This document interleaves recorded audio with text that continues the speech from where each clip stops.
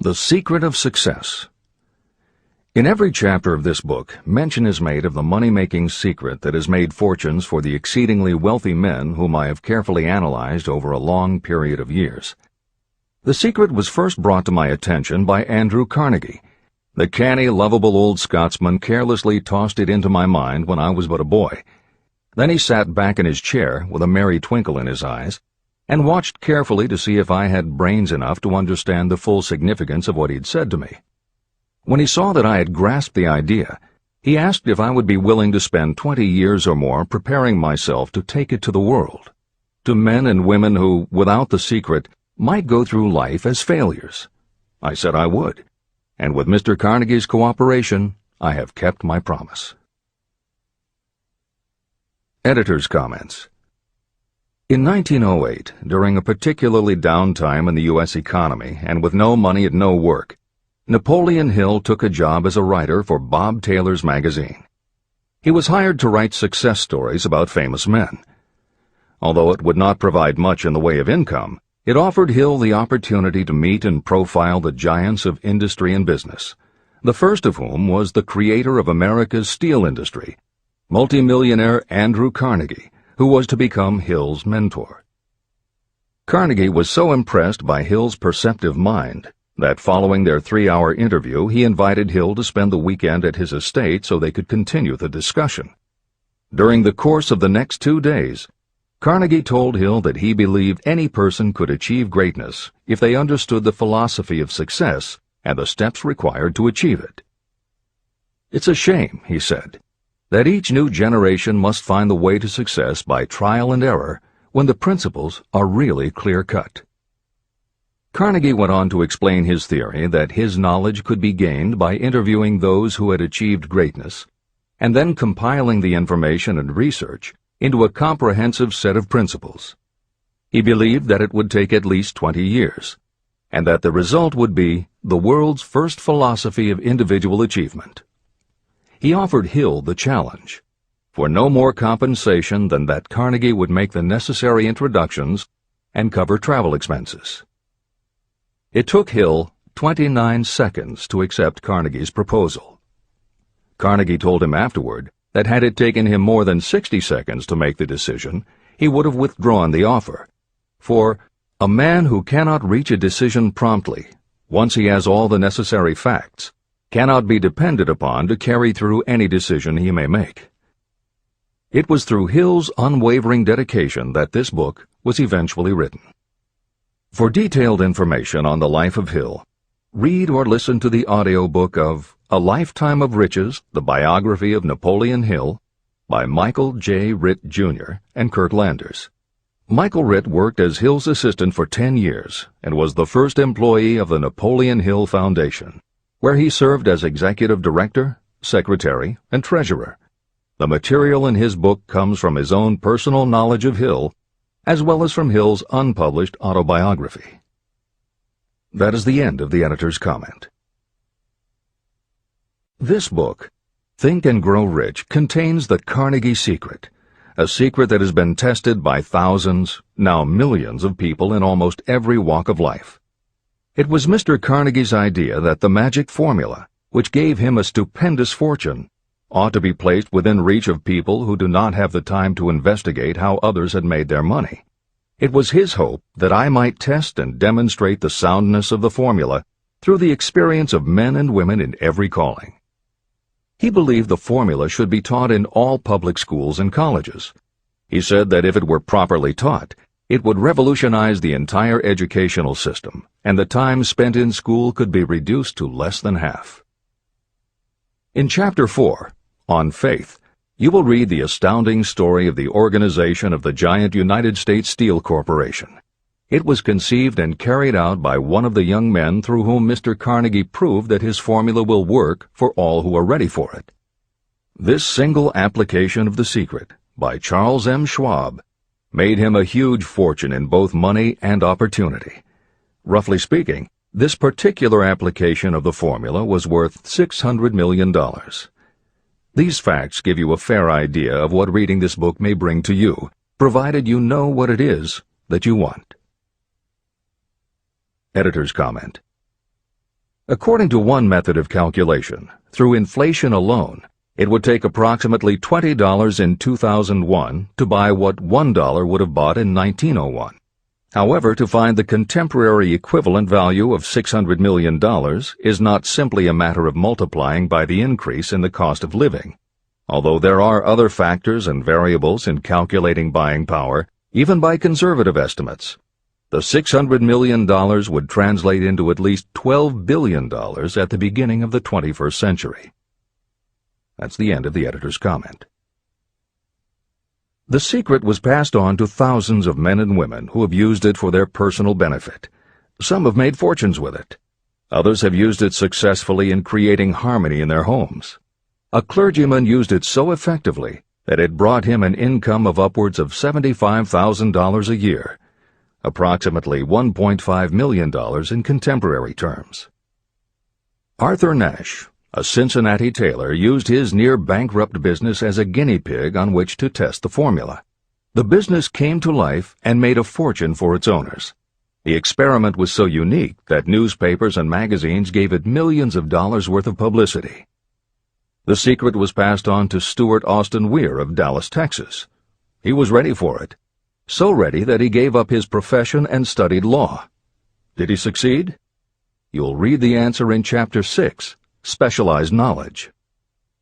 While I was the advertising manager of the LaSalle Extension University, I had the privilege of seeing J.G. Chaplin, president of the university, use the formula so effectively that he made LaSalle one of the great extension schools of this country. The secret is mentioned no fewer than 100 times throughout this book. It has not been directly named, for it seems to work more successfully when it is merely left in sight, where those who are ready and searching for it may pick it up. That is why Andrew Carnegie passed it to me without giving me its specific name. If you are ready to put it to use, you will recognize this secret at least once in every chapter, but you will not find an explanation of how you will know if you are ready. That would deprive you of much of the benefit you will receive when you make the discovery in your own way. If you have ever been discouraged, if you have had difficulties that took the very soul out of you, if you have tried and failed, if you were ever handicapped by illness or physical affliction, the story of my own son's discovery and use of the Carnegie formula may prove to be the oasis in the desert of lost hope for which you have been searching. This secret was extensively used by President Woodrow Wilson during the World War, and by President Roosevelt during the Second World War. It was passed on to every soldier in the training received before going to the front. President Wilson told me it was a powerful factor in raising the funds needed for the war. A peculiar thing about this secret is that those who acquire and use it find themselves literally swept on to success. However, as is often pointed out in this book, there is no such thing as something for nothing.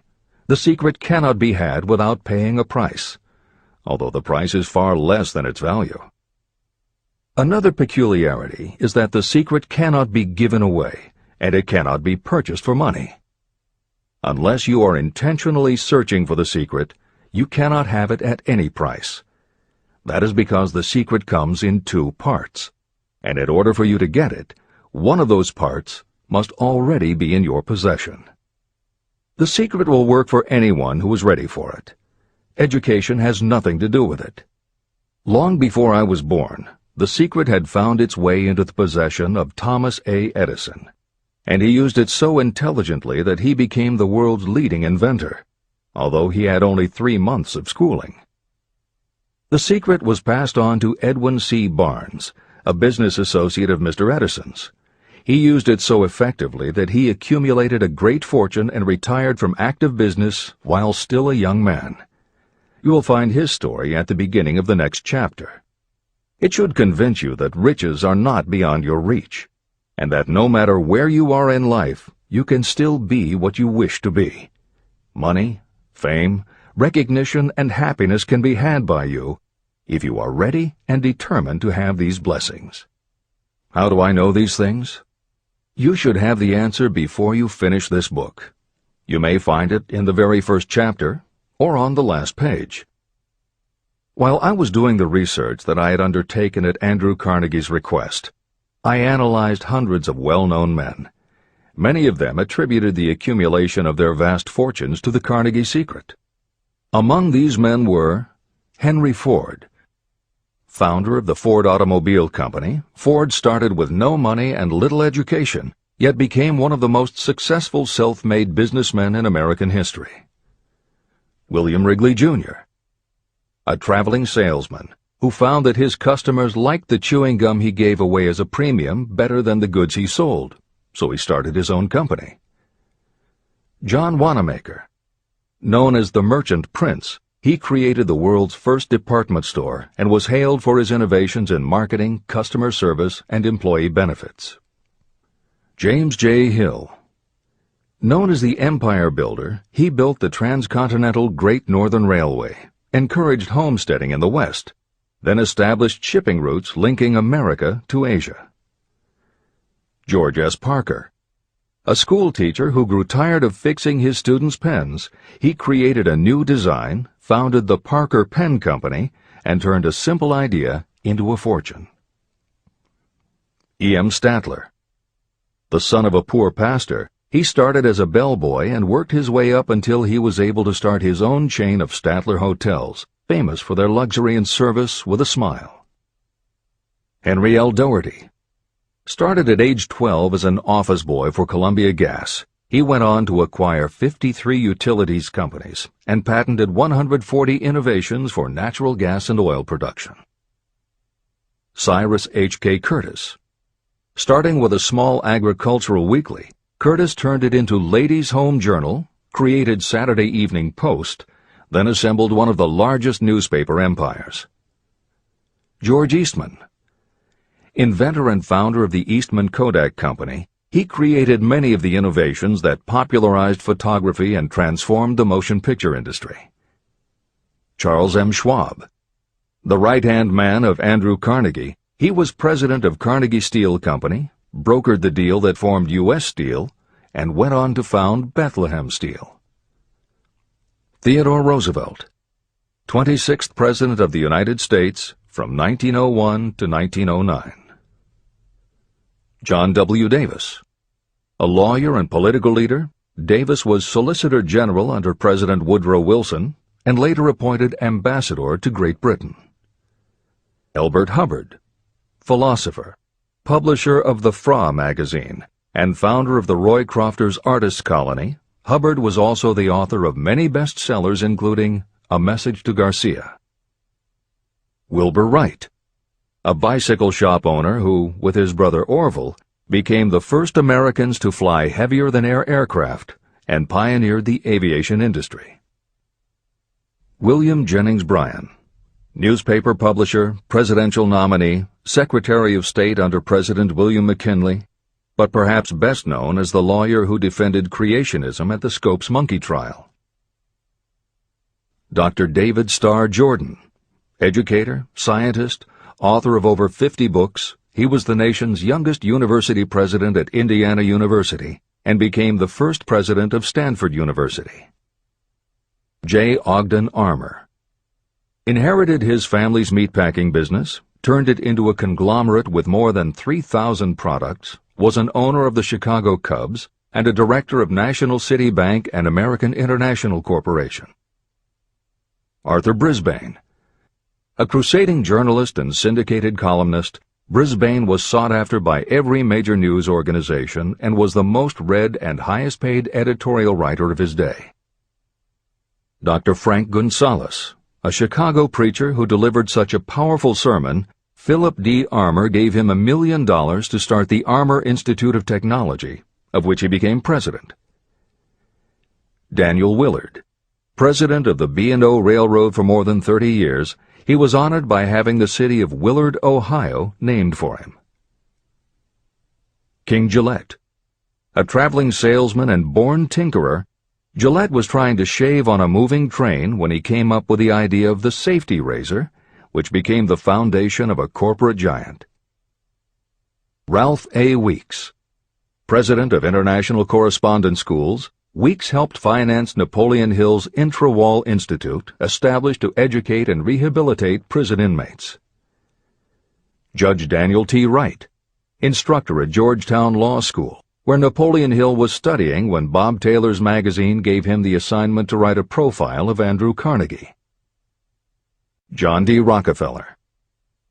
With $1,000 in savings plus another $1,000 borrowed from his father, he started a kerosene company which he grew into the giant Standard Oil and one of the world's greatest fortunes. Thomas A. Edison. Inventor and entrepreneur, he perfected the electric light bulb, the phonograph, the motion picture camera, and owned the rights to more than 1,000 patented inventions. Frank A. Vanderlip. A poor boy who became a journalist, social reformer, and self-made millionaire, he was president of the National City Bank, now Citibank, and Assistant Secretary of the Treasury. F. W. Woolworth. A clerk in a general store, he pioneered the idea of fixed-price selling and self-service and forever changed retail selling with a chain of Woolworth 5 and 10 cent stores. Colonel Robert A. Dollar. Starting with a small schooner bought to haul lumber down the West Coast, he built the Dollar Steamship Company, the largest fleet of luxury liners sailing under the U.S. flag. Edward A. Filene. Founder of the Boston-based stores, he devised revolutionary methods of distribution and merchandising and became famous for the first bargain basement department. Edwin C. Barnes. The only man Thomas Edison ever had as a partner, Barnes took Edison's failing dictaphone and sold it so successfully it became a fixture in offices and made him a multimillionaire. Arthur Nash. A Cincinnati tailor who used his bankrupt business as a guinea pig for the Carnegie Secret and was so successful the newspapers made him famous as Golden Rule Nash. Clarence Darrow.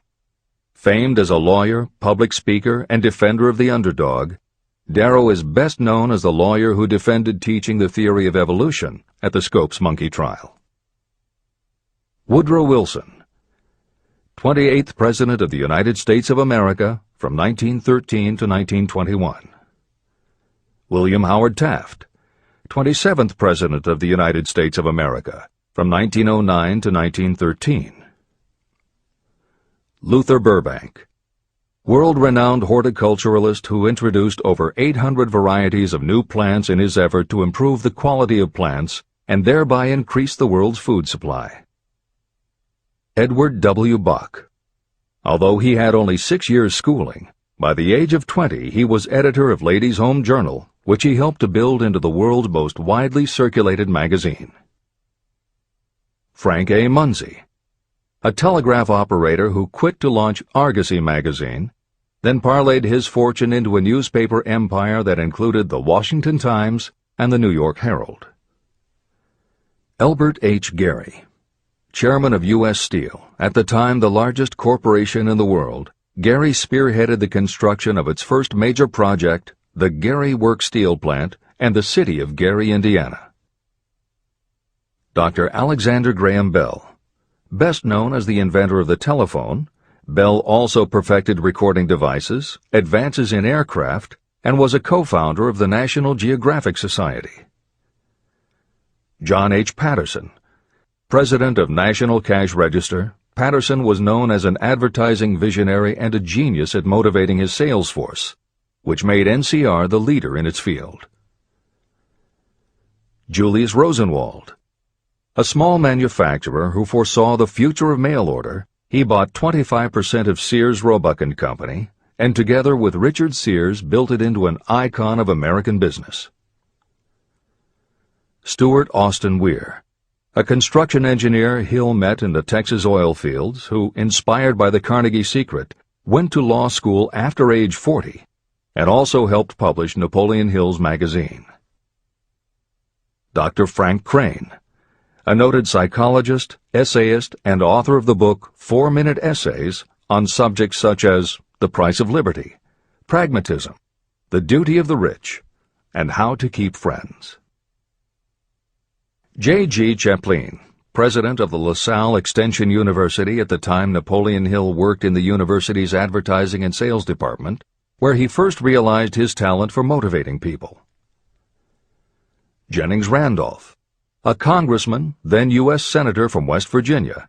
Randolph was a lifelong admirer of Napoleon Hill, and it was he who encouraged Hill to act as advisor to President Franklin Delano Roosevelt. These names represent a small fraction of well-known Americans whose achievements, financial and otherwise, prove that those who understand and apply the Carnegie Secret reach high positions in life. Editor's comment. As Napoleon Hill says, the preceding list includes only some of the more than 500 multimillionaires and extraordinarily successful individuals whom Napoleon Hill interviewed prior to writing Think and Grow Rich. It does not include the equally impressive list of people he came in contact with after the publication, nor does it include the names of those who did not have the opportunity to meet Napoleon Hill personally, but who attribute their success to having read this book. It is said that Napoleon Hill and Think and Grow Rich have made more millionaires than any other person in history. It might equally well be said that Napoleon Hill inspired more motivational experts than any other man in history. It is practically impossible to find a motivational speaker who does not draw upon Hill's work. His influence can be seen in the writings of his early peers, Dale Carnegie and Norman Vincent Peale. Later successful authors and speakers such as W. Clement Stone, Og Mandino, and Earl Nightingale either worked directly with Napoleon Hill or with the Napoleon Hill Foundation. Echoes of Hill's principles can also be found in books by people as diverse as Wally Famous Amos, Mary Kay Ash, Ken Blanchard, Adelaide Bry, Chicken Soup for the Soul authors Jack Canfield and Mark Victor Hansen, Debbie Fields, Shakti Gawain, John Gray, Susan Jeffers, Bruce Jenner, Charlie Tremendous Jones, Tommy Lasorda, Art Linkletter, Joan London, Dr. Maxwell Maltz, James Redfield, Dr. Bernie Siegel, Jose Silva, Brian Tracy, Lillian Vernon, and Dennis Waitley. Stephen Covey, author of The 7 Habits of Highly Effective People, has often spoken of the influence of Napoleon Hill. Anthony Robbins, arguably the most successful motivational author and speaker at the beginning of the 21st century, has acknowledged Napoleon Hill as a personal hero. That is the end of the editor's comment. I have never known anyone who was inspired to use the Carnegie Secret who did not achieve noteworthy success. On the other hand, I have never known anyone to distinguish themselves or to accumulate riches of any consequence without possession of the secret. From these two facts, I draw the conclusion that the secret is more important for self-determination than anything you receive through what is popularly known as education. Somewhere, as you read, the secret will jump from the page and stand boldly before you, if you are ready for it. When it appears, you will recognize it. Whether you receive the sign in the first chapter or the last, stop for a moment when it presents itself, and make a note of the time and place. You will want to remember, because it will mark the most important turning point of your life. Remember, too, as you go through the book, that it deals with facts and not with fiction. Its purpose is to convey a great universal truth through which you, if you are ready, may learn what to do and how to do it. You will also receive the needed stimulus to make a start. As a final word of preparation, may I offer one brief suggestion which may provide a clue how the Carnegie Secret may be recognized? It is this: achievement and all earned riches have their beginning in an idea. If you are ready for the secret, you already possess one half of it. Therefore, you will recognize the other half the moment it reaches your mind. Editor's comment. Unlike much of the business and motivational literature available, Think and Grow Rich is not written for readers to skip around from chapter to chapter, taking a concept here and an idea there to solve the problem of the moment. This book is written as a carefully integrated whole, to be read in its entirety, from beginning to end. Concepts that are introduced in one chapter recur in other chapters where their meaning and significance rely upon the reader having already assimilated the earlier knowledge. The chapters are designed to build upon one another in such a way that every word is to be read, every idea is to be considered, and every concept is to be understood and absorbed. Think and Grow Rich is often called the first philosophy of personal achievement, and a philosophy is more than a collection of solutions to business problems. A philosophy is a system of principles that will guide your thoughts and actions, and provide you with a code of ethics and a standard of values. Think and Grow Rich will not just change what you think, it will literally change the way you think. In preparing this new and updated edition, every aspect of Think and Grow Rich has been analyzed to ensure its relevance to the current business climate. In those instances where material might be considered dated or out of step with contemporary practices, the original text has been updated or augmented with relevant new material. A hallmark of the original edition of Think and Grow Rich is that in every chapter Napoleon Hill cites real-life examples based on his own first-hand knowledge of America's most successful self-made multimillionaires. In this edition, every one of Hill's stories has been retained, and the editors have added contemporary examples and modern parallels which clearly demonstrate that Hill's principles are as up-to-date as today and still guiding those who succeed. In addition to contemporary examples, where the editors felt it would be of interest to the reader, we have included marginal notes that provide relevant information about recent developments. Where applicable, we have also suggested books or other materials that complement various aspects of Napoleon Hill's philosophy. On a more technical note, the editors have approached the written text as we would that of a living author. When we encountered what modern grammarians would consider run-on sentences, outdated punctuation, or other matters of form, we opted for contemporary usage. Those readers familiar with earlier editions will note that the chapter numbers have been changed in this edition. Originally, Think and Grow Rich began with an unnumbered chapter, a word from the author. In this edition, that text appears as Chapter 1, and is renamed The Secret of Success. The chapters that follow are renumbered sequentially and proceed in their original order.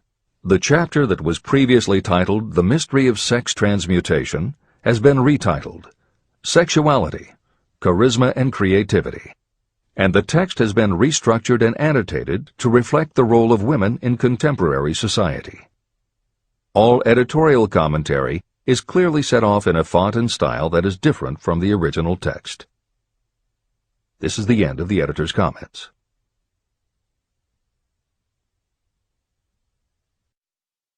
Both poverty and riches are the offspring of thought. Chapter 2. Thoughts are things. The man who thought his way into partnership with Thomas A. Edison. Truly, thoughts are things, and powerful things, when they are mixed with definiteness of purpose, persistence, and a burning desire for their translation into riches or other material objects. Some years ago, Edwin C. Barnes discovered how true it is that you really can think and grow rich. His discovery did not come about at one sitting. It came little by little, beginning with a burning desire to become a business associate of the great Thomas Edison. One of the chief characteristics of Barnes' desire was that it was definite. He wanted to work with Edison, not for him. Pay close attention to the story of how he turned his desire into reality, and you'll have a better understanding of the principles that lead to riches. When this desire, or this thought, first flashed into his mind, he was in no position to act upon it. Two problems stood in his way. He did not know Mr. Edison, and he did not have enough money to buy a train ticket to West Orange, New Jersey, where the famed Edison Laboratory was located. These problems would have discouraged the majority of people from making any attempt to carry out the desire. But his was no ordinary desire. The Inventor and the Tramp. Edwin C. Barnes presented himself at Mr. Edison's laboratory and announced that he had come to go into business with the inventor. Years later, in speaking about that first meeting, Mr. Edison said about Barnes, "He stood there before me looking like an ordinary tramp, but there was something in the expression of his face which conveyed the impression that he was determined to get what he had come after. I had learned from years of experience with men that when a man really desires a thing so deeply that he is willing to stake his entire future on a single turn of the wheel in order to get it, he is sure to win. I gave him the opportunity he asked for, because I saw he had made up his mind to stand by until he succeeded. Subsequent events proved that no mistake was made." It could not have been the young man's appearance that got him his start in the Edison office. That was definitely against him. It was what he thought that counted. Barnes did not get his partnership with Edison on his first interview. What he did get was a chance to work in the Edison offices at a very nominal wage. Months went by. Nothing happened to bring nearer the goal that Barnes had set as his definite major purpose. But something important was happening in Barnes' mind. He was constantly intensifying his desire to become the business associate of Edison. Psychologists have correctly said, when one is truly ready for a thing, it puts in its appearance. Barnes was ready for a business association with Edison, and he was determined to remain ready until he got what he was seeking. He did not say to himself, "Ah, well, what's the use? I guess I'll change my mind and try for a salesman's job." But he did say, "I came here to go into business with Edison, and I'll accomplish my goal if it takes the remainder of my life." He meant it. What a different story people would tell if only they would adopt a definite purpose and stand by that purpose until it had time to become an all-consuming obsession. Maybe young Barnes did not know it at the time, but his bulldog determination and his persistence in focusing on a single desire was destined to mow down all opposition and bring him the opportunity he was seeking. When the opportunity came, it appeared in a different form and from a different direction than Barnes had expected. That is one of the tricks of opportunity. It has a sly habit of slipping in by the back door, and often it comes disguised in the form of misfortune or temporary defeat. Perhaps this is why so many people fail to recognize opportunity. Mr. Edison had just perfected a new device, known at that time as the Edison dictating machine. His salesmen were not enthusiastic about the machine. They did not believe it could be sold without great effort. Barnes saw his opportunity. It had crawled in quietly, hidden in a queer-looking machine that interested no one but Barnes and the inventor. Barnes knew he could sell the Edison dictating machine, and he told Edison so. Edison decided to give him his chance. And Barnes did sell the machine. In fact, he sold it so successfully that Edison gave him a contract to distribute and market it all over the nation. Out of that business association, Barnes made himself rich in money, but he did something infinitely greater. He proved that you really can think and grow rich. How much actual cash that original desire of Barnes was worth to him, I have no way of knowing.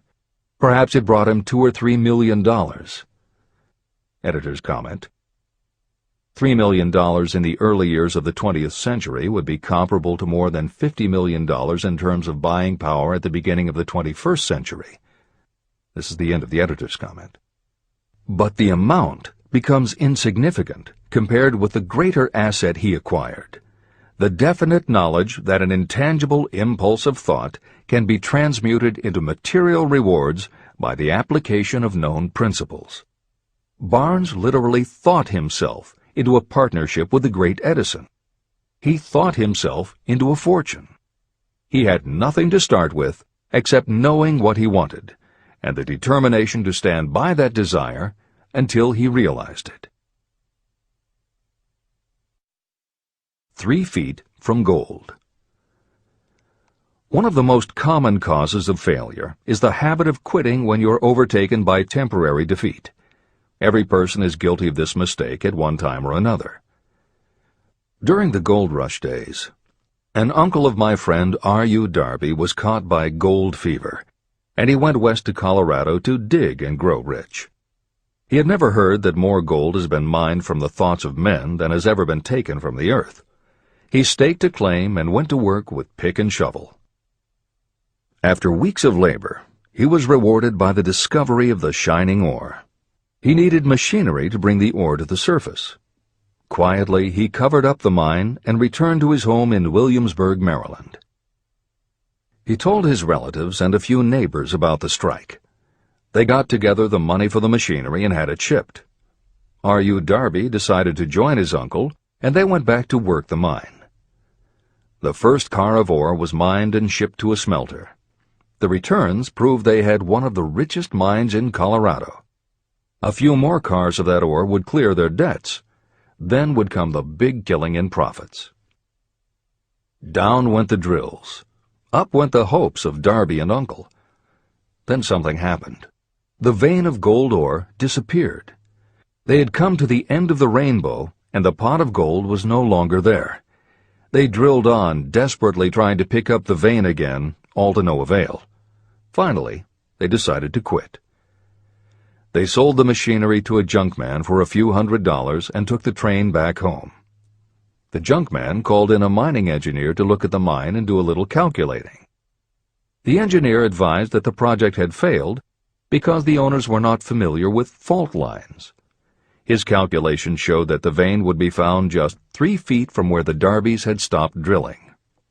And that is exactly where it was found. The junkman took millions of dollars in ore from the mine because he knew enough to seek expert counsel before giving up. Long afterward, Mr. Darby recouped his loss many times over when he made the discovery that desire can be transmuted into gold. The discovery came after he went into the business of selling life insurance. Never forgetting that he lost a huge fortune because he stopped 3 feet from gold, Darby profited by the experience in his newly chosen field. He simply said to himself, "I stopped 3 feet from gold, but I will never stop because men say no when I ask them to buy insurance."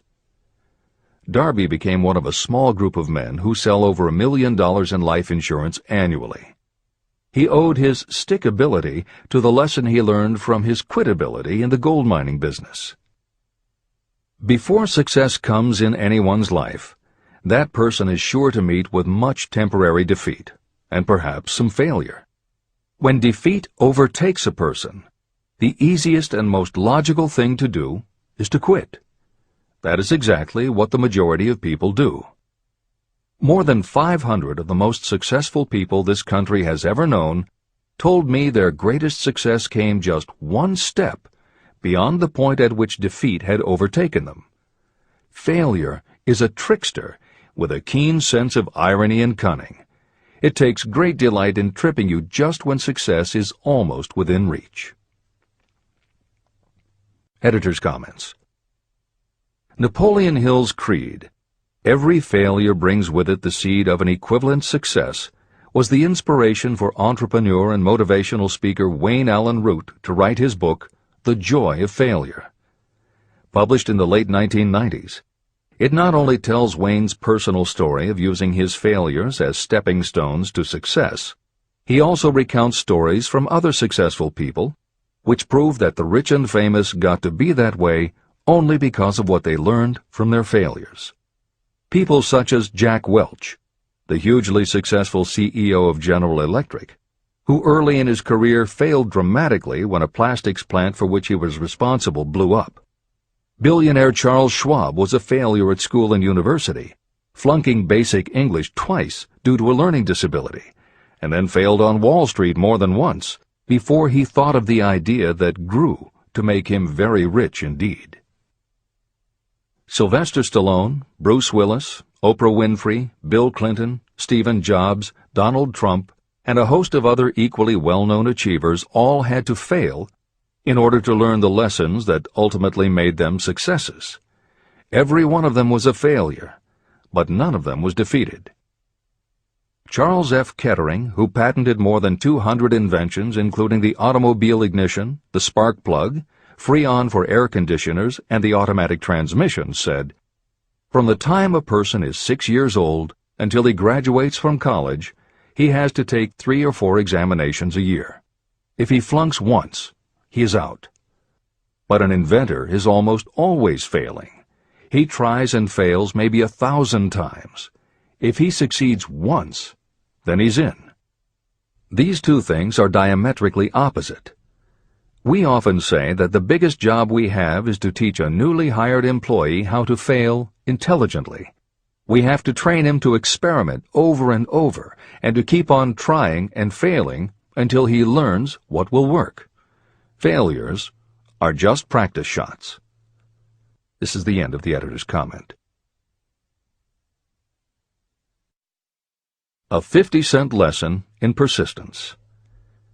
Shortly after Mr. Darby received his degree from the University of Hard Knocks, he witnessed something that proved to him that no does not necessarily mean no. One afternoon, he was helping his uncle grind wheat in an old-fashioned mill.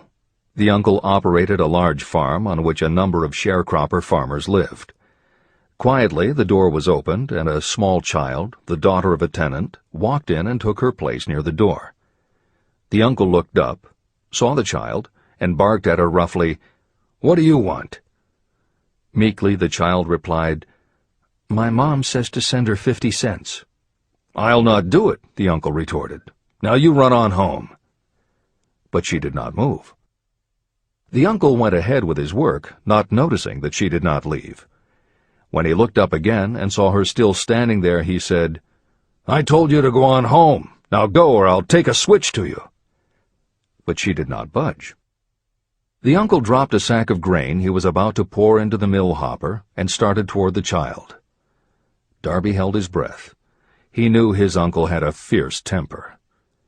When the uncle reached the spot where the child was standing, she quickly stepped forward 1 step, looked up into his eyes, and screamed at the top of her voice, "My mom's got to have that 50 cents!"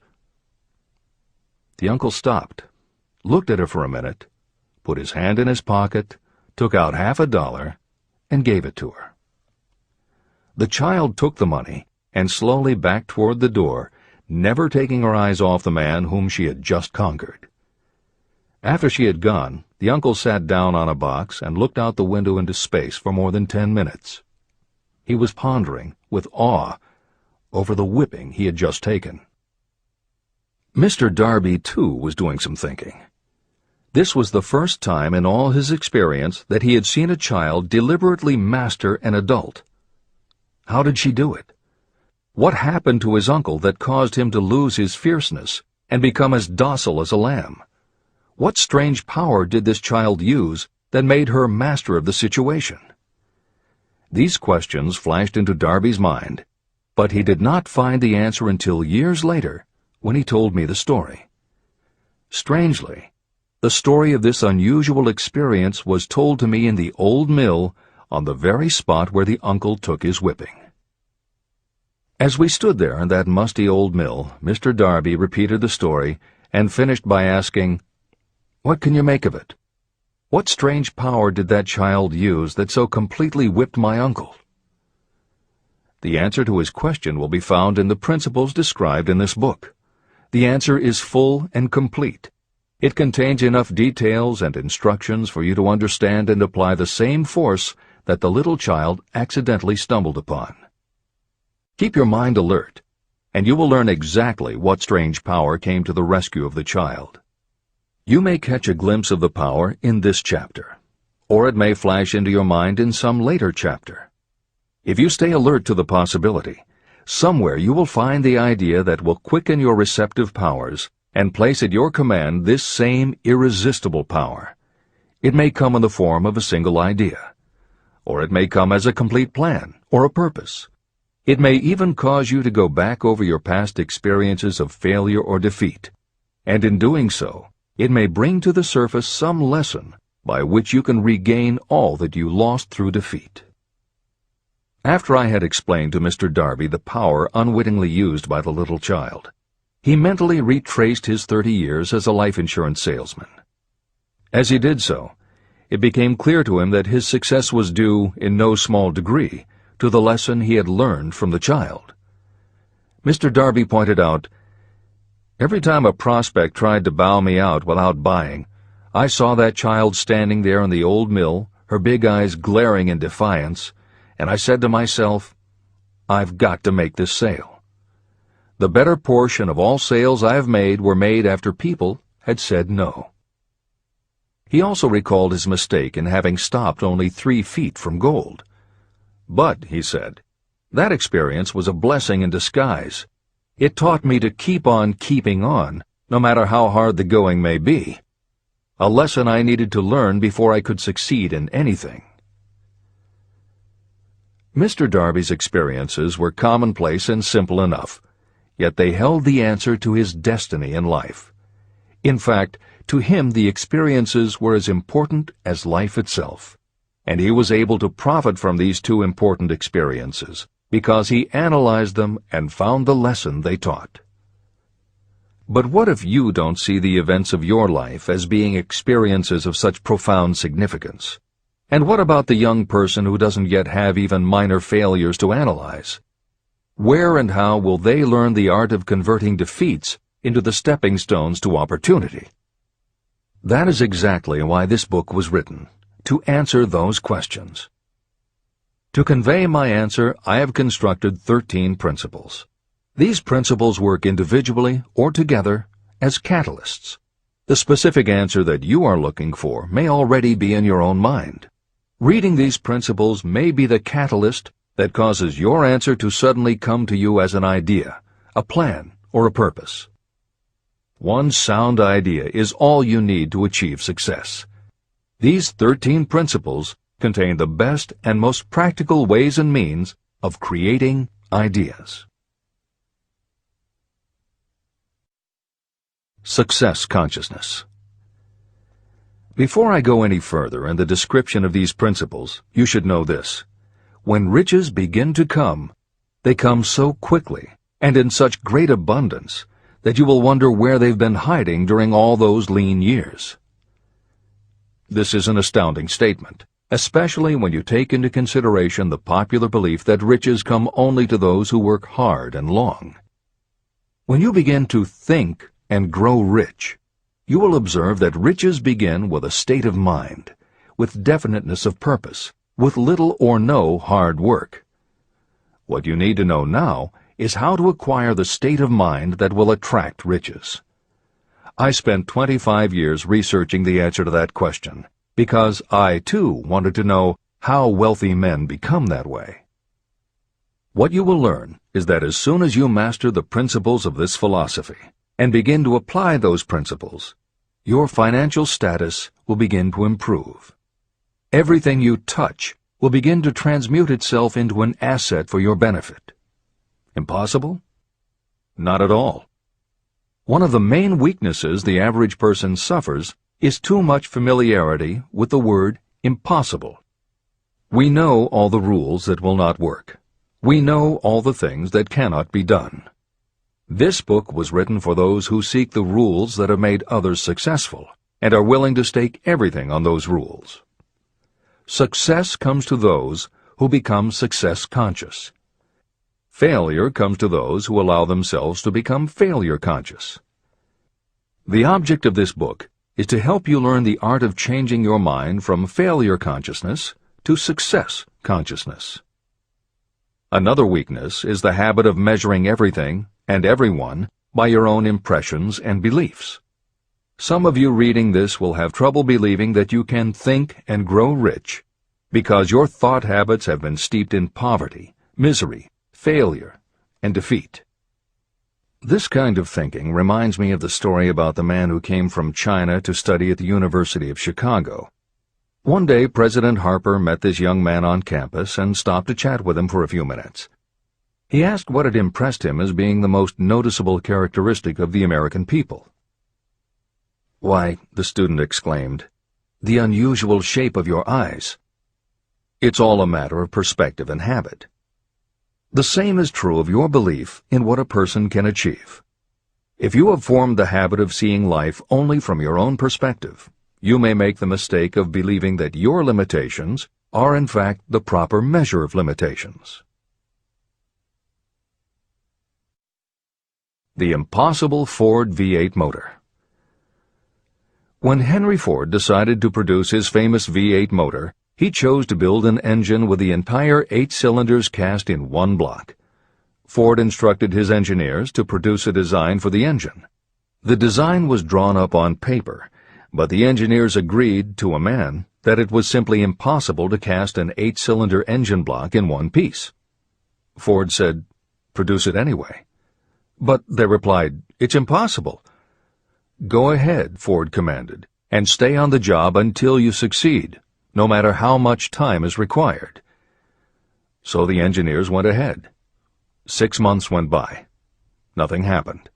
Another 6 months passed, and still nothing. The engineers tried every conceivable plan to carry out the orders, but the thing seemed out of the question. Impossible. At the end of the year, Ford again checked with his engineers, and again they told him they had found no way to carry out his orders. "Go right ahead," said Ford. "I want it, and I'll have it." They went ahead. And then, as if by a stroke of magic, the secret was discovered. The Ford determination had won once more. Henry Ford was a success because he understood and applied the principles of success. One of these principles is desire, knowing clearly what you want. Remember this Ford story as you continue reading this book. Pick out the lines in which the secrets of his stupendous achievement have been described. If you do this, if you can put your finger on those particular principles that made Henry Ford rich, you may equal his achievements in almost any calling for which you are suited. Editor's comments. To those readers who may interpret Ford's actions as nothing more than obstinacy, the editors would point out that he was employing a technique that has become a common part of strategic planning in many industries, including aerospace, computers, medicine, and the military. When launching large, complicated, long-term projects, the planners often know that at certain points along the way they will need components that simply do not yet exist. The fact that at the beginning there is no way to get from A to B does not deter them. There are many parts of the project they can get started on now, and they just assume that by the time they get to the point where they will need a technology or a device, they will have solved the problem of making it, and they have been proven right time and again. Stated simply, the technique is to clearly know what you want to accomplish, have faith in your ability to do it, and persist until you have accomplished your goal. This is the end of the editor's comments. Why you are the master of your fate. When the famed English poet William Henley wrote the prophetic lines, "I am the master of my fate, I am the captain of my soul," he should have informed us that the reason we are the masters of our fate, the captains of our souls, is that we have the power to control our thoughts. He should have told us that it is because in some way our brains become magnetized with the dominating thoughts that we hold in our minds. And it is as though our magnetized minds attract to us the forces, the people, and the circumstances of life that are in sync with our dominating thoughts. He should have told us that before we can accumulate riches in great abundance, we must magnetize our minds with intense desire for riches. That we must become money-conscious until the desire for money drives us to create definite plans for acquiring it. But, being a poet, Henley contented himself by stating a great truth in poetic form, leaving those who followed him to interpret the philosophical meaning of his lines. Little by little, the truth has unfolded itself, until I have come to know with certainty that the principles described in this book hold the secret of mastery over our economic fate. Principles that can change your destiny. We are now ready to examine the first of these principles, and as we do, I ask you to maintain a spirit of open-mindedness. Remember as you read that these principles are not my invention, nor are they the invention of any one person. These principles have worked for literally millions of people. You, too, can put them to work for you and your own enduring benefit. You will find it easy, not hard to do. Some years ago, I delivered the commencement address at Salem College in Salem, West Virginia. I emphasized with so much intensity the need to have a burning desire that one of the members of the graduating class became completely convinced and made it a cornerstone of his own philosophy. That young man became a congressman and an important factor in President Franklin D. Roosevelt's administration. He wrote me a letter in which he so clearly stated his opinion of the principle of desire outlined in the next chapter that I have chosen to publish his letter as an introduction to that chapter. It gives you an idea of the rewards to come. My dear Napoleon, my service as a member of Congress having given me an insight into the problems of men and women, I am writing to offer a suggestion which may become helpful to thousands of worthy people. In 1922, you delivered the commencement address at Salem College when I was a member of the graduating class. In that address, you planted in my mind an idea which has been responsible for the opportunity I now have to serve the people of my state, and will be responsible, in a very large measure, for whatever success I may have in the future. I recall, as though it were yesterday, the marvelous description you gave of the method by which Henry Ford, with but little schooling, without a dollar, with no influential friends, rose to great heights. I made up my mind then, even before you had finished your speech, that I would make a place for myself, no matter how many difficulties I had to surmount. Thousands of young people will finish their schooling this year and within the next few years. Every one of them will be seeking just such a message of practical encouragement as the one I received from you. They will want to know where to turn, what to do to get started in life. You can tell them, because you have helped to solve the problems of so many, many people. There are thousands of people in America today who would like to know how they can convert ideas into money. People who must start from scratch, without finances, and recoup their losses. If anyone can help them, you can. If you publish the book, I would like to own the first copy that comes from the press, personally autographed by you. With best wishes, believe me, cordially yours, Jennings Randolph. Since that time in 1922, I watched Jennings Randolph rise to become one of the nation's leading airline executives, a great inspirational speaker, and a United States Senator from West Virginia. 35 years after I made that speech, it was my pleasure to return to Salem College in 1957 and deliver the baccalaureate sermon. At that time, I received an honorary Doctor of Literature degree from Salem College. Editor's comments. As you begin the next chapter, the editors would like to reinforce the earlier statement that what you are reading is not just a collection of theories out of which you can cherry-pick what you like. The 13 principles of success were proven by the real-life experiences of the long list of famous successful people cited earlier by Napoleon Hill. His techniques are also practiced and endorsed by the contemporary experts and authors whom the editors mentioned, following Hill's list. More than 60 million people have purchased copies of the book that you are now holding in your hands. If this book has proven to be that successful, surely you owe it to yourself to give it every chance to work for you too. Read it. Don't question it. Do it. If you don't, if you think that you know better than Napoleon Hill, if you decide to pick and choose the parts that you will believe or follow, then, if you don't succeed, you will never know if your failure lies with this book or with you. This is the end of the editor's comments. Whatever the mind of man can conceive and believe, it can achieve. Chapter 3. Desire, the starting point of all achievement. The first step toward riches. When Edwin C. Barnes climbed down from the freight train in West Orange, New Jersey, he may have resembled a tramp, but his thoughts were those of a king. As he made his way from the railroad tracks to Thomas A. Edison's office, his mind was at work. He saw himself standing in Edison's presence. He heard himself asking Mr. Edison for an opportunity to carry out the one consuming obsession of his life, a burning desire to become the business associate of the great inventor. Barnes' desire was not a hope. It was not a wish. It was a pulsating desire which transcended everything else. It was definite.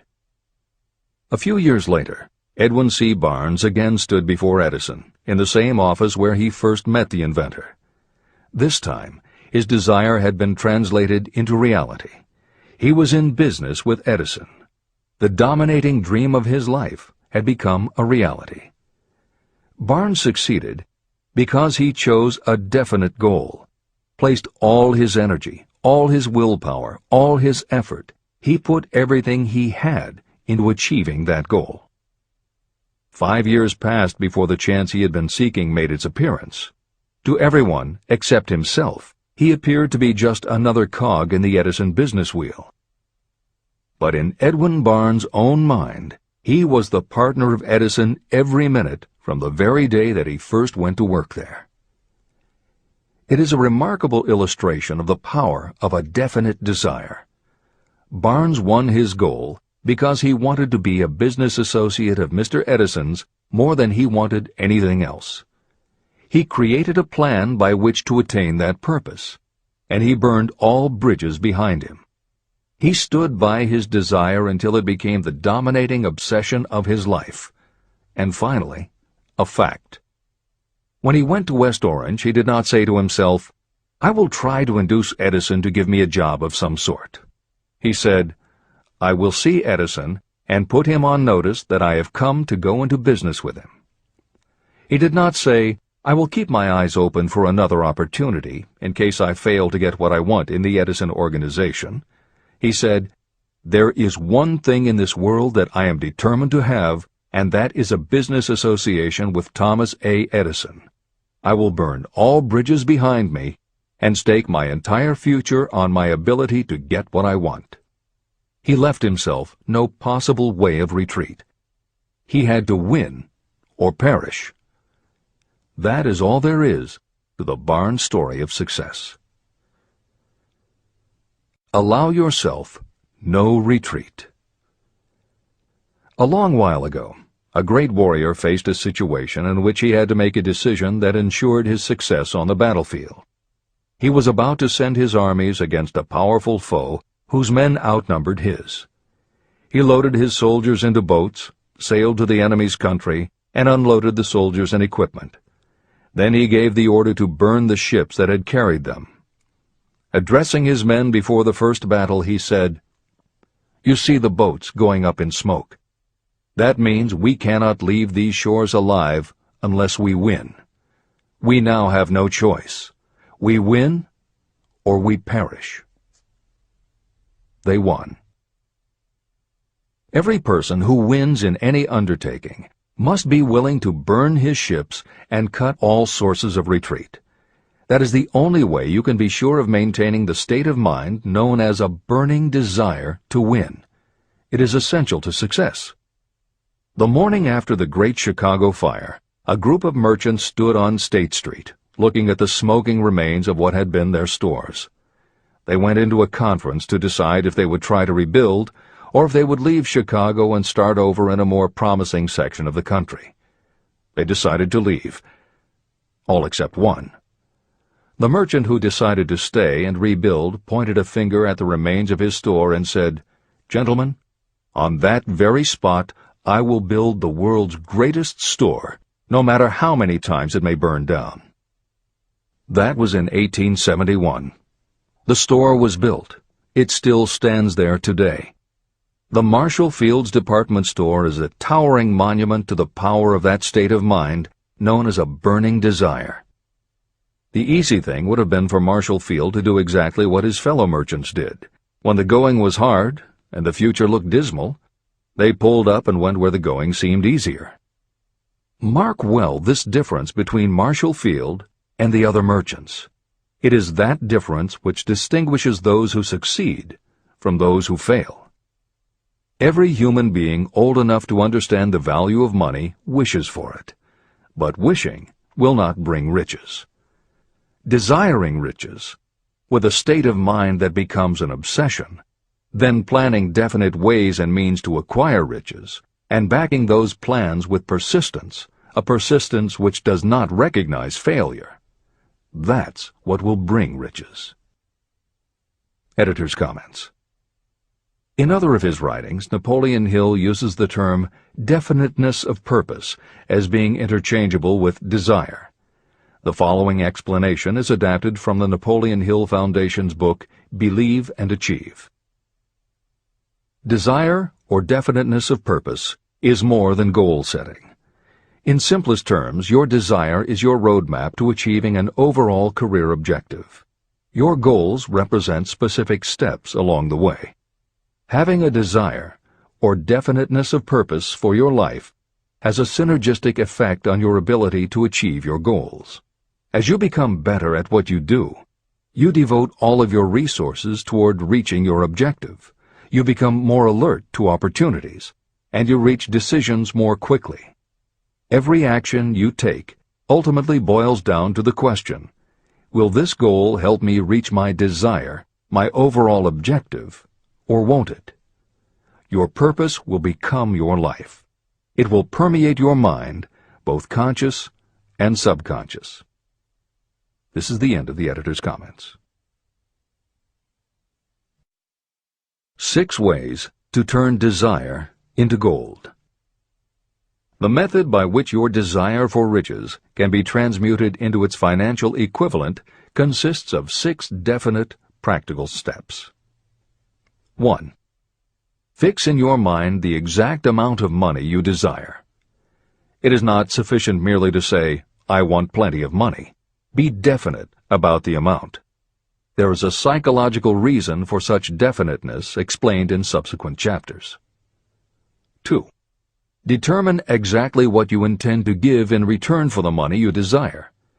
There is no such reality as something for nothing. 3. Establish a definite date when you intend to possess the money you desire. 4. Create a definite plan for carrying out your desire, and begin at once, whether you are ready or not, to put this plan into action. 5. Now write it out. Write a clear, concise statement of the amount of money you intend to acquire. Name the time limit for its acquisition. State what you intend to give in return for the money, and describe clearly the plan through which you intend to accumulate it.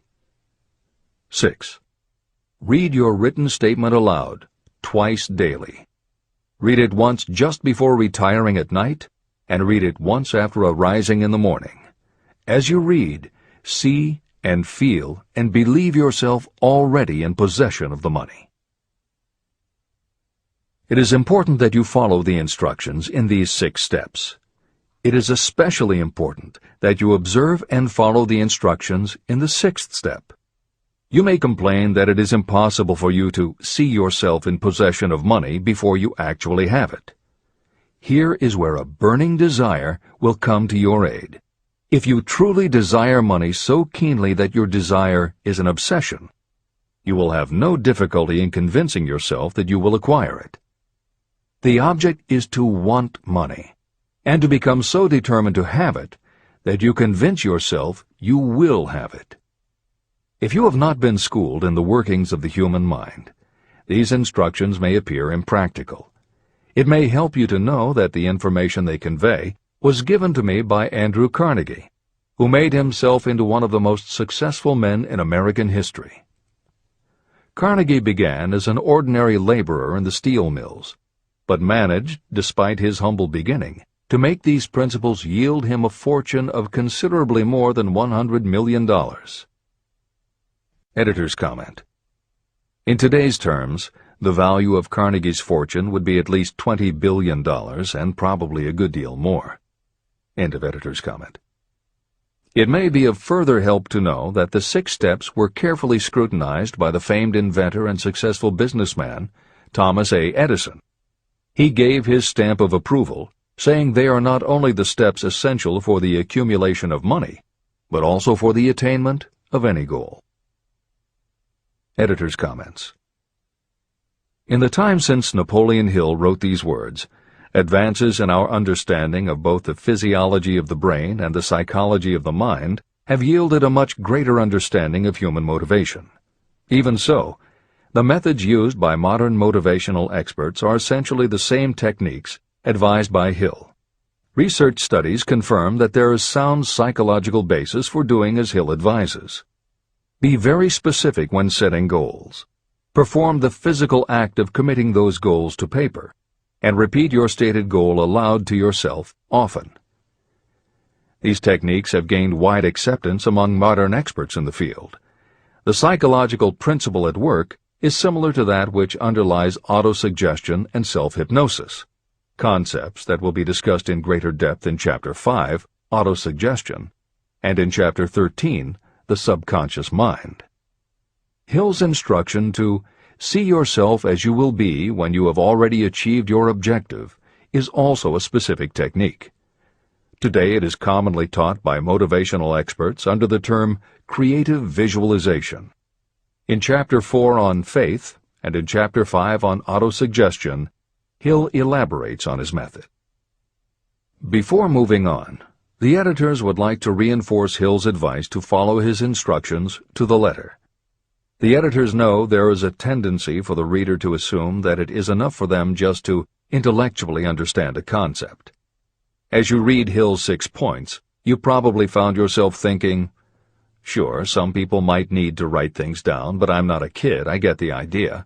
Or, okay, I understand that saying it out loud might help some less sophisticated people, but I already understand the point intellectually.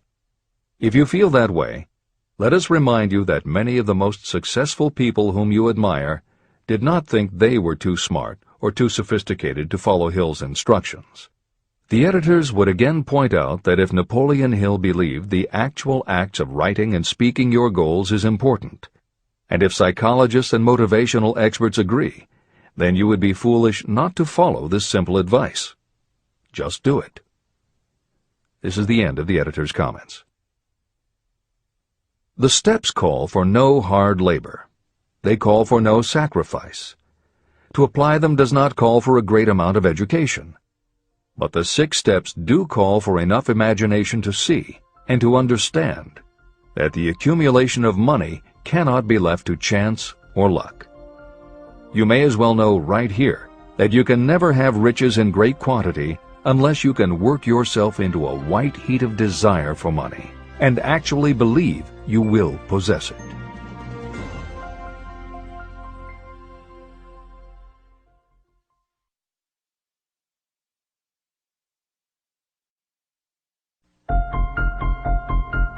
The power of great dreams. If you are in this race for riches, you should be encouraged by the following truth. The world in which we live is demanding new ideas, new ways of doing things, new leaders, new inventions, and new methods, styles, versions, and variations of everything all the time. Behind all this demand for new and better things, there is one quality that you must possess to win, and that is definiteness of purpose, the knowledge of what you want, and a burning desire to possess it. If you truly desire riches, remember that the real leaders of the world have always been people who harnessed and put into practical use the intangible, unseen forces of opportunity. Leaders are the people who convert those opportunities into cities, skyscrapers, factories, transportation, entertainment, and every form of convenience that makes things easier, faster, better, or just make life more pleasant.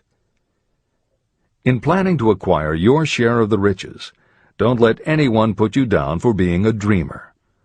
To win the big stakes in this changing world, you must catch the spirit of the great pioneers, whose dreams have given to civilization all that it has of value. It is that spirit which serves as the lifeblood of our own country, your opportunity and mine to develop and market our talents.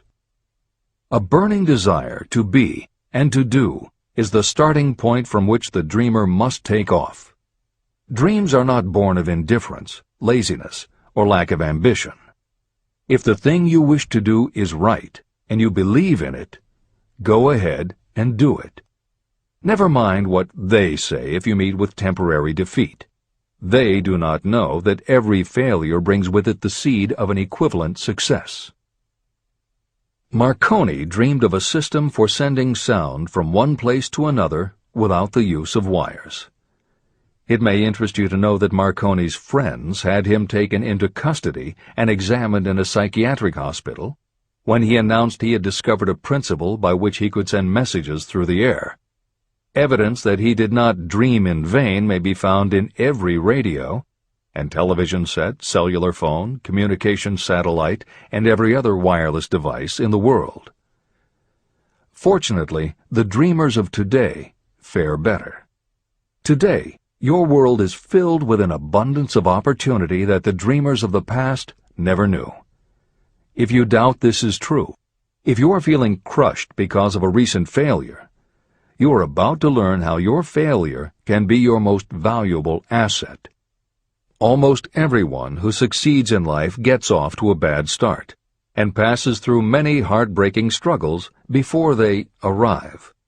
The turning point in the lives of those who succeed usually comes at the moment of some crisis, through which they are introduced to their other selves. Editor's comments. Napoleon Hill's concept of the other self is mentioned elsewhere in Think and Grow Rich, but he does not comment on it extensively. The following elaboration is taken from his later writings. You've been thinking about your losses to the exclusion of everything else. The more you concentrate on them, the more you attract other losses. Stop thinking about them, and make up your mind that you are going to benefit from your experience. Whatever personal obstacles you face, you must start getting to know that side of your personality that knows no obstacles, that recognizes no defeats. Cultivate a friendship with the other you, so no matter what you're doing, you are allied with someone who shares your goals. All the philosophy and advice about persuading others will be much more useful to you if you practice it yourself. This is the end of the editor's comment. Sidney Porter discovered the genius that slept within his brain only after he had met with great misfortune.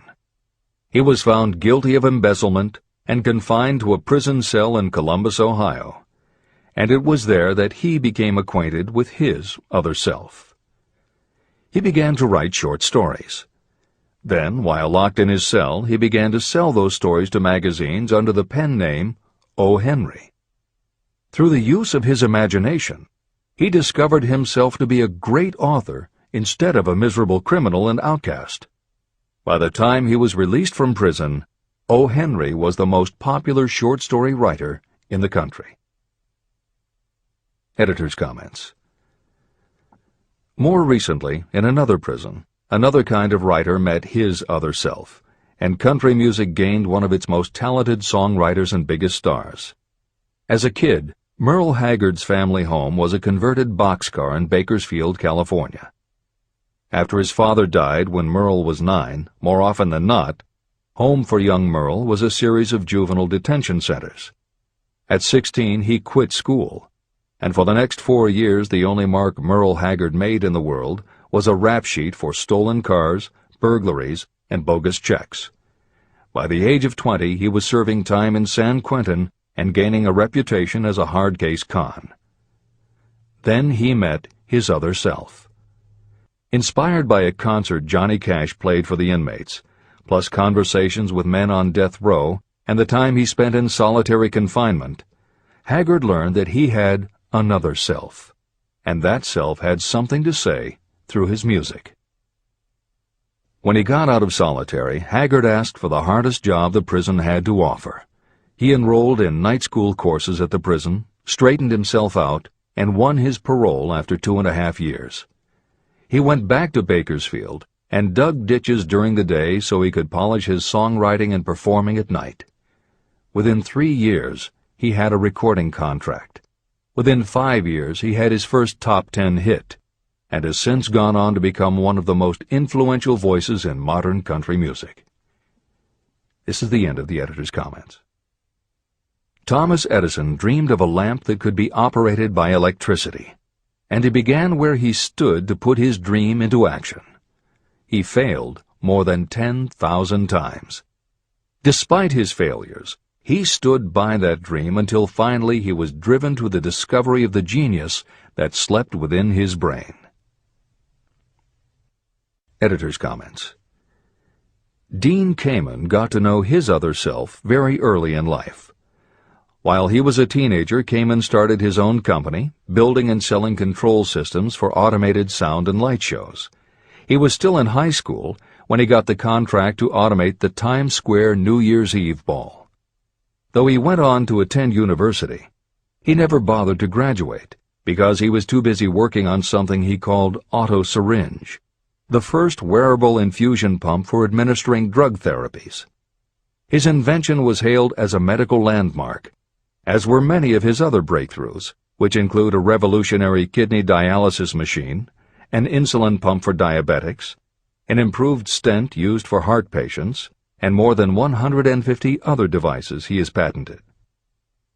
One day, seeing the difficulty a man in a wheelchair was having getting up a curb, Kamen set his mind to creating a device that would liberate people confined to wheelchairs.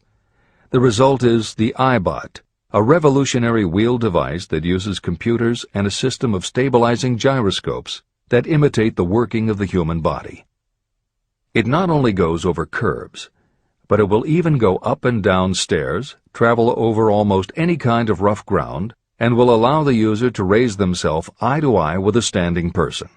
And it does it all without the user having to get out of the device or needing anyone's assistance. In 2001, Kamen hit the front pages when he introduced the Segway, a one-person people mover based on his iBot technology. It's a two-wheel scooter-like device that zips and zooms forward, backward, left, right, and comes to a stop without the rider doing anything more than barely shifting his or her body. It is so sensitive that it is almost as though it obeys the user's thoughts. The Segway may be a world-changing invention, with possible applications for work and travel that stagger the imagination. As this is being written, the Segway is already being used to navigate large warehouses and is being tested by police departments and postal employees. While traffic cops and City Hall wrangle over whether the Segway belongs on the sidewalk or the road, Dean Kamen is dreaming a new dream. This time, the dream is an invention that may literally bring light to some of the darkest corners of the earth. Kamen has developed a non-polluting electric generator that can use almost anything as fuel. But here's the extraordinary part. He has created a revolutionary closed system so that the engine's heat is used to purify 10 gallons of drinkable water every hour. This amazing invention could bring safe drinking water to parts of the world where contaminated water kills millions, and at the same time, it will provide a source of cheap, reliable electric power. Dean Kamen is not some academic hidden in a lab somewhere. Kamen is an inventor. But like Thomas Edison, he is also an entrepreneur and businessman, creating and marketing devices that are changing the public perception of what an inventor is. This is the end of the editor's comments. Henry Ford, poor and uneducated, dreamed of a horseless carriage. He went to work with what tools he possessed without waiting for opportunity to favor him, and now evidence of his dream belts the entire earth. He put more wheels into operation than any man who ever lived, because he was not afraid to back his dreams. Editor's comments. Stephen Jobs and Steve Wozniak, two university dropouts, dreamed of making and selling computers that the average person could use. Like Ford, working with the tools they possessed, they built the first Apple computer in the Jobs family garage. And like Ford, they weren't afraid to back their dreams. After showing their prototype to a local retailer, they got an order for 25 machines. Jobs sold his Volkswagen, and Woz sold his expensive Hewlett-Packard scientific calculator to raise $1,300 to start their new company. They took the money, convinced the local electronics suppliers to grant them a line of credit, and started production of the Apple I. they revolutionized the computer hardware and software industry. Released in 1976 and priced at $666, the Apple I earned them $774,000. 2 years later, they introduced the Apple II, which in the next 3 years earned $140 million. In 1980, Apple went public, and after the first day of trading, the company had a market value of $1.2 billion. Wozniak left the company in 1981, but Jobs pushed through the development of the Macintosh in 1984. In 1985, Jobs left too, but in 1998 he came back to Apple to revitalize the floundering company with the creation of the iMac computers, the animation company Pixar, the iPod, and iTunes. In presenting stories of contemporary successes, the editors have followed Hill's style of using real people to illustrate the principles of success. But Napoleon Hill was granted a rare privilege. Unlike anyone before or after, he had the opportunity to personally meet the most powerful and successful people and learn firsthand the dreams that inspired them, the obstacles that confronted them, and how they found the courage within themselves to overcome their failures. Hill met many of the inventors and the empire builders who laid the foundations of 20th century American industry while they were still news, not history. Then for more than 25 years, he studied the habits and learned the secrets of the next generations who built on the foundations, forged new industries, devised new systems, and dreamed new dreams. It was only because Hill was given such unprecedented access over such a long period that he was able to compare, contrast, analyze, and then formulate a philosophy of achievement based on the real stories of real people who had used these techniques to create their success. Think and Grow Rich revolutionized self-help writing, and to this day is the standard against which all motivational literature is measured. Its success also helped create the market for the thousands of business biographies that tell in detail how the dreams were born, plans were made, frustrations were faced, and triumphs achieved in every sector of modern business. And because this wealth of information is now available, with little more than the click of a mouse, you can read, hear, or watch today's greatest entrepreneurs and most successful CEOs confirming in their own words the basic truth behind every one of the principles Napoleon Hill explains in this book. The products or services they sell may be different, but the story of their success is the same. Dreams, followed by failures, followed by lessons learned, then success. For every Henry Ford, Thomas Edison, or O. Henry that Napoleon Hill cites to make a point, today there is a Steve Jobs, Dean Kamen, or Merle Haggard, proving that Hill's points are still valid. This is the end of the editor's comments. There is a difference between wishing for a thing and being ready to receive it. No one is ready for a thing until they believe they can acquire it. The state of mind must be belief, not mere hope or wish. Open-mindedness is essential for belief. Closed minds do not inspire faith, courage, and belief. Remember, no more effort is required to aim high in life, to demand abundance and prosperity, than is required to accept misery and poverty. A great poet has correctly stated this universal truth through these lines. I bargained with life for a penny, and life would pay no more. However, I begged at evening when I counted my scanty store. For life is a just employer. He gives you what you ask. But once you have set the wages, why, you must bear the task.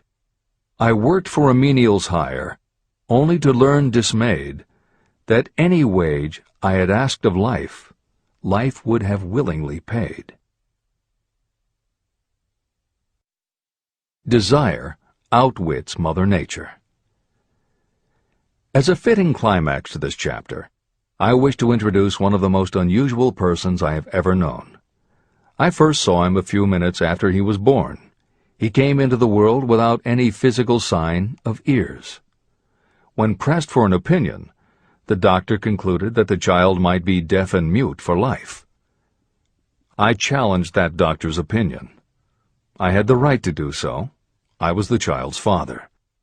I, too, reached a decision. But I expressed my opinion silently, in the secrecy of my own heart. In my own mind, I knew that my son would hear and speak. How? I was sure there must be a way, and I knew I would find it. I thought of the words of the immortal Emerson. The whole course of things goes to teach us faith. We need only obey.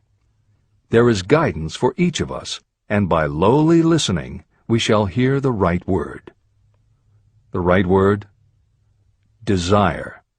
More than anything else, I desired that my son should not be deaf and unable to speak. From that desire, I never receded, not for a second. What could I do about it?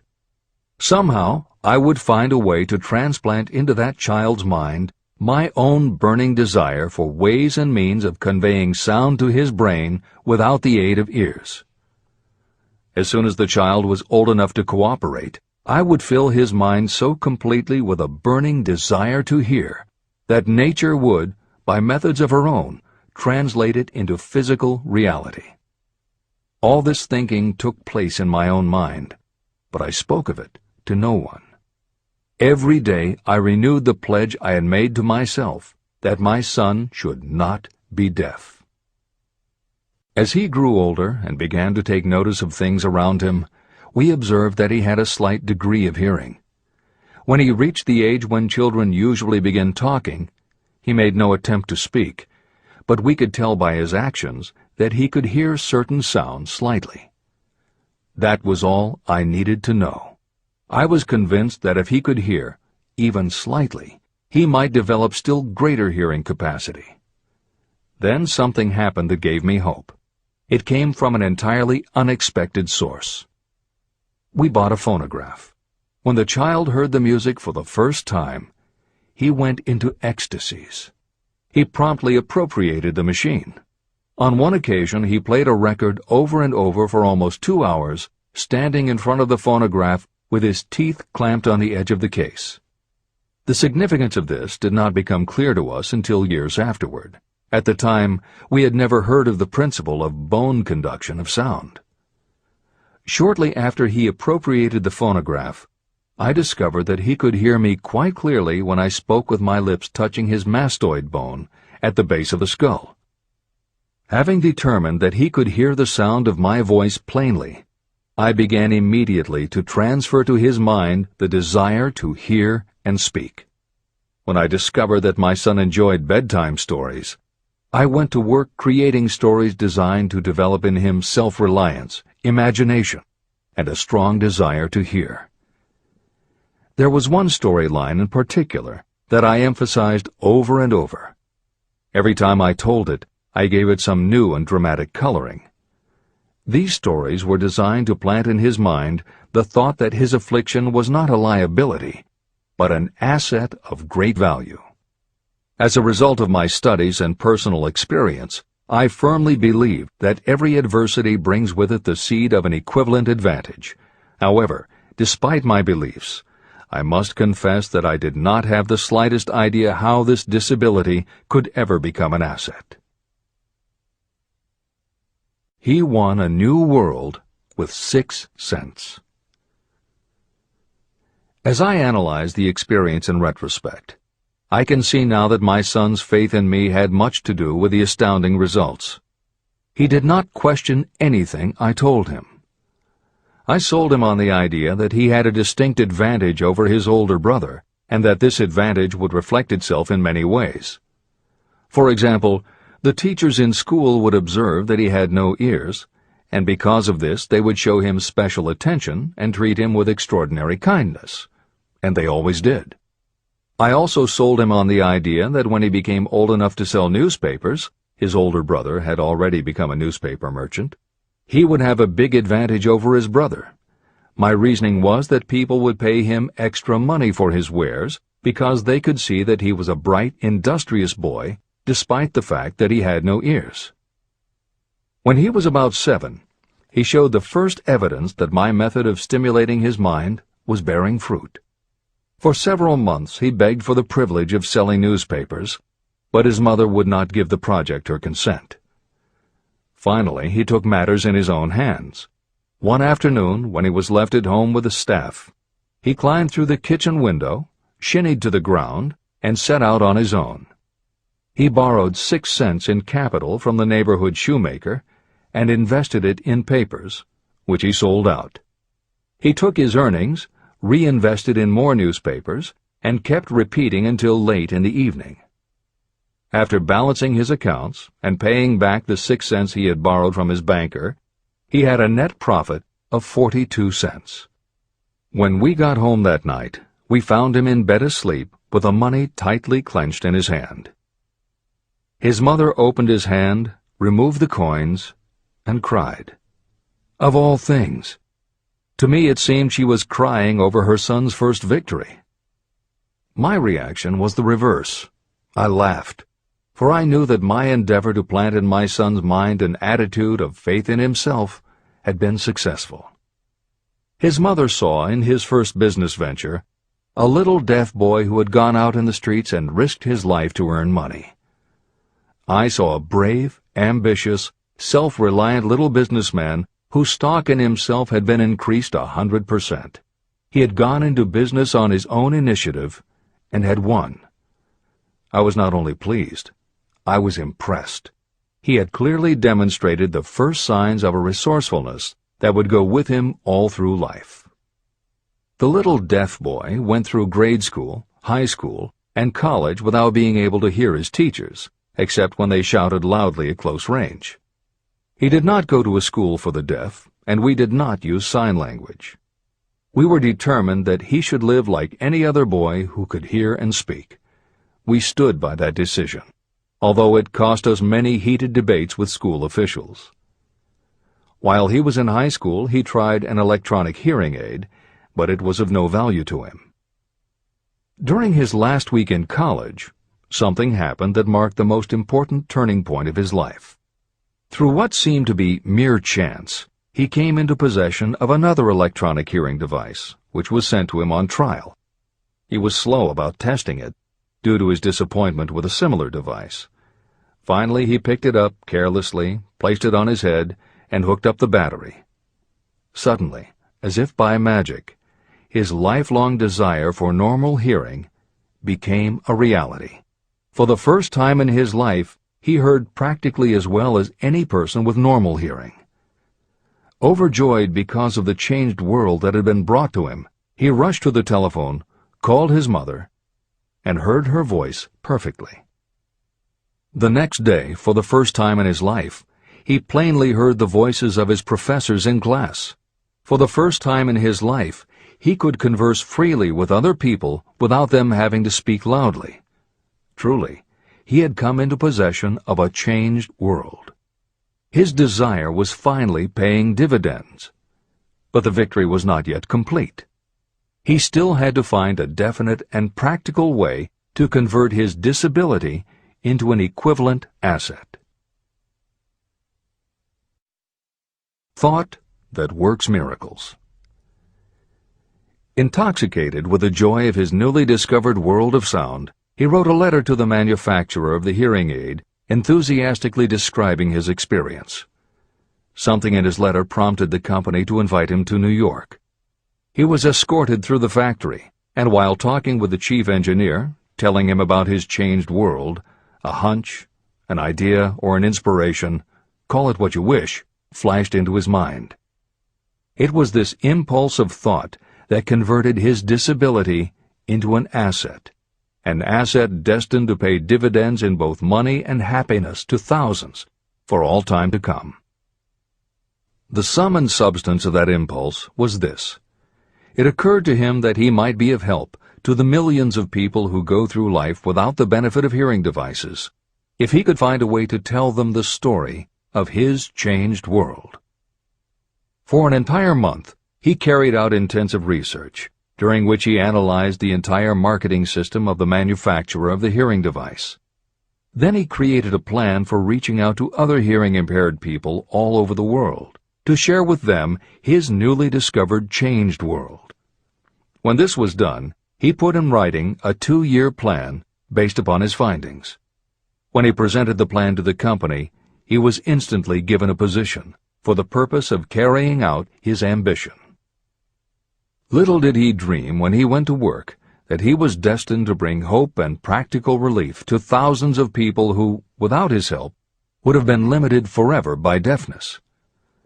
There's no doubt in my mind that Blair would have been deaf and unable to speak all his life if his mother and I had not managed to shape his mind as we did. When I planted in his mind the desire to hear and talk and live as other people, there went with that impulse some strange influence that caused nature to become bridge builder and span the gulf of silence between his brain and the outer world. Truly, a burning desire has devious ways of transmuting itself into its physical equivalent. Blair desired normal hearing. Now he has it. He was born with a condition that in those days might easily have sent a person with a less defined desire to the street with a bundle of pencils and a tin cup. The little white lie I planted in his mind when he was a child, by leading him to believe his impaired hearing would become a great asset, has justified itself. I am convinced it is a fact that there is nothing, right or wrong, that belief plus burning desire cannot make real. These qualities are free to everyone. Editor's comments. As Napoleon Hill was finishing this chapter on desire, it was reported that the famed opera singer Madame Schumann-Heink had died. A passage in her obituary struck Hill as being so appropriate to the subject of this chapter that he was moved to comment as follows. End of editor's comment. One short paragraph in the newspaper story about the famed opera singer Madame Schumann-Heink gives the clue to this unusual woman's stupendous success. I quote the paragraph because the clue it contains is none other than desire. Early in her career, Madame Schumann-Heink visited the director of the Vienna Court Opera to have him test her voice. But he did not test it. After taking one look at the awkward and poorly dressed girl, he exclaimed, none too gently, "With such a face, and with no personality at all, how can you ever expect to succeed in opera? My good child, give up the idea. Buy a sewing machine and go to work. You can never be a singer." Never is a long time. The director of the Vienna Court Opera may have known much about the technique of singing, but he knew little about the power of desire when it assumes the proportion of an obsession. If he had known more of that power, he would not have made the mistake of condemning genius without giving it an opportunity. Editor's comments.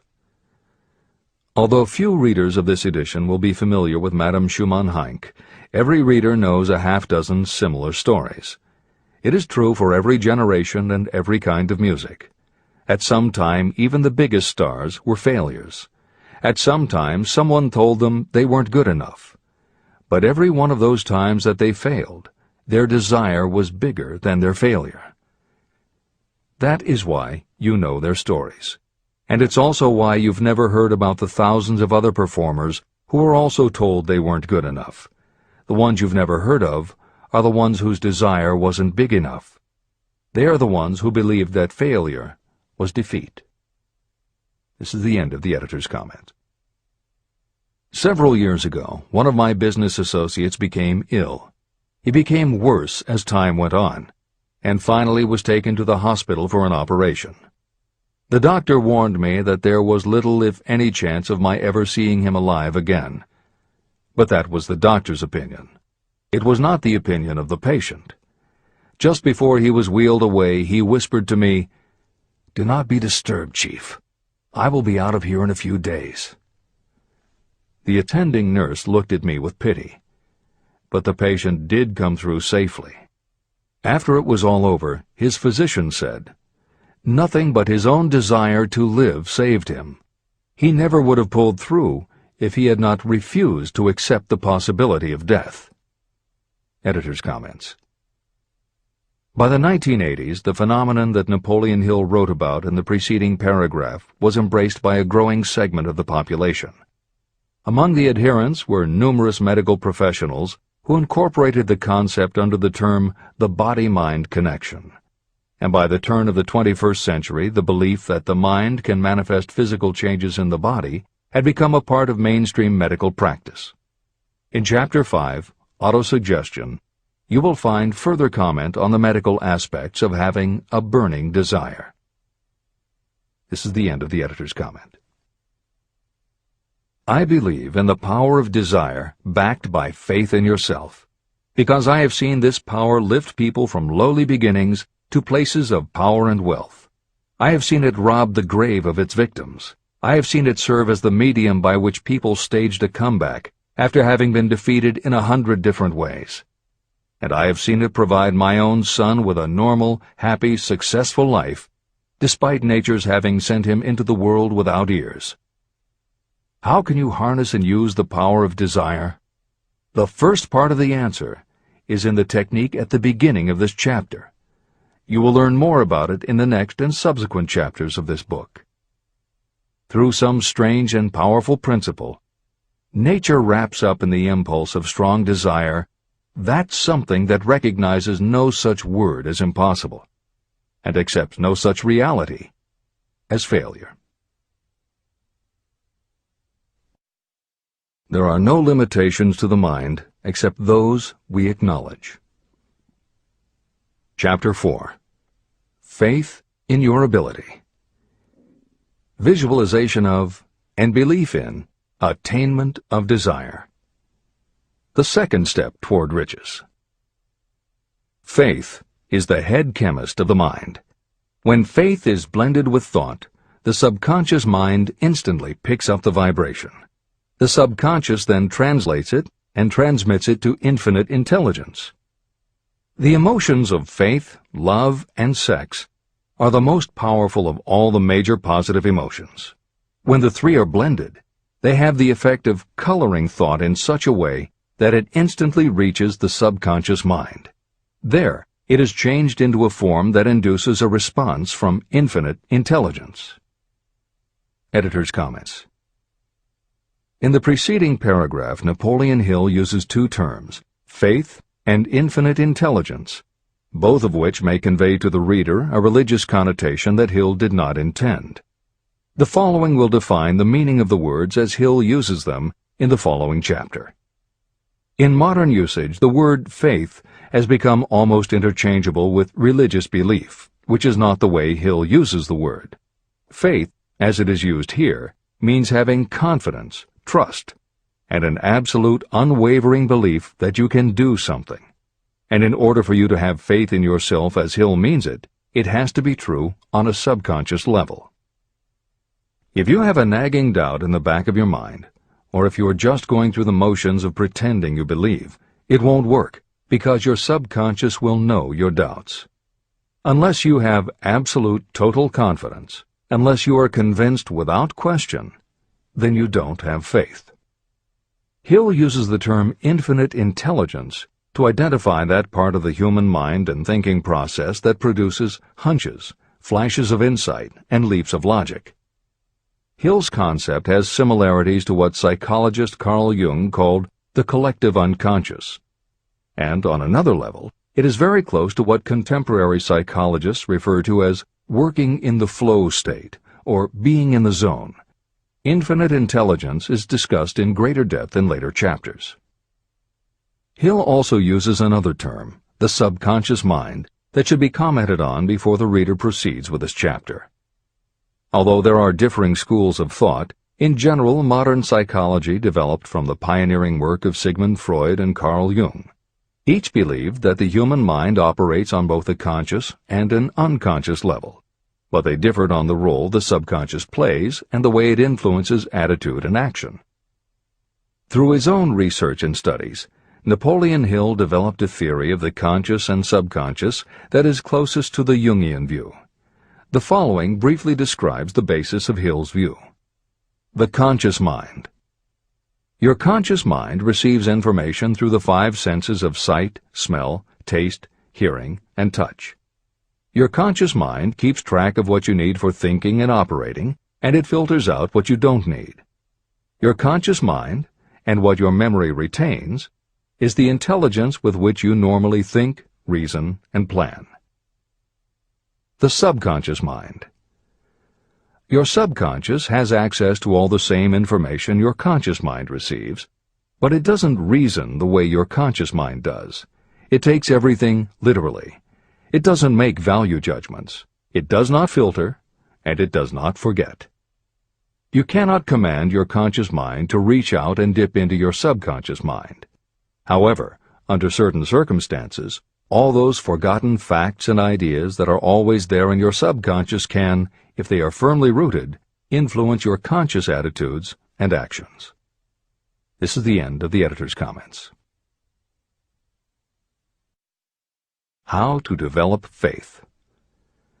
The following statement is very important in understanding the importance of autosuggestion in the transmutation of desire into its physical or monetary equivalent, namely, faith is a state of mind that may be induced or created by affirmation or repeated instructions to the subconscious mind through the principle of autosuggestion.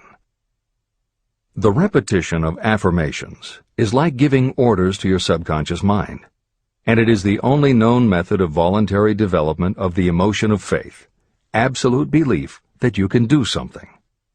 As an illustration, consider why you are reading this book. You want to acquire the ability to transmute the intangible thought impulse of desire into its physical counterpart, money. By following the instructions laid down in the later chapters on autosuggestion and the subconscious mind, you will learn techniques to convince your subconscious mind that you believe you will receive that for which you ask. Your subconscious will act upon that belief and pass it back to you in the form of faith, followed by definite plans for procuring that which you desire.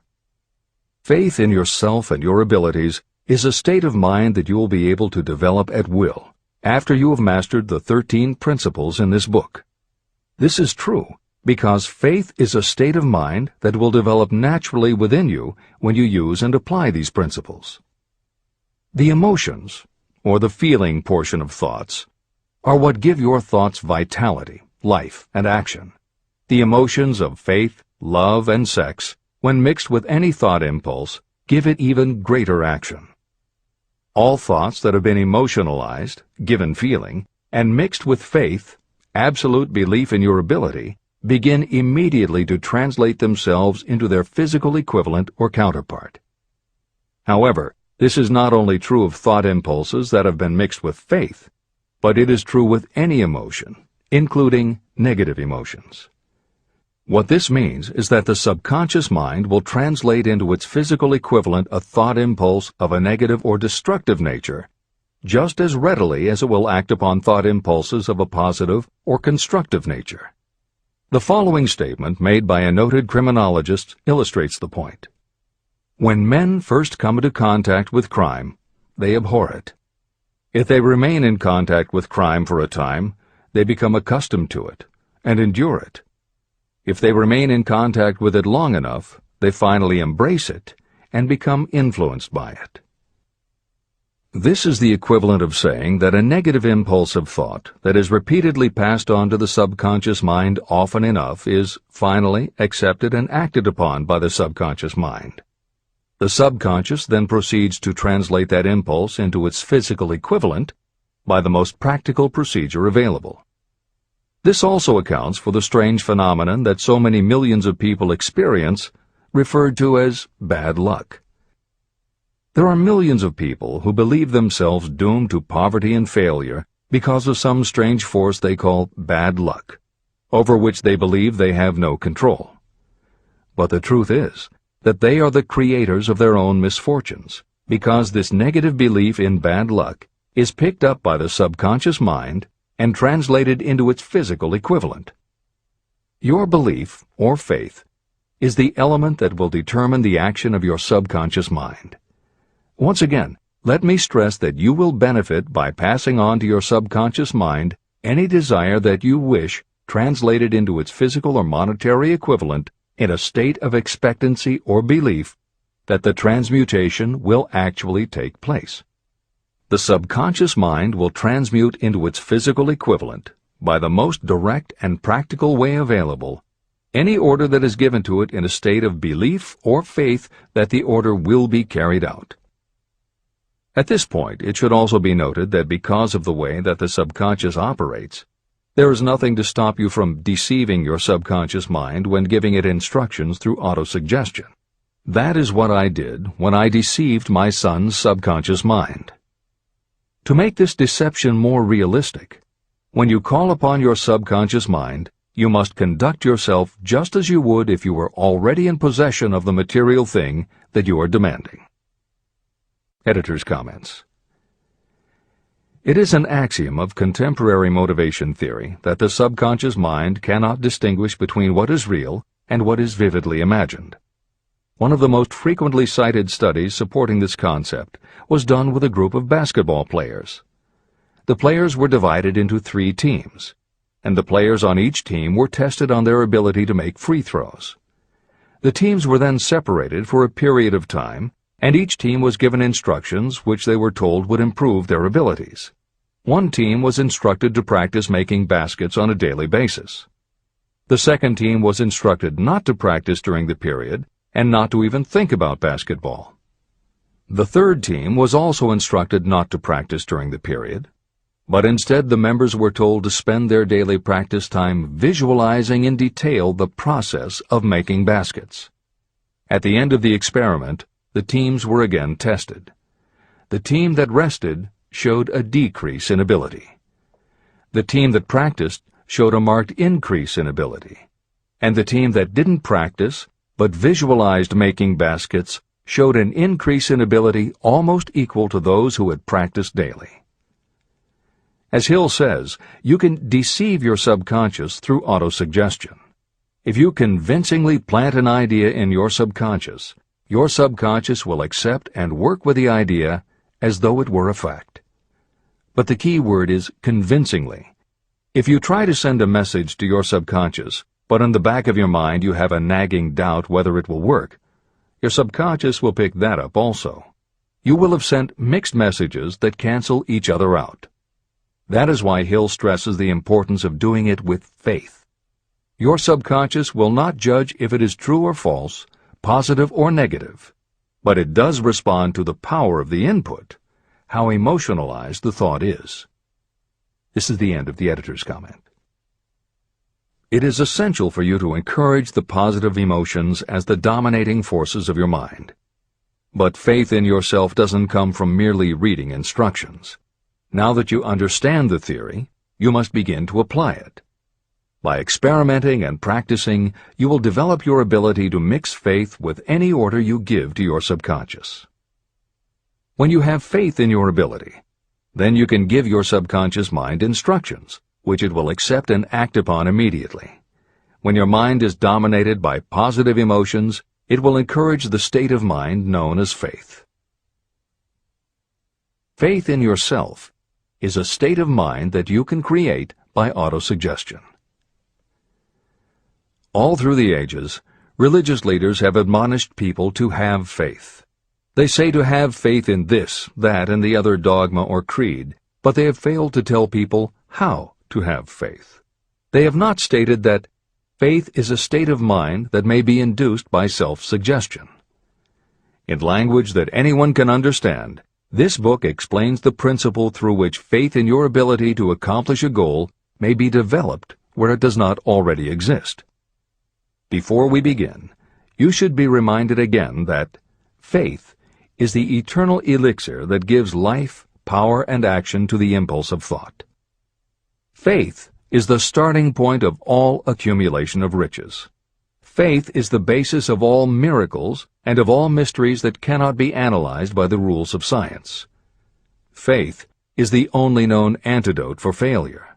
Faith is the element that, when mixed with desire, gives you direct communication with infinite intelligence. Faith is the element that transforms the ordinary vibration of thought created by the human mind into the spiritual equivalent. Faith is the only way the force of infinite intelligence can be harnessed and used. The magic of self-suggestion. It is a fact that you will come to believe whatever you repeat to yourself, whether the statement is true or false. If you repeat a lie over and over, you will eventually accept that lie as truth. Moreover, you will believe it to be the truth. You are what you are because of the dominating thoughts that you permit to occupy your mind. Thoughts that you deliberately place in your own mind and encourage with sympathy, and with which you mix any one or more of the emotions, constitute the motivating forces that direct and control your every movement, act, and deed. The following sentence is a very significant statement of truth. Thoughts that are mixed with any of the feelings of emotions become like a magnetic force, which attracts other similar or related thoughts. A thought that is magnetized with one of the emotions may be compared to a seed. When it is planted in fertile soil, it germinates, grows, and multiplies itself over and over again. What was originally one small seed becomes countless millions of seeds of the same kind. The human mind is constantly attracting vibrations that are in sync with whatever dominates the mind. Any thought, idea, plan, or purpose that you hold in your mind attracts a host of its relatives. Add these relatives to its own force, and it grows until it becomes the prime motivator of the person in whose mind it has been housed. Now, let us go back to the starting point. How can the original seed of an idea, plan, or purpose be planted in the mind? The answer? Any idea, plan, or purpose may be placed in the mind through repetition of thought. This is why you are asked to write out a statement of your major purpose, or definite chief aim. Commit it to memory, and repeat it out loud day after day until these vibrations of sound have reached your subconscious mind. You are what you are because of the dominating thoughts that you permit to occupy your mind. If you choose to, you can throw off any bad influences from your past and build your own life the way you want it to be. For instance, by taking inventory of your mental assets and liabilities, you might discover that your greatest weakness is lack of self-confidence. This can be overcome and translated into courage through the principle of autosuggestion. You can do this by writing out a set of simply stated positive thought impulses, memorizing them, and repeating them until they become a part of the working equipment of your subconscious mind. The following is an example for someone whose definite purpose is to overcome a lack of self-confidence. Self-confidence formula. 1. I know that I have the ability to achieve the object of my definite purpose in life. Therefore, I demand of myself persistent, continuous action toward its attainment, and I here and now promise to render such action. 2. I realize the dominating thoughts of my mind will eventually reproduce themselves in outward physical action and gradually transform themselves into physical reality. Therefore, I will concentrate my thoughts for 30 minutes each day, visualizing the person I intend to become. In this way, I will create in my mind a clear mental picture. 3. I know, through the principle of autosuggestion, that any desire I persistently hold in my mind will eventually find some practical means of attaining my objective. Therefore, I will devote 10 minutes daily to demanding of myself the development of self-confidence. 4.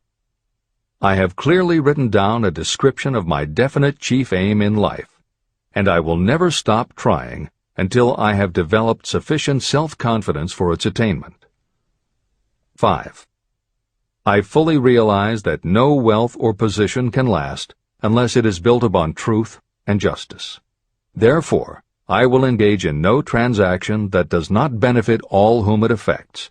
I will succeed by attracting to myself the forces I wish to use and the cooperation of others. I will persuade others to help me because of my willingness to help others.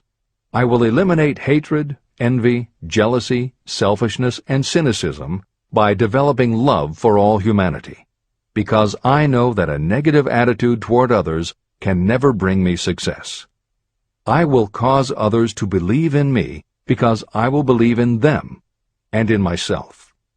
I will sign my name to this formula, commit it to memory, and repeat it aloud once a day, with full faith that it will gradually influence my thoughts and actions so that I will become a self-reliant and successful person.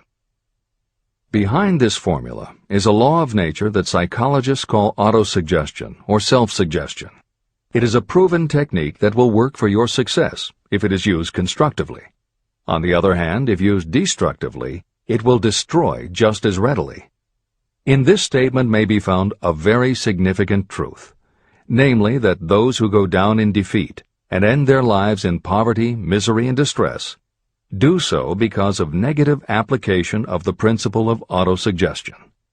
All impulses of thought have a tendency to clothe themselves in their physical equivalent.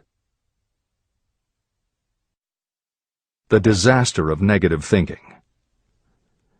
The subconscious mind makes no distinction between constructive and destructive thought impulses. It works with the material we feed it through our thought impulses. The subconscious mind will translate into reality a thought driven by fear just as readily as it will translate into reality a thought driven by courage or faith. Just as electricity will turn the wheels of industry and render useful service if used constructively, it will snuff out life if wrongly used. So, too, will the law of autosuggestion lead you to peace and prosperity, or down into the valley of misery, failure, and death. It depends on your degree of understanding and application of it. If you fill your mind with fear or doubt, and if you do not believe in your ability to connect with and use the forces of infinite intelligence, then you will not be able to use those forces. The law of autosuggestion will take your lack of belief and use that doubt as a pattern by which your subconscious mind will translate it into its physical equivalent. Editor's comments. When you have faith in your ability to accomplish what you want, it not only firmly plants ideas in your subconscious, but it then works to reinforce itself. When you have faith in your abilities, part of what you must have faith in is that it is possible to tap into infinite intelligence. And because you have faith that it will work, your conscious mind won't be resistant. When your conscious doesn't resist, your subconscious mind can send creative ideas to your conscious mind more easily. Then, the more you see the power working in your life, the easier it is for you to act on faith the next time. Will it work for you? You will never know unless you relax your resistance and just have faith that it will. This is the end of the editor's comment. Like the wind that carries one ship east and another west, the law of autosuggestion will lift you up or pull you down according to the way you set your sails of thought. The law of autosuggestion, through which any person may rise to altitudes of achievement that stagger the imagination, is well described in the following verse.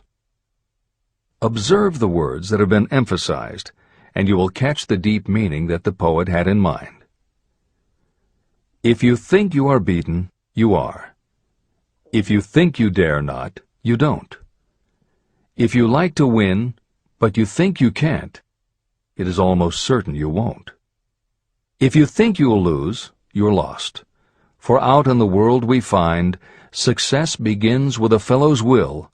It's all in the state of mind. If you think you are outclassed, you are. You've got to think high to rise. You've got to be sure of yourself before you can ever win a prize. Life's battles don't always go to the stronger or faster man, but soon or late the man who wins is the man who thinks he can. Editor's comments. As noted at the beginning of this chapter, the way in which Napoleon Hill uses the word faith is meant to have no religious connotation. However, it would be impossible for Hill to write this chapter without acknowledging the power of religious faith. Therefore, in the following two paragraphs, when Hill discusses Jesus Christ and Mahatma Gandhi as exemplifying the power of faith, he is referring to their personal faith, the absolute trust in his beliefs that Jesus exhibited, and Gandhi's total conviction and confidence in his cause. In this way, they perfectly exemplify thought impulse mixed with faith. This is the end of the editor's comment. If you wish evidence of the power of faith, study the achievements of men and women who have employed it. At the head of the list comes the Nazarene. The basis of Christianity is faith, no matter how many people may have perverted or misinterpreted the meaning of this great force. The sum and substance of the teachings and the achievements of Christ, which may have been interpreted as miracles, were nothing more nor less than faith. If there are any such phenomena as miracles, they are produced only through the state of mind known as faith. Consider Mahatma Gandhi of India, one of the most astounding examples of the possibilities of faith. Gandhi wielded more potential power than any man living in his time, and he had this power despite the fact that he had none of the orthodox tools of power, such as money, battleships, soldiers, and materials of warfare. Gandhi had no money, no home. He did not own a suit of clothes, but he did have power. How did he come by that power? He created it out of his understanding of the principle of faith and through his ability to transplant that faith into the minds of 200 million people.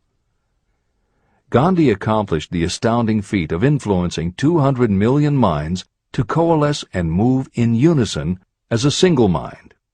What other force on earth, except faith, could do as much?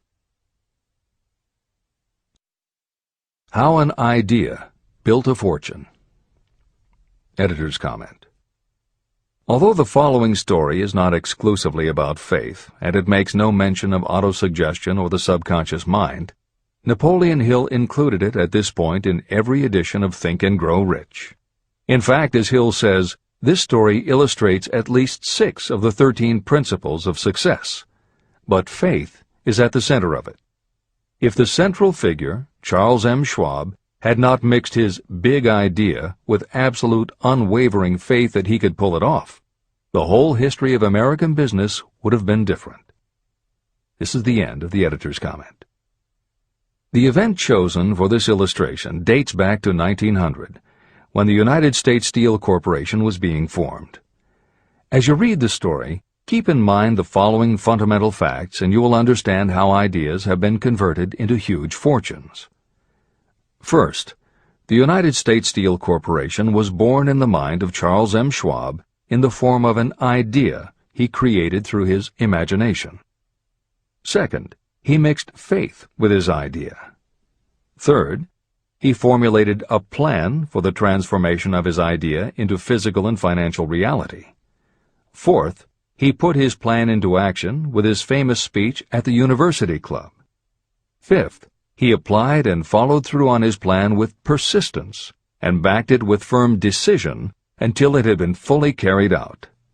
Sixth, he prepared the way for success by a burning desire for success. If you are one of those who have often wondered how great fortunes are accumulated, this story of the creation of the United States Steel Corporation will be enlightening. If you have any doubt that a person can think and grow rich, this story should dispel that doubt. You can plainly see in the story of United States Steel the application of a major portion of the principles described in this book. This astounding description of the power of an idea was dramatically told by John Lowell in the New York World Telegram, with whose courtesy it is here reprinted. Editor's comments. In order for the modern reader to fully appreciate the following newspaper story, it is appropriate at this point to provide some background information about the main players. Charles M. Schwab was Andrew Carnegie's right-hand man and president of the Carnegie Steel Corporation. Andrew Carnegie was a wealthy and powerful steel baron whose company controlled 25% of the iron and steel production in America. J.P. Morgan was a wealthy and powerful Wall Street banker whose company had arranged the financing for many of the major industrial companies in America at the beginning of the 20th century. All the reader needs to know about the other men mentioned in the story is that at the beginning of the 20th century, finance, business, and industry were dominated by a few hundred men, most of whom had amassed great fortunes through some connection with the railroads that had opened the country. These people were well known to readers of the New York World Telegram because of their financial influence. And that sets the stage for the following newspaper article, which is not only a fascinating story about the power of faith in an idea, but also a wonderful example of the irreverent writing style that was used by many newspaper journalists of the day. This is the end of the editor's comment. A pretty after-dinner speech for $1 billion. When on the evening of December 12, 1900, some 80 of the nation's financial nobility gathered in the banquet hall of the University Club on Fifth Avenue to do honor to a young man from out of the West, not half a dozen of the guests realized they were to witness the most significant episode in American industrial history. J. Edward Simmons and Charles Stuart Smith, their hearts full of gratitude for the lavish hospitality bestowed on them by Charles M. Schwab during a recent visit to Pittsburgh, had arranged the dinner to introduce the 38-year-old steel man to Eastern banking society. But they didn't expect him to stampede the convention. They warned him, in fact, that the bosoms within New York's stuffed shirts would not be responsive to oratory, and that if he didn't want to bore the Stillmans and Harrimans and Vanderbilts, he had better limit himself to 15 or 20 minutes of polite vaporings and let it go at that. Even John Pierpont Morgan, sitting on the right hand of Schwab as became his imperial dignity, intended to grace the banquet table with his presence only briefly, and so far as the press and public were concerned, the whole affair was of so little moment that no mention of it found its way into print the next day. So the two hosts and their distinguished guests ate their way through the usual 7 or 8 courses. There was little conversation, and what there was of it was restrained. Few of the bankers and brokers had met Schwab, whose career had flowered along the banks of the Monongahela, and none knew him well. But before the evening was over, they, and with them Money Master Morgan, were to be swept off their feet, and $1 billion baby, the United States Steel Corporation, was to be conceived. It is perhaps unfortunate for the sake of history that no record of Charlie Schwab's speech at the dinner ever was made. It is probable, however, that it was a homely speech, somewhat ungrammatical, for the niceties of language never bothered Schwab, full of epigram and threaded with wit. But aside from that, it had a galvanic force and effect upon the $5 billion of estimated capital that was represented by the diners. After it was over, and the gathering was still under its spell, although Schwab had talked for 90 minutes, Morgan led the orator to a recessed window where, dangling their legs from the high, uncomfortable seat, they talked for an hour more. The magic of the Schwab personality had been turned on full force, but what was more important and lasting was the full-fledged, clear-cut program he laid down for the aggrandizement of steel. Many other men had tried to interest Morgan in slapping together a steel trust after the pattern of the biscuit, wire and hoop, sugar, rubber, whiskey, oil, or chewing gum combinations. Editor's comments. The Random House College Dictionary defines a trust as an illegal combination of industrial or commercial companies in which the stock is controlled by a central board of trustees, thus making it possible to control prices and destroy competition. Many of America's new industrial companies had grown so quickly that they were not yet profitable. They were saddled with huge debt incurred in raising the capital to finance their rapid expansion, and at the same time they were faced with having to cut costs and slash prices or go out of business. The answer for many was to join up with others in related industries to form what were called trusts or combinations. Although trusts were illegal since the passage of the Sherman Antitrust Act in 1890, companies still tried to find ways to monopolize their industries, and if their efforts weren't technically trusts, they were something very close. The one thing the large company owners who assembled these trusts needed was cash to buy up the many smaller companies they would have to own in order to effectively dominate an industry. J.P. Morgan was the banker who financed many such takeovers. This is the end of the editor's comment. John W. Gates, the gambler, had urged it, but Morgan distrusted him. The Moore boys, Bill and Jim, Chicago stock jobbers who had glued together a match trust and a cracker corporation, had urged it and failed. Elbert H. Gerry, the sanctimonious country lawyer, wanted to foster it, but he wasn't big enough to be impressive. Until Schwab's eloquence took J.P. Morgan to the heights from which he could visualize the solid results of the most daring financial undertaking ever conceived, the project was regarded as a delirious dream of easy-money crackpots. The financial magnetism that began a generation ago to attract thousands of small and sometimes inefficiently managed companies into large and competition-crushing combinations had become operative in the steel world through the devices of that jovial business pirate, John W. Gates. Gates already had formed the American Steel and Wire Company out of a chain of small concerns, and together with Morgan had created the Federal Steel Company. But by the side of Andrew Carnegie's gigantic vertical trust, a trust owned and operated by 53 partners, those other combinations were picayune. They might combine to their heart's content, but the whole lot of them couldn't make a dent in the Carnegie organization, and Morgan knew it. The eccentric old Scot knew it, too. Editor's comments. Andrew Carnegie was born in Scotland and came to America when he was just a boy. He made his first move to join the elite group of American tycoons when he quit his job as a bobbin boy in a cotton mill, earning $1.20 a week, and got a job as a telegraph messenger boy. He soon taught himself to operate a telegraph key, which got him hired as personal telegrapher and secretary to the head of the Pennsylvania Railroad. It wasn't long before he'd worked his way up the ranks to superintendent of the Pittsburgh division, which in turn put him in a position to become an early investor in the Pullman Company, which became the leading manufacturer of railway cars. Carnegie's investment in Pullman and some successful real estate ventures gave him the capital to go into business for himself. At the end of the Civil War, Carnegie left railroading and started a company that built iron bridges for railroad companies.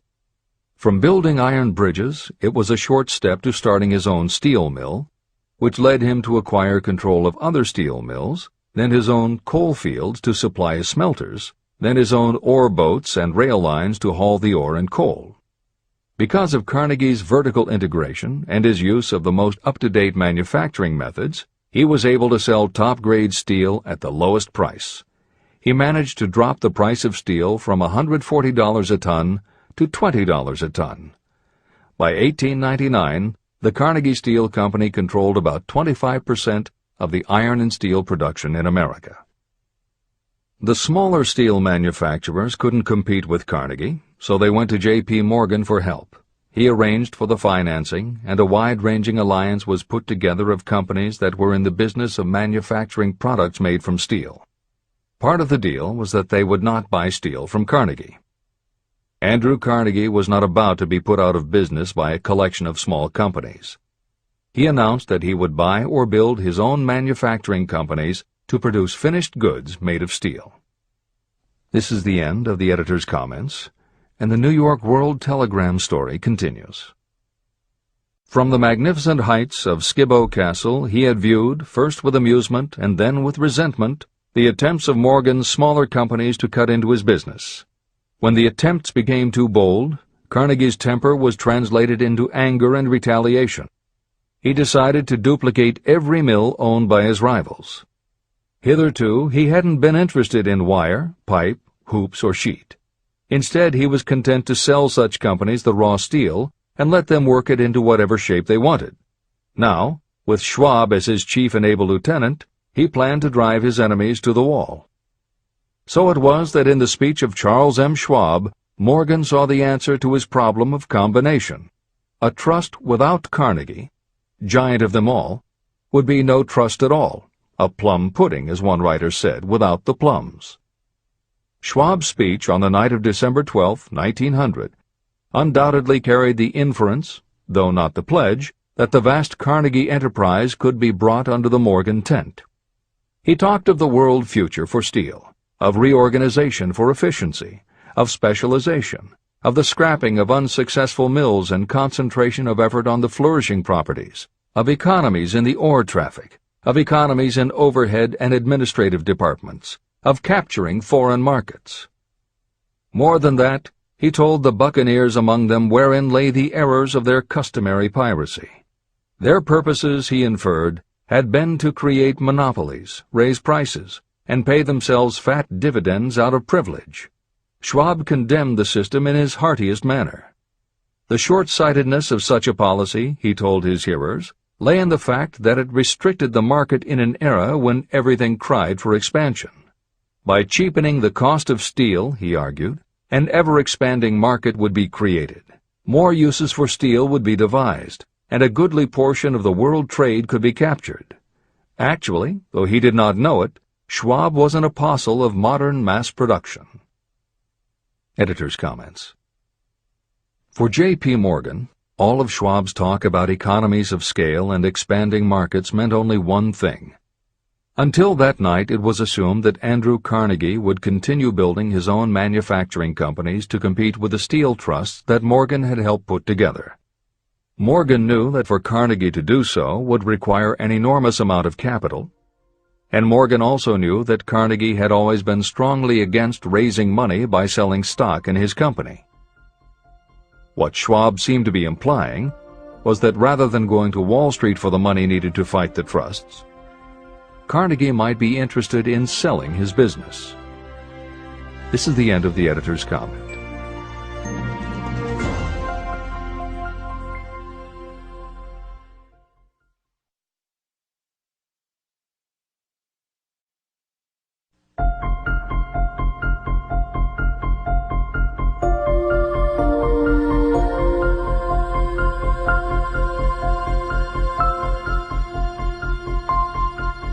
New York World Telegram story continues. So the dinner at the University Club came to an end. Morgan went home to think about Schwab's rosy predictions.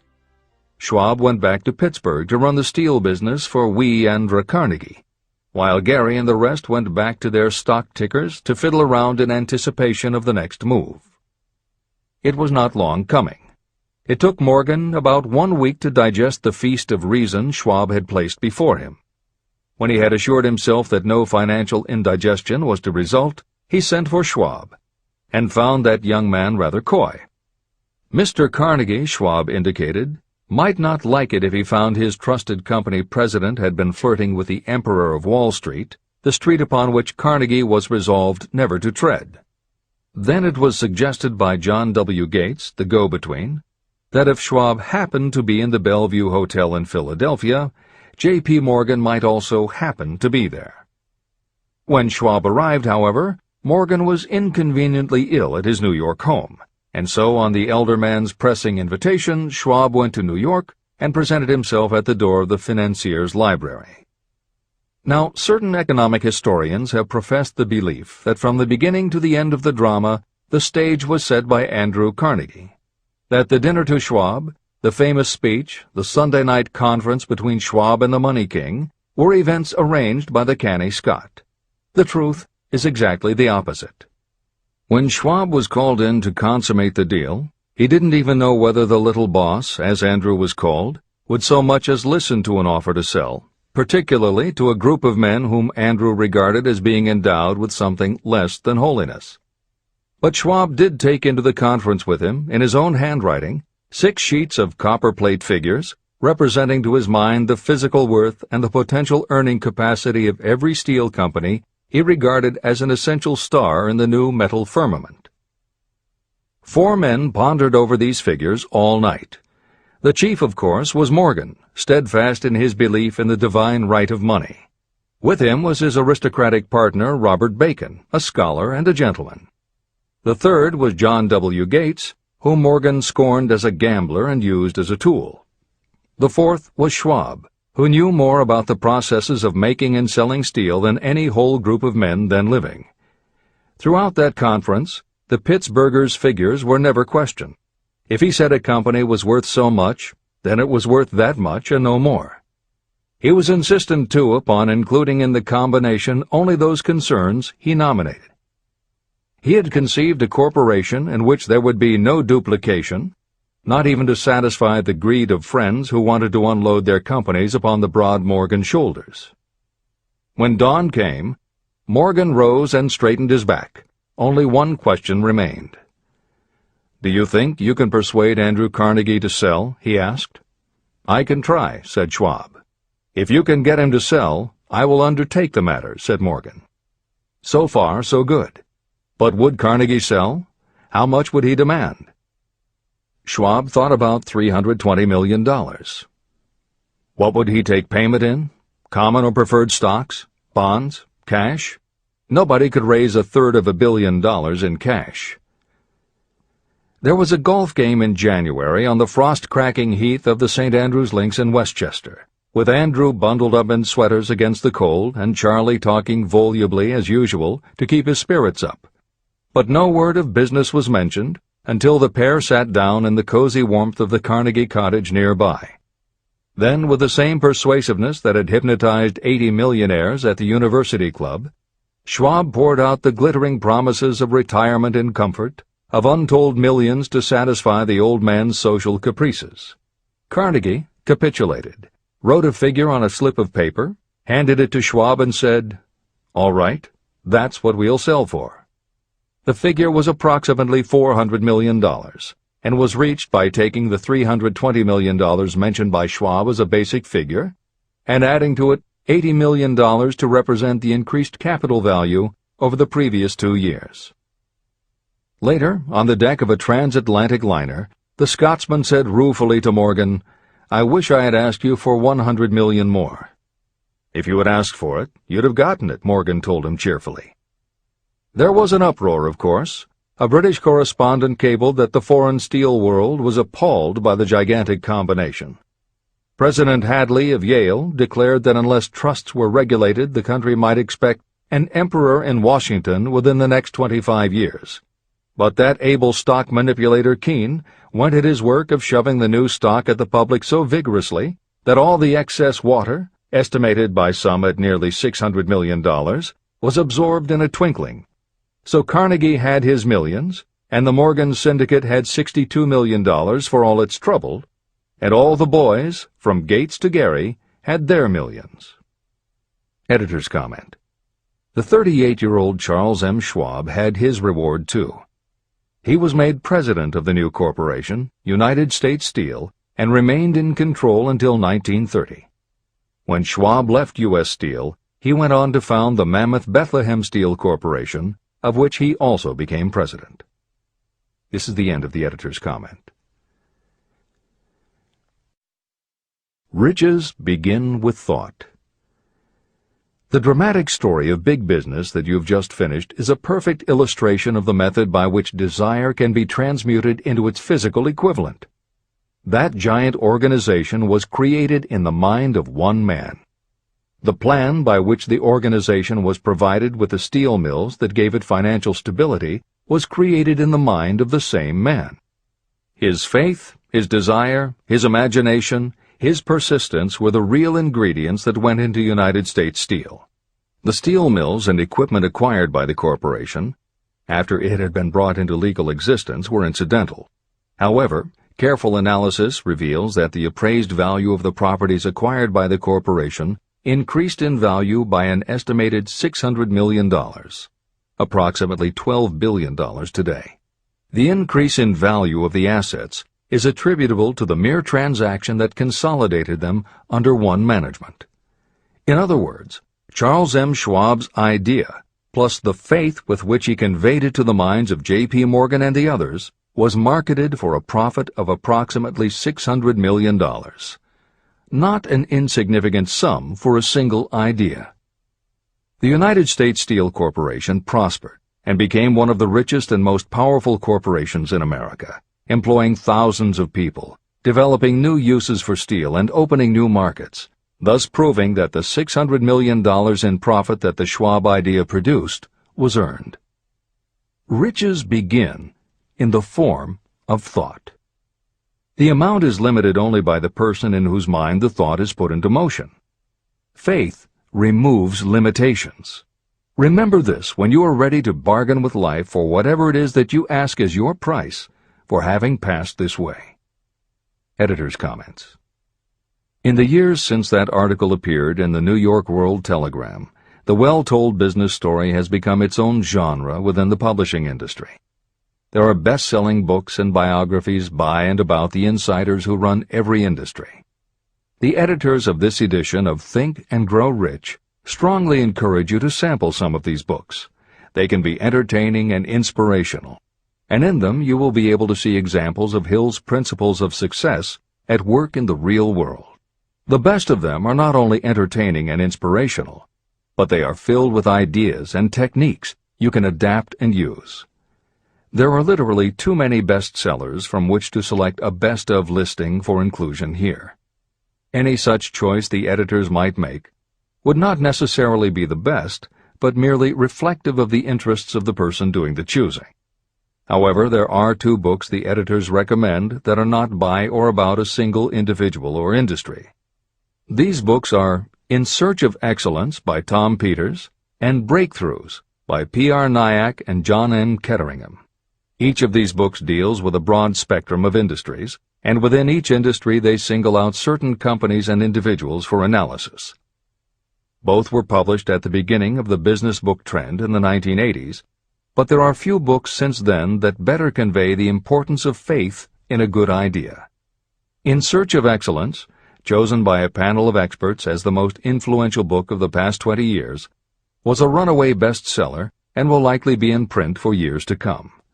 Breakthroughs may be harder to find, but it will be well worth the effort. This is the end of the editor's comments.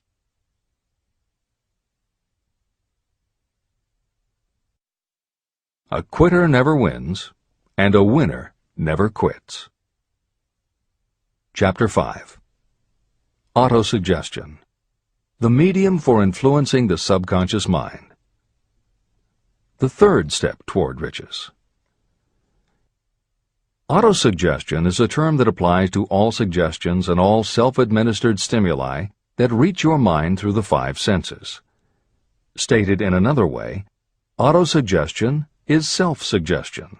It is the way of communicating between that part of the mind where conscious thought takes place and that which serves as the seat of action for the subconscious mind. Through the dominating thoughts that you permit to remain in your conscious mind, it doesn't matter whether these thoughts are negative or positive, the principle of autosuggestion reaches the subconscious mind and influences it with these thoughts. Nature has built human beings so that we can have control over the material that reaches our subconscious mind through our 5 senses. However, this does not mean that we always exercise this control. In the great majority of instances, we do not exercise it, which explains why so many people go through life in poverty. Recall what I said about the subconscious mind resembling a fertile garden, in which weeds will grow if the seeds of more desirable crops are not sown. Autosuggestion is the way you may feed your subconscious on creative thoughts. Or you can, by neglecting it, permit thoughts of a destructive nature to find their way into this rich garden of the mind. Editor's comments. Numerous psychological studies and experiments with hypnotherapy have validated Napoleon Hill's concept that a person's subconscious mind retains everything that person ever experienced. Studies also support the theory that the subconscious is non-judgmental. It does not filter or interpret, it simply processes information literally and stores it. For those readers who may be dubious about the subconscious, or that thoughts stored below the level of consciousness can exert enough influence to affect attitude and behavior, the following explanation should alleviate any such doubts. There is no doubt about the existence of the conditions known by the psychological terms fixations, phobias, and compulsive behaviors. These conditions occur when a child has learned something in such a powerful or dramatic way that the knowledge becomes firmly planted in the child's subconscious mind. Then, even as the child grows to adulthood and the conscious mind learns to understand that information from a mature point of view, because the childhood learning experience was so powerful, the subconscious still retains the childhood understanding of the information. The result is a fixation, phobia, or compulsive behavior that causes a response rooted in childhood, which does not make logical sense to the adult's conscious mind. That is because it does not come from the conscious. It comes from the subconscious belief that was so emotionalized it overrides the adult's logical conscious mind. Hill's theory is based on exactly the same psychological principles. Thoughts do remain stored in the subconscious. They remain just as they were when they were input, and the more highly emotionalized the thoughts are when they are input, the more influence they exert on attitude and behavior. It is this aspect of the subconscious that will allow you to use autosuggestion as a tool with which to input the positive thoughts that will help you achieve the success you desire. This is the end of the editor's comments. See and feel money in your hands. You were instructed in the last of the 6 steps described in Chapter 3 on Desire to read aloud twice daily the written statement of your desire for money. You were also directed to see and feel yourself already in possession of the money. By following these instructions, you communicate the object of your desire directly to your subconscious mind in a spirit of absolute faith. Through repetition of this procedure, you will create thought habits that reinforce your efforts to transmute desire into its monetary equivalent. Read these steps again, very carefully, before you proceed further. 1. Fix in your mind the exact amount of money you desire. It is not sufficient merely to say, "I want plenty of money." Be definite about the amount. 2. Determine exactly what you intend to give in return for the money you desire. There is no such reality as something for nothing. 3. Establish a definite date when you intend to possess the money you desire. 4. Create a definite plan for carrying out your desire and begin at once, whether you are ready or not, to put this plan into action. 5. Now write it out. Write a clear, concise statement of the amount of money you intend to acquire, name the time limit for its acquisition, state what you intend to give in return for the money, and describe clearly the plan through which you intend to accumulate it. 6. Read your written statement aloud twice daily. Read it once just before retiring at night, and read it once after arising in the morning. As you read, see and feel and believe yourself already in possession of the money.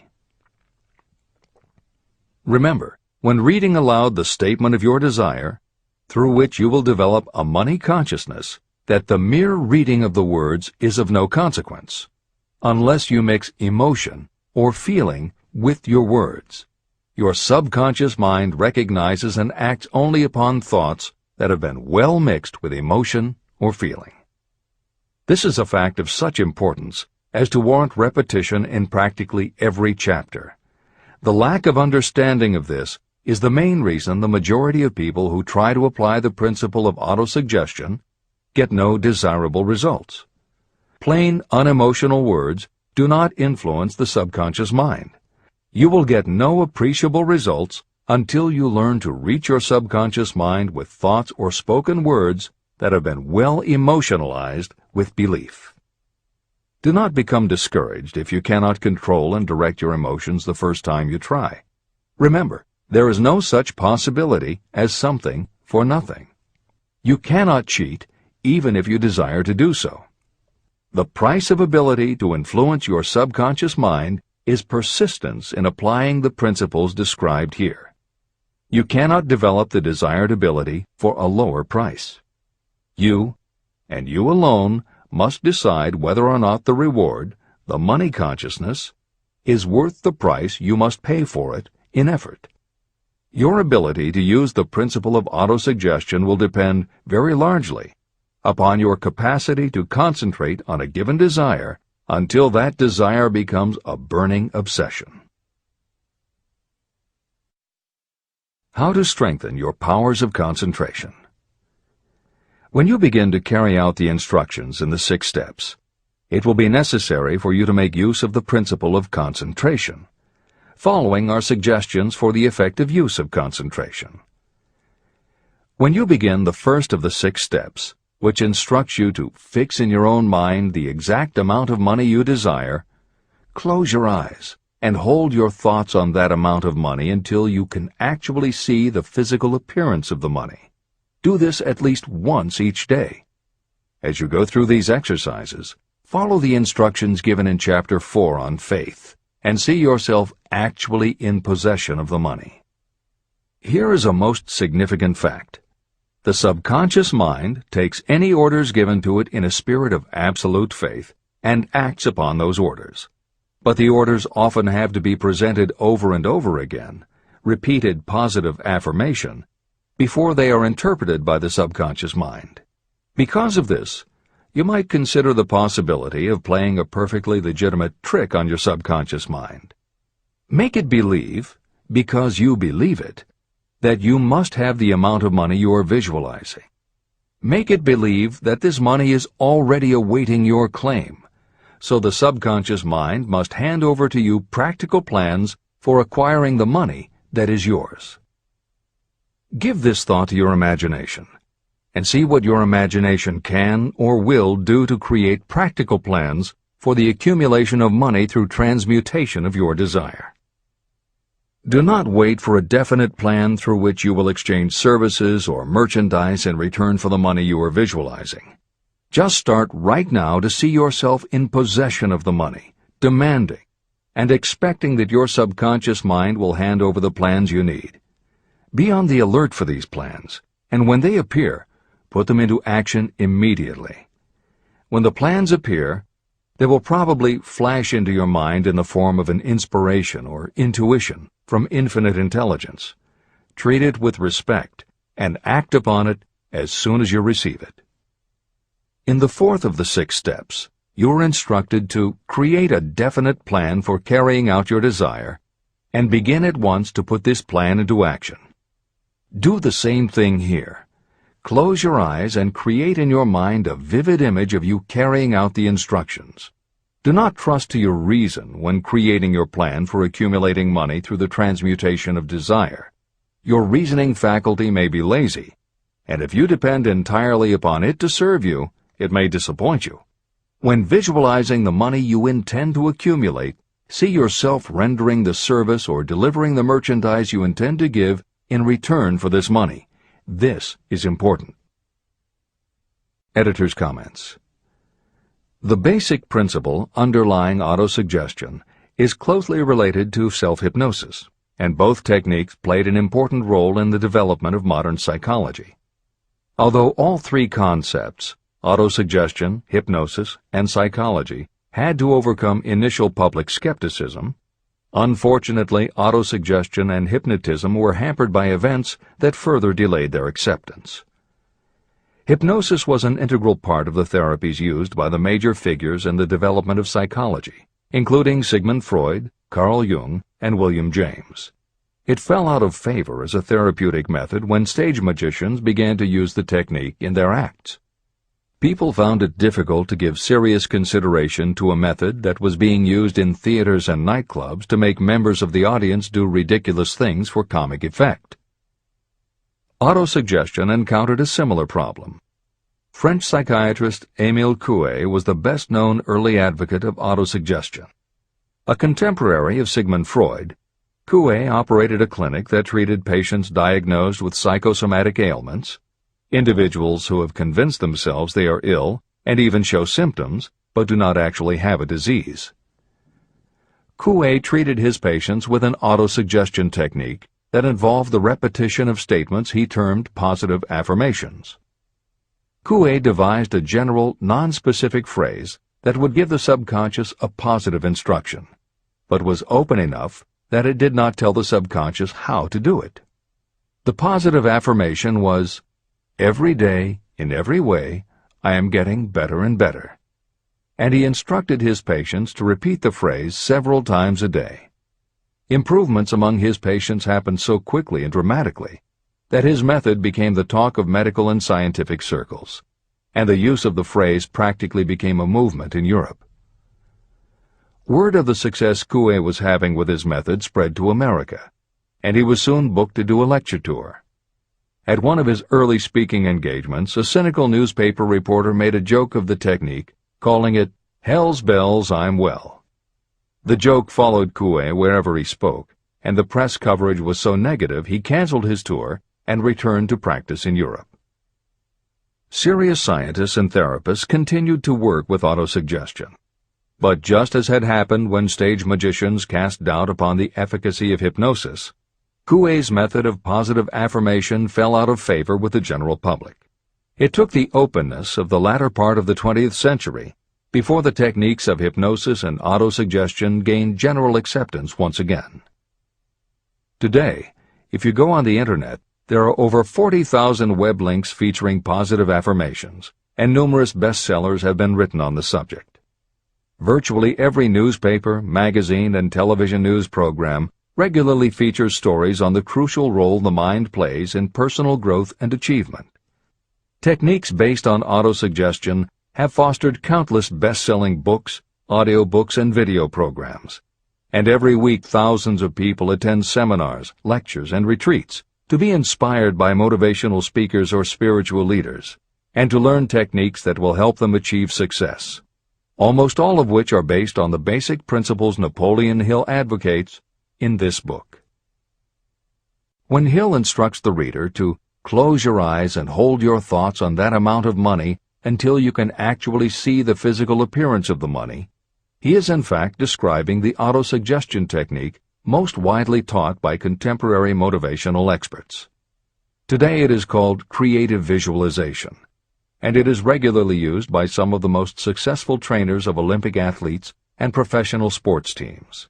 It is used by NASA in training astronauts, and medical professionals use it in a variety of ways, including teaching it to patients who need to elevate their autoimmune system. Using visualization effectively is much more than simply daydreaming about something you would like to have or a goal you would like to achieve. Visualization is a specific technique that involves the use of imagination, creativity, vivid imagery, and affirmations, all focused on creating something you wish to manifest in reality. Napoleon Hill identified the practice of visualization and wrote about it as early as 1928 in his first bestseller, Law of Success. Since then, many other psychologists, medical professionals, motivational speakers, and authors have developed systems based on the same principles. Dr. Maxwell Maltz, a noted plastic surgeon, found that often it was as important for his patients to change their inner perception of themselves as it was to change their outer appearance. Dr. Maltz's landmark bestseller, Psycho-Cybernetics, draws heavily on visualization as a way to increase self-esteem and improve a wide range of abilities. The Silva method, which is another variation on visualization, has been taught to millions of people by certified Silva trainers who hold seminars throughout the country. Jose Silva's best-selling book, The Silva Mind Control Method, has also sold many millions of copies. In 1978, 50 years after Napoleon Hill wrote about visualization in Law of Success, Shakti Gawain published the phenomenal bestseller Creative Visualization, and Adelaide Bry published Visualization, Directing the Movies of Your Mind.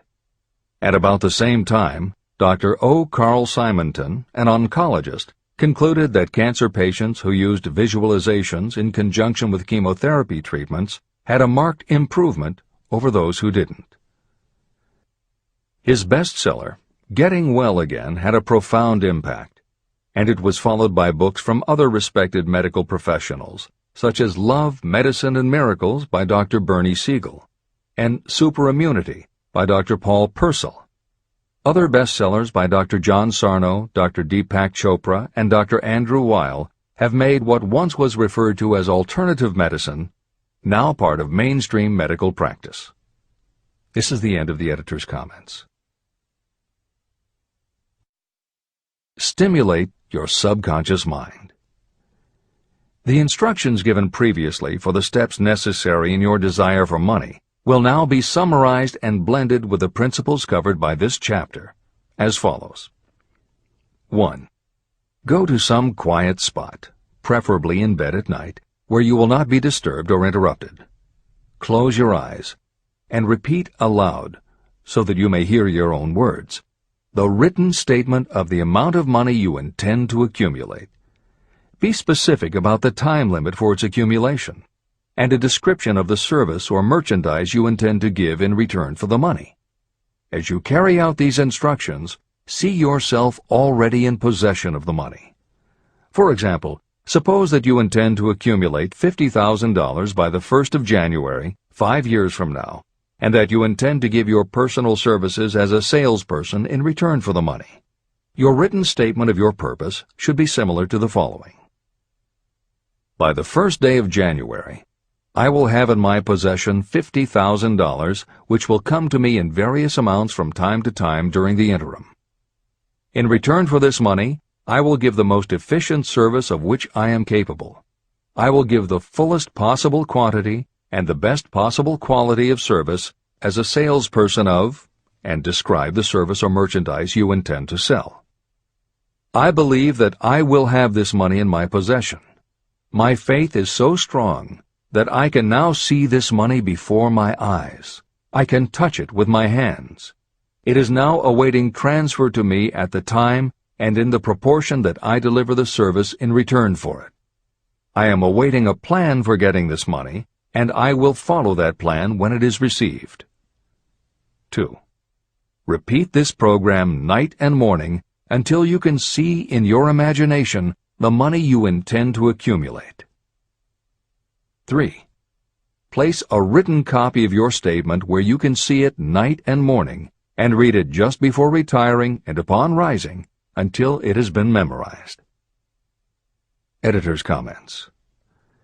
The following is another suggestion, adapted from Hill's later writings, which appear in Napoleon Hill's Keys to Success.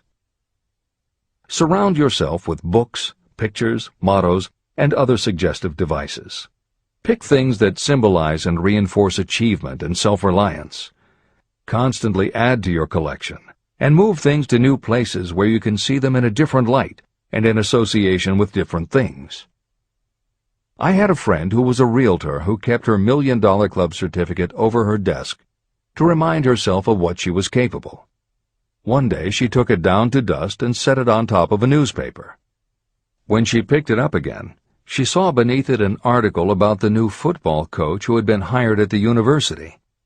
Guess who bought a house she had been struggling to sell? This is the end of the editor's comments. Remember, as you carry out these instructions, that you are applying the principle of autosuggestion for the purpose of giving orders to your subconscious mind. Remember also that your subconscious mind will act only upon instructions that are emotionalized and handed over to it with feeling. Faith is the strongest and most productive of the emotions. These instructions may at first seem abstract. Do not let this disturb you. Follow the instructions no matter how abstract or impractical they may appear to be. If you do as you have been instructed, in spirit as well as in act, the time will soon come when a whole new universe of power will unfold to you. Skepticism, in connection with all new ideas, is characteristic of all human beings. If you follow the instructions, your skepticism will soon be replaced by belief, and belief will become crystallized into absolute faith. Many philosophers have made the statement that man is the master of his own earthly destiny, but most of them have failed to say why he is the master. The reason that man may become the master of himself and of his environment is because he has the power to influence his own subconscious mind. The actual performance of transmuting desire into money is through autosuggestion. That is the principle by which you can reach and influence the subconscious mind. The other principles are simply tools with which to apply autosuggestion. Keep this thought in mind, and you will at all times be conscious of the important part the principle of autosuggestion is to play in your efforts to accumulate money through the methods described in this book. After you have read the entire book, come back to this chapter and follow in spirit and in action this instruction. Read the entire chapter aloud once every night until you become thoroughly convinced that the principle of autosuggestion is sound and that it will accomplish for you all that has been claimed for it. As you read, underscore with a pencil every sentence that impresses you. Follow the foregoing instruction to the letter, and it will open the way for a complete understanding and mastery of the principles of success. Every adversity, every failure, and every heartache carries with it the seed of an equivalent or a greater benefit. Chapter 6. Specialized Knowledge. Personal experiences or observations. The fourth step toward riches.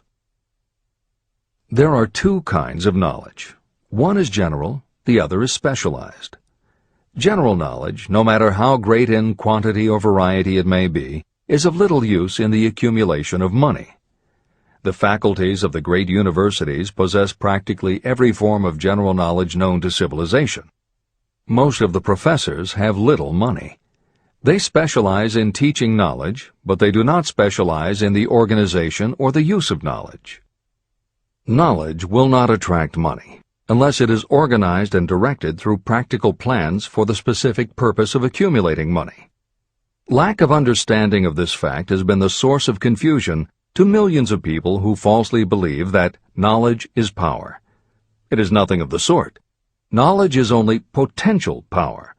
It becomes power only when and if it is organized into definite plans of action and directed to a definite end. The missing link in all systems of education is that educational institutions fail to teach their students how to organize and use the knowledge after they have acquired it. Many people made the mistake of assuming that because Henry Ford had little schooling, he was not a man of education. Those who made this mistake did not understand the real meaning of the word educate. That word is derived from the Latin word educo, meaning to educe, to draw out, or to develop from within. An educated person is not necessarily one who has an abundance of general or specialized knowledge. An educated person is one who has so developed the faculties of their mind that he or she may acquire anything they want, or its equivalent, without violating the rights of others. During the World War, a Chicago newspaper published editorials in which, among other statements, Henry Ford was called an ignorant pacifist. Mr. Ford objected to the statements and sued the paper for libeling him. When the suit was tried in the courts, the attorneys for the paper called Mr. Ford to the witness stand for the purpose of proving to the jury that he was ignorant. They asked Mr. Ford a great variety of questions. All of them intended to prove that while he might possess considerable specialized knowledge about manufacturing automobiles, he was in the main ignorant. Mr. Ford was asked such questions as, who was Benedict Arnold, and how many soldiers did the British send over to America to put down the rebellion of 1776?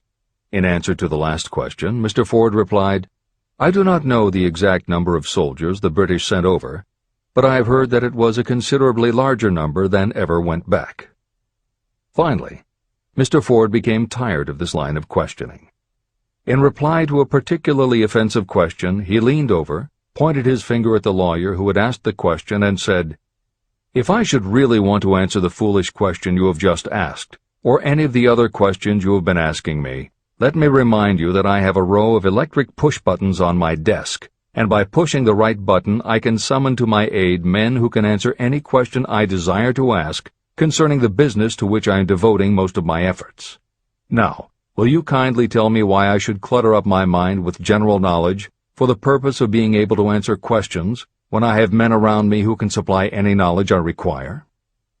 That answer floored the lawyer. Every person in the courtroom realized it was the answer not of an ignorant man, but of a man of education. Any person is educated who knows where to get knowledge when they need it and how to organize that knowledge into definite plans of action. Through the assistance of his mastermind group, Henry Ford had at his command all the specialized knowledge he needed to become one of the wealthiest men in America. It was not essential that he have this knowledge in his own mind. You can get all the knowledge you need. Before you can transmute your desire into money, you will require specialized knowledge of the service, merchandise, or profession that you intend to offer in return for fortune. Perhaps you may need much more specialized knowledge than you have the ability or the inclination to acquire. If this is true, you may bridge your weakness through the aid of your mastermind group. The mastermind is defined as coordination of knowledge and effort in a spirit of harmony between two or more people for the attainment of a definite purpose.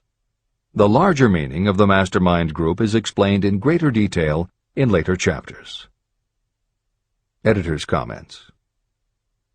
After reading Hill's definition of the mastermind, many people may assume that he is describing teamwork.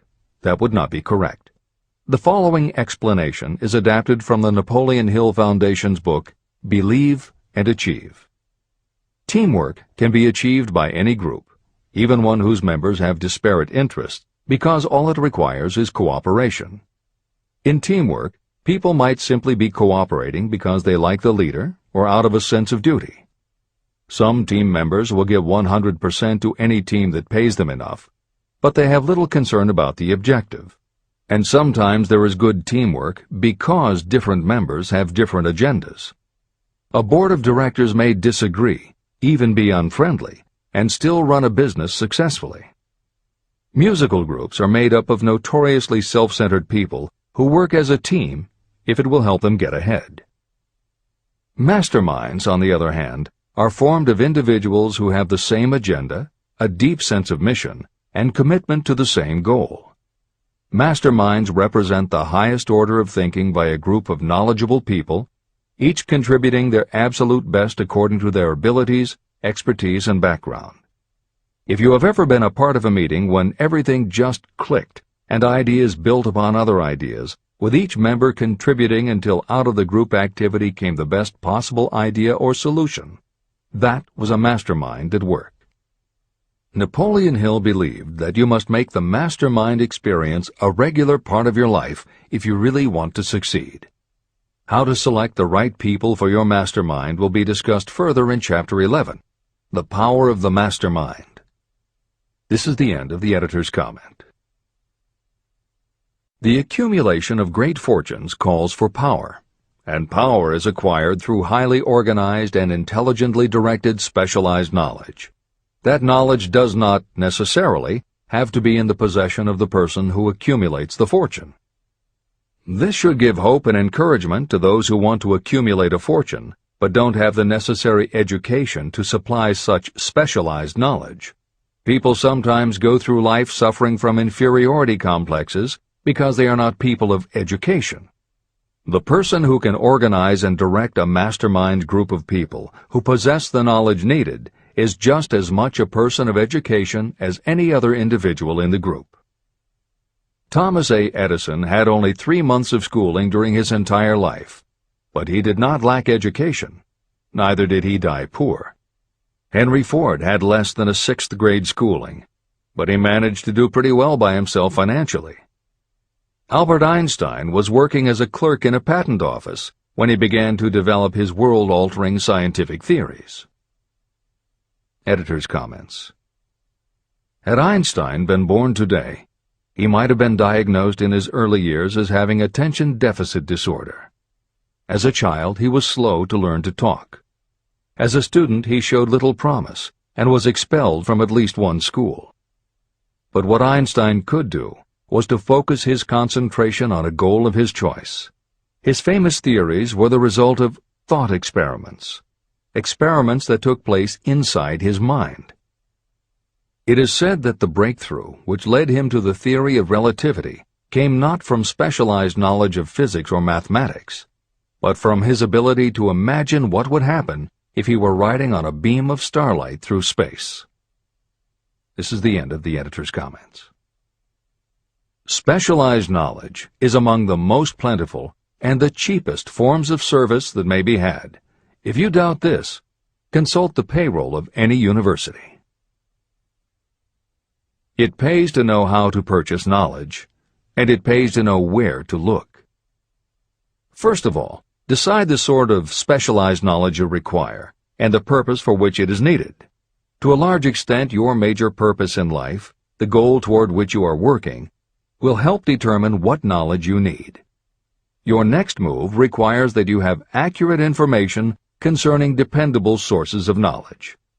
The more important of these are your own experience and education, experience and education available through cooperation of others, Mastermind Alliance, colleges and universities, public libraries, and even easier, the Internet, special training courses, through night schools and home study courses in particular. As knowledge is acquired, it must be organized and put into use for a definite purpose through practical plans. Knowledge has no value except for what can be gained from its application toward some worthy end. Successful people never stop acquiring specialized knowledge related to their major purpose, business, or profession. Those who are not successful usually make the mistake of believing that the knowledge-acquiring period ends when you finish school. The truth is that schools do little more than teach you how to acquire practical knowledge. Editor's comments. At this point in the original edition of Think and Grow Rich, Napoleon Hill included a newspaper story about education and job opportunities. Although the contemporary job market has changed considerably, the author of the article, Robert Moore, Director of Placements at Columbia University, made some comments that are perfectly aligned with the philosophy of Think and Grow Rich and are still holding true today. One such comment was, "The man who has been active on the campus, whose personality is such that he gets along with all kinds of people, and who has done an adequate job with his studies, has a most decided edge over the strictly academic student." One of the largest industrial companies, the leader in its field, in writing to Mr. Moore concerning prospective seniors at the college said, "We emphasize qualities of character, intelligence, and personality far more than specific educational background." Although few would argue that education is valuable, as Moore implies above and as Hill noted earlier about Edison, Ford, and Einstein, academic accomplishment has never been a sure indicator of success. The October 27, 2003 issue of Time magazine made a similar point in their cover story about the changes being made in the SAT exam. Although the article's primary focus is on the efforts to make the SAT less biased, it also notes that recent research indicates that neither the SAT nor IQ tests have proven to be very reliable predictors of future real-world achievement. In his best-selling book, Emotional Intelligence, author Daniel Goleman has created a persuasive argument that the way in which a person handles themselves and their relationships, which he calls emotional intelligence, or EI, is a much better indicator than IQ in predicting whether a person will be successful in life. In his later books, Working with Emotional Intelligence and Primal Leadership, Goleman applies his theory to the workplace, focusing on emotional intelligence leadership techniques and comparing corporate managers' EI with their IQ to analyze which has the greatest positive effect on the financial bottom line. Daniel Goleman's theories have caused some significant changes within educational circles and among management theorists, but their greatest impact has been on individuals who have gone through life intimidated because they believe they aren't smart enough. For them, Goleman's books offer convincing evidence that although they may not have conventional education, their natural abilities and interpersonal skills can be far more important in achieving success. This is the end of the editor's comments. One of the most reliable and practical sources of knowledge available to those who need specialized schooling are night schools, extension courses, and seminars. The correspondence schools give specialized training anywhere the U.S. mails go, or via the Internet. One advantage of home study training is the flexibility of the study program, which permits you to study during spare time. Another advantage of home study training, if the school is carefully chosen, is that most courses offer some method of personal consultation, which can be of priceless value to those needing specialized knowledge. No matter where you live, you can share the benefits. A lesson from a collection agency. Anything acquired without effort and without cost is generally unappreciated and often discredited. Perhaps this is why we get so little from our marvelous opportunity in public schools. The self-discipline you will learn from a program of specialized study can make up for the wasted opportunity when knowledge was available without cost. Being asked to pay, whether you make good grades or poor, has the effect of causing you to follow through with the course when you would otherwise drop it. I learned this from experience when I enrolled for a home study course in advertising. After completing 8 or 10 lessons, I stopped studying. But the school did not stop sending me bills. In fact, they insisted upon payment, whether I kept up my studies or not. I decided that if I had to pay for the course, which I had legally obligated myself to do, I should complete the lessons and get my money's worth. Correspondence schools are well-organized businesses. At the time, I felt that their collection system was somewhat too well-organized, but I learned later in life that it was a valuable part of my education. The truth is that their collection department constituted the very finest sort of training on decision-making, promptness, and the habit of finishing what you begin. The collection system that forced me to finish the course turned out to be worth much in the form of money earned. The road to specialized knowledge. We have in this country what is said to be the greatest public school system in the world. One of the strange things about human beings is that they value only that which has a price. The free schools of America and the free public libraries do not impress people because they are free. This is the major reason why so many people find it necessary to acquire additional training after they finish school and go to work. It is also one of the major reasons why employers give greater consideration to employees who take specialized training courses. They have learned that those who have the ambition to give up a part of their spare time to studying at home have in them those qualities that make for leadership. There is one weakness in people for which there is no remedy. It is the universal weakness of lack of ambition. People who give up some of their spare time to take courses seldom remain at the bottom very long. By taking such courses, they open the way for the upward climb, remove many obstacles from their path, and attract the interest of those who have the power to help them. The home study method of training is especially suited to people who have already started working. They often find that after having left school, they still need additional specialized knowledge, but cannot spare the time to go back to school. Stuart Austin Weir was a construction engineer. He followed this line of work until the Depression hit and severely limited the construction business. He took inventory of himself and decided to change his profession to law. He went back to school and took special courses to prepare himself as a corporation lawyer. He completed his training, passed the bar examination, and quickly built a lucrative law practice as a patent attorney. Just to keep the record straight, and to anticipate the excuses of those who will say, "I couldn't go to school because I have a family to support," or "I'm too old," I will add that Mr. Weir was past 40 and married when he went back to school. Moreover, by carefully selecting highly specialized courses, Mr. Weir completed in 2 years the work that it takes the majority of law students 4 years to do. It pays to know how to purchase knowledge. A simple idea that paid off. Here's another specific example about a salesman in a grocery store who found himself suddenly unemployed. Having had some bookkeeping experience, he took a special course in accounting, familiarized himself with all the latest bookkeeping and office equipment, and went into business for himself. Starting with a grocer for whom he had formerly worked, he made contracts with more than 100 small merchants to keep their books at a very nominal monthly fee.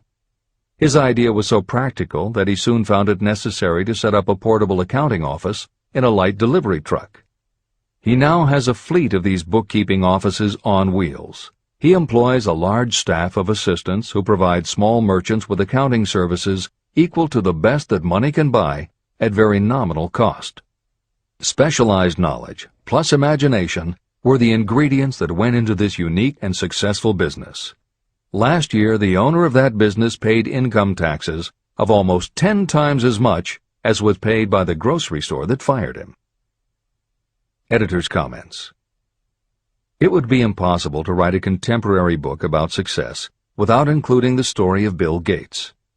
And although the connection between the world's wealthiest man and Hill's story about a man who started a mobile accounting business may not be immediately obvious, the fact is that this is a very apt place to include the story of Microsoft. Just as with the mobile accountant, The two defining characteristics of Bill Gates' success are specialized knowledge and imagination. Everyone had recognized at an early age that Bill Gates was a very bright student, but he had little interest in anything other than science and math. And when the mothers group at his school arranged for the students to learn about computing, that became his passion. By the time he was 13, he taught himself computer programming. And throughout high school and his years at university, his life revolved around computer clubs and odd jobs working for companies that had something to do with computers. Although at various times he toyed with the idea of a career in science or law, it is probably fair to say that while he was still in school, Bill Gates knew, in general terms, what his burning desire in life would be. He paid little attention to general knowledge, but devoted himself to assembling the specialized knowledge he would need to achieve his definite major purpose. Gates' burning desire heated up the day his friend and fellow computer club member Paul Allen bought a copy of the January 1975 issue of Popular Electronics. On the cover was a picture of an inexpensive desktop computer, the Altair 8800, which could be built from a kit. Gates and Allen knew in their gut that there were other students just like them who would love to get their hands on one of these things. At the time, it took a lot of imagination to foresee the impact computers might have on the average person. And even though they didn't own an Altair, they decided they could write a computer program for it. That took even more imagination. They contacted Ed Roberts, the founder of the company that made the Altair, and pitched their idea. Roberts told them he was getting offers from all over, and his policy was that whoever wrote it first would get the job. For the next 2 months, they tore apart the manual, gleaning the specialized knowledge they would need to write the program. They were the first to deliver a workable operating system, and Roberts bought it from them for $3,000 plus a royalty on sales. With their vision of the future burning in their imaginations, Gates and Allen used the advance and their royalties to launch a company that would be in the business of writing computer programs. They named their new company Microsoft and called old friends from their high school computer club to staff it. Bill Gates was 19 and Paul Allen was only a few years older. They and about 9 of their friends started writing programs for Apple Computer, Commodore, and anyone else who would contract with the company for their services. For the next 5 years, Bill Gates and Paul Allen had their share of imaginative ideas, but mostly they concentrated on learning the specialized knowledge needed to run and grow a successful business. Then in 1980, IBM, which had finally decided to get into the small computer business, needed help getting up to speed. They approached Microsoft to write an operating system for the new computer venture. Once again, specialized knowledge and imagination were the qualities that guided Bill Gates. In their imagination, Gates and Allen could see an even bigger future than before, and through specialized knowledge of what computers were capable of, they knew the role they could play in that future. They then made 2 business moves that are the foundation of the Microsoft success. First, because IBM had such a tight schedule, Gates went to a computer programmer, Tim Patterson, and bought from him a rudimentary but already developed operating system. Gates then set to work modifying the system, and he renamed it MS-DOS, for Microsoft Disk Operating System. The other move that was crucial to their success was the negotiation with IBM. They started from the position that they would not sell an operating system to IBM. What they would do was license the system to IBM in exchange for a royalty on every copy sold with an IBM computer. And it would not be an exclusive license, which meant that Microsoft could also license the system to other computer companies. If you were to continue to track the history of Microsoft, you would find those same qualities: a burning desire, an idea, specialized knowledge, and imagination behind each move Bill Gates made and continues to make, just as they were behind the success of the man who started the mobile accounting business. This is the end of the editor's comments. The beginning of the successful mobile accounting business was an idea. I know this is true because I was the one who gave him that idea. Now I'd like to pass on the story of another idea. and it was my accountant friend who indirectly suggested this one to me. When I first proposed the accounting idea to him, he said, "I like the idea, but I would not know how to turn it into cash." In other words, he did not know how to market his bookkeeping knowledge after he had acquired it. So, with the aid of a young woman copywriter, a very attractive presentation was prepared describing the advantages of the new system of bookkeeping. The brochure told the story of this new business so effectively that its owner soon had more accounts than he could handle. There are thousands of people all over the country who need the services of a merchandising specialist capable of preparing an attractive way to market personal services. This idea was born of the necessity to solve a specific problem. But it did not stop by serving merely one person. The woman who created the presentation has a keen imagination. She saw in her newly born brainchild the making of a new profession to serve thousands of people who need practical guidance in marketing personal services. Spurred to action by the success of her first prepared plan to market personal services, this woman turned to solving a similar problem for her son. He had just finished college, but had been totally unable to find a market for his services. The plan she created for him was the best example of merchandising personal services I have ever seen. When the presentation had been completed, it contained nearly 50 pages of beautifully typed, properly organized information. It told the story of her son's natural abilities, schooling, personal experiences, and a great variety of other information. The book also contained a complete description of the position her son desired, together with a marvelous word picture of the exact plan he would use in filling his position.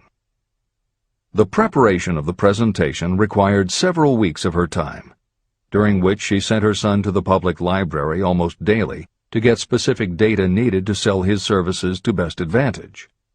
She also sent him to all the competitors of his prospective employer, where he gathered information concerning their business methods.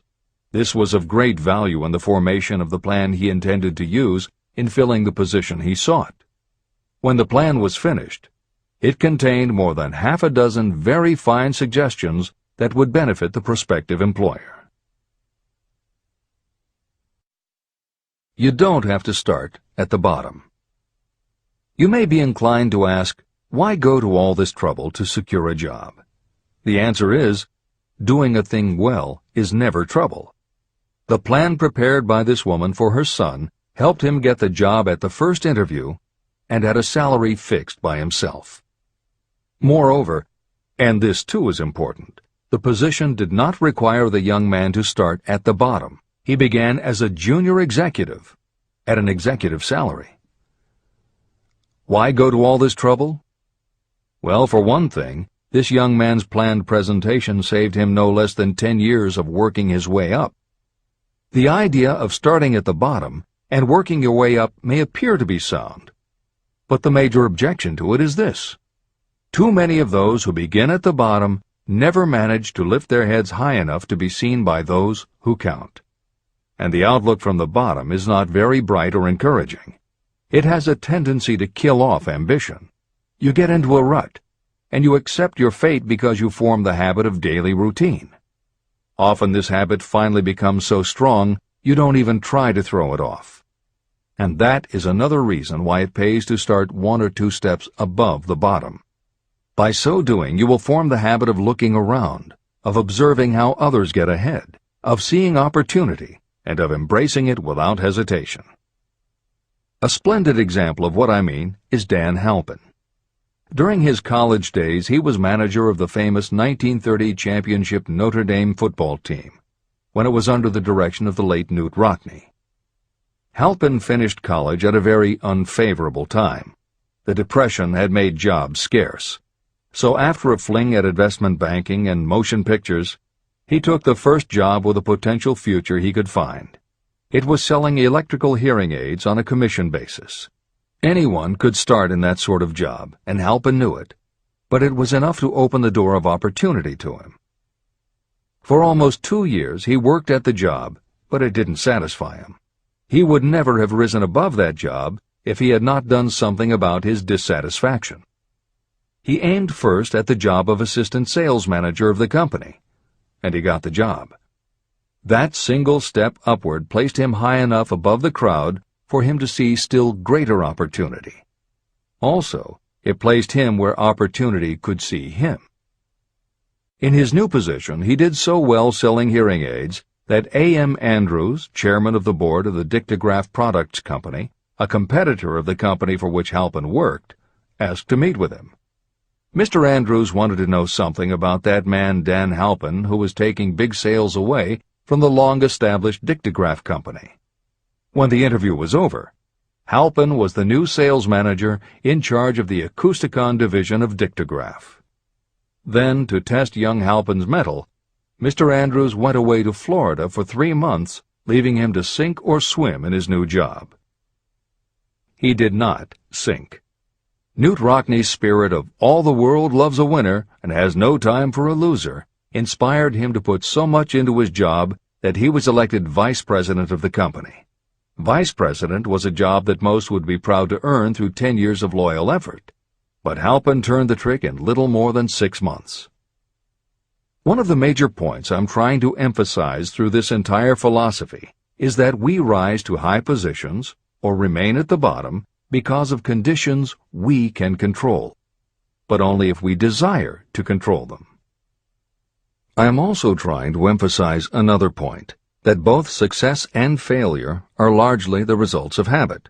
I have not the slightest doubt that Dan Halpin's close association with the greatest football coach America ever knew planted in his mind the same kind of desire to excel that made the Notre Dame football team world famous.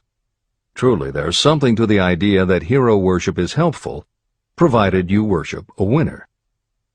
My belief in the theory that business associations are vital factors, both in failure and in success, was clearly demonstrated when my son Blair was negotiating with Dan Halpin for a position.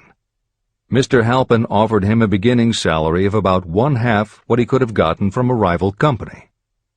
I brought parental pressure to bear, and encouraged Blair to accept the job with Mr. Halpin. I believe that close association with people who refuse to compromise with circumstances is an asset that can never be measured in terms of money. The bottom is a monotonous, dreary, unprofitable place for any person. That is why I have taken the time to describe how lowly beginnings can be overcome by proper planning. Make your ideas pay off through specialized knowledge. The woman who prepared the personal service sales plan for her son now receives requests from all parts of the country, from others who want to market their personal services for more money. But don't think that all her plan consists of is clever salesmanship to help her clients get more money for the same services they formerly sold for less. She looks after the interests of the purchaser as well as the seller of personal services. She prepares her plans so that the employers receive full value for the additional money they pay.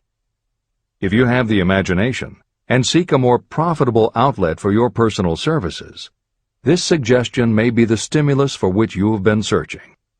The idea could earn you an income far greater than that of the average doctor, lawyer, or engineer whose education required several years in college. Editor's comments. Mary Kay Ash was literally researching and writing down specialized knowledge when the idea for a new business was born in her imagination. Mary Kay had quit her job as a very successful sales manager in the gift business because she had become discouraged by seeing the men she had trained earning more and being promoted ahead of her. She decided to write an advice book for career women, but as she assembled the knowledge women would need to get ahead, she realized she was writing a business plan for the kind of business she would like to run. She took her life savings of $5,000, went out and found a skincare cream she liked, acquired the rights to it, and began to contact her friends and friends of friends to see if they would like to be beauty consultants for her new company. But what she was offering wasn't just a chance to sell skincare products. It was a very imaginative combination of philosophy and opportunity that gave women the chance to achieve both personal satisfaction and financial success. The company showed a modest profit in its first year, and continued to grow each year until, by the beginning of the 21st century, There are over 1 million independent beauty consultants in 30 countries with wholesale sales of more than $1.5 billion. 3 times Mary Kay Cosmetics was named as one of the 100 best companies to work for in America, and Lifetime Television Network named Mary Kay the businesswoman of the century. She became one of the most in-demand motivational speakers and the best-selling author of 3 books. Neil Balter also started his company based on specialized knowledge and imagination. He got his specialized knowledge from his job as a carpenter's apprentice. His imagination came into play the day he was hired by a customer who wanted to clear up a messy closet by having shelves installed. Now that kind of job must have been offered to thousands of carpenters, but not one of them had the imagination to see in it what Neil Balter saw. When he finished the work, Balter didn't just see nicely fitted shelves. He saw that he had created a solution for a problem that was common to every household in America. He took the money he earned from the job and started his own business, California Closet Company, which specialized in shelves and fittings designed to attractively organize closet space for maximum efficiency. But Balter's imagination didn't stop once he had his own business up and running. Now he could imagine an even bigger operation. So he went out to find new specialized knowledge about operating and franchising a business. Neil Balter had licensed more than 100 California Closet franchises when Williams-Sonoma offered to buy the company for $12 million. Lillian Vernon's specialized knowledge was in an area that many women had, but they didn't have the imagination she had. To quote from her autobiography, An Eye for Winners, handbags. I knew about those. Why not sell them? And belts to match. Didn't every teenage girl strolling along the street anywhere in the United States sport a handbag and belt? And my handbags would offer something special. Each one would be personalized with initials.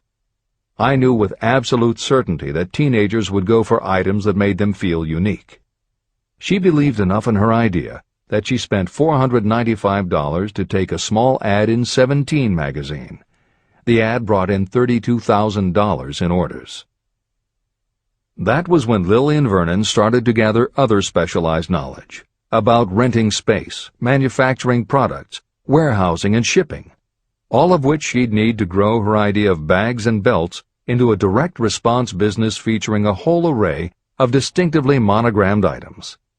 Within a few years, she needed more specialized knowledge about product photography, layout, printing, and direct mail, as she imagined having her own catalog. She started by mailing a 16-page black-and-white catalog to 125,000 customers who had bought products from her in the past.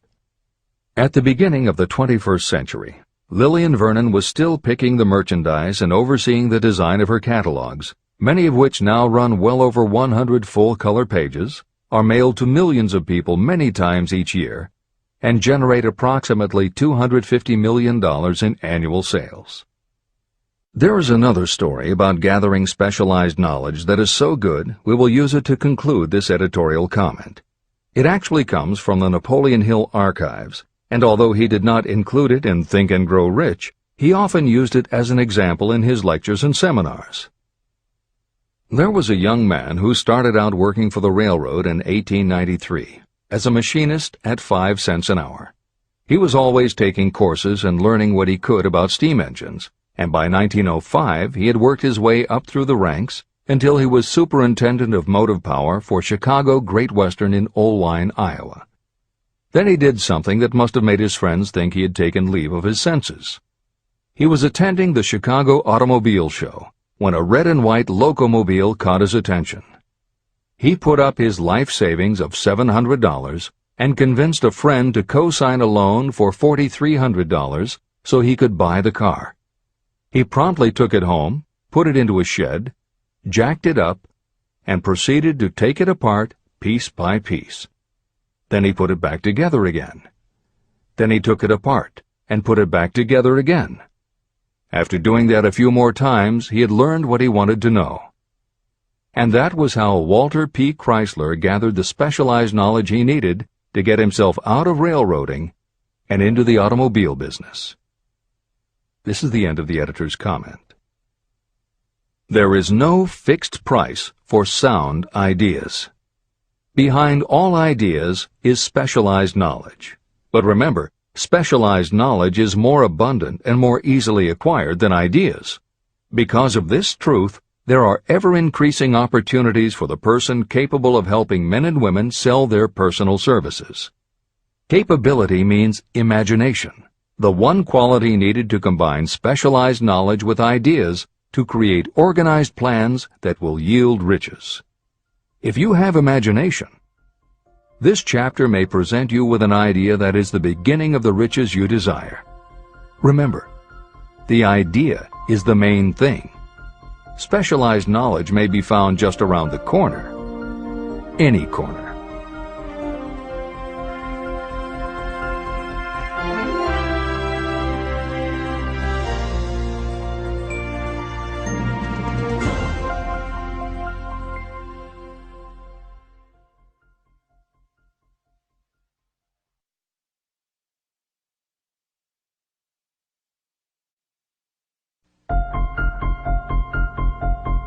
Happiness is found in doing, not merely in possessing. Chapter 7. Imagination, the workshop of the mind. The fifth step toward riches. The imagination is literally the workshop where all plans are created. It is where the impulse, the desire, is given shape, form, and action through the aid of the imaginative faculty of the mind. It has been said that we can create anything that we can imagine. Through the aid of imagination, we have discovered and harnessed more of nature's forces during the past 50 years than during the entire history of the human race previous to that time. And even with all we have accomplished, we have come nowhere near the limit of what we are capable. Our only limitation, within reason, lies in the development and use of our imagination. The human imagination offers so much possibility, it is as though we have merely discovered that we have an imagination, and have just started to use it in a very elementary way. Two forms of imagination. The imaginative faculty functions in two forms. One is known as synthetic imagination, and the other as creative imagination. Editor's comments. In modern usage, the word synthetic has taken on a negative connotation, implying that something is artificial, not the real thing. Today the word synthesized, which is defined as something made up from component parts, would better describe what Hill had in mind, and has been substituted here accordingly. This is the end of the editor's comment. Synthesized imagination.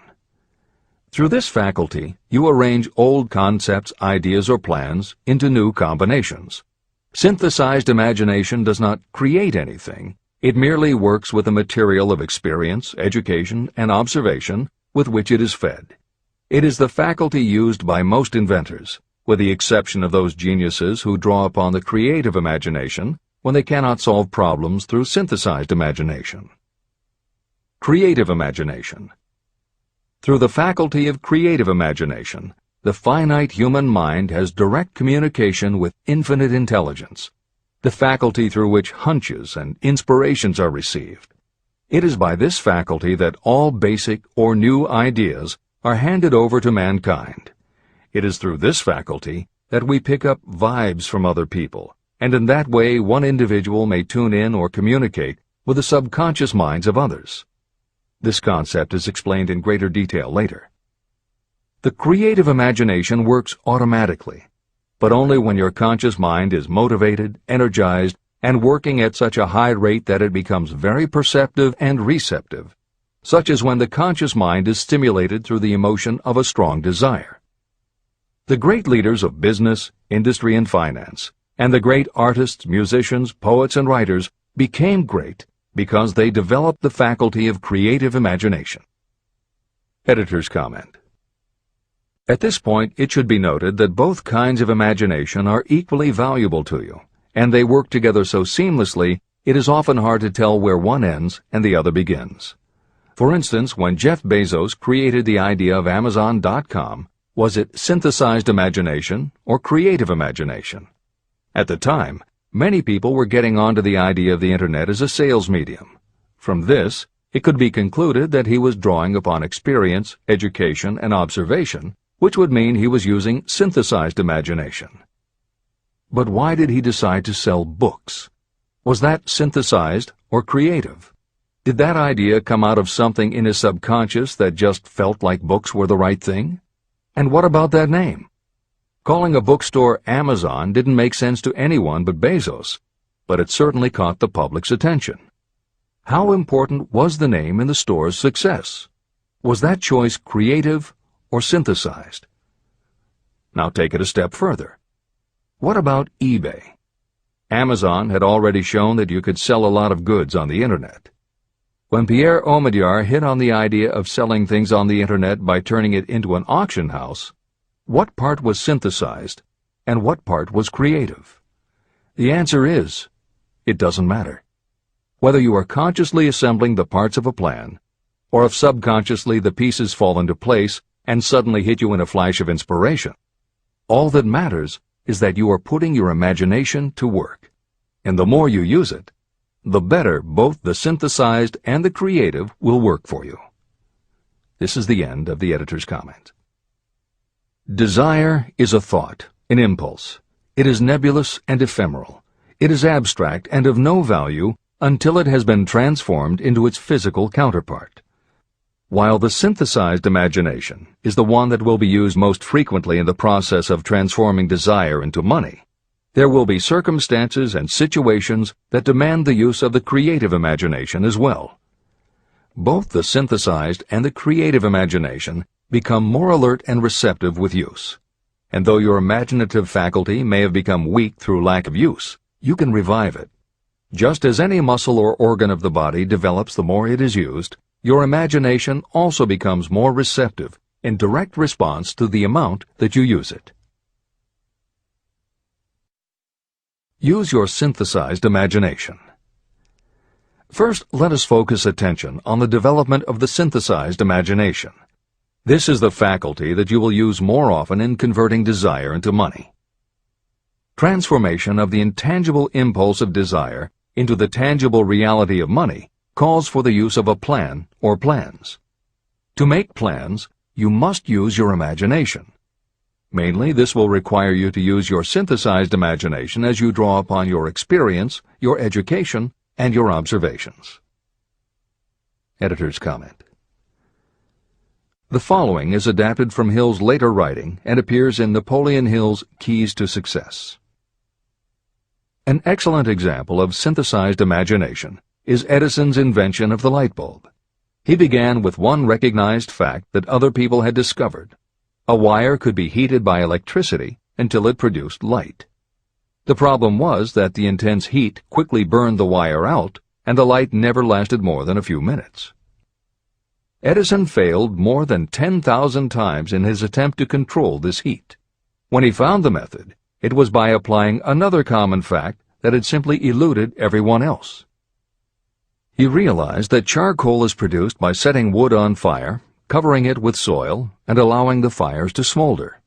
The soil permits only enough air to reach the fire to keep it burning without blazing, and that way the wood isn't burned up.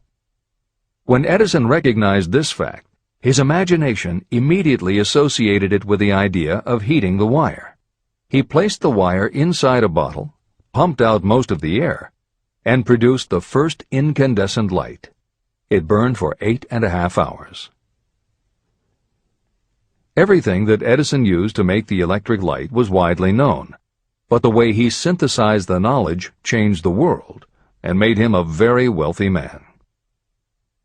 W. Clement Stone called the process the R2A2 formula: recognize and relate, assimilate and apply. If you do that with everything you see, hear, think, and experience, it will give you a new way of looking at familiar things. If you do that, you can achieve what others believe is impossible. Later in this chapter, you will read of other fortunes that grew from even simpler synthesized ideas.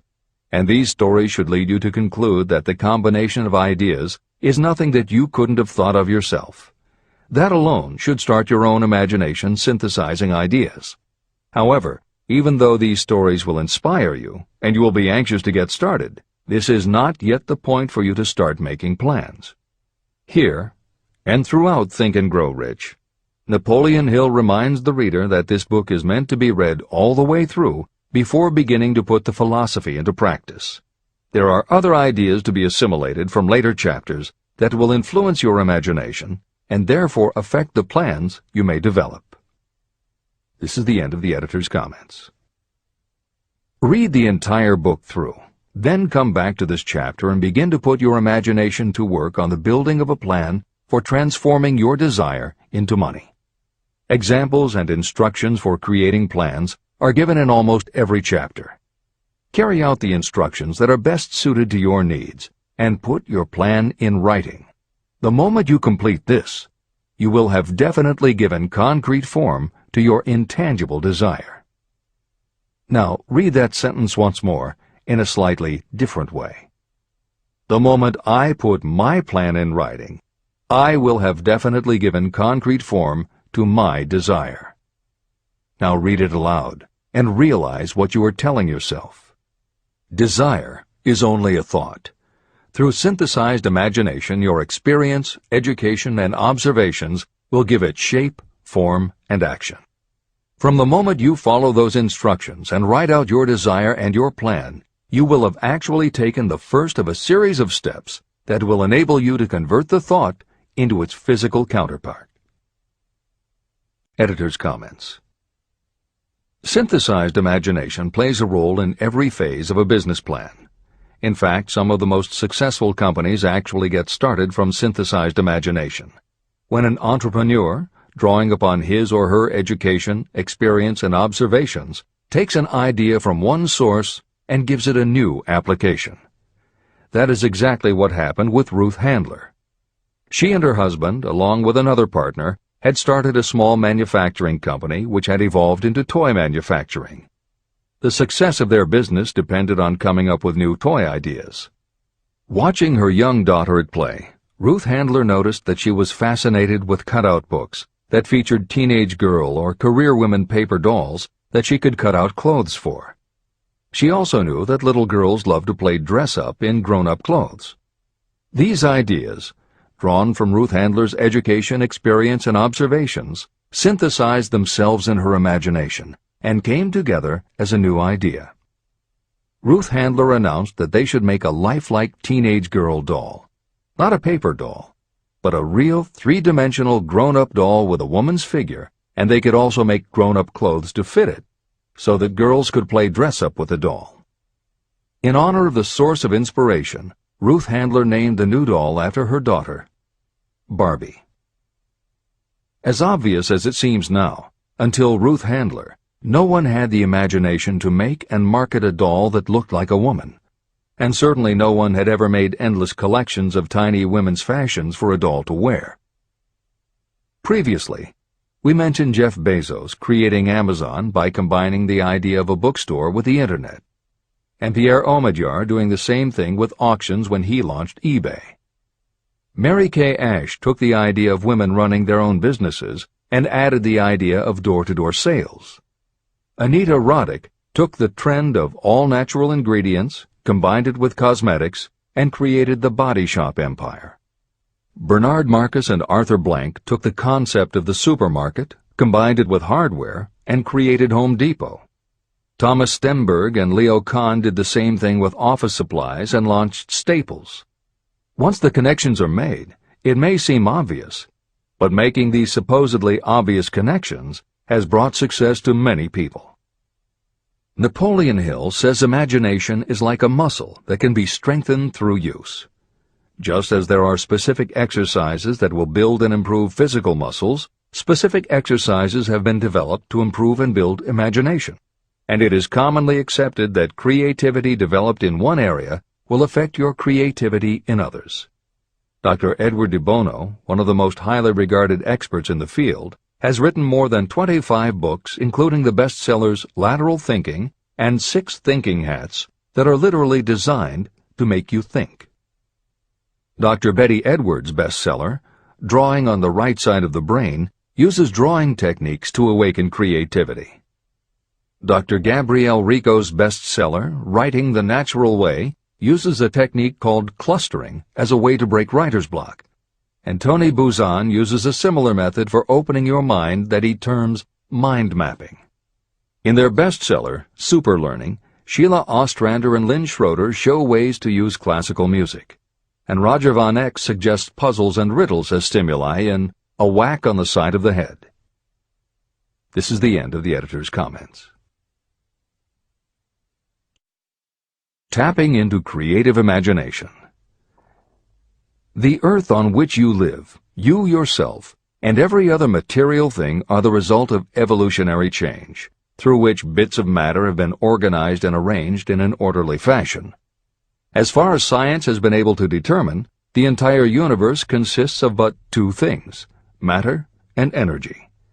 Moreover, and this statement is of stupendous importance, this earth, every one of the billions of individual cells of your body, and every subatomic particle of matter began as an intangible form of energy.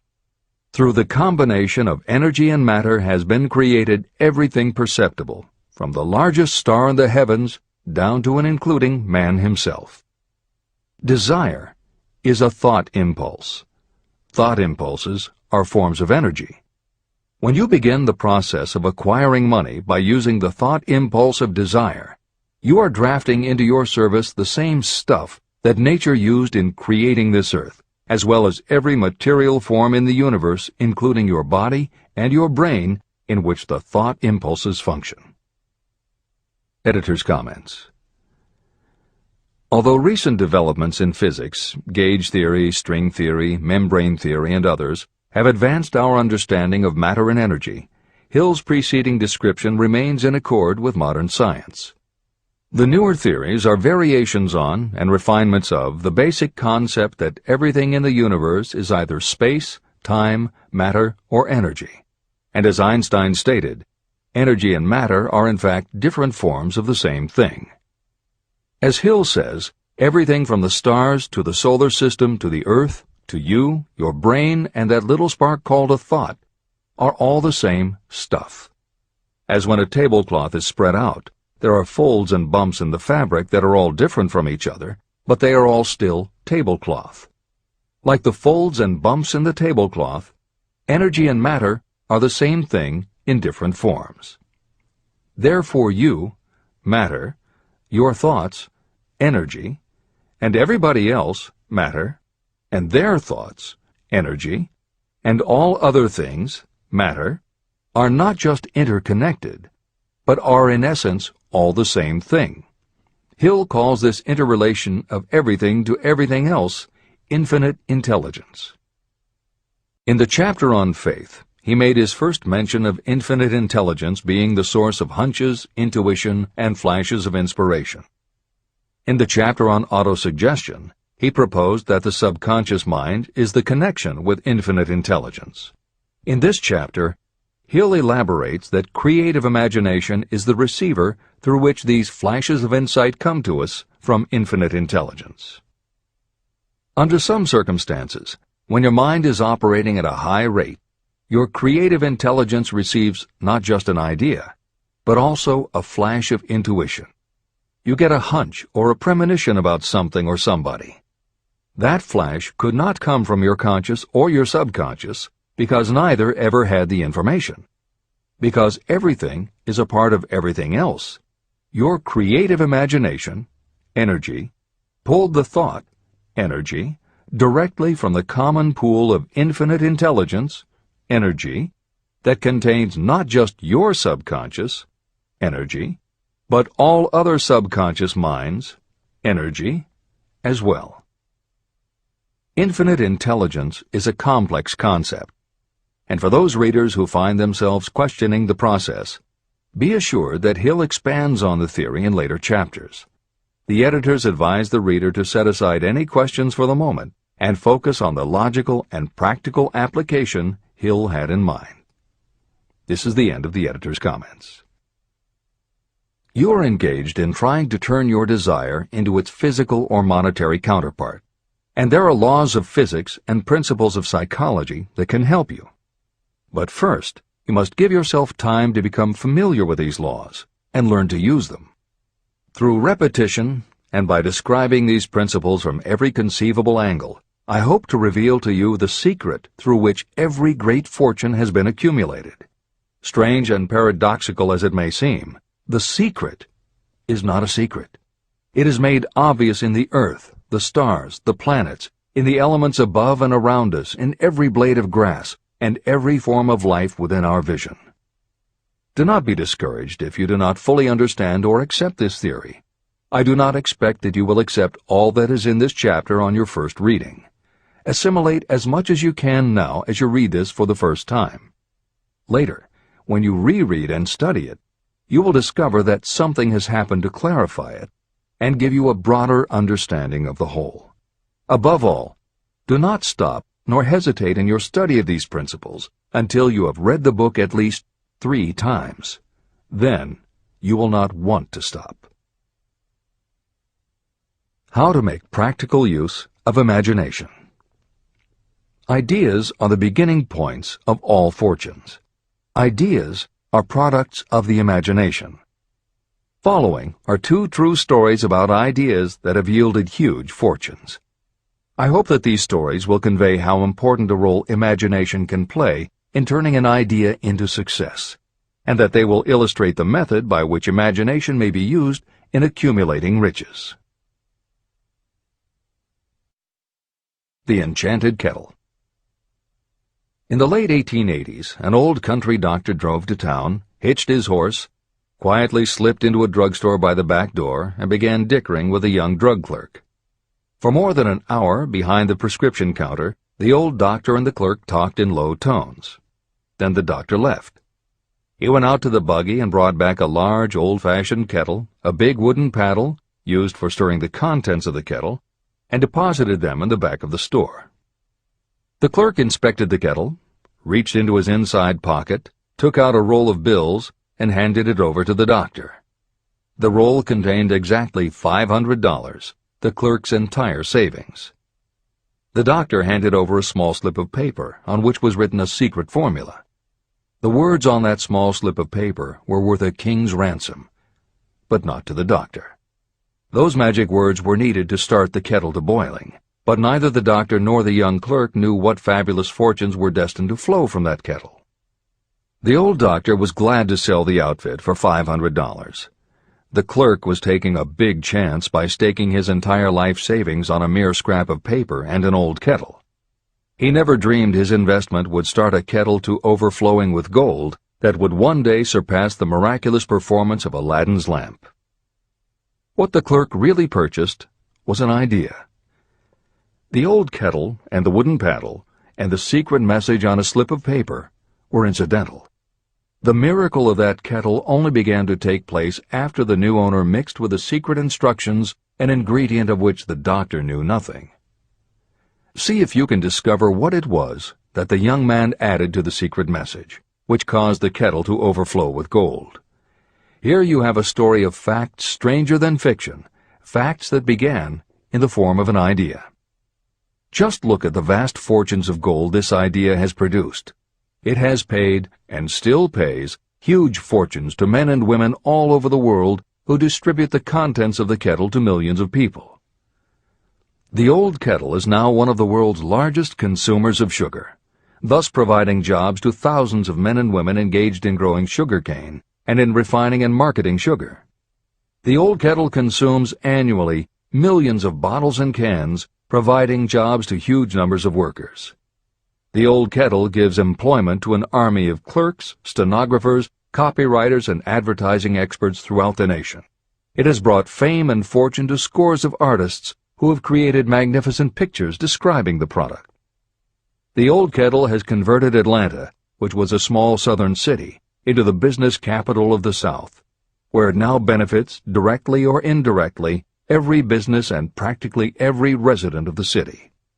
The influence of this idea now benefits every civilized country in the world, pouring out a continuous stream of gold to all who touch it. Gold from the kettle built and maintains one of the most prominent colleges of the South, where thousands of young people receive the training essential for success. If the product of that old brass kettle could talk, it would tell thrilling tales in every language, tales of love, of business, of professional men and women who are daily being stimulated by it. I am sure of at least one such tale of romance, for I was a part of it, and it all began not far from the very spot on which the drug clerk purchased the old kettle.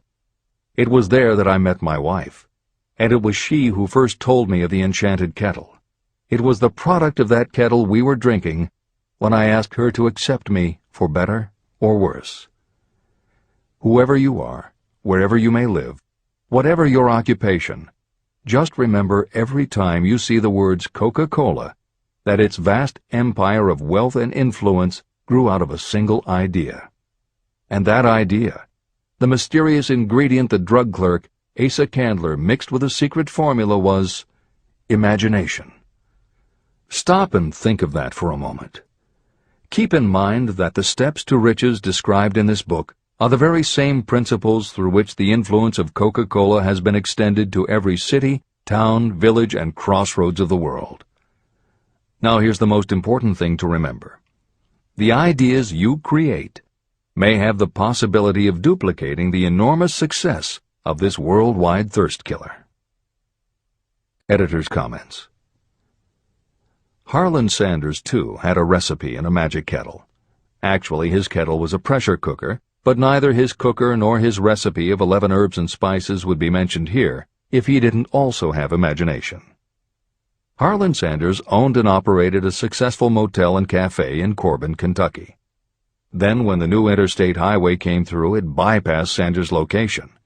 In a short time, his business went broke, leaving him with little more than his recipe for fried chicken and a way to make it quickly in a pressure cooker. At 62 years of age, the Colonel, as people called him, had to find a new way to make a living. That's when the magic ingredient, imagination, came in. He decided he wasn't going to sell fried chicken anymore. Instead, he would sell his method for making it. He packed his recipe and cooker into the back of his car and hit the road to demonstrate his fried chicken to other restaurant owners. In the first 2 years, he managed to sell 5 franchises. 2 years later, he'd sold 200. 4 years later, he was up to 600 locations when he was approached by an investment group to sell his company. Recognizing that the magic wasn't just in the kettle or the recipe, the new owners asked Colonel Sanders to stay on as spokesman for the company, which he did until his death in 1980. Today, there are almost 12,000 KFC locations in more than 80 countries with sales of nearly $10 billion a year. Debbie Fields was a 20-year-old housewife who loved to bake cookies. She had no formal education and no business experience, but she had a recipe and an imaginative idea that people would like to buy fresh, hot, soft cookies from a walk-up store. The business people and bankers she approached told her she was crazy, but she and her husband continued to pitch her idea to banker after banker until they finally wore one down enough to give Debbie Fields a loan to open a store in Palo Alto, California. By noon on her first day, she still hadn't sold a cookie, so she went out into the street and gave away samples. That did it. Her walk-in try-a-sample cookie store took off. Today, Mrs. Fields' stores are all across America. Harvard Business School uses her methods as a case study in efficiency, and Debbie Fields has become a best-selling author, an in-demand motivational speaker, and a television personality. Wally Famous Amos was a Los Angeles talent agent who copied a cookie recipe off the back of a bag of Nestle's chocolate chips. He made a few changes to personalize the recipe and started to give out his version of homemade cookies as a sort of calling card. His clients and business associates liked them so much that Wally finally decided to quit show business and open a store. He did it with a Hollywood agent's flair. He opened on Sunset Boulevard with 2,000 invitations, a red carpet, and celebrities. With the same flair, he put his picture on the bag, filled the bags with cookies, and started selling them to exclusive department stores and specialty shops. 10 years later, Famous Amos cookies were a $10 million business. Ray Kroc was over 50 and selling milkshake mixers when he heard about a hamburger stand in California, owned by Dick and Mac McDonald, that was doing great business. He packed his car and headed to San Bernardino to check it out. What he saw was a sit-down restaurant that had a limited menu featuring a good hamburger recipe, and they were serving them faster than any place he'd ever seen. Figuring that if there were more places like this, he could sell them a lot of milkshake mixers, Kroc pitched the McDonald brothers on the idea of opening some more McDonald's. They were interested, but they didn't know who they could get to open the new restaurants. This time, it was a recipe and a magic griddle, but it still needed the extra ingredient, imagination. On the spot, Ray Kroc offered to go into business with them and open the restaurants himself. According to the signs on the golden arches, Ray Kroc's imagination paid off in billions of hamburgers sold. In 1982, Howard Schultz went to work as the director of marketing for a small coffee importer wholesaler called Starbucks, which had only one location in Seattle's Pike Place market. While he was on a trip to Italy, Schultz got the idea that the coffee bar culture he saw in Milan could be transposed to the downtown Seattle scene. He convinced the company to try it. His coffeehouse idea was such a success that Schultz went out and raised the money to buy the company. 5 years after he joined Starbucks, he was CEO of a company that had 17 locations. 15 years later, Schultz's coffeehouse culture was on every corner of America, and there were more than 7,000 Starbucks worldwide. As a final example of imagination, we offer Paul Newman's salad dressing. Now, it would seem that it doesn't take much imagination for a big celebrity to put his name on a product, and that's what Newman thought too. But when he and his partner, A.E. Hotchner, pitched their salad dressing idea to companies that specialize in marketing foods, nobody was interested unless they would personally put up about $1 million for the first year's operations. According to Newman and Hotchner's book, Shameless Exploitation, they found out that almost all celebrity products in the food business have been disastrous failures, and now nobody would touch them. So when it came to marketing salad dressing, even Paul Newman's big name wasn't the magic they needed. And unless they were willing to put up a ridiculous amount, money wasn't the magic either. The magic would have to be in the imaginative way that they would convince the right people to help them, and in having the perseverance to stick with it until they succeeded. And just like most everyone with an idea, they were told they were crazy to try it. They were turned down by bottling companies that wouldn't do small runs, and they were rejected by distributors who wouldn't take a chance on another celebrity product. In the end, it was one supermarket owner, Stu Leonard, who helped hook them up with the right suppliers. But even that wouldn't have been enough if Stu Leonard hadn't had enough imagination to see the possibilities and agree to put Newman's own salad dressing on the shelves in his store. 15 years later, Newman's Own Brands was a $100 million company, which gives all profits to charity. This is the end of the editor's comments. What I would do if I had $1 million. The following story proves the truth of that old saying, where there's a will, there's a way. It was told to me by that beloved educator and clergyman Frank W. Gonzalez, who began his preaching career in the Stockyards region of Chicago. While Dr. Gonzalez was going through college, he observed many defects in our educational system, defects that he believed he could correct if he were the head of a college. He made up his mind to organize a new college in which he could carry out his ideas without being handicapped by orthodox methods of education. He needed $1 million to put the project across. Where was he to lay his hands on so large a sum of money? That was the question that absorbed most of this ambitious young preacher's thought, but he couldn't seem to make any progress. Every night, he took that thought to bed with him. He got up with it in the morning. He took it with him everywhere he went. He turned it over and over in his mind until it became a consuming obsession with him. Being a philosopher as well as a preacher, Dr. Gonzalez recognized, as do all who succeed in life, that definiteness of purpose is the starting point from which one must begin. He recognized, too, that definiteness of purpose takes on life and power when backed by a burning desire to translate that purpose into its material equivalent. He knew all these great truths, yet he did not know where or how to lay his hands on $1 million.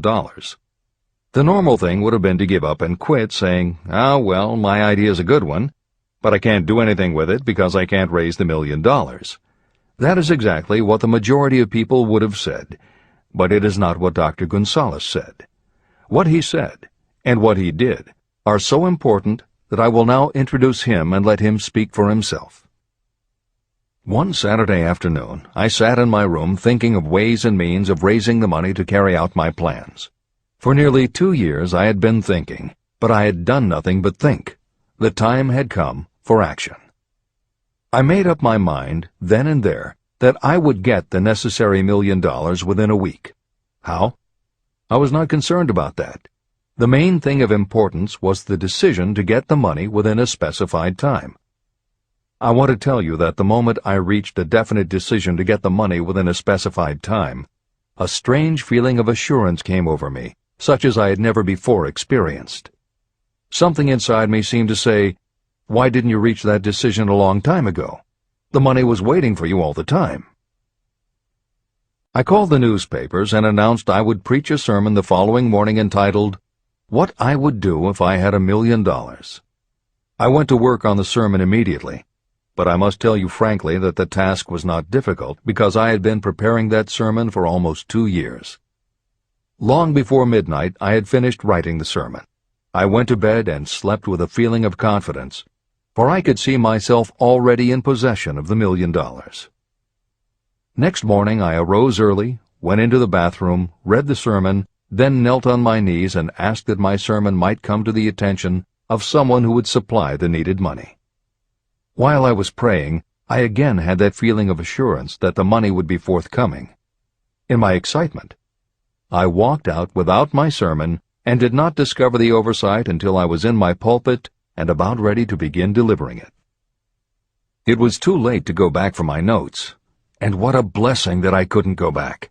Instead, my own subconscious mind yielded the material I needed. When I arose to begin my sermon, I closed my eyes and spoke with all my heart and soul of my dreams. I not only talked to my audience, but I fancy I talked also to God. I told what I would do with $1 million if that amount were placed in my hands. I described the plan I had in mind for organizing a great educational institution, where young people would learn to do practical things and at the same time develop their minds. When I had finished and sat down, a man slowly arose from his seat, about 3 rows from the rear, and made his way toward the pulpit. I wondered what he was going to do. He came into the pulpit, extended his hand, and said, "Reverend, I liked your sermon.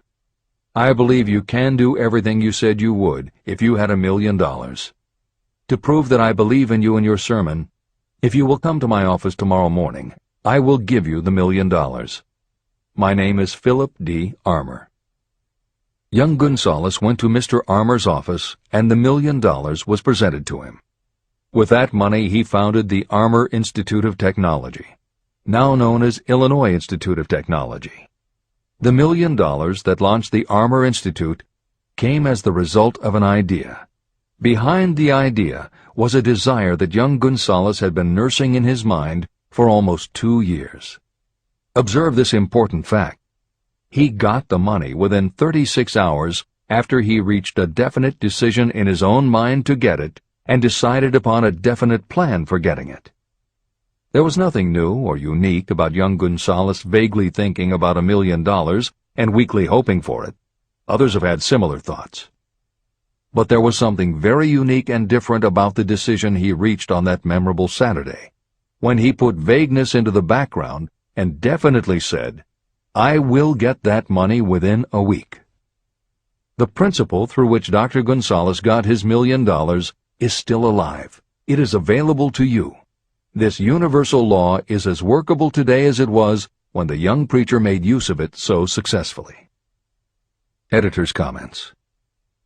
The Armour Institute of Technology opened in 1893, offering courses in engineering, chemistry, architecture, and library science, and in 1940 became the Illinois Institute of Technology when the Armour Institute merged with the Lewis Institute, a Chicago college that had opened in 1895 and offered liberal arts as well as science and engineering courses. In 1949, the Institute of Design, founded in 1937, also merged with IIT, followed in 1969 by the Chicago-Kent College of Law and the Stewart School of Business, and in 1986 by the Midwest College of Engineering. Today there are several campuses in downtown Chicago. IIT has been called the alma mater of accomplishments. This is the end of the editor's comment. How to transmute ideas into cash. Asa Candler and Dr. Frank Gunsaulus had one characteristic in common. Both knew the astounding truth that ideas can be transmuted into cash through the power of definite purpose plus definite plans. If you are one of those who believe that hard work and honesty alone will bring riches, you can forget it. It is not true. Riches, when they come in huge quantities, are never the result of hard work alone. Riches come, if they come at all, in response to definite demands based upon the application of definite principles, and not by chance or luck. Generally speaking, an idea is a thought that prompts you to action because it appeals to your imagination. All master salespeople know that ideas can be sold where merchandise cannot. Ordinary salespeople do not know this. That is why they are ordinary. A publisher of low-priced books made a discovery that has been worth much to publishers. He learned that many people buy titles and not the contents of books. By merely changing the name of one book that was not moving, his sales of that book jumped upward more than 1 million copies. The inside of the book was not changed in any way. He merely ripped off the cover and put on a new cover with a title that had box office appeal. That, as simple as it may seem, was an idea. It was imagination. Editor's comment. For those readers who think that replacing the cover of a book is just too simple, or that they couldn't do it anyway because they are not book publishers, the editors would point out that if you had had that simple idea before the publisher did, he probably would have been glad to sell you those failed books at pennies on the dollar. Then you could have been the one to change the cover, and suddenly you would have been the publisher of a bestseller. However, the idea of replacing the covers wouldn't have meant a thing if you didn't also have ideas about how to market and promote that flashy new cover. And that is Hill's point. Coca-Cola was a recipe, a creative idea. But it would have stayed just a recipe if Asa Candler hadn't also had other creative ideas to market it and the faith in himself to carry through on those ideas.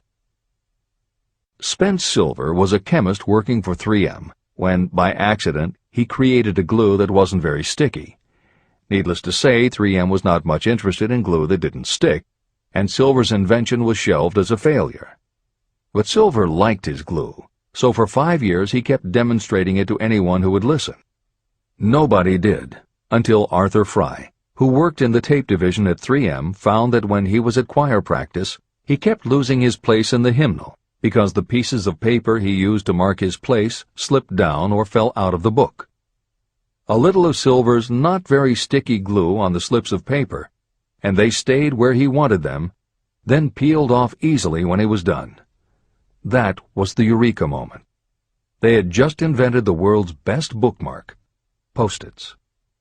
But that's not the end of the story, or the end of the imaginative ideas that were needed to make Post-its happen. Fry would also need perseverance. First, he had to convince the engineers to solve production problems, and to do it, he knocked a hole in his basement wall so he could install a prototype of the production equipment. He stuck with it, and finally, 2 years later, 3M gave the project to their marketing department. The marketing experts put together ads and brochures selling this sticky notepad idea and rolled it out in a 4-city test. The results were a disaster. Nobody got it, so nobody bought it. Who would pay money for scratch paper? The Post-it project was about to be scrapped when Jeffrey Nicholson and Joseph Ramey added their imaginations. Like Silver and Fry, Nicholson and Ramey had faith in the idea because they saw how people in their office fell in love with these little sticky pieces of paper once they started working with them. So Nicholson and Ramey went to Richmond, Virginia, one of the 4 test cities that had failed, and they went up and down the business district, going into offices and giving pads of Post-its to receptionists, secretaries, and anyone else who would listen. Whereas 3M's conventional marketing machinery had failed, Giving Post-its to the people who would actually use them did the trick. Once those Richmond office workers started to use Post-its, it didn't seem like a bad idea at all to pay for scratch paper. They got it, and they bought it. The Richmond test turned from failure to success, and soon Post-its were sticking to everything around the world. Here's another simple idea that imagination turned into success. The story began with a man whose problem was just the opposite of Spence Silver's. This man had something that stuck too well. George de Mestral was a Swiss mountaineer who went hunting one day with his dog.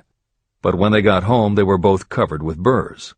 The burrs were so difficult to remove that de Mestral put them under a magnifying glass to learn why.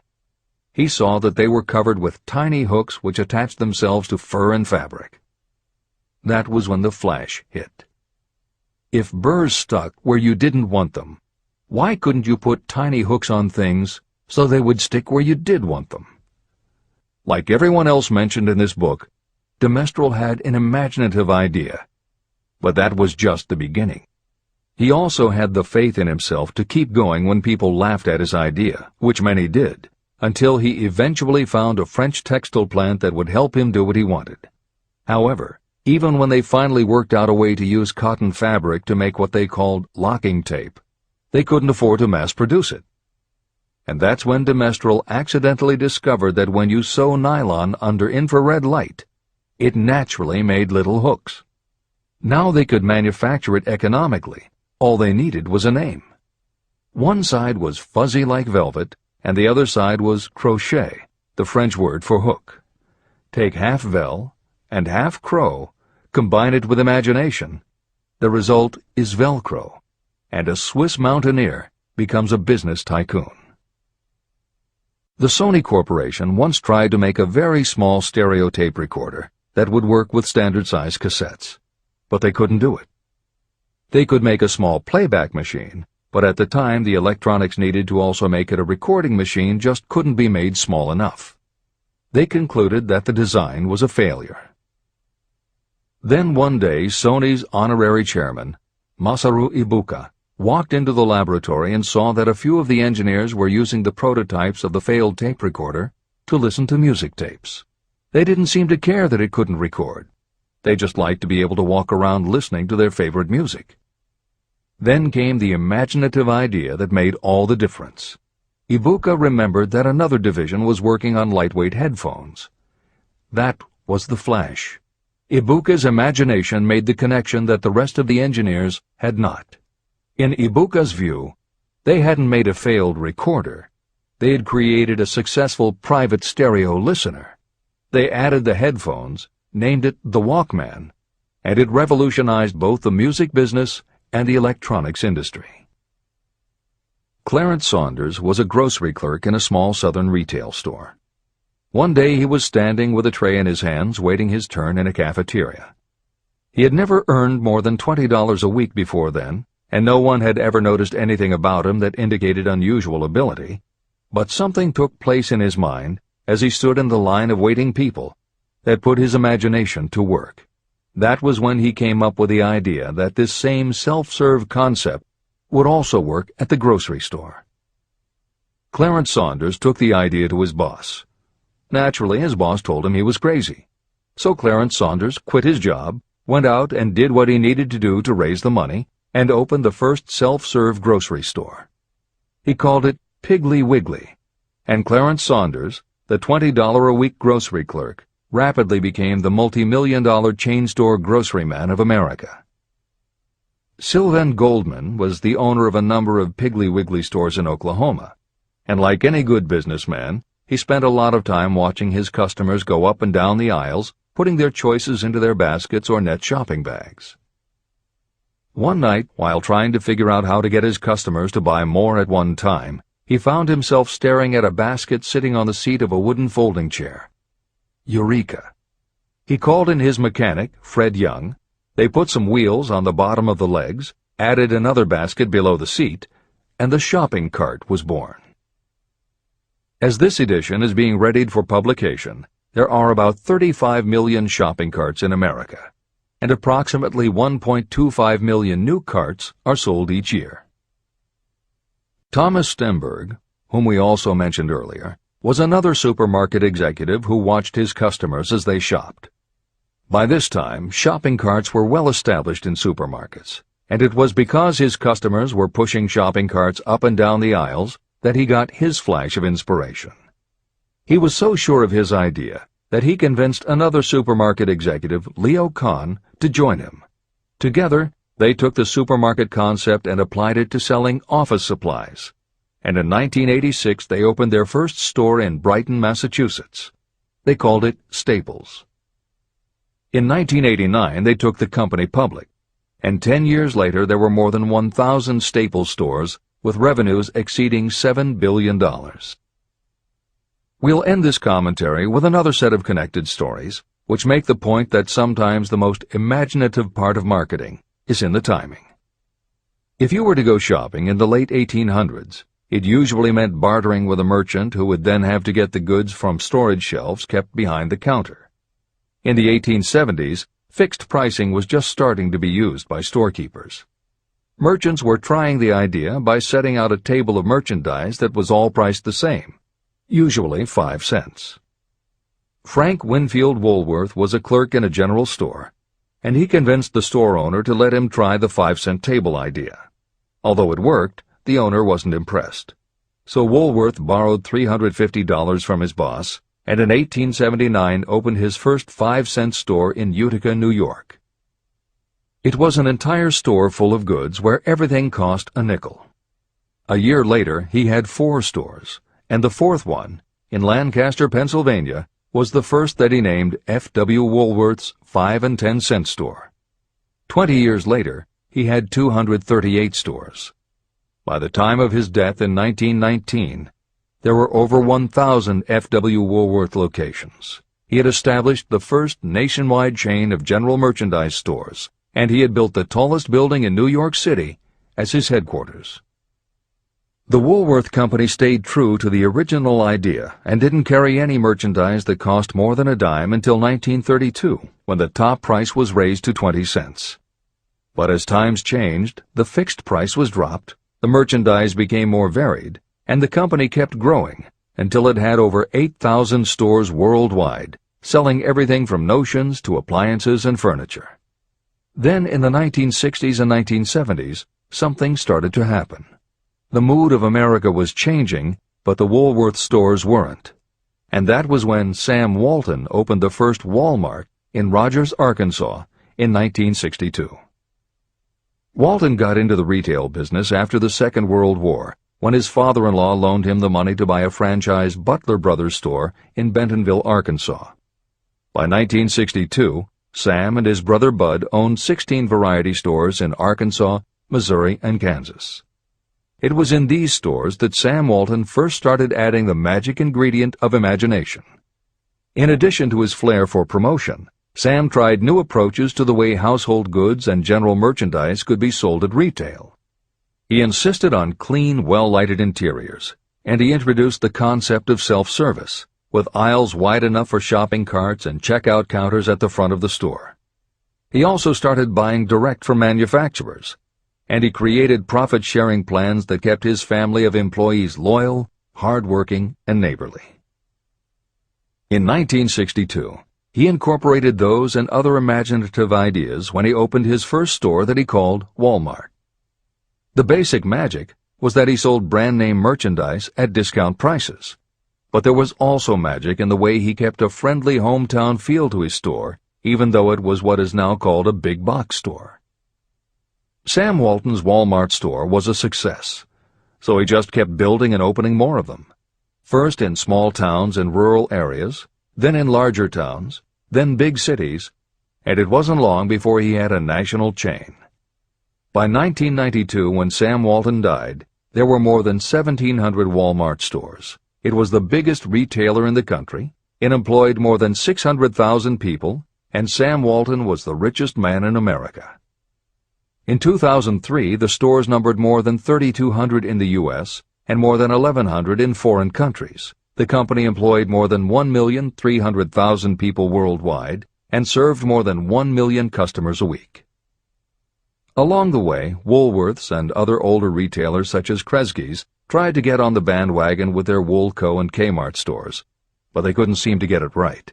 They had given up their old five-and-dime identity to become higher-priced general retailers, and when Walmart came along and redefined that part of the market, the others seemed to have run out of the kind of imagination they'd had in the beginning. Now, here's the twist to the story. David Gold was running a liquor store that he had inherited from his father. He noticed that whenever he put out a display of goods priced at 98 cents or $1, the goods would sell okay, but if his sign said 99 cents, the goods sold out in no time. He decided that he would open a store called the 99-cent only store, where everything would be priced at 99 cents. Sound familiar? Frank Woolworth's imaginative idea from 1879, which had been dropped at his namesake chain by the 1940s and 1950s, had just gotten a fresh shot of imagination from David Gold in 1982. As usual, friends and family told him he was crazy, but David Gold went out to find suppliers who would sell him discontinued merchandise or overproduced products at a price low enough that he could offer them to the public at 99 cents. He found them. And they even had brand-name products of everything from hardware to pantyhose, cleaning products, motor oil, kitchenware, cosmetics, electronics, toys, canned goods, frozen foods, cookies, fresh fruit, even gourmet foods. More than 5,000 items that he could sell for 99 cents and still make a profit. David Gold opened his first well-lighted, brightly colored green and fuchsia wide-aisle store in Inglewood, California in 1982. By 2003, he had 142 stores in California, Nevada, and Arizona, and he was listed on the Forbes 400 as having earned a personal fortune estimated at more than $650 million. As Napoleon Hill wrote elsewhere about the creation of Piggly Wiggly, where in this story do you see the slightest indication of something that you could not duplicate? The plan, which made millions of dollars for its originator, was a very simple idea that anyone could have adopted, yet considerable imagination was required to put the idea to work in a practical sort of way. The more simple and easily adapted an idea is, the greater is its value, as no one is looking for ideas that are involved with great detail or are in any way complicated. This is the end of the editor's comments. There is no standard price on ideas. The creator of ideas sets his or her own price, and if they are smart, they get it. The story of practically every great fortune starts with a day when a creator of ideas and a seller of ideas got together and worked in harmony. Carnegie surrounded himself with men who could do what he could not do, men who created ideas and men who put ideas into operation, and that was what made him and the others fabulously rich. Millions of people go through life hoping for favorable breaks. Perhaps a favorable break can get you an opportunity, but the safest plan is not to depend upon luck. It was a favorable break that gave me the biggest opportunity of my life, but more than 20 years of determined effort had to be devoted to that opportunity before it became an asset. The break consisted of my good fortune in meeting and gaining the cooperation of Andrew Carnegie. On that occasion, Carnegie planted in my mind the idea of organizing the principles of achievement into a philosophy of success. Millions of people have profited by the discoveries made in the years of research, and fortunes have been accumulated through the application of the philosophy. The beginning was simple. It was an idea that anyone might have developed. The favorable break came through Carnegie. But what about the determination, definiteness of purpose, and the desire to attain the goal, and the persistent effort of all those years of research? It was no ordinary desire that survived disappointment, discouragement, temporary defeat, criticism, and the constant reminding that I was wasting my time. It was a burning desire, an obsession. When the idea was first planted in my mind by Mr. Carnegie, it was coaxed, nursed, and enticed to remain alive. Gradually, the idea became a giant under its own power, and it coaxed, nursed, and drove me. Ideas are like that. First you give life and action and guidance to ideas. Then they take on a power of their own and sweep aside all opposition. Ideas are intangible forces. but they have more power than the physical brains that give birth to them. They have the power to live on after the brain that creates them has returned to dust. Tell the world what you intend to do, but first, show it. Chapter 8. Organized Planning. The crystallization of desire into action. The sixth step toward riches. You have learned that everything we create or acquire begins in the form of desire. Desire is taken on the first lap of its journey from the abstract to the concrete in the workshop of the imagination, where plans for its transition are created and organized.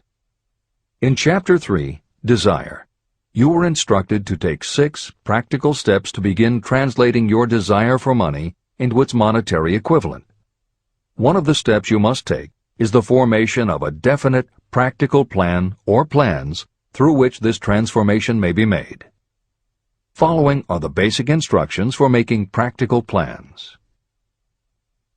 Ally yourself with a group of as many people as you may need for the creation and carrying out of your plan or plans for the accumulation of money, making use of the mastermind principle. Compliance with this instruction is absolutely essential.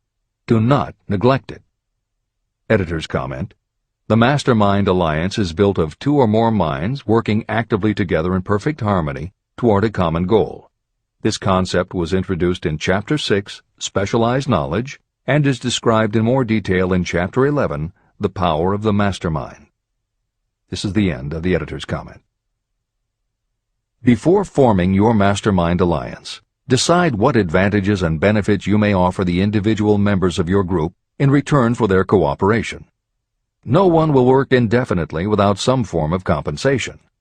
No intelligent person should request or expect another to work without adequate compensation, although this may not always be in the form of money. Arrange to meet with the members of your mastermind group at least twice a week, and more often if possible, until you have jointly perfected the necessary plan or plans for the accumulation of money. Maintain perfect harmony between yourself and every member of your mastermind group. If you fail to carry out this instruction to the letter, you may expect to meet with failure. The mastermind principle cannot work where perfect harmony does not prevail. Keep in mind these facts. You are engaged in an undertaking of major importance to you. To be sure of success, you must have plans that are faultless. You must have the advantage of the experience, education, native ability, and imagination of other minds. This is the way it has been done by every person who has accumulated a great fortune. No individual has sufficient experience, education, natural ability, and knowledge to ensure the accumulation of a great fortune without the cooperation of other people. Every plan you adopt for making money should be the joint creation of yourself and every other member of your mastermind group. You may originate your own plans, either in whole or in part, but see that those plans are checked and approved by the members of your mastermind alliance. If your first plan fails, try another. If the first plan that you adopt does not work successfully, replace it with a new plan. If this new plan fails to work, replace it with still another, and so on, until you find a plan that does work. Right here is the point at which the majority of people meet with failure, because of their lack of persistence in creating new plans to take the place of those that fail. The most intelligent person living cannot succeed in accumulating money, or in any other undertaking, without plans that are practical and workable. Just keep this fact in mind, and remember when your plans fail that temporary defeat is not permanent failure. It may only mean that your plans have not been sound.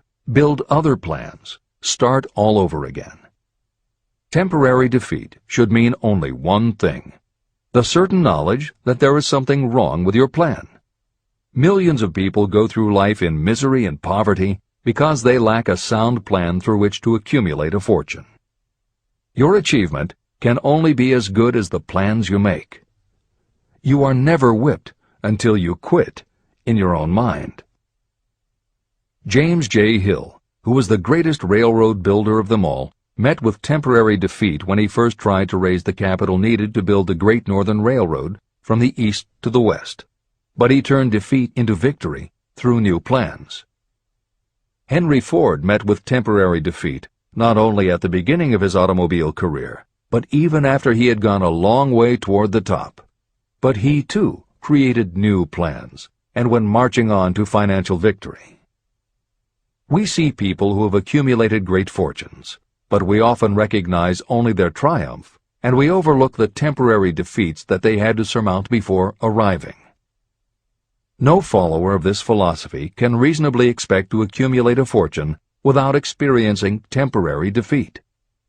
When defeat comes, accept it as a signal that your plans are not sound. Rebuild those plans and set sail once more toward your goal. If you give up before your goal has been reached, you're a quitter. A quitter never wins, and a winner never quits. Write this sentence on a piece of paper in letters an inch high and place it where you will see it every night before you go to sleep and every morning before you go to work. When you begin to select members for your mastermind group, choose those who do not take defeat seriously. Some people foolishly believe that only money can make money. This is not true. Desire, transmuted into its monetary equivalent through the principles in this book, is the way money is made. Money, of itself, is nothing but inert matter. It cannot move, think, or talk, but it can hear when someone who desires it calls it to come. Intelligent planning is essential for success in any undertaking designed to accumulate riches. Following are detailed instructions to those who must begin the accumulation of riches by selling personal services. It should encourage you to know that practically all the great fortunes began either from selling personal services or from the sale of ideas. When you think about it, what else except ideas and personal services can you give in return for riches if you don't have products or property? Leaders and followers. Broadly speaking, there are two types of people in the world. One type is known as leaders, and the other as followers. Decide at the outset whether you intend to become a leader in your chosen calling or remain a follower. The difference in compensation is vast. The follower cannot expect to make as much as a leader, although some followers make the mistake of thinking they should. It is no disgrace to be a follower. On the other hand, it is no credit to remain a follower. Most great leaders began as followers. They became great leaders because they were intelligent followers. With few exceptions, the person who cannot follow a leader intelligently cannot become an efficient leader.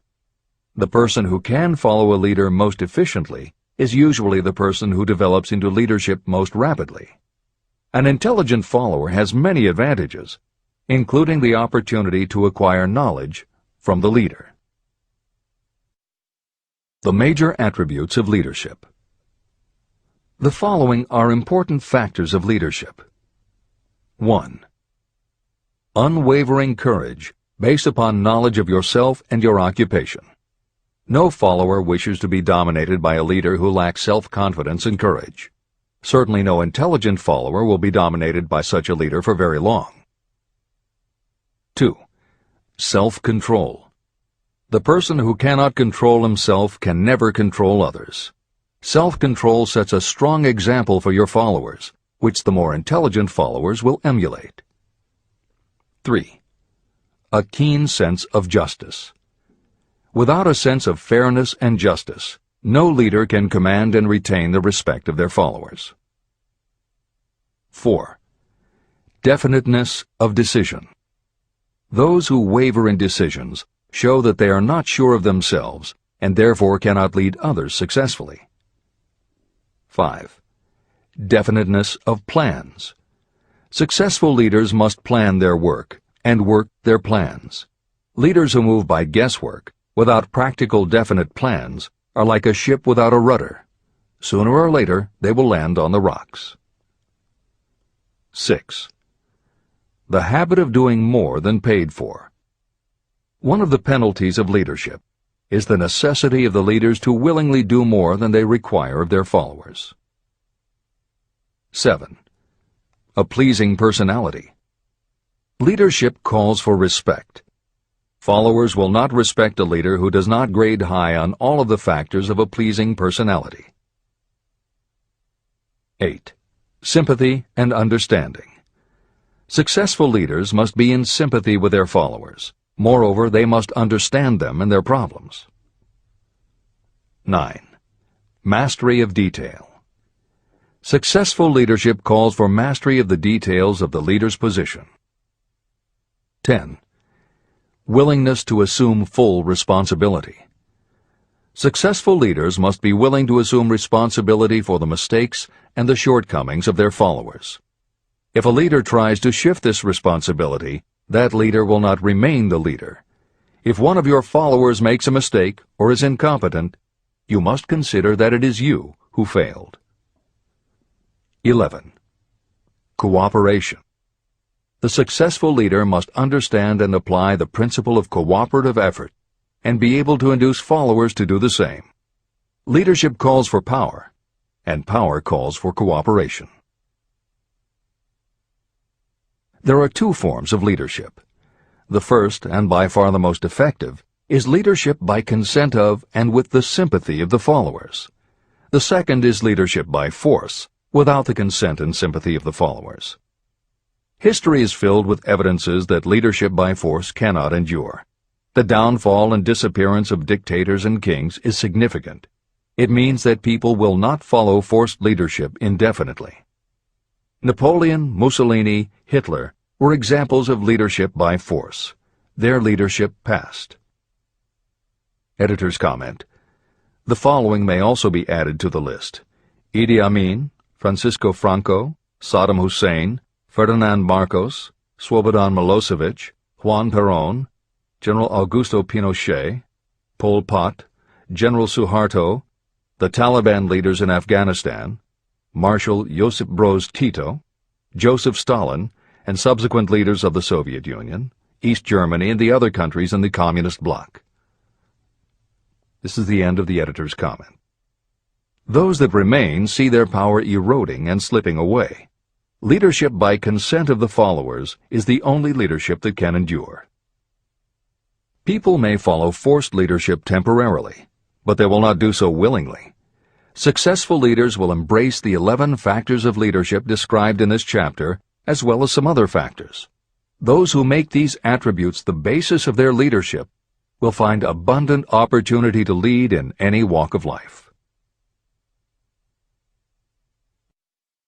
The 10 major causes of failure in leadership. The following are the major faults of leaders who fail. It is just as essential for you to know what not to do as it is to know what to do. 1. Inability to organize details. Efficient leadership calls for the ability to organize and master details. No genuine leader is ever too busy to do anything that may be required in the capacity as leader. Whether a leader or follower, when you admit that you are too busy to change your plans or to give attention to any emergency, you are admitting your inefficiency. The successful leader must be the master of all details connected with the position. That means, of course, that you must acquire the habit of relegating details to capable lieutenants. 2. Unwillingness to render humble service. Truly great leaders are willing, when occasion demands, to perform any sort of labor that they would ask another to perform. The greatest among ye shall be the servant of all is a truth that all able leaders observe and respect. 3. Expectation of pay for what they know, instead of what they do with what they know. The world does not pay you for what you know, it pays you for what you do, or what you induce others to do. 4. Fear of competition from followers. Leaders who fear that one of their followers may take their position are practically sure to realize that fear sooner or later. Able leaders train understudies to whom they may delegate any of the details of their position. Only in this way can leaders multiply themselves and be at many places and give attention to many things at one time. It is an eternal truth that leaders receive more pay for their ability to get others to perform than they could possibly earn by their own efforts.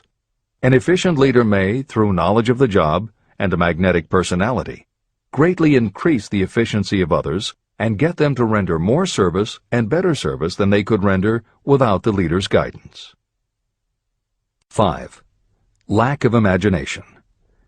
Without imagination, the leader is incapable of meeting emergencies or of creating plans by which to guide followers efficiently.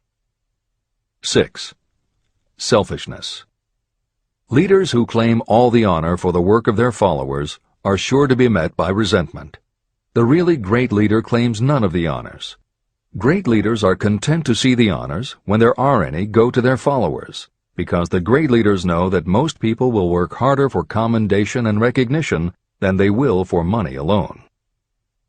7. Intemperance. Followers do not respect an intemperate leader. Moreover, intemperance in any form destroys the endurance and the vitality of those who indulge in it. 8. Disloyalty. Perhaps this should have come at the head of the list. Leaders who are not loyal to their duty, and to those both above and below them, cannot maintain their leadership for long. Disloyalty marks you as being less than the dust of the earth, and it will bring the contempt it deserves. Lack of loyalty is one of the major causes of failure in every walk of life. 9. Emphasis of the authority of leadership. The efficient leader leads by encouraging, and not by trying to instill fear in the hearts of those who follow. Leaders who try to impress their followers with their authority come within the category of leadership through force. If you are a real leader, you will have no need to advertise that fact.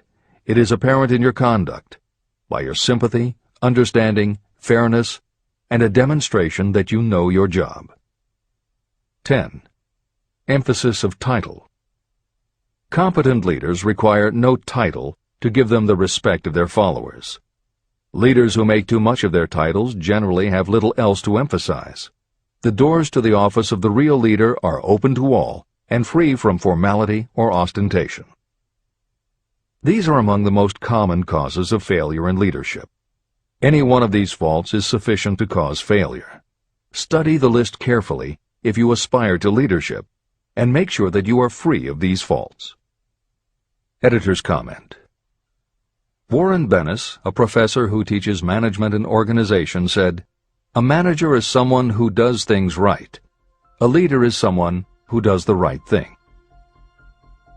Admiral Grace Hopper was the ranking female Navy officer when she was interviewed for 60 Minutes. She said, "You manage things. You lead people." This is the end of the editor's comment.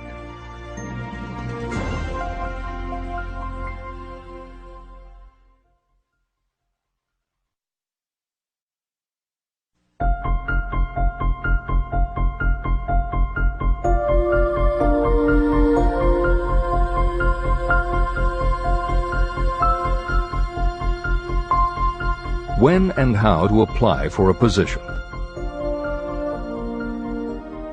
The information described here is the net result of many years of experience, during which thousands of men and women were helped to market their services effectively. Editor's comment.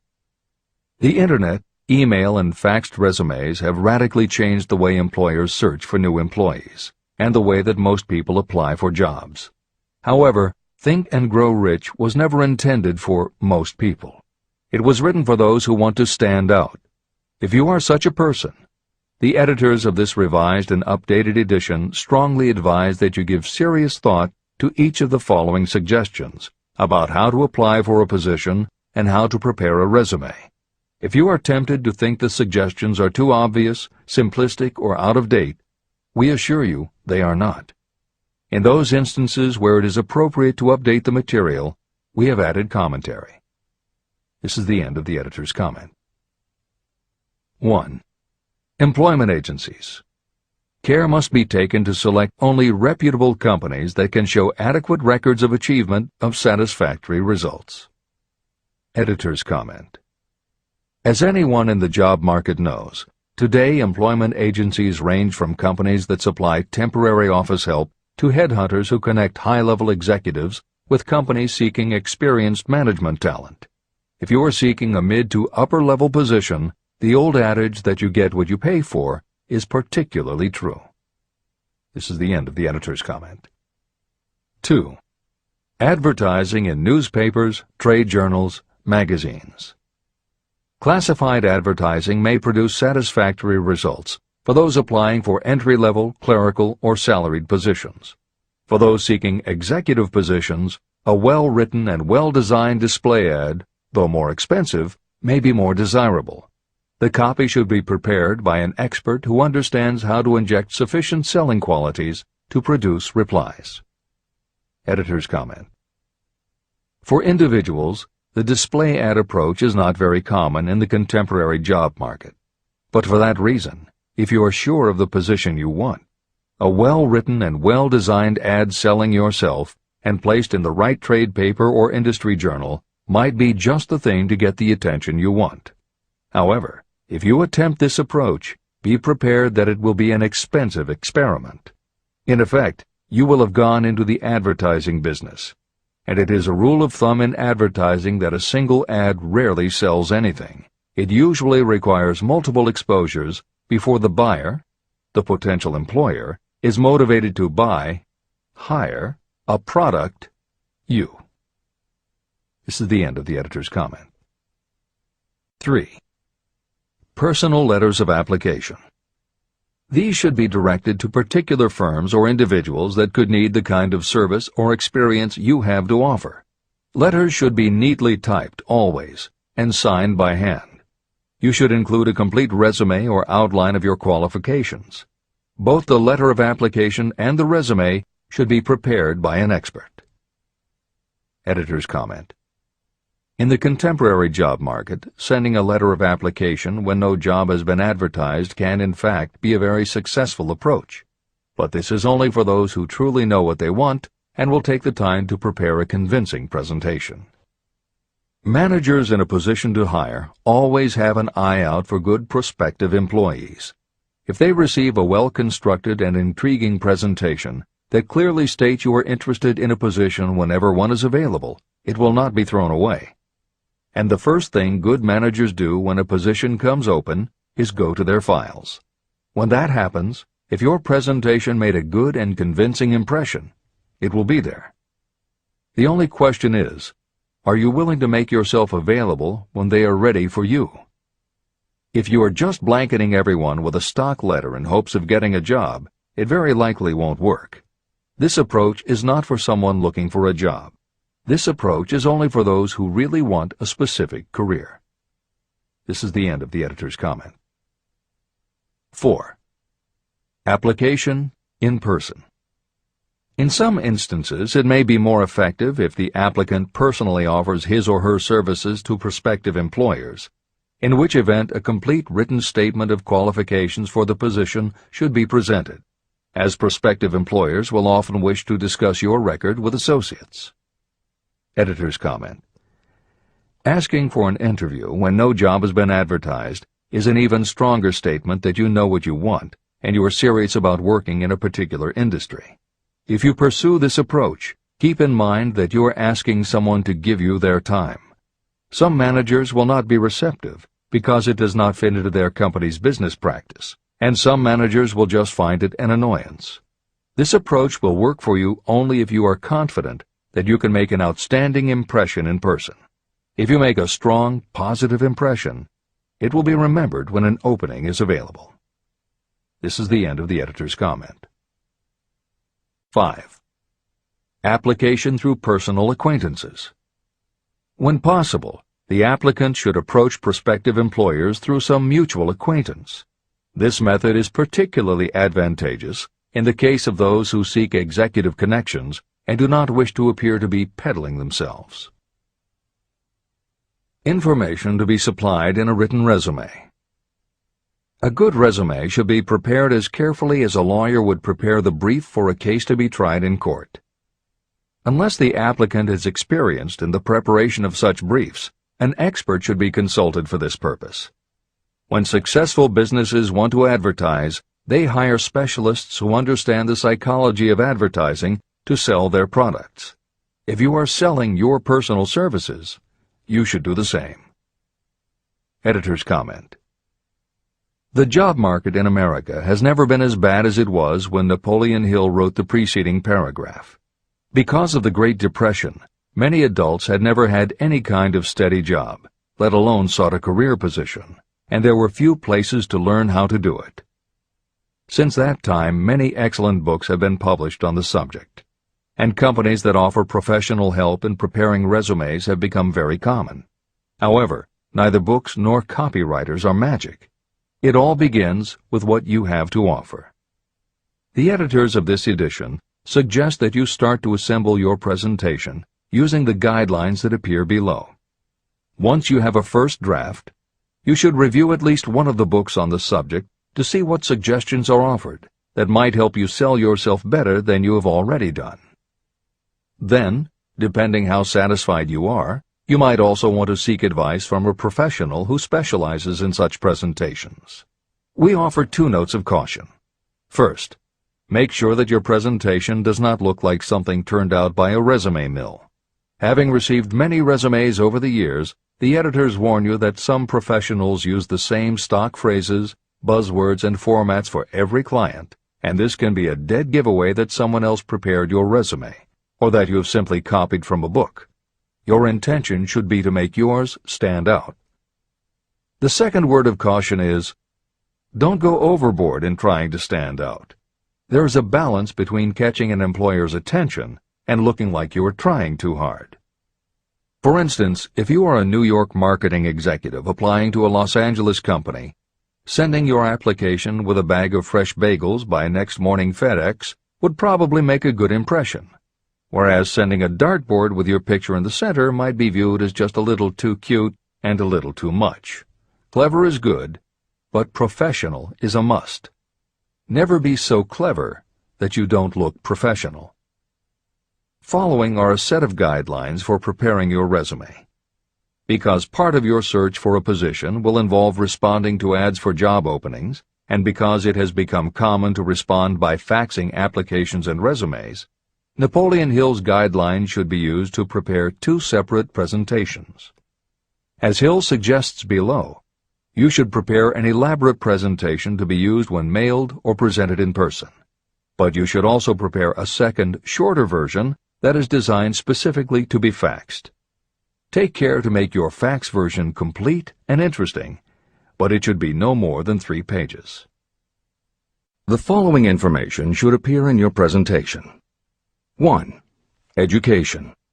State briefly but definitely what schooling you've had and in what subjects you specialized in school, giving the reasons for that specialization. Editor's comments. Never exaggerate. This is very serious advice, and it applies not only to education, but also the next 2 categories, experience and references. Smart employers will check in all 3 areas. Labor laws have become so demanding that employers filling responsible positions are very cautious about whom they hire in the first place. There are rules about such things as the difference between salaried and hourly employment, sexual harassment, what constitutes grounds for dismissal, what questions can and cannot be asked in job interviews, and a host of other things that leave the employer open to potential lawsuits.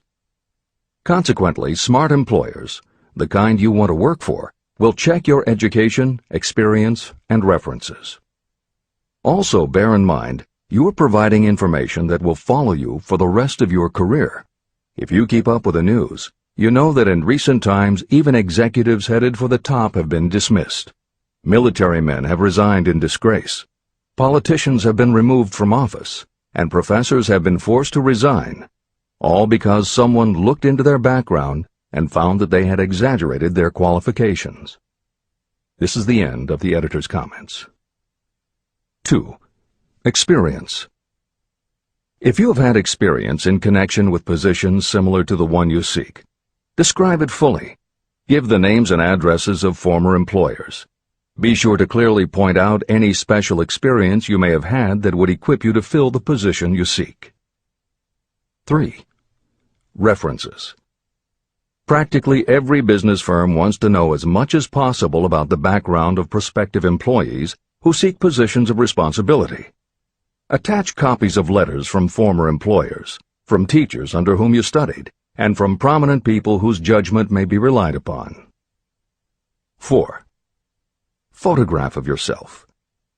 Include a recent professional photograph of yourself as a part of your presentation. Editor's comment. In the contemporary job market, this is not a common practice at all.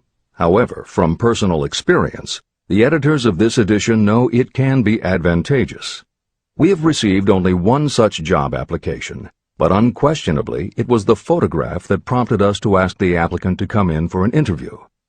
If you are confident that your appearance makes a good, professional impression, you may want to consider this unusual approach. There is the danger that you may be seen as vain or self-centered, but it could also be the thing that gives you an edge. This is the end of the editor's comment. 5. Apply for a specific position. Never apply for just a job. That indicates you lack specialized qualifications. 6. State your qualifications for the particular position for which you apply. Give full details why you believe you are qualified for the particular position you seek.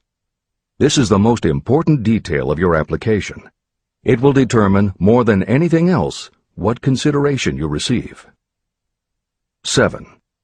Offer to go to work on probation. This may appear to be a radical suggestion, but experience has proved that it seldom fails to win at least a trial. If you are sure of your qualifications, a trial is all you need. Incidentally, such an offer indicates that you have confidence in your ability to fill the position you seek. It is most convincing. Make it clear that your offer is based on your confidence in your ability to fill the position, your confidence in your prospective employer's decision to employ you after the trial period, and your determination to have the position. Editor's comments. As you will learn in Chapter 10, when you read the story of Napoleon Hill's application to Rufus Ayers, Hill gives this advice based on his personal experience. Unfortunately, this is one of those instances where times may have changed so much that the approach is rarely applicable. In today's environment, modern labor laws and business practice may prevent an employer from taking you up on your offer. However, today many companies do have internship programs that allow an employer to test drive employees to see how well they might fit in. This is the end of the editor's comment. 8. Knowledge of your prospective employer's business. Before applying for a position, do sufficient research to familiarize yourself thoroughly with that business and indicate the knowledge you have acquired in this field. This will be impressive because it indicates that you have imagination and a real interest in the position you seek. Editor's comment. When you do this, and you certainly should, bear in mind that you will be talking with people who really know the business. Even by researching extensively, at best you will only know about their business. If you try to appear too knowledgeable or familiar, it may backfire and reveal that you have only a superficial view of the business. Unless you are already working in a particular industry and have insights based on experience, do not be presumptuous. Use your knowledge to indicate that you have taken the time to educate yourself and that you really are interested, but don't try to tell a prospective employer how you would run the business. This is the end of the editor's comment. Remember that it is not the lawyer who knows the most law, but the one who best prepares his case who wins.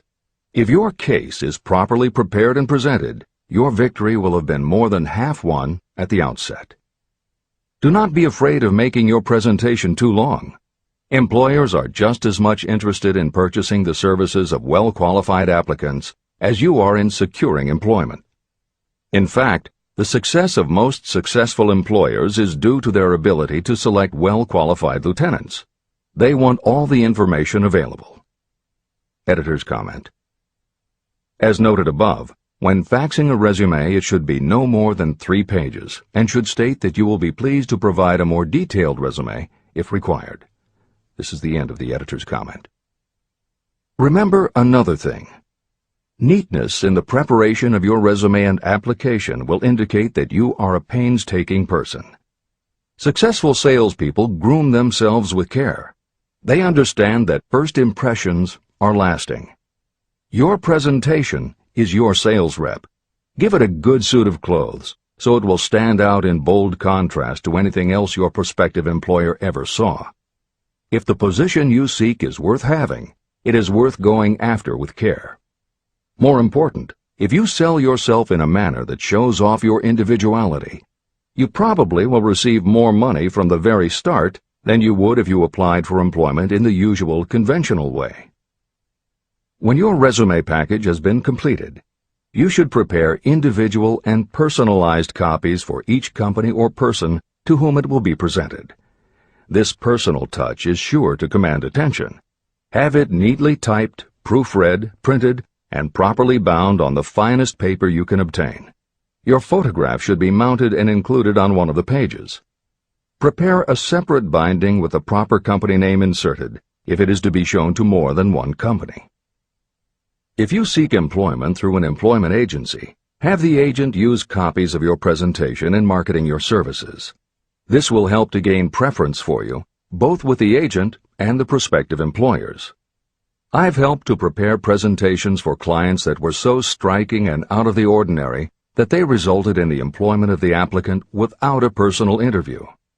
If you want similar results, follow the instructions to the letter, improving upon them however your imagination suggests. Editor's comments. Today, every office supply store offers a wide variety of paper stock, folders, binders, and presentation materials that can be put together in a way that is both unique and professional looking. With all of those possibilities available, if you simply present standard sheets of paper stapled in the corner, the response will very likely be standard too. If you apply a little creativity, you should have no trouble preparing a presentation that is tailored to the company to which you are applying, appropriate for the position you seek, and reflective of your personality and style. This is the end of the editor's comments. How to get the exact position you desire. Everyone enjoys doing the kind of work for which he or she is best suited. An artist loves to work with paints, a craftsman with his or her hands, a writer loves to write. Those with less definite talents have their preferences for certain fields of business and industry. If America does anything well, it offers a full range of occupations. 1. Decide exactly what kind of a job you want. If the job doesn't already exist, perhaps you can create it. 2. Choose the company or individual for whom you wish to work. 3. Study your prospective employer as to policies, personnel, and chances for advancement. 4. By analysis of yourself, your talents, and your capabilities, figure what you can offer. Plan specific ways and means of giving advantages, services, developments, or ideas that you believe you can successfully deliver. 5. Forget about a job. Forget whether or not there is an opening. Forget the usual routine of, have you got a job for me? Concentrate on what you can give. 6. Once you have your plan in mind, put it on paper in neat form and in full detail. 7. Present it to the proper person with authority, and the rest will come automatically. Every company is looking for people who can give something of value, whether it is ideas, services, or connections. Every company has room for the person who has a definite plan of action that is to the advantage of that company. This procedure may take a few days or weeks of extra time, but the difference in income, in advancement, and in gaining recognition will save years of hard work at small pay. It has many advantages, the main one being that it will often save you from 1 to 5 years of your time in reaching a chosen goal. Every person who starts, or gets in halfway up the ladder, does so by deliberate and careful planning. The new way of marketing services. Men and women who market their services must recognize the change that has taken place in connection with the relationship between employer and employee. The future relationship should be more in the nature of a partnership, consisting of the employer, the employee, and the public they serve. In the past, employers and employees have bartered among themselves, not considering that in reality they were bargaining at the expense of the third party, the public they served. Both the employer and the employee should consider themselves as fellow employees whose business it will be to serve the public efficiently. Editor's comment. In the preceding paragraph, Napoleon Hill once again demonstrates his foresight into the future direction of American business. As you will recognize in the following section, the point he makes by citing the coal and gas companies would at a later time be equally applicable to the telephone monopolies, and later still to computer software and internet companies, and to cable television suppliers when competitors started to offer satellite TV. This snapshot of how and why business has changed should provide you with a blueprint for the attitude you must adopt and the way you must conduct yourself if you are going to attain the success you're seeking. This is the end of the editor's comment. During the Depression, I spent several months in the anthracite coal region of Pennsylvania, studying conditions that all but destroyed the coal industry. The coal operators and the unions drove hard bargains in negotiating their labor contracts. The cost of the bargaining was passed on to the customer by adding to the price of the coal. However, in the end, they discovered their actions had worked against them. What their delays and high prices had actually accomplished was to open the market to their competitors. Inadvertently, they had built up a wonderful business for the manufacturers of oil-burning stoves and furnaces, as well as for the producers of oil.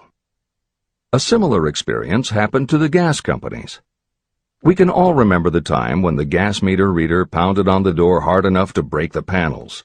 When the door was opened, he pushed his way in uninvited with a scowl on his face that plainly said, "What the hell did you keep me waiting for?" All that has undergone a change. The meter man now conducts himself as a gentleman who is delighted to be at your service, sir. Before the gas companies learned that their scowling metermen were offending customers, their competitors, the polite salesmen of oil burners, came along and did a land office business. These illustrations are mentioned here to show that we are where we are and what we are because of our own conduct. If there is a principle of cause and effect that controls business, finance, and transportation, this same principle controls individuals and determines their economic status. Courtesy and service are the watchwords of merchandising today, and they apply to the person who is marketing personal services even more directly than to the employer. In the final analysis, you are employed by the customer. If you fail to serve well, both you and your employer will pay for it by the loss of the privilege of serving. What is your QQS rating? In the preceding, the causes of success in marketing services effectively and permanently have been clearly described. Unless those causes are studied, analyzed, understood, and applied, no one can market services effectively and permanently. Every man or woman must be their own sales force of their personal services. The quality and the quantity of service rendered, and the spirit in which it is rendered, determine the price and the duration of employment. To market your personal services effectively, which means a permanent market at a satisfactory price under pleasant conditions, you must adopt and follow the QQS formula. QQS means that quality plus quantity plus the proper spirit of cooperation equals perfect salesmanship of service. Remember the QQS formula, but do more. Apply it as a habit. Analyze the formula to make sure you understand exactly what it means. Quality of service means the performance of every detail in connection with your position in the most efficient manner possible with the object of greater efficiency always in mind. Quantity of service means the habit of rendering all the service of which you are capable at all times, with the purpose of increasing the amount of service rendered as you develop greater skill through practice and experience. Emphasis is again placed on the word habit. Spirit of service means the habit of agreeable, harmonious conduct, which will induce cooperation from associates and fellow employees. Adequate quality and adequate quantity of service is not sufficient to maintain a permanent market for your services. The spirit in which you deliver service is a strong determining factor in connection with both the price you receive and the duration of your employment. Andrew Carnegie stressed this point in his description of the factors that lead to success in the marketing of personal services. He emphasized again and again the necessity for harmonious conduct. He stressed the fact that he would not retain any man, no matter how great a quantity or how efficient the quality of his work, unless he worked in a spirit of harmony. Mr. Carnegie insisted upon his people working with each other in an agreeable manner. To prove that he placed a high value on this quality, he helped many who met his standards to become very wealthy. Those who did not conform had to make room for others who did. The importance of a pleasing personality has been stressed because it is so important in rendering service in the proper spirit. If you have a personality that pleases, and you render service in a spirit of harmony, these assets often make up for what you may lack in both the quality and the quantity of service you render. Nothing, however, can be successfully substituted for pleasing conduct. The capital value of your services. The person whose income is derived entirely from the sale of personal services is a merchant, just like the person who sells hard goods, and such a person is subject to exactly the same rules of conduct as the merchant who sells merchandise. I emphasize this because many people who live by the sale of personal services make the mistake of considering themselves free from the rules of conduct and the responsibilities attached to those who are engaged in marketing commodities. The day of the go-getter has been supplanted by the go-giver. The actual capitalized value of your brainpower may be determined by the amount of income you can produce by marketing your services. A fair estimate of the capital value of your brainpower may be made by using the following assumptions. Money, the amount of capital, can be borrowed from a bank at a certain rate of interest. Money is worth no more than brains, and it is often worth much less. Therefore, if your brainpower is as valuable as money, in effect, you should be lending your brainpower, your amount of capital, at least at the same rate that banks charge to lend money. This means that what you earn in a year, your income, is comparable to what a bank earns from a loan in a year, the interest they charge. You can then calculate the capital value of your brainpower using this formula. Divide 100 by the current rate of interest that banks charge for lending money. Then multiply the result by the amount of your annual income. As an example, assume that the current interest rate is 5%. Assume your annual income is $50,000. The formula would be as follows. 100 divided by 5 equals 20, and 20 multiplied by 50,000 equals $1 million. Therefore, if you lend out your brainpower, your capital, at the same rate as the bank lends money, 5% interest, your brainpower is worth $1 million. Competent brains, if effectively marketed, represent a much more desirable form of capital than the money that is required to conduct a business dealing in commodities.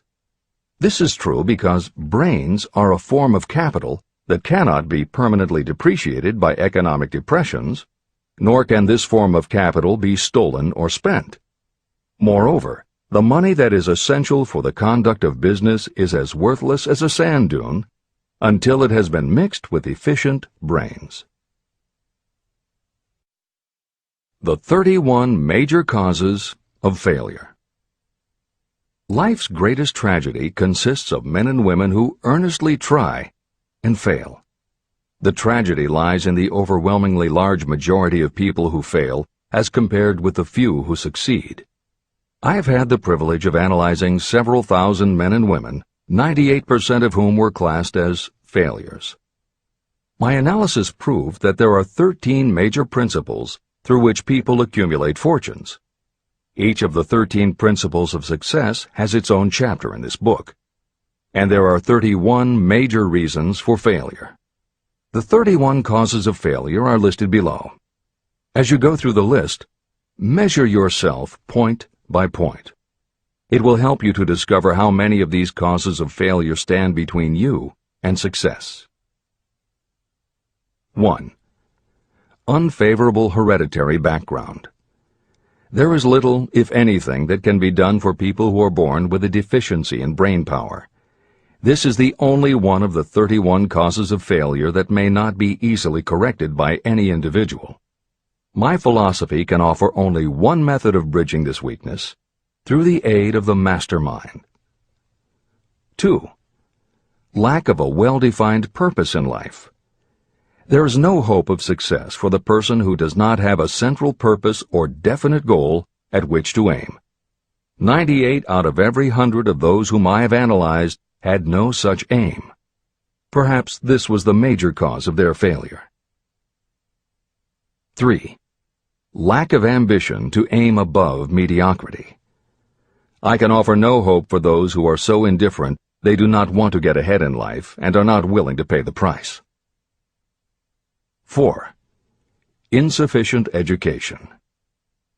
This is a handicap that may be overcome with comparative ease. Experience has proven that the best educated people are often those who are self-made or self-educated. It takes more than a college degree to make you a person of education. Any person who is educated has learned to get whatever they want in life without violating the rights of others. Education consists not so much of knowledge, but of knowledge effectively and persistently applied. You are paid not merely for what you know, but for what you do with what you know. 5. Lack of self-discipline. Discipline comes through self-control. This means that you must control all negative qualities. Before you can control conditions, you must first control yourself. Self-mastery is the hardest job you will ever tackle. If you do not conquer yourself, you will be conquered by yourself. By stepping in front of a mirror, you may see both your best friend and your greatest enemy. 6. Ill health. No person may enjoy outstanding success without good health. Many of the causes of ill health are subject to mastery and control. These, in the main, are overeating of foods not conducive to health, wrong habits of thought or negative thinking, wrong use of and overindulgence in sex, lack of proper physical exercise, an inadequate supply of fresh air due to improper breathing. 7. Unfavorable environmental influences during childhood. As the twig is bent, so shall the tree grow. Most people who have criminal tendencies acquire them as the result of bad environment and improper associates during their childhood or youth. Procrastination. This is one of the most common causes of failure. Procrastination stands within the shadow of every human being, waiting its opportunity to spoil your chances of success. Most of us go through life as failures because we are waiting for the time to be right to start doing something worthwhile. Do not wait. The time will never be just right. Start where you stand, work with whatever tools you have at your command, and you will acquire better tools as you go along. 9. Lack of persistence. Most of us are good starters, but poor finishers of everything we begin. People are prone to give up at the first signs of defeat. There is no substitute for persistence. The person who makes persistence his or her watchword discovers that failure finally becomes tired and makes its departure. Failure cannot cope with persistence. 10. Negative personality. There is no hope of success for the person who repels people through a negative personality. Success comes through the application of power, and power is attained through the cooperative efforts of other people. A negative personality will not induce cooperation. 11. Lack of control of sexual urges. Sexual energy is the most powerful of all the stimuli that move people into action. Because it is the most powerful of the emotions, if it is controlled, it can be converted into other creative channels. 12. Uncontrolled desire for something for nothing. The gambling instinct drives millions of people to failure. Evidence of this may be found in the Wall Street stock market crash of 1929, during which millions of people tried to make money by gambling on stock margins. Editor's comments.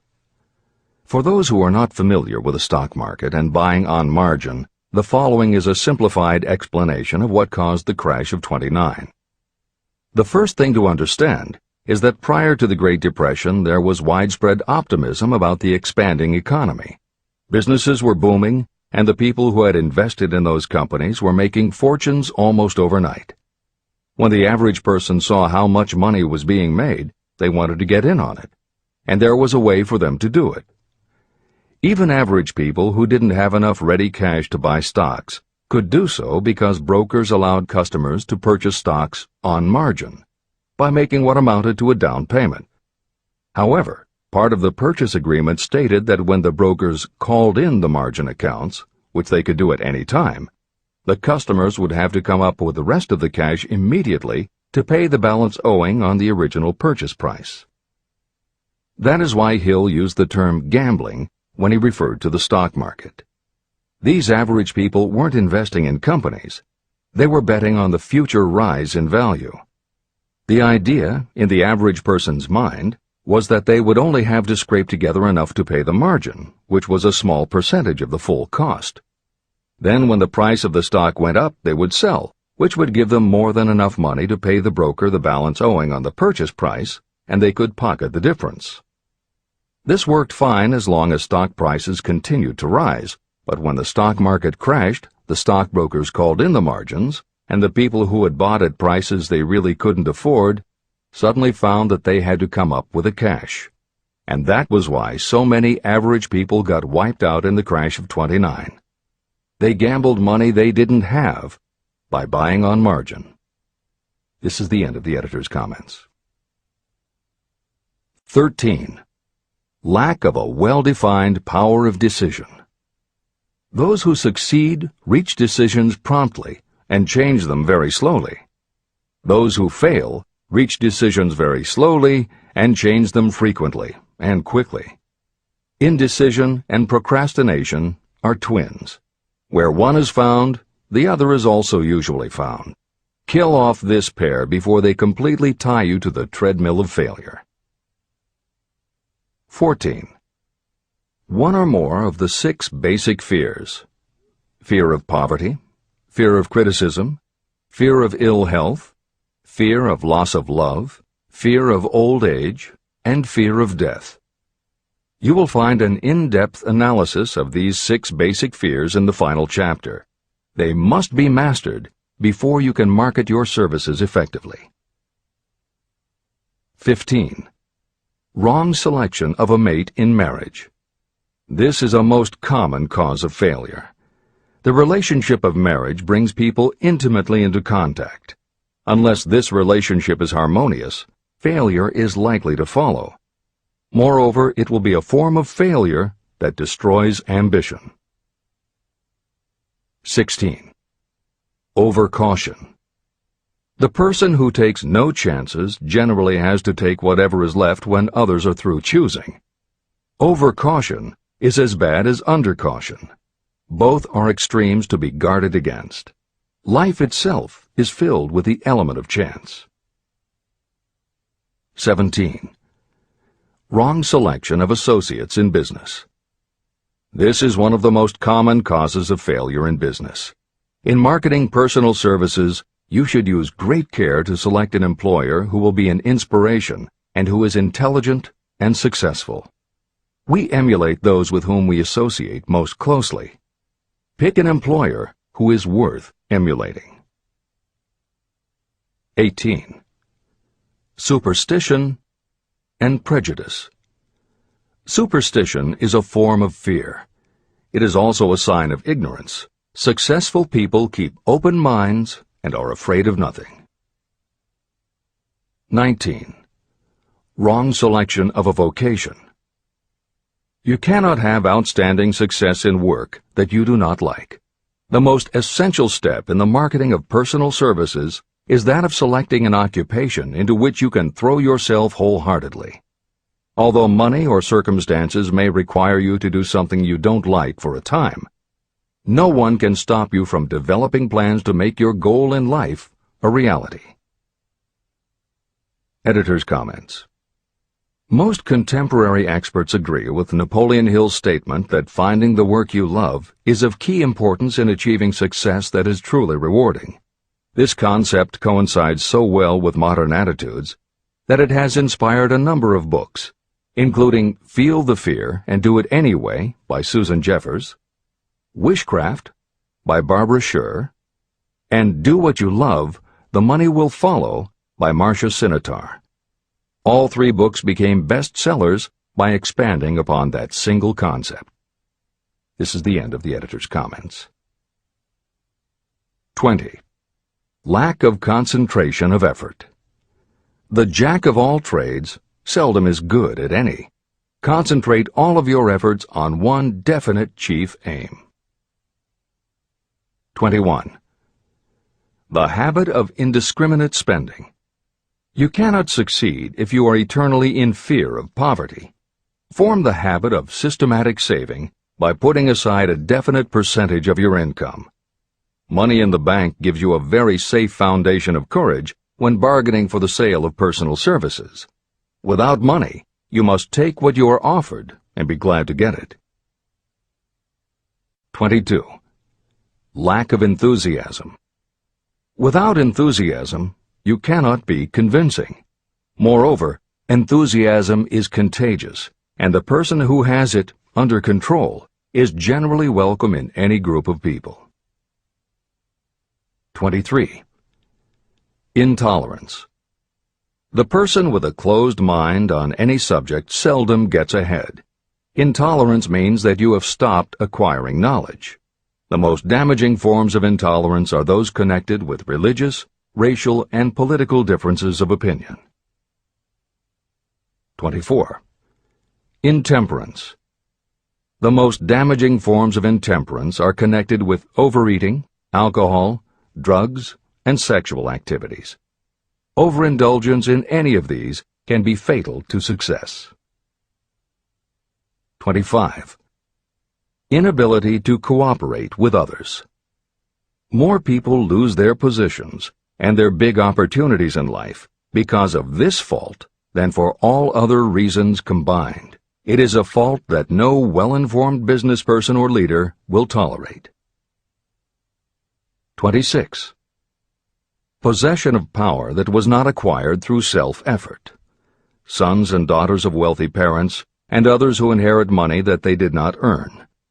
Power in the hands of one who did not acquire it gradually is often fatal to success. Quick riches are more dangerous than poverty.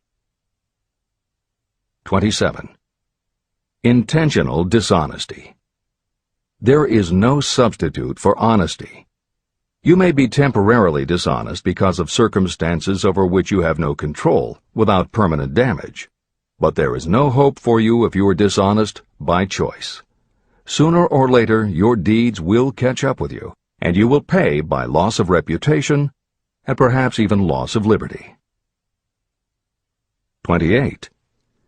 Egotism and vanity. These qualities serve as red lights that warn others to keep away. They are fatal to success. 29. Guessing instead of thinking. Most people are too indifferent or lazy to acquire facts with which to think accurately. They prefer to act on opinions created by guesswork or snap judgments. 30. Lack of capital. This is a common cause of failure among those who start out in business for the first time. You must have a sufficient reserve of capital to absorb the shock of your mistakes and to carry you over until you have established a reputation. 31. Here, name any particular cause of failure from which you have suffered that has not been included in the foregoing list. Contained in these 31 major causes of failure is the description of practically every person who tries and fails. It will be helpful if you get someone who knows you well to go over this list with you and help you to analyze yourself by each of these causes of failure. Most people cannot see themselves as others see them. You may be one who cannot. Do you know your own worth? The oldest of admonitions is, know thyself. If you market merchandise successfully, you must know the merchandise.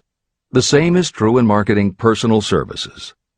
You should know all of your weaknesses in order to bridge them or eliminate them entirely. You should know your strengths in order to call attention to them when selling your services. You can know yourself only through accurate analysis. There is a story about a young man applying for a job who was making a good impression until the manager asked him what salary he expected. He replied that he had no fixed sum in mind, lack of a definite aim. The manager then said, "We will pay you all you are worth after we try you out for a week." "I can't accept that," the applicant replied. "I'm already getting more than that where I'm now employed." It may seem funny, but it makes a serious point. Before you even begin to negotiate for a better salary in your present position or begin to seek employment elsewhere, be sure that you are worth more than you now receive. It is one thing to want money. Everyone wants more. But it is something entirely different to be worth more. Many people mistake their wants for their just dues. Your financial wants have nothing whatever to do with your worth. Your value is established entirely by your ability to render useful service or your capacity to induce others to render such service. Take inventory of yourself. Annual self-analysis is essential in the effective marketing of personal services, just like you would take an annual inventory if you were in merchandising. Moreover, your yearly analysis should show a decrease in your faults and an increase in your virtues. You go ahead, stand still, or go backward in life. Your objective should be to go ahead. Annual self-analysis will disclose whether advancement has been made and, if so, how much. It will also disclose any backward steps you may have taken. The effective marketing of personal services requires you to move forward, even if the progress is slow. Your annual self-analysis should be made at the end of each year, so you can include in your New Year's resolutions any improvements that the analysis indicates should be made. Take this inventory by asking yourself the following questions, and by checking your answers with the aid of someone who will not permit you to deceive yourself. Self-analysis questionnaire. 1. Have I attained the goal that I established as my objective for this year? You should work with a definite yearly objective to be attained as a part of your major life objective. 2. Have I delivered service of the best possible quality of which I was capable, or could I have improved any part of this service? 3. Have I delivered service in the greatest possible quantity of which I was capable? 4. Has the spirit of my conduct been harmonious and cooperative at all times? 5. Have I permitted the habit of procrastination to decrease my efficiency, and if so, to what extent? 6. Have I improved my personality, and if so, in what ways? 7. Have I been persistent in following my plans through to completion? 8. Have I reached decisions promptly and definitely on all occasions? 9. Have I permitted any of the 6 basic fears to decrease my efficiency? 10. Have I been either overcautious or undercautious? 11. Has my relationship with my associates in work been pleasant or unpleasant? If it has been unpleasant, has the fault been partly or wholly mine? 12. Have I dissipated any of my energy through lack of concentration of effort? 13. Have I been open-minded and tolerant in connection with all subjects? 14.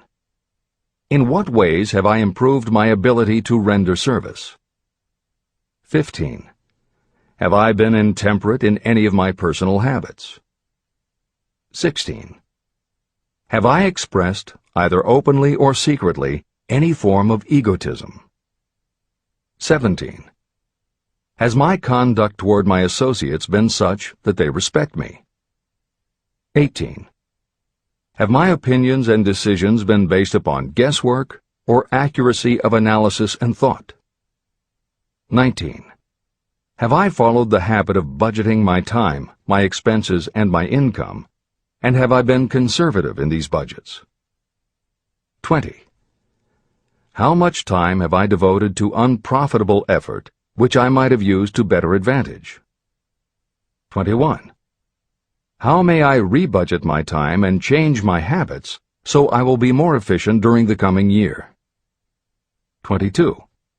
Have I been guilty of any conduct that was not approved by my own conscience? 23. In what ways have I rendered more service and better service than I was paid to render? 24. Have I been unfair to anyone, and if so, in what way? 25. If I had been the purchaser of my own services for the year, would I be satisfied with my purchase? 26.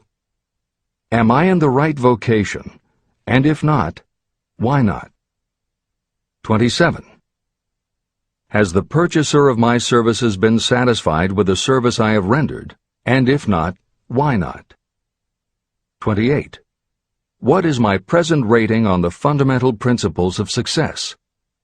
Make this rating fairly and frankly, and have it checked by someone who is courageous enough to do it accurately. After you have finished reading through to the end of this book at least once, and you are sure you have assimilated the information in this chapter, you will be ready to create a practical plan for marketing your personal services.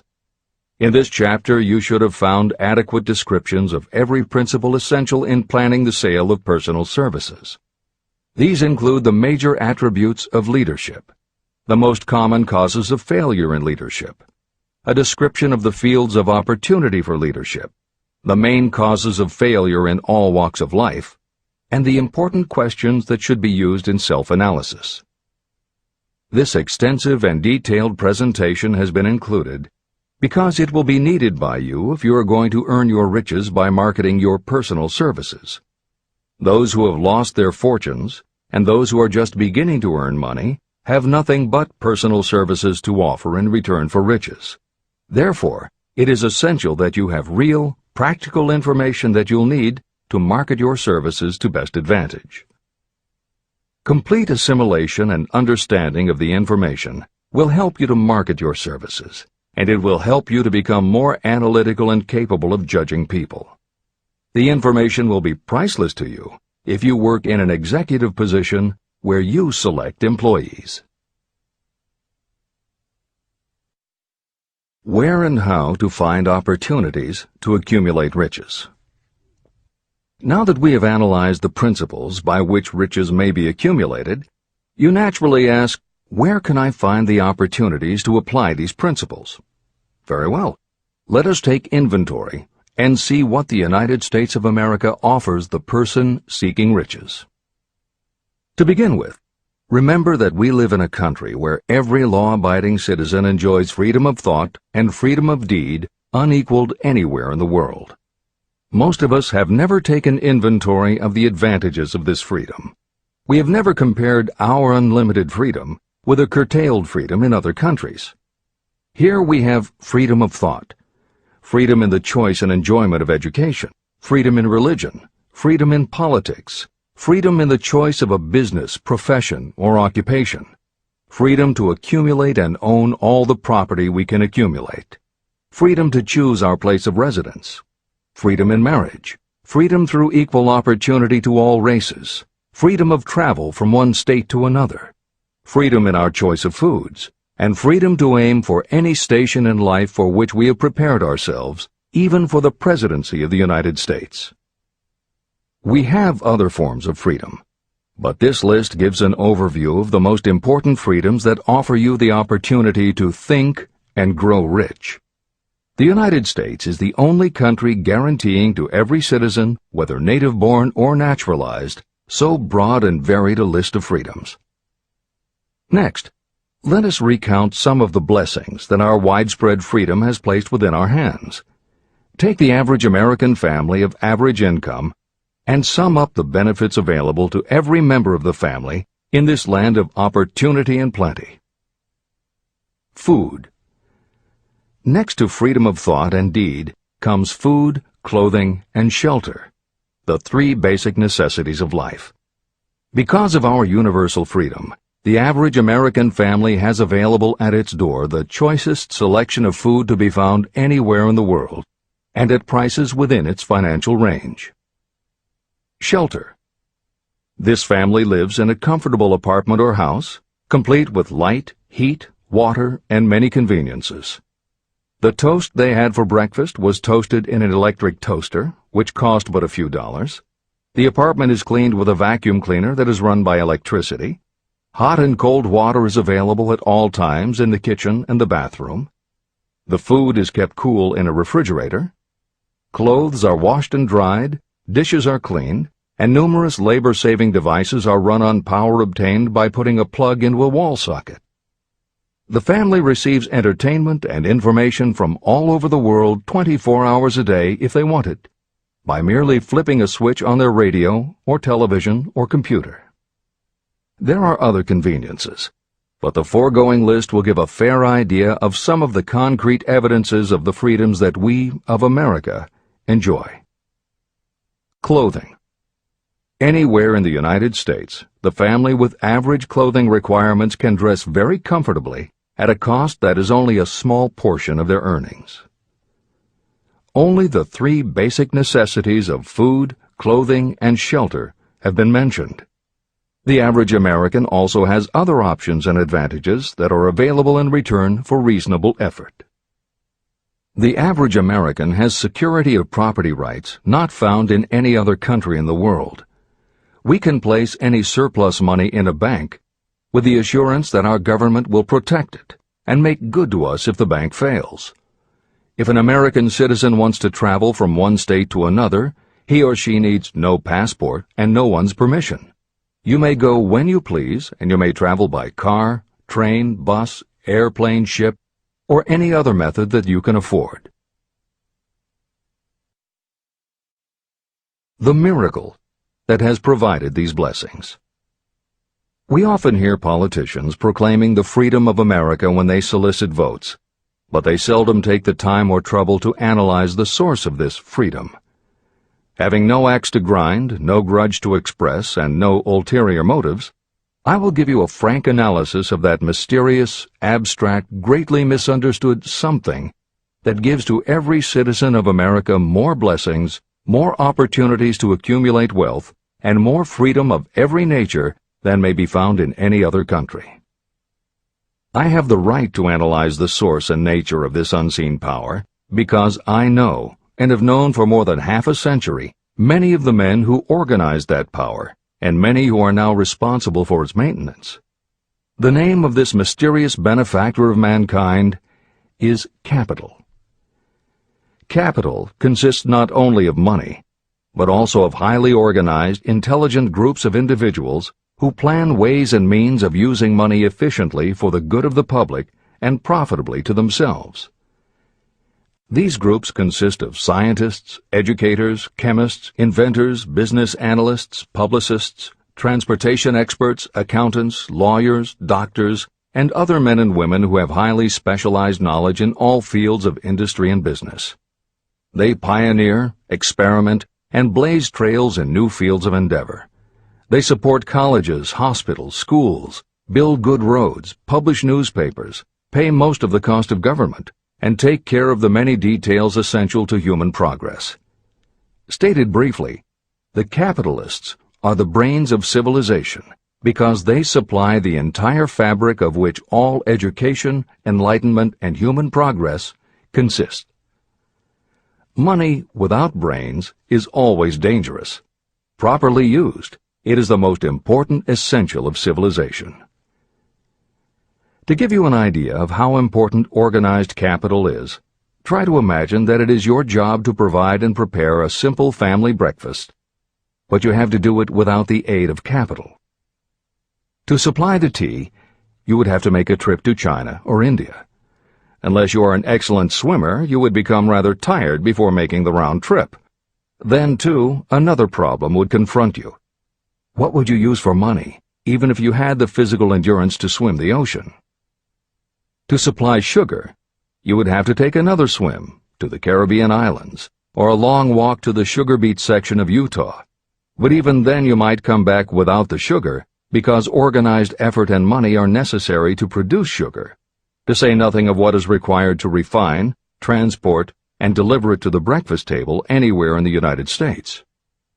Eggs you could obtain easily enough from nearby farms, but you might have a very long walk to Florida or California and back before you could serve grapefruit juice. You would have another long walk to Kansas or one of the other wheat-growing states when you went after wheat bread. Dry cereal would have to be omitted from the menu because it would not be available except through the labor of a trained group of workers and suitable machinery, all of which call for capital. After resting, you could take off for another little swim down to South America, where you would pick up a couple of bananas. On your return, you could take a short walk to the nearest farm having a dairy and pick up some butter and cream. Then your family would be ready to sit down and enjoy breakfast. Seems absurd, doesn't it? Well, the procedure described would be the only possible way these simple items of food could be delivered if we had no capitalistic system. The capital cornerstone of our lives. The sum of money required for the building and maintenance of the planes, trucks, trains, and cargo ships used in the delivery of that simple breakfast is so huge that it staggers imagination. It runs into billions of dollars. Not to mention the armies of trained employees required to run all those planes, trucks, ships, and trains. But transportation is only a part of the requirements of modern civilization in capitalistic America. Before there can be anything to haul, something must be grown from the ground, or manufactured and prepared for market. This calls for more billions of dollars for equipment, machinery, packaging, marketing, and to pay the wages of millions of men and women. Transportation systems do not spring up from the earth and function automatically. They come in response to the call of civilization. They come through the labor and ingenuity and organizing ability of people who have imagination, faith, enthusiasm, decision, and persistence. These men and women are known as capitalists. They are motivated by the desire to build, construct, achieve, render useful service, earn profits, and accumulate riches. And because they render service without which there would be no civilization, they earn for themselves great riches. Just to keep the record simple and understandable, I will add that these capitalists are the same men and women who are often denounced as the greedy establishment or Wall Street. I'm not attempting to present a case for or against any group or any system of economics. The purpose of this book, a purpose to which I have faithfully devoted more than half a century, is to present to anyone who wants the knowledge the most dependable philosophy through which individuals may accumulate riches in whatever amounts they desire. The reasons I have analyzed the economic advantages of the capitalistic system are: 1. To point out that all who seek riches must recognize and adapt themselves to the system that controls all approaches to fortunes, large or small. 2. To present the side of the picture opposite to the one portrayed by politicians and demagogues and the media, who often refer to organized capital as if it were something poisonous. This is a capitalistic country. It was developed through the use of capital. We who claim the right to partake of the blessings of freedom and opportunity, we who seek to accumulate riches here, should know that neither riches nor opportunity would be available to us if organized capital had not provided these benefits. There is only one dependable method of accumulating and legally holding riches, and that is by rendering useful service.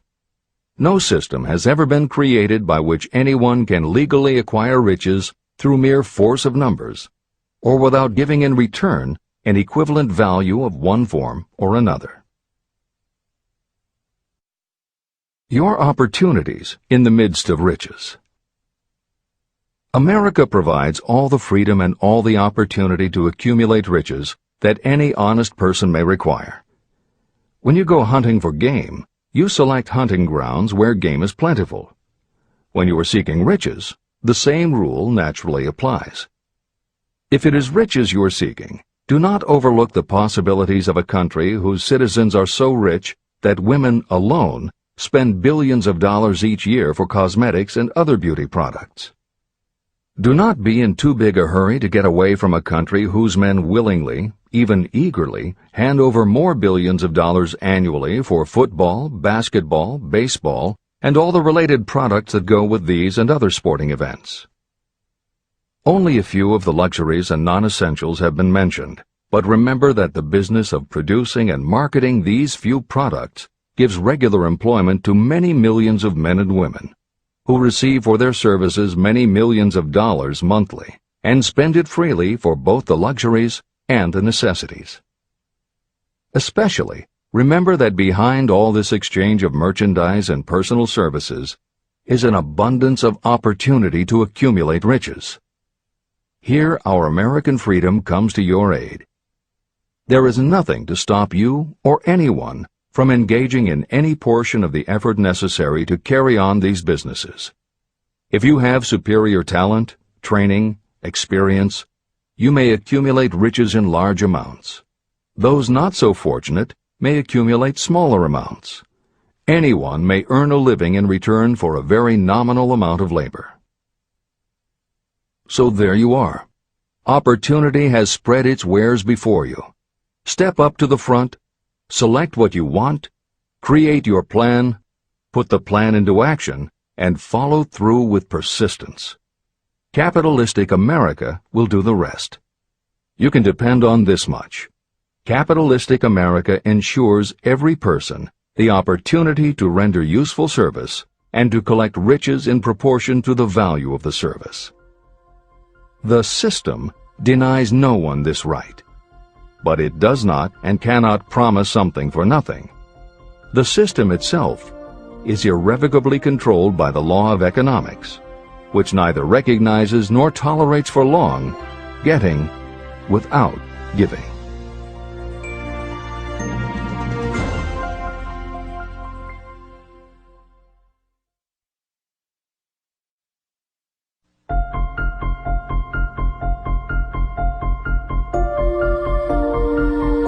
Conceit is a fog that envelops a man's real character beyond his own recognition. It weakens his native ability and strengthens all his inconsistencies. Chapter 9. Decision. The mastery of procrastination. The seventh step toward riches. Analysis of over 25,000 men and women who had experienced failure reveals that lack of decision was near the head of the list of the 31 major causes of failure. Procrastination, the opposite of decision, is a common enemy which practically every person must conquer. You will have an opportunity to test your capacity to reach quick and definite decisions when you finish reading this book and begin to put the principles into action. My analysis of several hundred people who had accumulated fortunes well beyond the $1 million mark disclosed the fact that every one of them had the habit of reaching decisions promptly and of changing these decisions slowly. People who fail to accumulate money, without exception, have the habit of reaching decisions, if at all, very slowly and of changing these decisions quickly and often. One of Henry Ford's most outstanding qualities was his habit of reaching decisions quickly and definitely and changing them slowly. This quality was so pronounced in Mr. Ford that it gave him the reputation of being obstinate. It was this quality that prompted Mr. Ford to continue to manufacture his famous Model T, the world's ugliest car, when all of his advisors and many of the purchasers of the car were urging him to change it. Perhaps Mr. Ford delayed too long in making the change, but the other side of the story is that Mr. Ford's firmness of decision yielded a huge fortune before the change in model became necessary. Some say that Mr. Ford's definiteness of decision was just obstinacy, but even this quality is preferable to slowness in reaching decisions and quickness in changing them. Editor's comments. Henry Ford's consistency extended also to the color of the Model T, 15 million of which in 19 years of production from 1908 to 1927 were made only in black and with little change in the design. Shortly after its introduction, Napoleon Hill met with Ford to talk about the principles of success. According to Hill, in Michael Ritt's biography of Napoleon Hill, A Lifetime of Riches, Henry Ford was cold, indifferent, unenthusiastic, and spoke only when forced to, unless he was talking about his car. Early on, few people other than Carnegie could foresee the success Ford would achieve, which Hill later attributed to Ford's self-control and concentrated effort. At Hill's first meeting with him in 1911, Ford was interested only in talking about the Model T. After Ford took him for a spin around the factory, Hill bought one for $680. This is the end of the editor's comments. Making your own decisions. The majority of people who fail to accumulate the money they need are generally easily influenced by the opinions of others. They permit gossip, rumors, other people's opinions, and the news reporters to do their thinking for them. Opinions are the cheapest commodities on earth. Everyone has a flock of opinions they are ready to tell anyone who will listen. If you are too influenced by other people's opinions when you reach decisions, you will not succeed in any undertaking, much less in that of transmuting your own desire into money. If you are influenced by the opinions of others, you will have no desire of your own. Keep your own counsel. Rely on yourself to reach your own decisions when you begin to put these principles into practice, and follow through on your decisions. Take no one into your confidence except the members of your mastermind group, and be very sure that you choose for your group only those who will be in complete sympathy and harmony with your purpose. Close friends and relatives, while not meaning to do so, often handicap one through opinions. And for some reason, even friends often seem to think that ridiculing you and your plans is funny. Thousands of men and women carry inferiority complexes with them all through life because some well-meaning but ignorant person destroyed their confidence through opinions or ridicule. You have a brain and mind of your own. Use it, and reach your own decisions. If you need facts or information from others to help you reach decisions, acquire the facts or information you need quietly, without disclosing your purpose. It is characteristic of people who have a smattering of knowledge to try to give the impression that they know more than they do. Such people generally do too much talking and too little listening. Keep your eyes and ears open and your mouth closed if you wish to acquire the habit of prompt decision. Those who talk too much do little else. If you talk more than you listen, you may miss some important piece of knowledge that might have been very useful to you. By talking too much, you may also disclose your plans and purposes to people who will take great delight in defeating you because they envy you. Remember, every time you open your mouth in the presence of a person who really has knowledge, you tip your hand and show that person your exact stock of knowledge, or you tip your hand to your lack of it. The mark of genuine wisdom is modesty and silence. Keep in mind that every person is, like you, seeking the opportunity to accumulate money. If you talk about your plans too freely, You may be surprised when you learn that some other person has beat you to it by using the plans you bragged about. Let one of your first decisions be to keep a closed mouth and open ears and eyes. As a reminder to yourself, copy the following epigram in large letters and place it where you will see it daily. Tell the world what you intend to do, but first, show it. This is the equivalent of saying that deeds and not words are what count most. The value of decisions depends upon the courage required to render them. The great decisions that served as the foundation of civilization were reached by assuming great risks, which often meant the chance of death. Lincoln's decision to issue his famous Proclamation of Emancipation, which gave freedom to African Americans, was rendered with full understanding that his act would turn thousands of friends and political supporters against him. When the rulers of Athens gave Socrates the choice of disclaiming his teachings or being sentenced to death, Socrates' decision to drink the cup of poison, rather than compromise in his personal belief, was a decision of courage. It turned time ahead 1,000 years and gave to people then unborn the right to freedom of thought and of speech. 56. Who risked the gallows?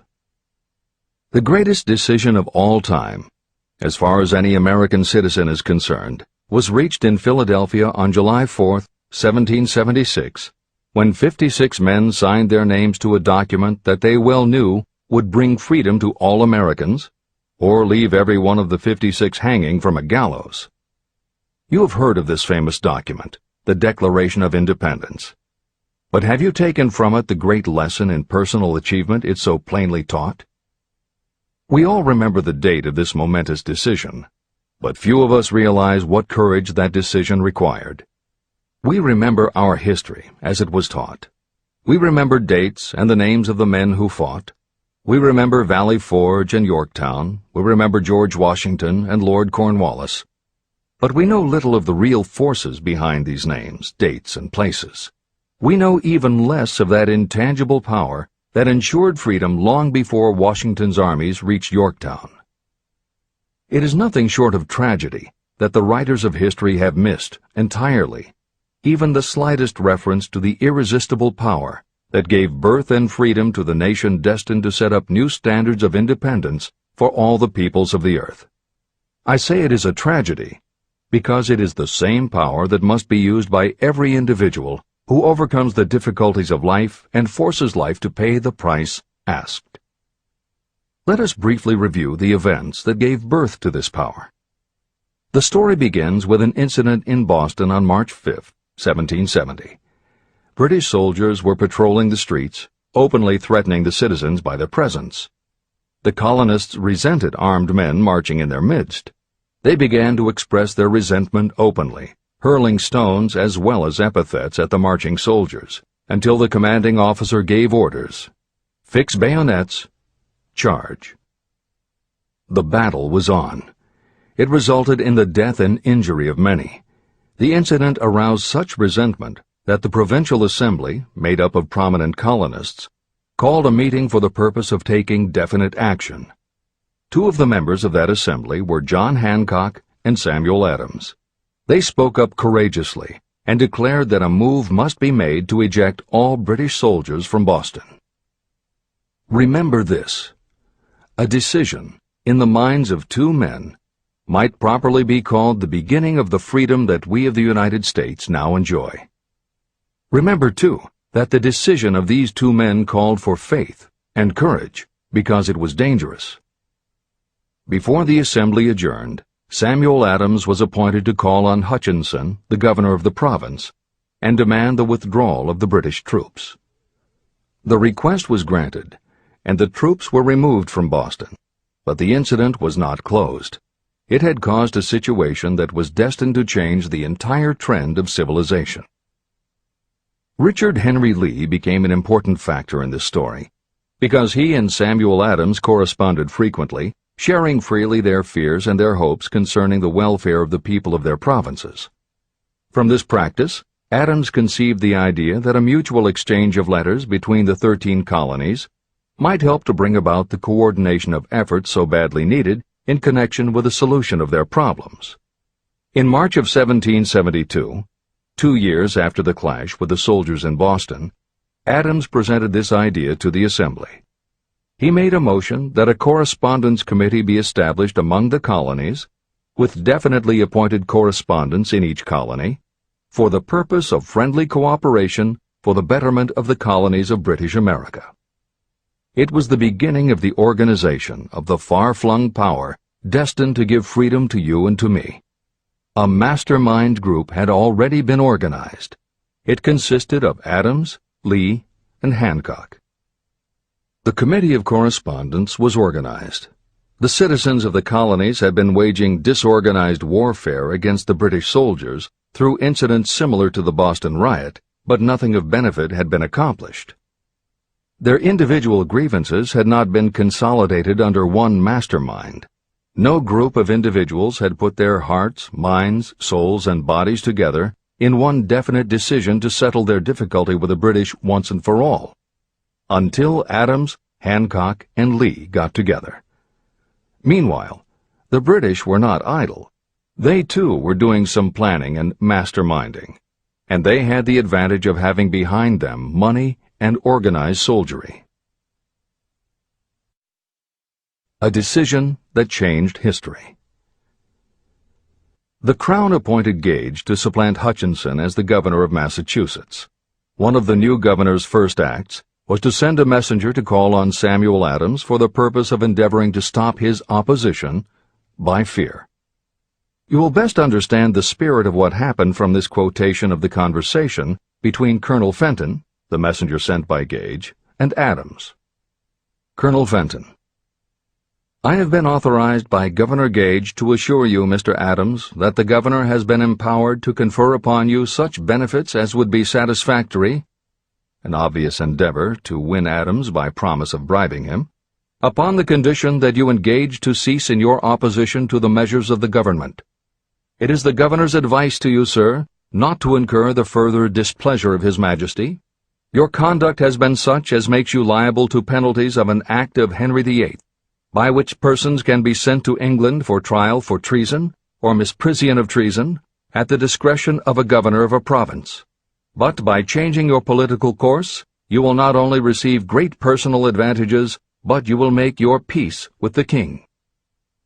Samuel Adams had the choice of two decisions. He could cease his opposition and receive personal bribes, or he could continue and run the risk of being hanged. Clearly, the time had come when Adams was forced to reach, instantly, a decision that could have cost his life.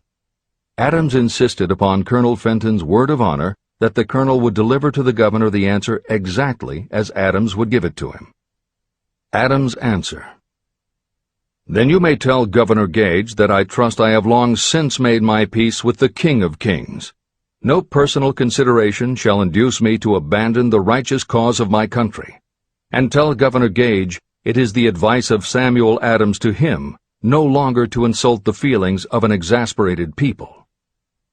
When Governor Gage received Adams' caustic reply, he flew into a rage and issued a proclamation that read, I do hereby, in His Majesty's name, offer and promise His most gracious pardon to all persons who shall forthwith lay down their arms and return to the duties of peaceable subjects, excepting only from the benefit of such pardon Samuel Adams and John Hancock, whose offenses are of too flagitious a nature to admit of any other consideration but that of condign punishment. Adams and Hancock were on the spot. The threat of the irate governor forced the two men to reach another decision, equally as dangerous. They hurriedly called a secret meeting of their staunchest followers.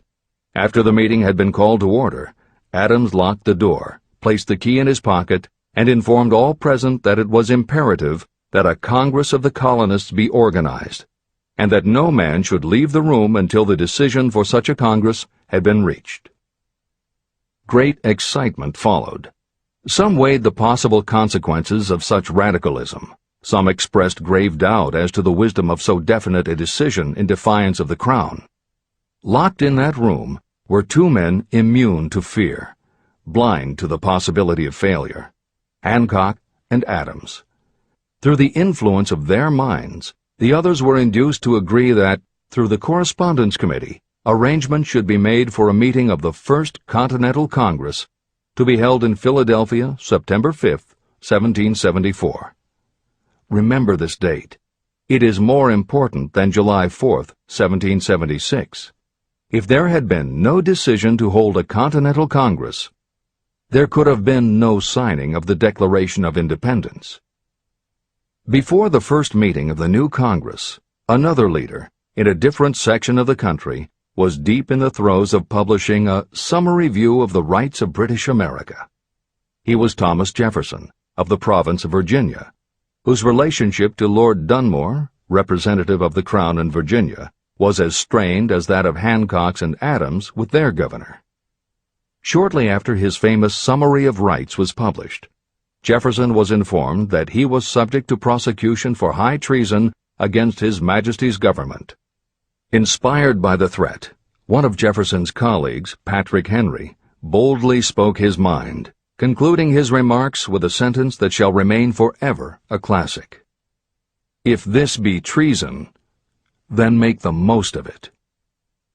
It was such men as these who, without power, without authority, without military strength, without money, sat in solemn consideration of the destiny of the colonies, beginning at the opening of the First Continental Congress and continuing at intervals for 2 years, until on June 7, 1776, Richard Henry Lee arose, addressed the chair, and to the startled assembly made this motion: "Gentlemen, I make the motion that these united colonies are, and of right ought to be, free and independent states, that they be absolved from all allegiance to the British Crown, and that all political connection between them and the state of Great Britain is, and ought to be, totally dissolved."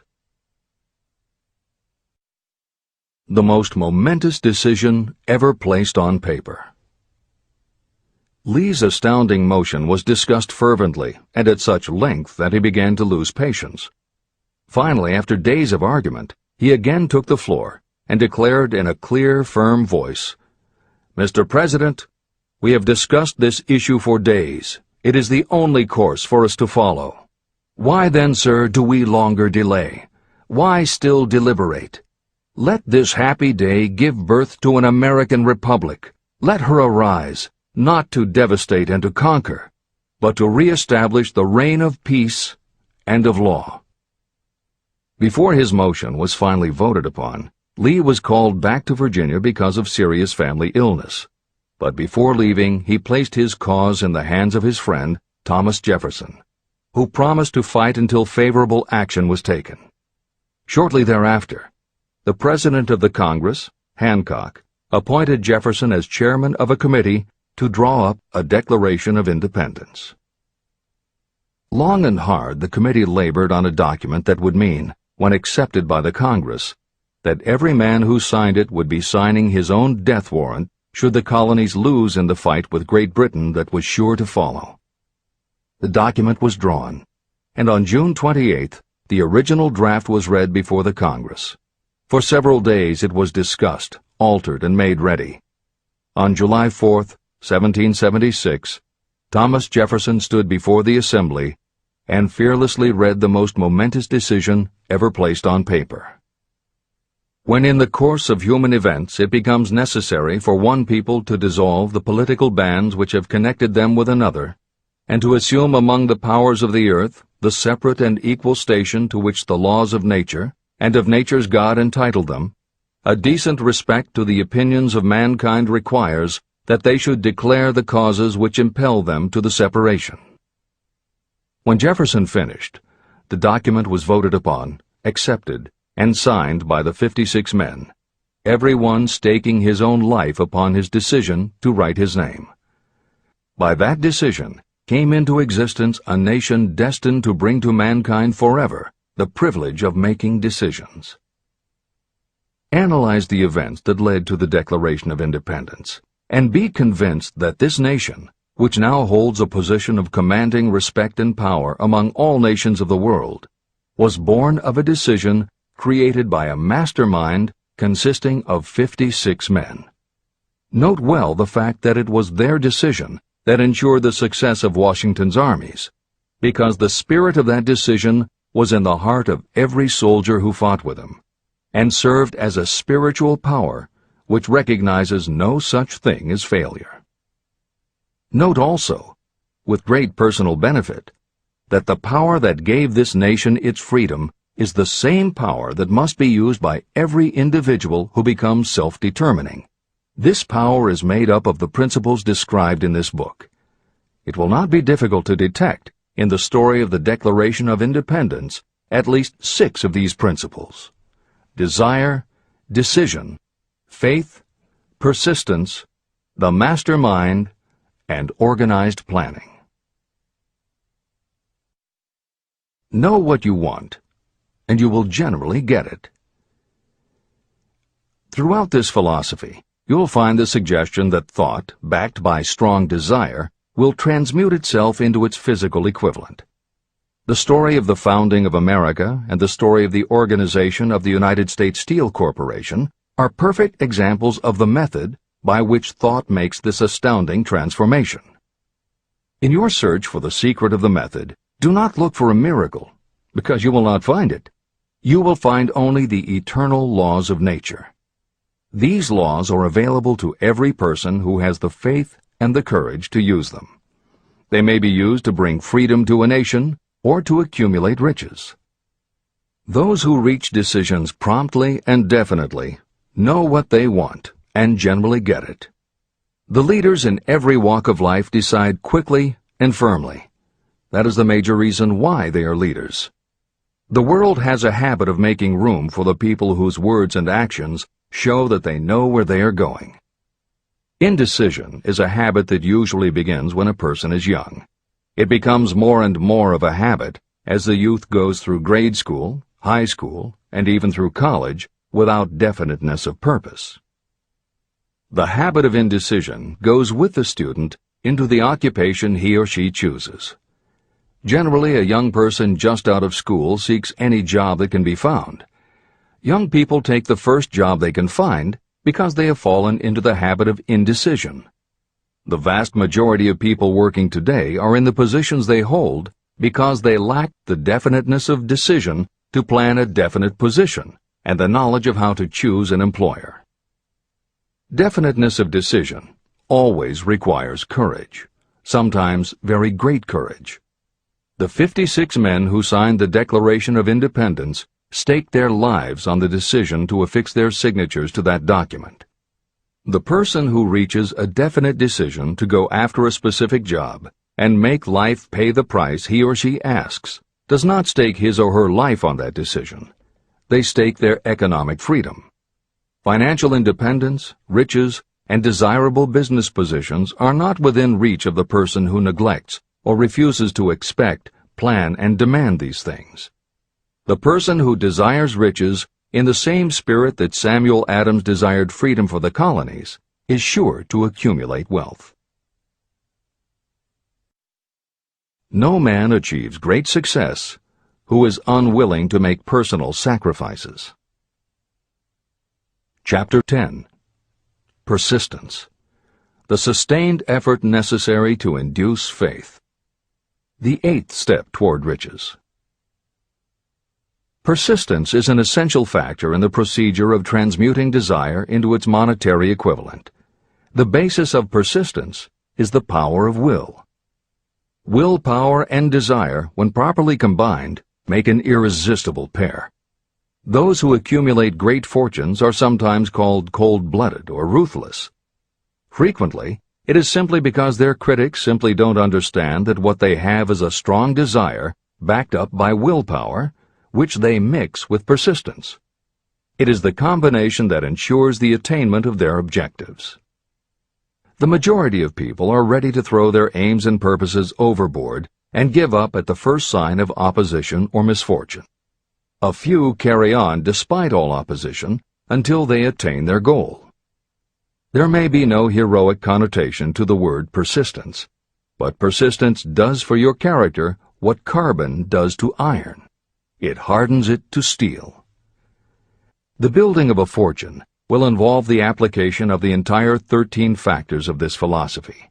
These principles must be understood, and they must be applied with persistence by all who accumulate money.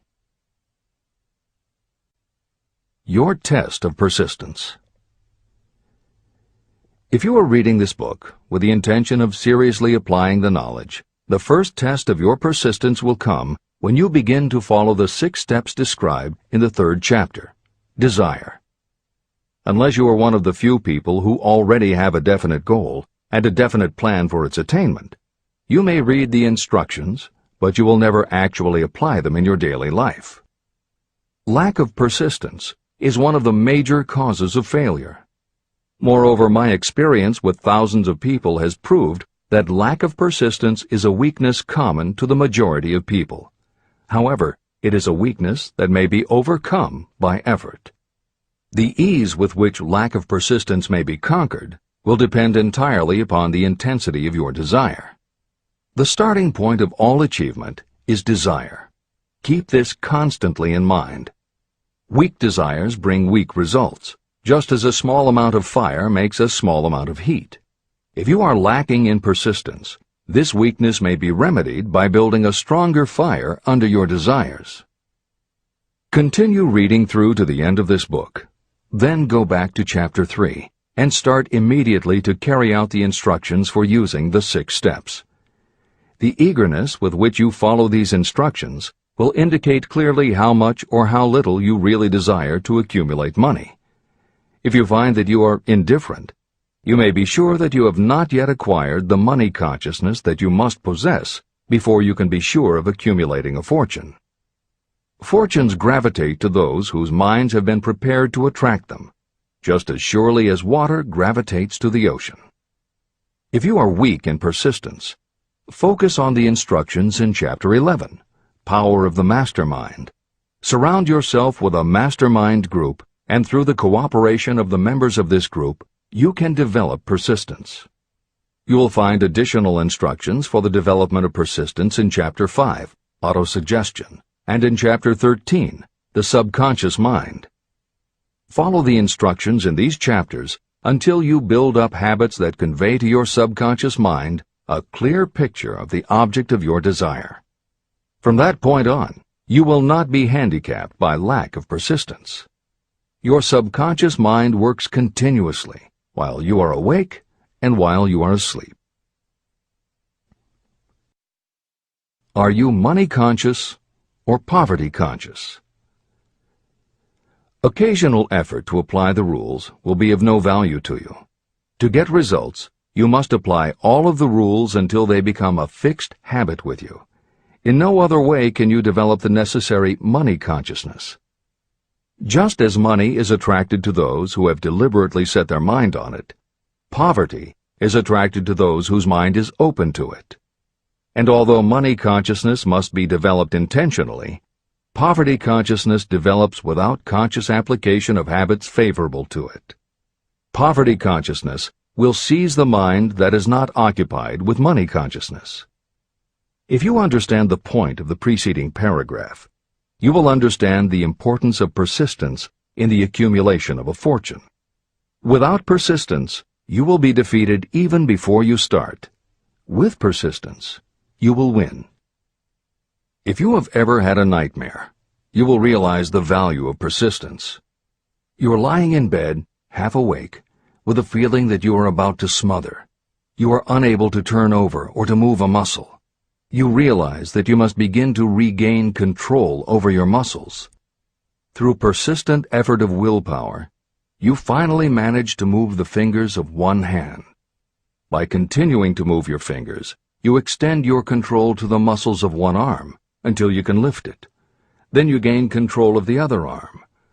You finally gain control over the muscles of one leg, and then extend it to the other leg. Then, with one supreme effort of will, you regain complete control over your muscular system and snap out of your nightmare. You did it step by step. You may find it necessary to snap yourself out of your mental inertia in a similar way. First, by moving slowly, then increasing your speed, until you gain complete control over your will. Be persistent, no matter how slowly you may have to move at first. With persistence will come success. Snap out of mental inertia. If you select your mastermind group with care, you will have in it at least one person who will aid you in the development of persistence. Some people who have accumulated great fortunes did so because of necessity. They developed the habit of persistence because circumstances forced them to become persistent. Those who have cultivated the habit of persistence seem to enjoy insurance against failure. No matter how many times they are defeated, they finally arrive up toward the top of the ladder. Sometimes it appears that there is a hidden guide whose duty is to test us through all sorts of discouraging experiences. Those who pick themselves up after defeat and keep on trying finally arrive, and the world says, "I knew you could do it." The hidden guide lets no one enjoy great achievement without passing the persistence test. Those who can't take it simply do not make the grade. Those who can take it are rewarded for their persistence, and in return they get the goal they are pursuing. But that is not all. They receive something infinitely more important than material compensation: the knowledge that every failure brings with it the seed of an equivalent advantage. Persist past your failures. The people who learn from experience the importance of persistence will not accept defeat as being anything more than temporary. They are the ones whose desires are so persistently applied that defeat is finally changed into victory. We see that an overwhelmingly large number of people go down in defeat, never to rise again. We also see the few who take the punishment of defeat as an urge to greater effort. But what we do not see, what most of us never suspect of existing, is the silent but irresistible power that comes to the rescue of those who fight on in the face of discouragement. If we speak of this power at all, we call it persistence and let it go at that. One thing is sure: if you do not have persistence, you will not achieve noteworthy success in any calling. As I am writing these lines, I can look out the window and see, less than a block away, the great mysterious Broadway, the graveyard of dead hopes and the front porch of opportunity. From all over the world, people have come to Broadway seeking fame, fortune, power, love, or whatever it is that human beings call success. Once in a great while, someone steps out from the long procession of seekers, and the world hears that another person has conquered Broadway. But Broadway is not easily nor quickly conquered. Broadway acknowledges talent, recognizes genius, and pays off in money only after a person has refused to quit. The secret is always inseparably attached to one word: persistence. Editor's comments. Today we think of making it on Broadway in terms of the theater, but here Napoleon Hill uses Broadway as a metaphor for the New York arts, publishing, and entertainment industries in general. In the original edition of Think and Grow Rich, Hill used this introduction to tell of Fannie Hurst, one of the best-selling authors of the day, who pounded the streets of New York for 4 years and received 36 rejection slips from one publisher alone before her persistence paid off and she finally got published. Although Napoleon Hill chose Fannie Hurst to illustrate his point about overcoming poverty and adversity, he knew all about both from personal experience. Hill's own story is one of very humble beginnings and devastating failures that would have defeated most people. It was only through his extraordinary persistence that the original edition of the book you hold in your hands was published. And for that reason, the editors of this edition have included this brief biography of Napoleon Hill. The following is adapted from A Lifetime of Riches, the biography of Napoleon Hill, written by Michael J. Ritt, Jr. and Kirk Landers, and also draws upon Napoleon Hill's first bestseller, his 4-volume masterwork, Law of Success. In it, Hill told of the 7 turning points in his own life, and those excerpts told in his words are told in the first person. Born into poverty in the backwoods of Virginia, young Knapp, as he was called, was the local gun-toting troublemaker. He would probably have ended up a criminal had his widowed father not met and married Martha Ramey Banner. Knapp's new stepmother set out to change the family's mountain ways, and she started by trading Napoleon a typewriter for his six-shooter pistol. She told him, "If you become as good with a typewriter as you are with that gun, you may become rich and famous and known throughout the world." Her faith and encouragement turned young Knapp around, and by the age of 15, he was submitting stories to the local newspapers and doing everything he could to get himself out of his meager circumstance. After completing high school and 1 year at a business college, he wrote an audacious letter to Rufus Ayers, one of the most powerful men in the coal industry. Hill wrote to apply for a job, but he said that he didn't want a salary. In fact, he said he would pay Ayers. Hill proposed that Ayers could charge him whatever he wanted on a monthly basis, but if at the end of 3 months Hill had proved his worth, he then would expect Ayers to pay him a salary of the same monthly amount.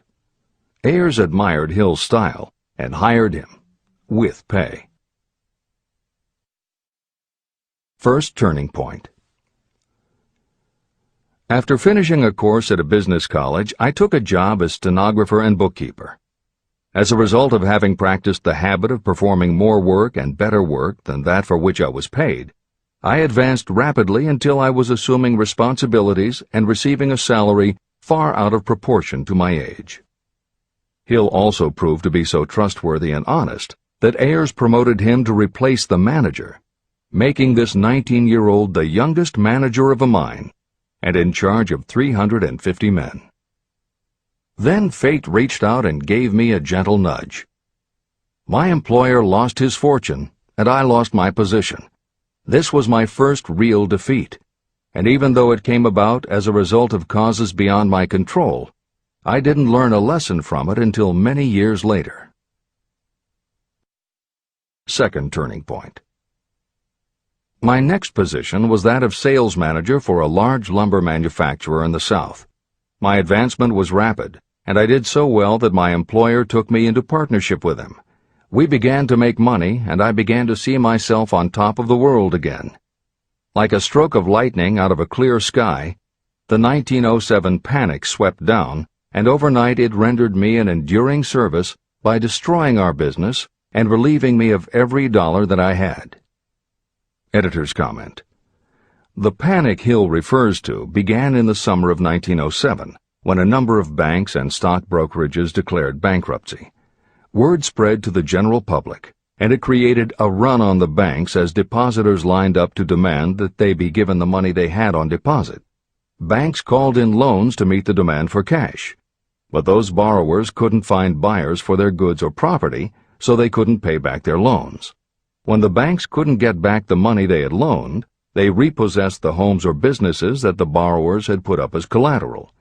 Businesses were closed, farmers were evicted from their land, jobs were lost, so even more banks were forced to close, and it just kept getting worse. America was caught in a downward spiral that was reversed only when the major Wall Street bankers and financial executives, who were themselves in danger of losing their businesses, stepped in to shore up troubled banks. It was in large part because of the bank panic of 1907 that legislation was enacted in 1913 to create the Federal Reserve System. This is the end of the editor's comments. Third turning point. This was my first serious defeat. I mistook it then for failure, but it was not. And before I complete this lesson, I will tell you why it was not.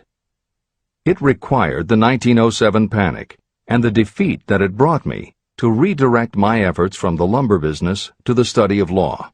I entered law school with the firm belief that I would emerge doubly prepared to catch up with the end of the rainbow and claim my pot of gold. Napoleon Hill planned to put himself and his brother through law school by writing articles for Bob Taylor's magazine. It was through the magazine that he arranged the fateful meeting with Andrew Carnegie, described at the beginning of this book. As was noted there, when Carnegie proposed the idea of writing The Philosophy of Success, he told Hill that he would have to earn his own way.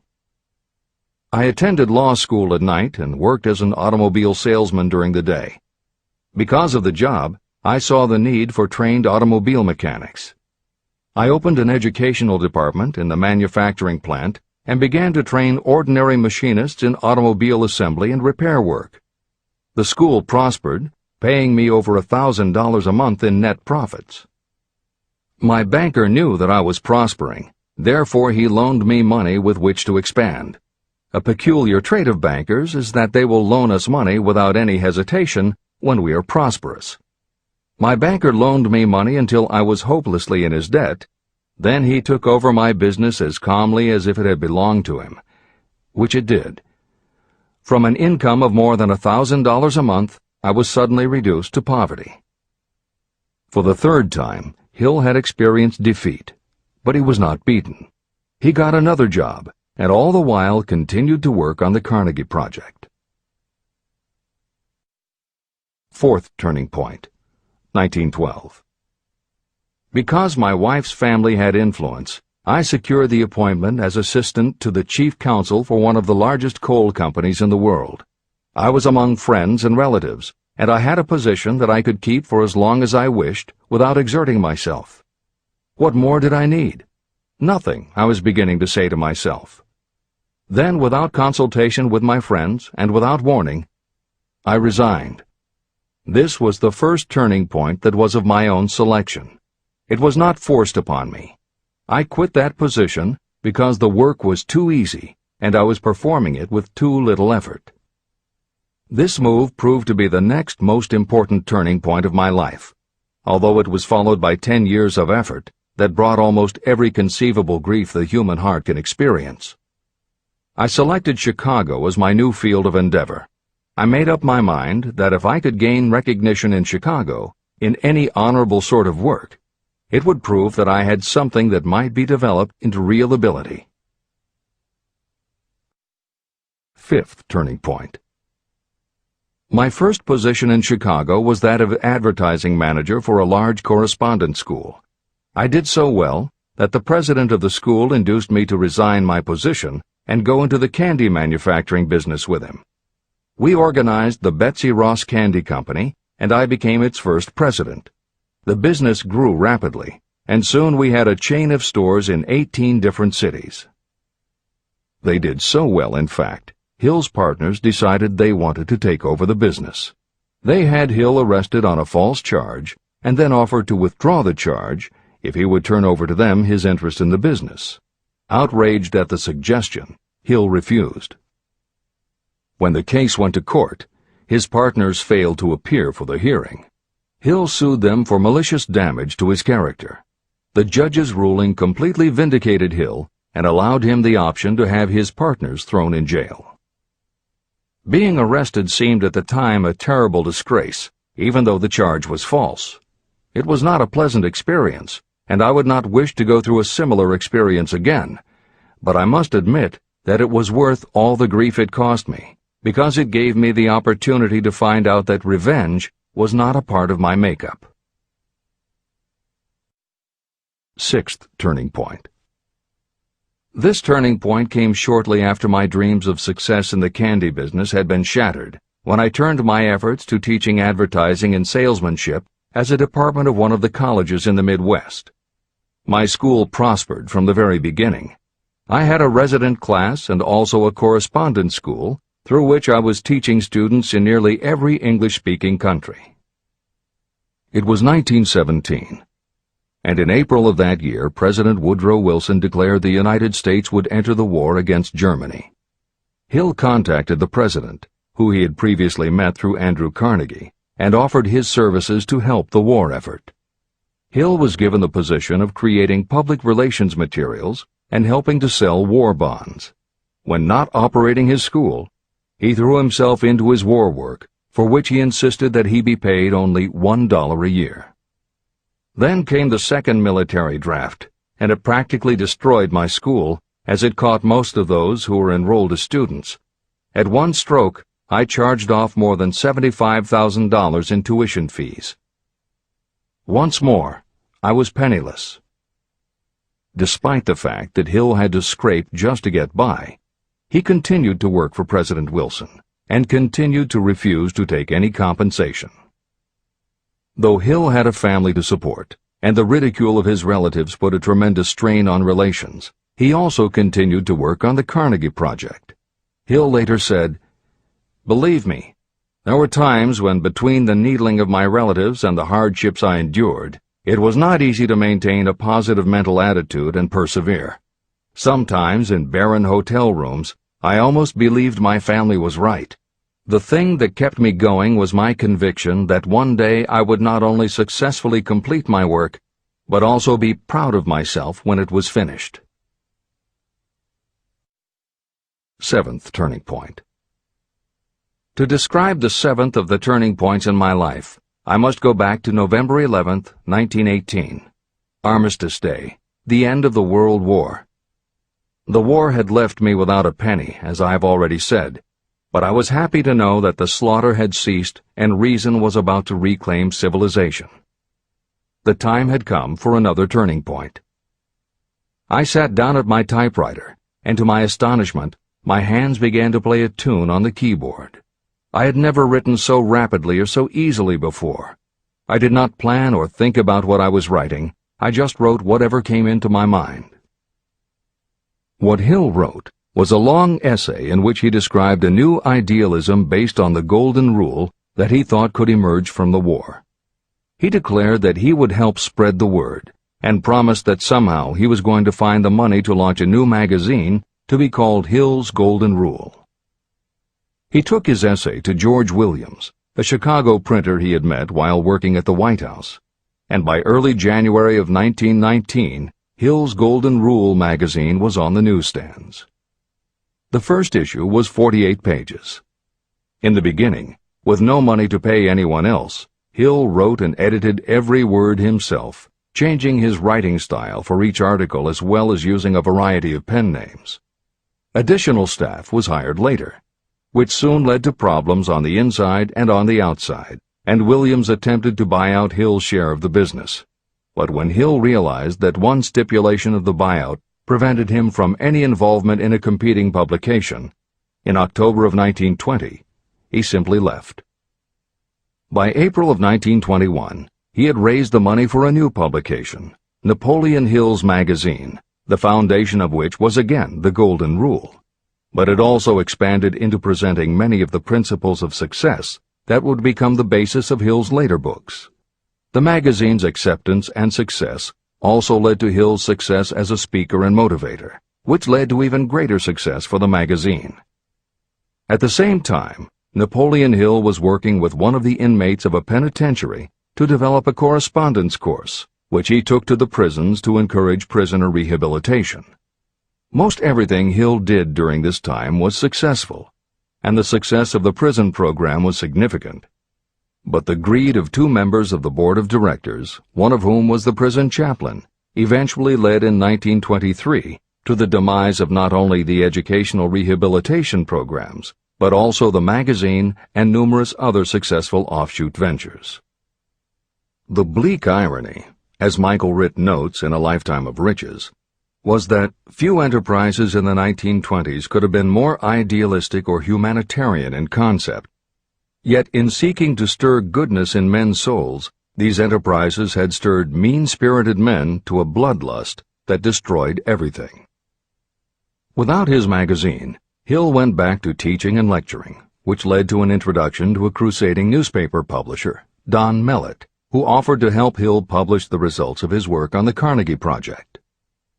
At this same time, Mellett learned that Prohibition gangsters were selling narcotics and bootleg liquor to school children in Canton, and members of the local police force were being bribed to do nothing about it. Mellett was outraged and wrote an expose in his Canton Daily News, while Hill contacted the governor to implement a state investigation of the corrupt police department. A week before Hill and Mellett were to finalize the financing for the publication of Hill's book, Don Mellett was ambushed outside his home and assassinated by a gangster and a renegade cop. They tried to kill Hill, too, but through pure luck he escaped and fled to the Smoky Mountains, where he remained holed up in a backwoods shack for most of a year. Destitute and in fear for his life, he lapsed into a state of deep depression. Then, in one extraordinary night of self-analysis, he willed himself out of his depression and resolved to finish the challenge Carnegie had posed almost 20 years earlier. Hill went to Philadelphia, convinced a publisher to put up the money, then worked night and day for almost 4 months to finish the manuscript. In March of 1928, Hill published the results of his efforts, a multi-volume masterwork entitled Law of Success. No one had ever seen anything like it. It was a phenomenon, a runaway bestseller.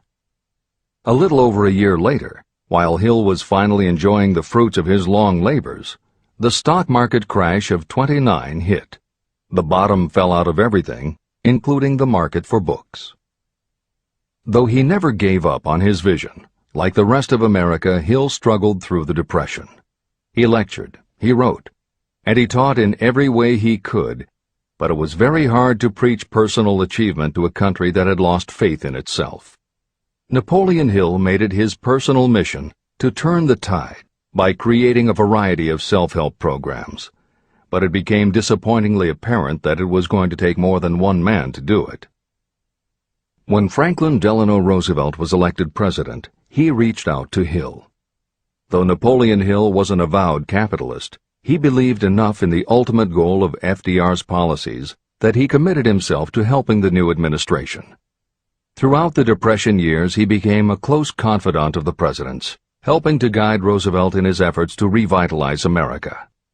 It is said that it was Hill who gave FDR the famous line, "We have nothing to fear but fear itself." And though Hill was dead broke, just as he had done for President Wilson, he refused to accept more than $1 a year for his efforts. In 1937, as America was finally beginning to see glimmerings of hope that the Great Depression might end, Hill convinced his publisher that America now needed a book to help shake off the mental and emotional stigma of those terrible times. He was right. They released Think and Grow Rich to such resounding success that it sold well over 1 million copies even before the Depression ended.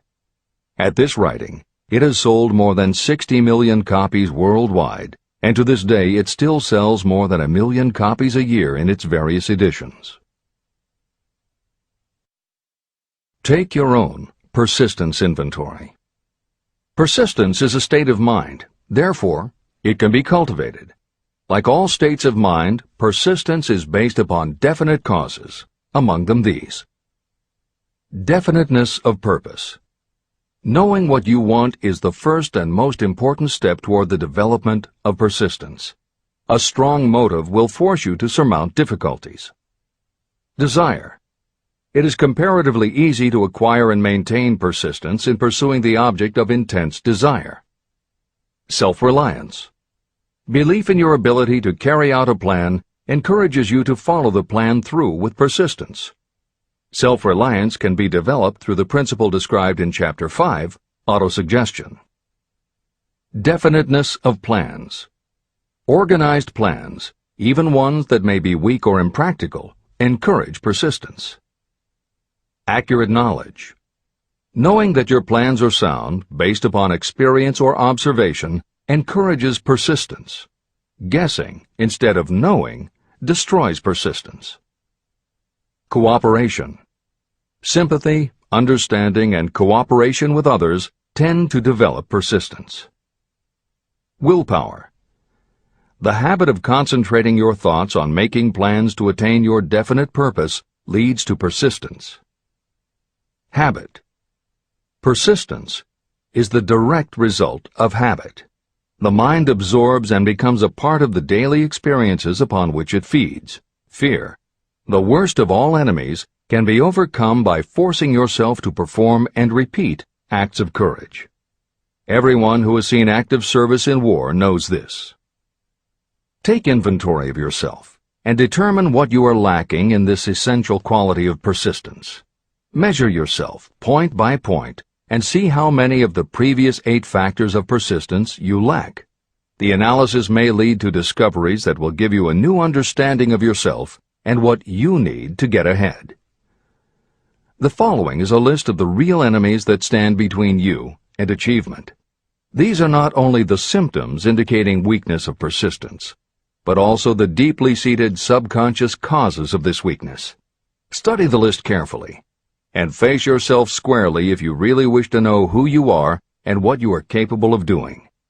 These are the weaknesses that must be mastered by anyone who really wants to accumulate riches.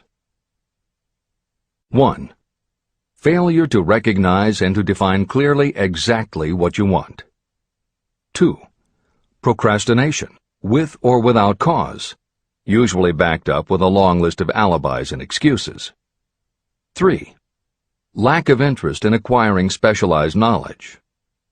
4. Indecision, and the habit of passing the buck instead of facing issues squarely, also backed by alibis and excuses. 5. The habit of relying upon excuses instead of making definite plans to solve your problems. 6. Self-satisfaction. There is little remedy for this, and no hope for those who suffer from it. 7. Indifference, usually reflected in your readiness to compromise rather than meet opposition and fight it. 8. The habit of blaming others for your mistakes and accepting circumstances as being unavoidable. 9. Weakness of desire because you neglected to choose motives that will push you to take action. 10. Willingness to quit at the first sign of defeat, based upon one or more of the 6 basic fears. 11. Lack of organized plans that you have written out so they can be analyzed. 12. The habit of neglecting to act on ideas or to grasp opportunity when it presents itself. 13. Wishing instead of willing. 14. The habit of compromising with poverty instead of aiming at riches. A general lack of ambition to be, to do, or to own. 15. Searching for all the shortcuts to riches, trying to get without giving a fair equivalent, usually reflected in the habit of gambling or trying to drive unfair bargains. 16. Fear of criticism, resulting in failure to create plans and put them into action because of what other people might think, do, or say. This is one of your most dangerous enemies because it often exists in your subconscious mind and you may not even know it is there. See the 6 basic fears in the last chapter. If you fear criticism. Following is an examination of the symptoms of the fear of criticism. The majority of people permit relatives, friends, and the public at large to influence them so that they cannot live their own lives because they fear criticism. Many people make mistakes in marriage but stay married, then go through life miserable and unhappy because they fear criticism. Anyone who has submitted to this form of fear knows the irreparable damage it does by destroying one's ambition and the desire to achieve. Millions of people neglect to go back and get an education after having left school because they fear criticism. Countless numbers of men and women permit relatives to wreck their lives in the name of family duty because they fear criticism. Duty does not require you to submit to the destruction of your personal ambitions and the right to live your own life in your own way. People refuse to take chances in business because they fear the criticism that may follow if they fail. The fear of criticism in such cases is stronger than the desire for success. Too many people refuse to set high goals for themselves because they fear the criticism of relatives and friends who may say, "Don't aim so high, people will think you're crazy." When Andrew Carnegie suggested that I devote 20 years to the organization of a philosophy of individual achievement, my first impulse was fear of what people might say. His suggestion was far greater than anything I had ever conceived for myself. My first instinct was to create excuses, all of them traceable to the fear of criticism. Something inside of me said, "You can't do it. The job is too big and requires too much time. What will your relatives think of you? How will you earn a living? No one has ever organized a philosophy of success. What right have you to believe you can do it? Who are you anyway to aim so high? Remember your humble birth. What do you know about philosophy? People will think you are crazy, and they did. Why hasn't some other person done this before now? These and many other questions flashed into my mind. It seemed as if the whole world had suddenly turned its attention to me with the purpose of ridiculing me into giving up all desire to carry out Mr. Carnegie's suggestion. Later in life, after having analyzed thousands of people, I discovered that most ideas are stillborn. To grow, ideas need the breath of life injected into them through definite plans of immediate action. The time to nurse an idea is at the time of its birth. Every minute it lives gives it a better chance of surviving. The fear of criticism is what kills most ideas that never reach the planning and action stage. Breaks can be made to order. Many people believe that success is the result of lucky breaks. There may be something to that, but if you depend upon luck, you will almost surely be disappointed. The only break anyone can afford to rely on is a self-made break. These come through the application of persistence. The starting point is definiteness of purpose. Editor's comments.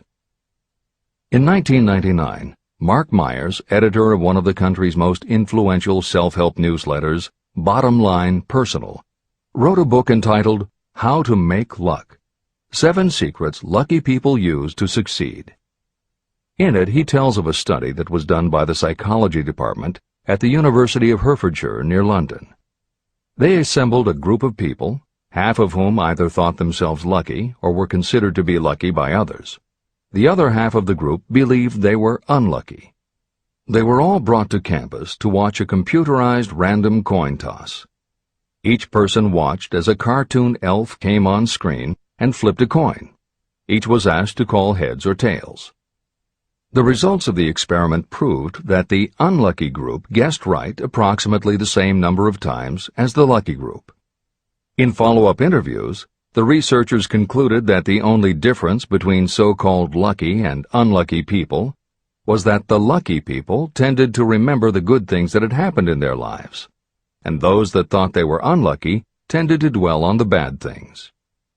The scientific fact is that luck, in terms of calling a coin toss, spinning a wheel, or turning a card, is completely random, and there's nothing we can do about it.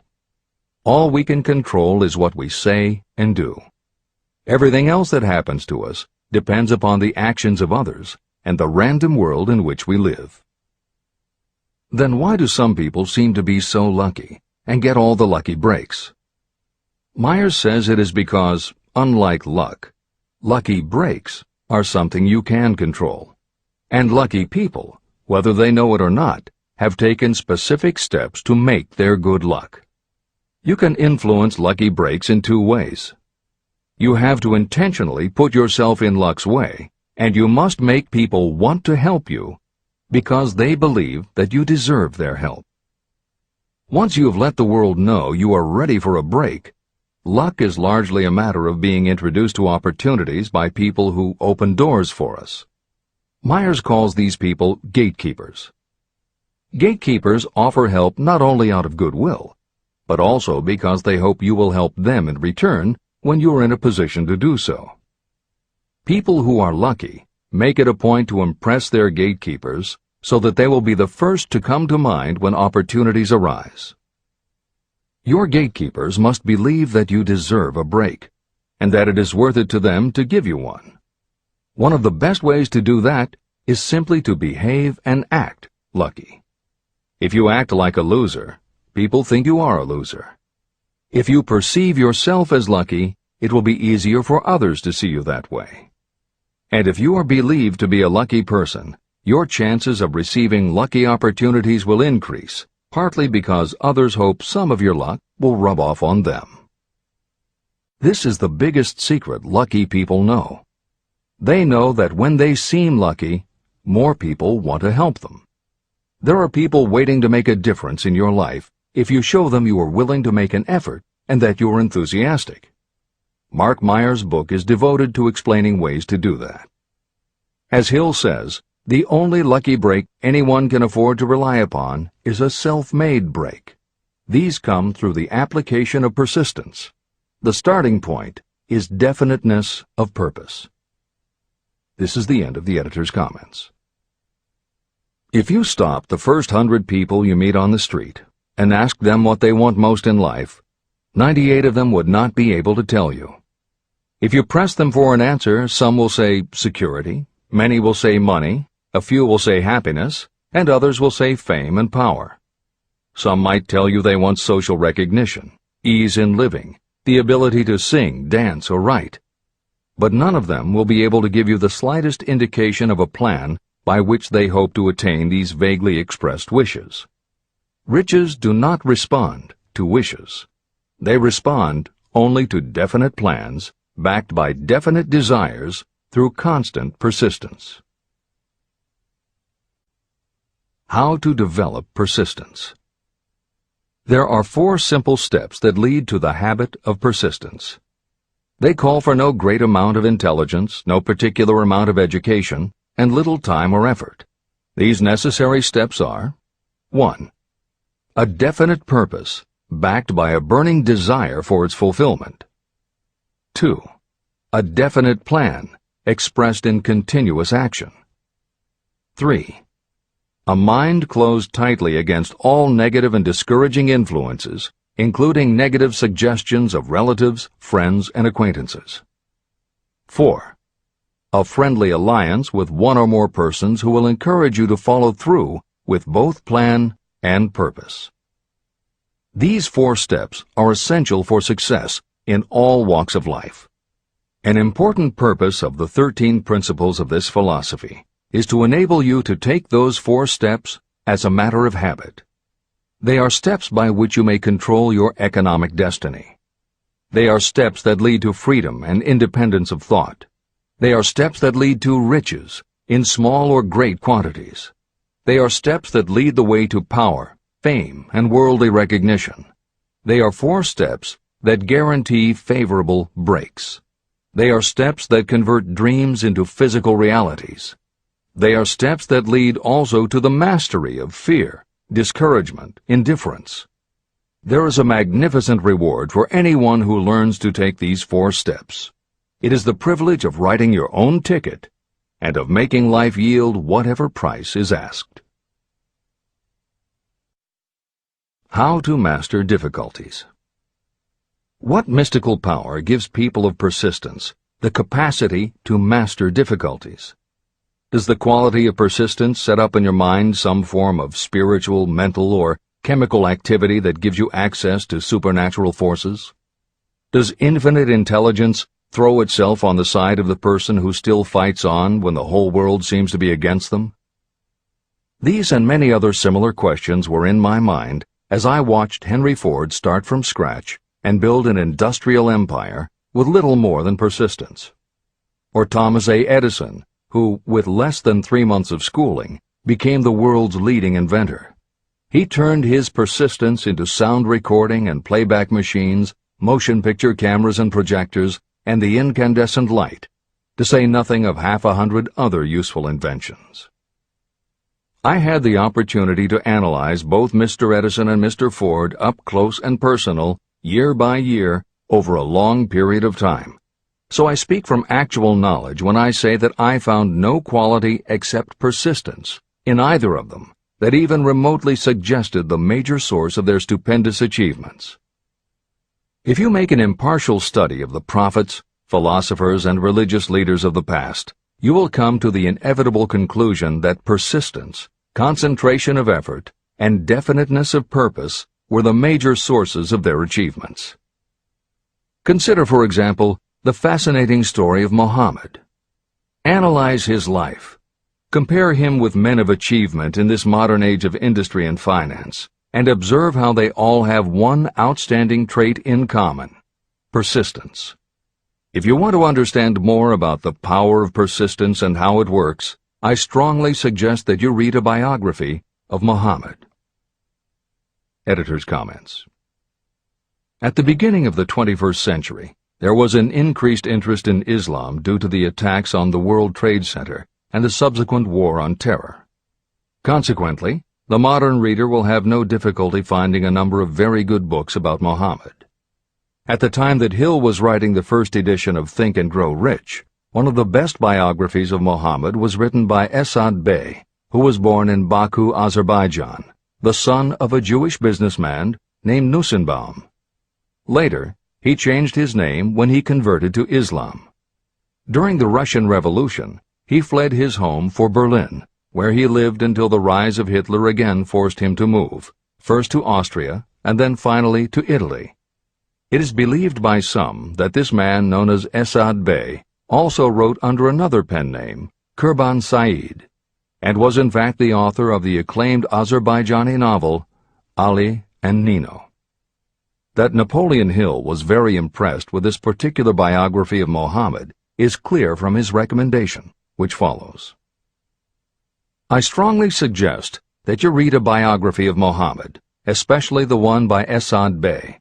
This brief review of that book, which appeared in the Herald Tribune, will provide a preview of the rare treat in store for those who take the time to read the entire story of one of the most astounding examples of the power of persistence known to civilization. The Last Great Prophet. Reviewed by Thomas Sugrue. Muhammad was a prophet, but he never performed a miracle. He was not a mystic. He had no formal schooling. He did not begin his mission until he was 40. When he announced that he was the messenger of God, bringing word of the true religion, he was ridiculed and labeled a lunatic. Children tripped him, and women threw filth upon him. He was banished from his native city, Mecca, and his followers were stripped of their worldly goods and sent into the desert after him. When he had been preaching 10 years, he had nothing to show for it but banishment, poverty, and ridicule. Yet before another 10 years had passed, he was dictator of all Arabia, ruler of Mecca, and the head of a new world religion which was to sweep to the Danube and the Pyrenees before exhausting the impetus he gave it. That impetus was threefold: the power of words, the efficacy of prayer, and man's kinship with God. His career never made sense. Muhammad was born to impoverished members of a leading family of Mecca. Because Mecca, the crossroads of the world, home of the magic stone called the Kaaba, great city of trade and the center of trade routes, was unsanitary, its children were sent to be raised in the desert by Bedouins. Muhammad was thus nurtured, drawing strength and health from the milk of nomad, vicarious mothers. He tended sheep and soon hired out to a rich widow as leader of her caravans. He traveled to all parts of the Eastern world, talked with many men of diverse beliefs, and observed the decline of Christianity into warring sects. When he was 28, Khadijah, the widow, looked upon him with favor and married him. Her father would have objected to such a marriage, so she got him drunk and held him up while he gave the paternal blessing. For the next 12 years, Muhammad lived as a rich and respected and very shrewd trader. Then he took to wandering in the desert, and one day he returned with the first verse of the Koran and told Khadijah that the archangel Gabriel had appeared to him and said that he was to be the messenger of God. The Koran, the revealed word of God, was the closest thing to a miracle in Muhammad's life. He had not been a poet. He had no gift of words. Yet the verses of the Koran, as he received them and recited them to the faithful, were better than any verses which the professional poets of the tribes could produce. This, to the Arabs, was a miracle. To them, the gift of words was the greatest gift. The poet was all-powerful. In addition, the Koran said that all men were equal before God, that the world should be a democratic state, Islam. It was this political heresy, plus Muhammad's desire to destroy all the 360 idols in the courtyard of the Kaaba, which brought about his banishment. The idols brought the desert tribes to Mecca, and that meant trade. So the businessmen of Mecca, the capitalists, of which he had been one, set upon Muhammad. Then he retreated to the desert and demanded sovereignty over the world. The rise of Islam began. Out of the desert came a flame which would not be extinguished. A democratic army, fighting as a unit and prepared to die without wincing. Muhammad had invited the Jews and Christians to join him, for he was not building a new religion. He was calling all who believed in one God to join in a single faith. If the Jews and Christians had accepted his invitation, Islam would have conquered the world. They didn't. They would not even accept Muhammad's innovation of humane warfare. When the armies of the Prophet entered Jerusalem, not a single person was killed because of his faith. When the Crusaders entered the city, centuries later, not a Muslim man, woman, or child was spared. But the Christians did accept one Muslim idea, the place of learning, the university.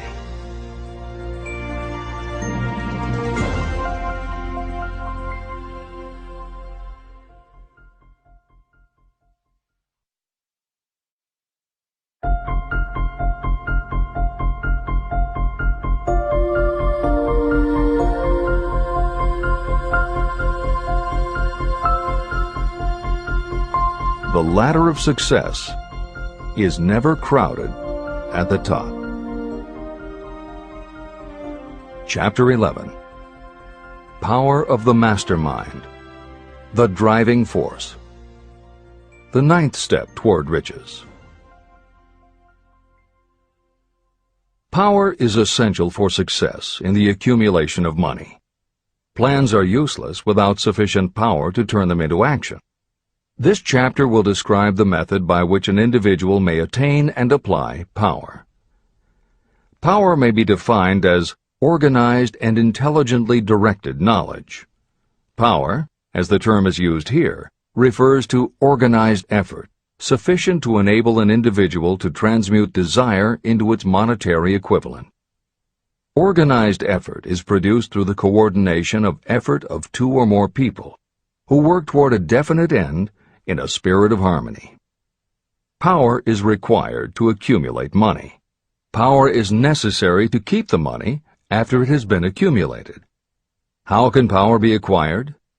If power is organized knowledge, let us examine the sources of knowledge. Infinite intelligence. This source of knowledge may be accessed with the aid of creative imagination through the subconscious mind, as described in the previous chapters on faith, autosuggestion, and imagination, and as will be elaborated on in Chapter 13, the subconscious mind, and Chapter 14, the brain. Accumulated experience. The accumulated experience of humanity may be found in any well-equipped public library. An important part of this accumulated experience is taught in public schools and colleges, where it has been classified and organized. Editor's comment. The computer revolution and the Internet have had a profound effect upon the quantity of information available and on the ease of access and ability to organize that information. This is the end of the editor's comment. Experiment and research. In the field of science, and in practically every other walk of life, people are gathering, classifying, and organizing new facts daily. This is the source to which you must turn when knowledge is not available through accumulated experience. Here, too, the creative imagination must often be used. Editor's comment. Today, because of the computer revolution and the Internet, publishing and dissemination of information happens so quickly that there is almost no lag time between experiment or research and the integration of those results into available knowledge. This is the end of the editor's comment. Knowledge may be acquired from any of the foregoing sources. It may be converted into power by organizing it into definite plans and by putting those plans into action. If you examine the three sources of knowledge, you will see how difficult it would be if you had to depend upon just your own efforts to assemble all the knowledge you need and turn it into definite plans of action. If your plans are big and comprehensive, generally you will have to get others to cooperate with you if you are going to organize your knowledge so that you can turn your plans into power. Gaining power through the mastermind. The mastermind may be defined as coordination of knowledge and effort in a spirit of harmony between two or more people for the attainment of a definite purpose. No individual may have great power without utilizing the mastermind. In Chapter 8, organized planning. I commented on how to create plans for translating desire into its monetary equivalent.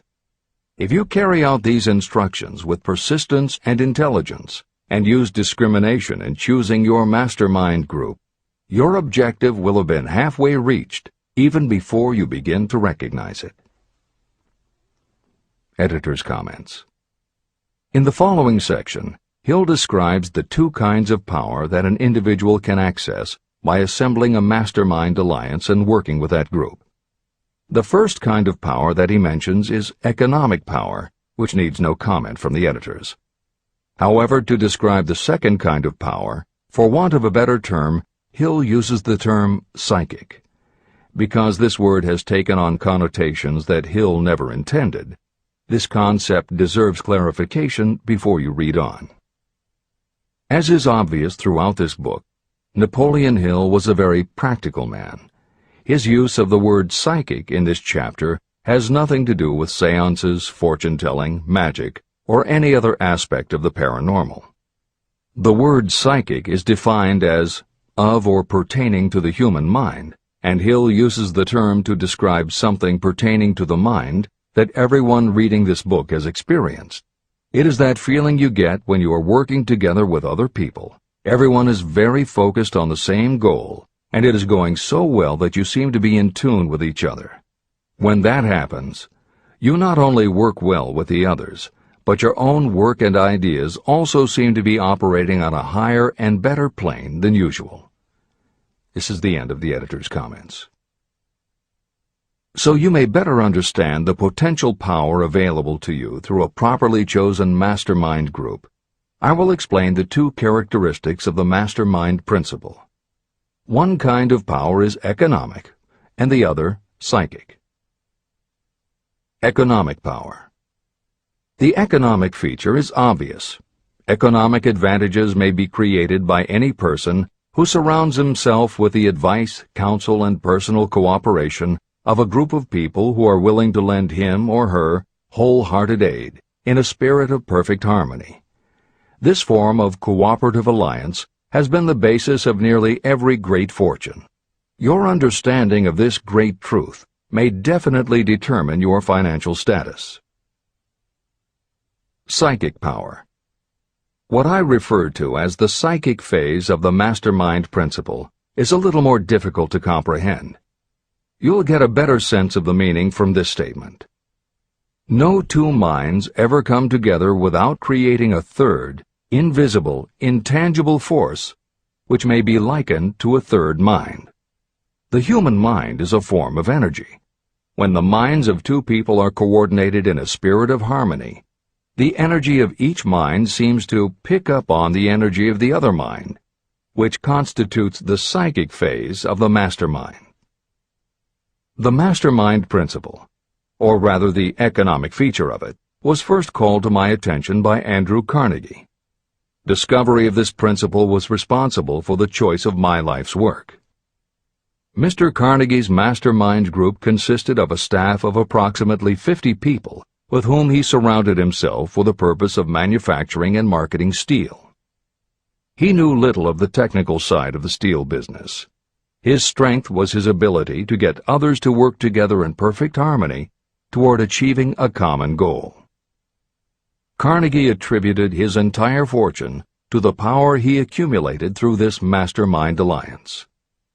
If you analyze the record of anyone who has accumulated a great fortune, and many of those who have accumulated modest fortunes, you will find that they have either consciously or unconsciously employed the mastermind principle. Great power can be accumulated through no other principle. How to multiply your brain power. The human brain may be compared to an electric battery. It is a fact that a group of batteries will provide more energy than a single battery. It is also a fact that the amount of energy provided by each individual battery depends upon the number and capacity of the cells it contains. The brain functions in a similar fashion. Some brains are more efficient than others. A group of brains coordinated or connected in a spirit of harmony will provide more thought energy than a single brain. just as a group of electric batteries will provide more energy than a single battery. Through this metaphor, you can see that the mastermind principle holds the secret of the power wielded by those who surround themselves with others of great brain power. The following will further define the so-called psychic phase of the mastermind principle. When a group of individual minds are coordinated and function in harmony, the increased energy created through that alliance becomes available to every individual mind in the group. Henry Ford began his business career under the handicap of poverty, illiteracy, and ignorance. Within the inconceivably short period of 10 years, Mr. Ford mastered these 3 handicaps, and within 25 years, he made himself one of the richest men in America. How did he do it? Here is an important clue. Mr. Ford's most rapid strides became noticeable from the time he became a personal friend of the famed inventor Thomas A. Edison. In the story of Ford's success, this is just the first indication of what the influence of one mind upon another can accomplish. Follow his story further, and you will have even more evidence that power may be produced through friendly alliance of minds. It is a fact that Mr. Ford's most outstanding achievements became even more pronounced later, after he formed the acquaintances of Harvey Firestone, John Burroughs, and Luther Burbank, each a man of great mental capacity. People take on the nature and the habits and the power of thought of those with whom they associate in a spirit of sympathy and harmony. Through his association with Edison, Burbank, Burroughs, and Firestone, Mr. Ford added to his own brain power the intelligence, experience, knowledge, and spiritual forces of these 4 men. Henry Ford used the mastermind principle in exactly the way it is described in this book. This principle is available to you. I have already mentioned Mahatma Gandhi. Let me review the method by which he attained his stupendous power. It may be explained in a few words. He came by power through inducing over 200 million people to coordinate with mind and body in a spirit of harmony for a definite purpose. In brief, Gandhi accomplished a miracle, for it is a miracle when 200 million people can be induced, not forced, to cooperate in a spirit of harmony. If you doubt that this is a miracle, try to get even 2 people to cooperate in a spirit of harmony for any length of time. Every person who manages a business knows how difficult it is to get employees to work together in a spirit even remotely resembling harmony. Editor's comments. The first step in putting together your mastermind alliance is to clearly know your desire. Your desire will tell you what you need. It could be a small group, just 2 or 3 people, as was the case with Stephen Jobs and Steve Wozniak when they formed Apple, Bill Gates and Paul Allen launching Microsoft, or Steven Spielberg, Jeffrey Katzenberg, and David Geffen creating DreamWorks SKG. Or it could be a large group, such as the Mastermind Alliance of 30 regional directors of Century 21 Real Estate, which founder Arthur Bartlett firmly believes was essential to the company's success. Napoleon Hill suggests that in most cases it should be a dozen people or less, and generally the smaller the better. Choosing the people means finding those who not only share your vision, but who will also share their ideas, information, and contacts with you. They will let you use the full strength of their experience, training, and knowledge as if it were your own, and they will do it in a spirit of perfect harmony. The question that immediately comes to every reader's mind is, where do I find people who will help me to that degree? Napoleon Hill cannot answer that question for you, but he does tell you what to look for. Where you look is up to you. And if you really do have the desire to succeed, you will start looking and you won't give up until you find the right people. Napoleon Hill's description of the mastermind that appears below is augmented with additional material from articles and speeches he wrote after the publication of Think and Grow Rich. These were compiled for publication by Hill's friend, mentor, and business associate, W. Clement Stone, and appear in 2 books, Napoleon Hill's Keys to Success and Believe and Achieve. This is the end of the editor's comments. Finding your mastermind members. Ally yourself with a group of as many people as you may need in order to assemble a mastermind that will assist you in creating and carrying out your plan or plans for the accumulation of money. Compliance with this instruction is absolutely essential. Choose to associate with people who share common values, goals, and interests, yet who each have a strong desire to contribute to the overall effort.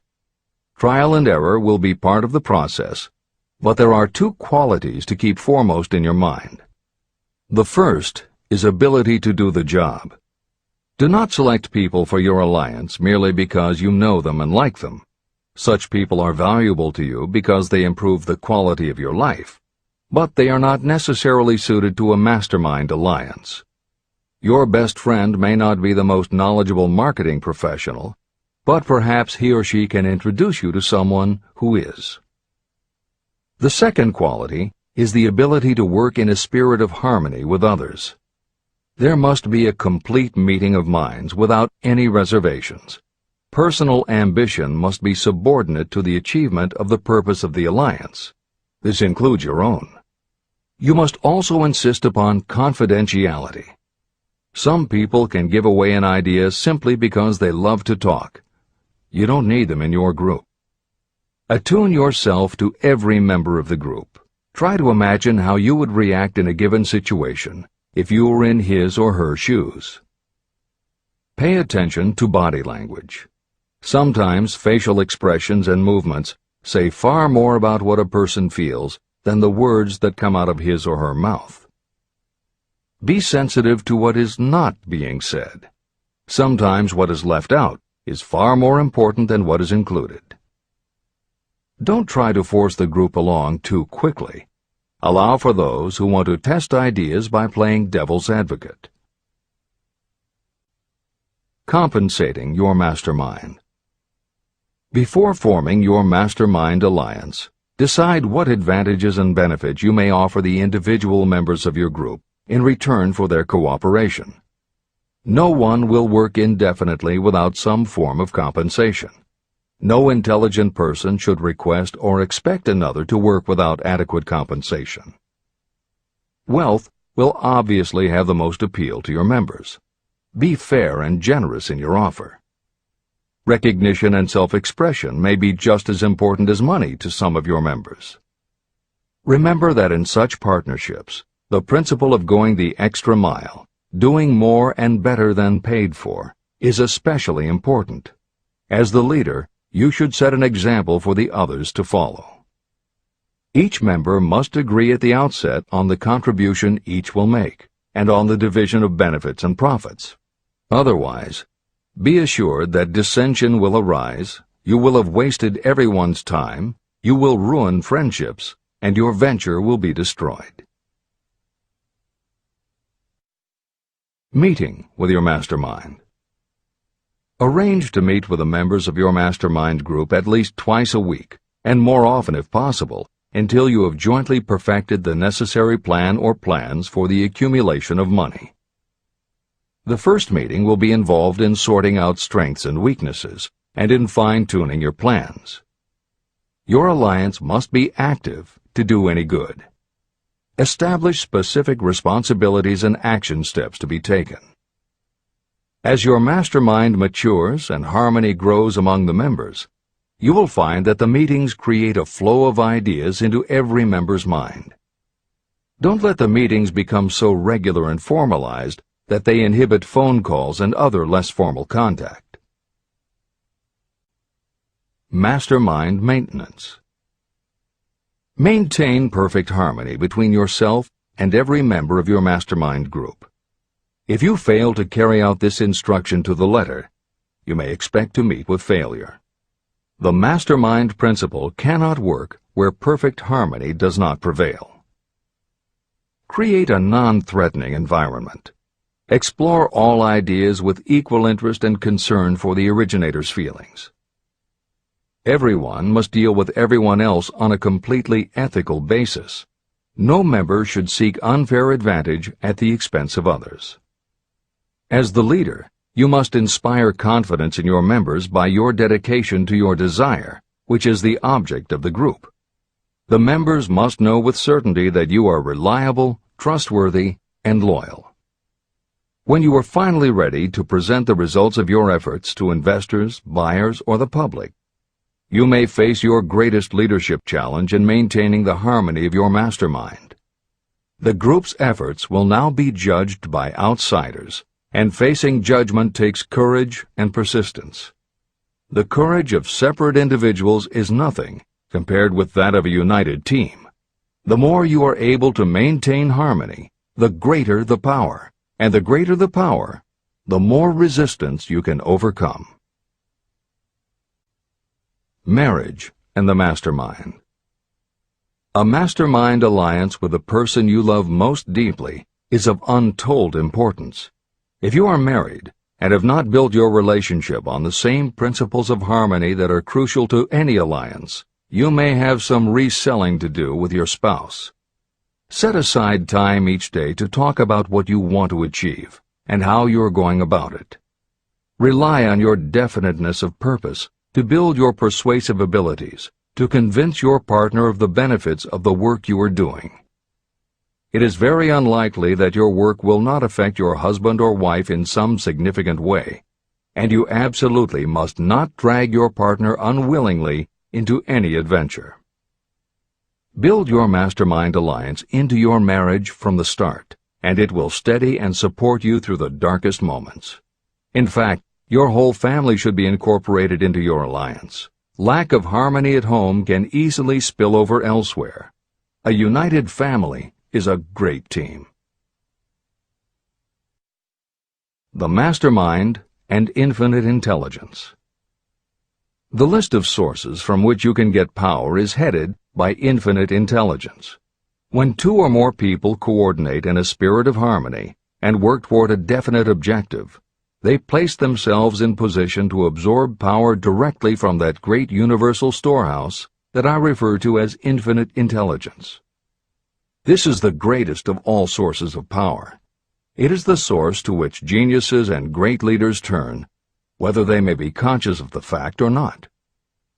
In Chapter 13, The Subconscious Mind, and Chapter 14, The Brain, the methods for accessing infinite intelligence will be described in greater detail. This is not a course on religion.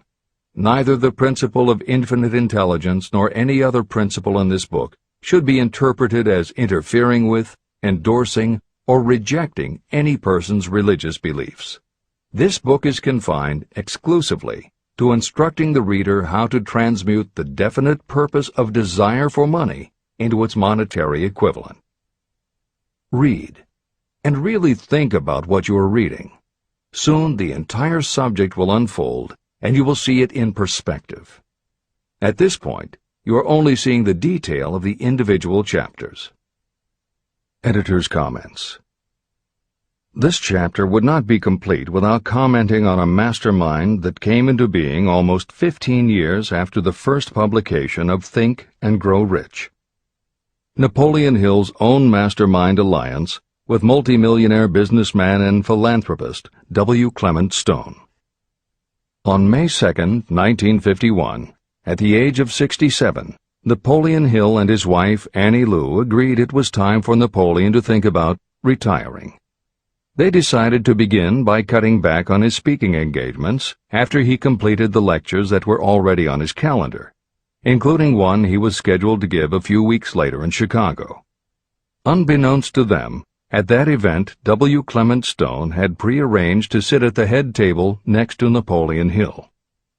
Like Hill, Stone had been born into poverty. At the age of 6, he started selling newspapers to help pay the rent, and by 13, he owned his own stand. By 16, he was selling insurance, and by 20, he'd managed to scrape together $100, which he used to start his own insurance agency. Stone was a consummate salesman and motivator, and his company was growing very nicely. Then in 1938 he read Think and Grow Rich, and was so inspired by it that he bought a copy for every one of his employees and continued to do so for each new person who joined his company. Over the years, this amounted to thousands of copies. When Stone was introduced to Hill, he told him about all the copies he had purchased of Think and Grow Rich and said that he firmly believed it was Hill's book that had transformed his sales force and turned his company from modest to extraordinary success. Napoleon Hill and W. Clement Stone found that they were in such complete accord that by the end of their first meeting, Hill had decided to postpone his retirement and join with Stone in a venture dedicated to creating a better world for this and future generations. Within a year, they launched Napoleon Hill Associates. They published new books by Hill, including How to Raise Your Own Salary and The Master Key to Riches. They reissued Hill's earlier bestsellers, and they co-authored a new bestseller, Success Through a Positive Mental Attitude. They also launched Success Unlimited magazine, created PMA Science of Success home study courses, made television programs, radio shows, a documentary film entitled A New Sound in Paris, which showed the amazing changes that happened when the entire town of Paris, Missouri, adopted the Napoleon Hill philosophy. And they both crisscrossed America speaking, teaching, giving interviews, and spreading the philosophy to as many people as possible. In addition to his work with Napoleon Hill Associates, Hill also consulted to W. Clement Stone's company, Combined Insurance Company of America. Hill designed and implemented a new training program for the sales force, which was so successful he astounded the business world by helping Stone grow his company from $30 million in assets to $100 million in less than 10 years. When W. Clement Stone passed away in 2002, his company, now known as Aon Corporation, had revenues of $2 billion a year. W. Clement Stone had personally given more than $275 million to various charitable and philanthropic organizations. There has perhaps never been a greater example of coordination of knowledge and effort in a spirit of harmony between two or more people for the attainment of a definite purpose. The sheer volume of work and scope of influence achieved in a 10-year period by Napoleon Hill and W. Clement Stone leaves little question as to the power and importance of a mastermind alliance. This is the end of the editor's comments. The power of positive emotions. Money is shy and elusive. It must be wooed and won by methods not unlike those used by a determined lover. And the power you use in the wooing of money is not greatly different from what you use to attract the one you love. It is the power of positive emotion. That power, when successfully used in the pursuit of money, must be mixed with faith. It must be mixed with desire. It must be mixed with persistence. It must be applied through a plan, and that plan must be set into action. When money comes in large quantities, it flows to the one who accumulates it as easily as water flows downhill. There exists a great unseen stream of power, which may be compared to a river that flows in two directions. One side flows in one direction, carrying all who get into that side of the stream onward and upward to wealth. The other side flows in the opposite direction, carrying all who are unfortunate enough to get into it and can't pull themselves out downward to misery and poverty. Everyone who has accumulated a great fortune has recognized the existence of this stream of life. It consists of one's thinking process. Positive emotions form the side of the stream that carries you to fortune. Negative emotions form the side that carries you down to poverty. This is a point of great importance to the person who is following this book with the object of accumulating a fortune. If you are caught in the side of the stream of power that leads to poverty, this book will serve as an oar by which you may propel yourself over into the other side of the stream. But it can serve you only through application and use. Merely reading and passing judgment on it, either one way or another, will be of no benefit to you. Poverty and riches can change places. But when riches take the place of poverty, The change only happens through well-conceived and carefully executed plans. The same is not true of poverty. Poverty needs no plan. It needs no one to help it because it is bold and ruthless. Riches are shy and timid. They have to be attracted. More gold has been mined from the thoughts of men than has ever been taken from the earth. Chapter 12. Sexuality, Charisma, and Creativity. The 10th step toward riches. Editor's comments. What motivates human beings is the subject of continuing scientific research and philosophical debate. There is general agreement that the prime motivators are the basic human needs for food and water, shelter and clothing, and safety. Beyond these basic life-sustaining needs, however, there are other factors that motivate people to action. It is the definition of the other factors and their order of importance that continues to be open to interpretation. Perhaps the most widely known theory is psychologist Abraham Maslow's hierarchy of human needs, which lists 8 levels of motivational forces, starting with the basic physiological and safety needs, then ascends through belonging and love, esteem, understanding, aesthetics, self-actualization, and transcendence. Other psychologists and sociologists have defined and arranged the categories differently, but in almost all cases there is agreement that after the primary life-sustaining needs are met, sex and love are the next most important motivating forces. Napoleon Hill also compiled a hierarchy of what he referred to as mind stimuli. Like Maslow and other researchers, Hill identified sex and love as the most powerful non-life-sustaining factors in human motivation, but his focus was not on sex and love as they pertain to procreation. Hill was intrigued by the theory that if sex and love are such powerful forces in driving humans to action, there might be a correlation to outstanding achievement or material success. And if such a relationship exists, can the motivating force be intentionally channeled to this purpose? In the original edition of the following chapter, Hill used terms such as sex emotion and sex energy in his analysis of these motivating forces as they relate to attitude and personality. In this context, the use of the word sex was not meant to have the physical connotation that it often has today. Today these concepts would be conveyed by words such as sexuality, passion, or charisma. In this edition, where appropriate, the editors have opted for the modern usage of these and similar terms. This is the end of the editor's comments. Charisma. The world is ruled, and the destiny of civilization is established by the human emotions. People are influenced more by feelings than by reason. Your creativity is set into action entirely by emotions, and not by cold reason. The human mind responds to stimuli, through which it may be keyed up in such a way that it takes on characteristics such as enthusiasm, creative imagination, and intense desire. The stimuli to which the mind responds most freely are 1. The desire for sexual expression, 2. Love, 3.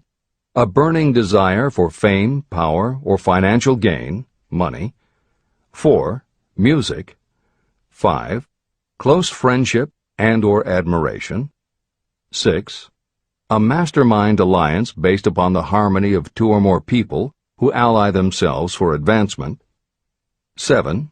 Mutual suffering, such as that experienced by people who are persecuted, 8. Autosuggestion, 9. Fear, 10. Alcohol and drugs. The desire for sexual expression comes at the head of the list of stimuli that step up the mind and start the wheels of physical action. The emotions associated with a human sexual drive bring into being a state of mind. When motivated by this desire, people often show courage, willpower, persistence, imagination, and creative ability that they don't normally have. So strong and impelling is the desire for sexual expression that people freely run the risk of life and reputation because of it. A river may be dammed and its water controlled for a time, but eventually it will force an outlet.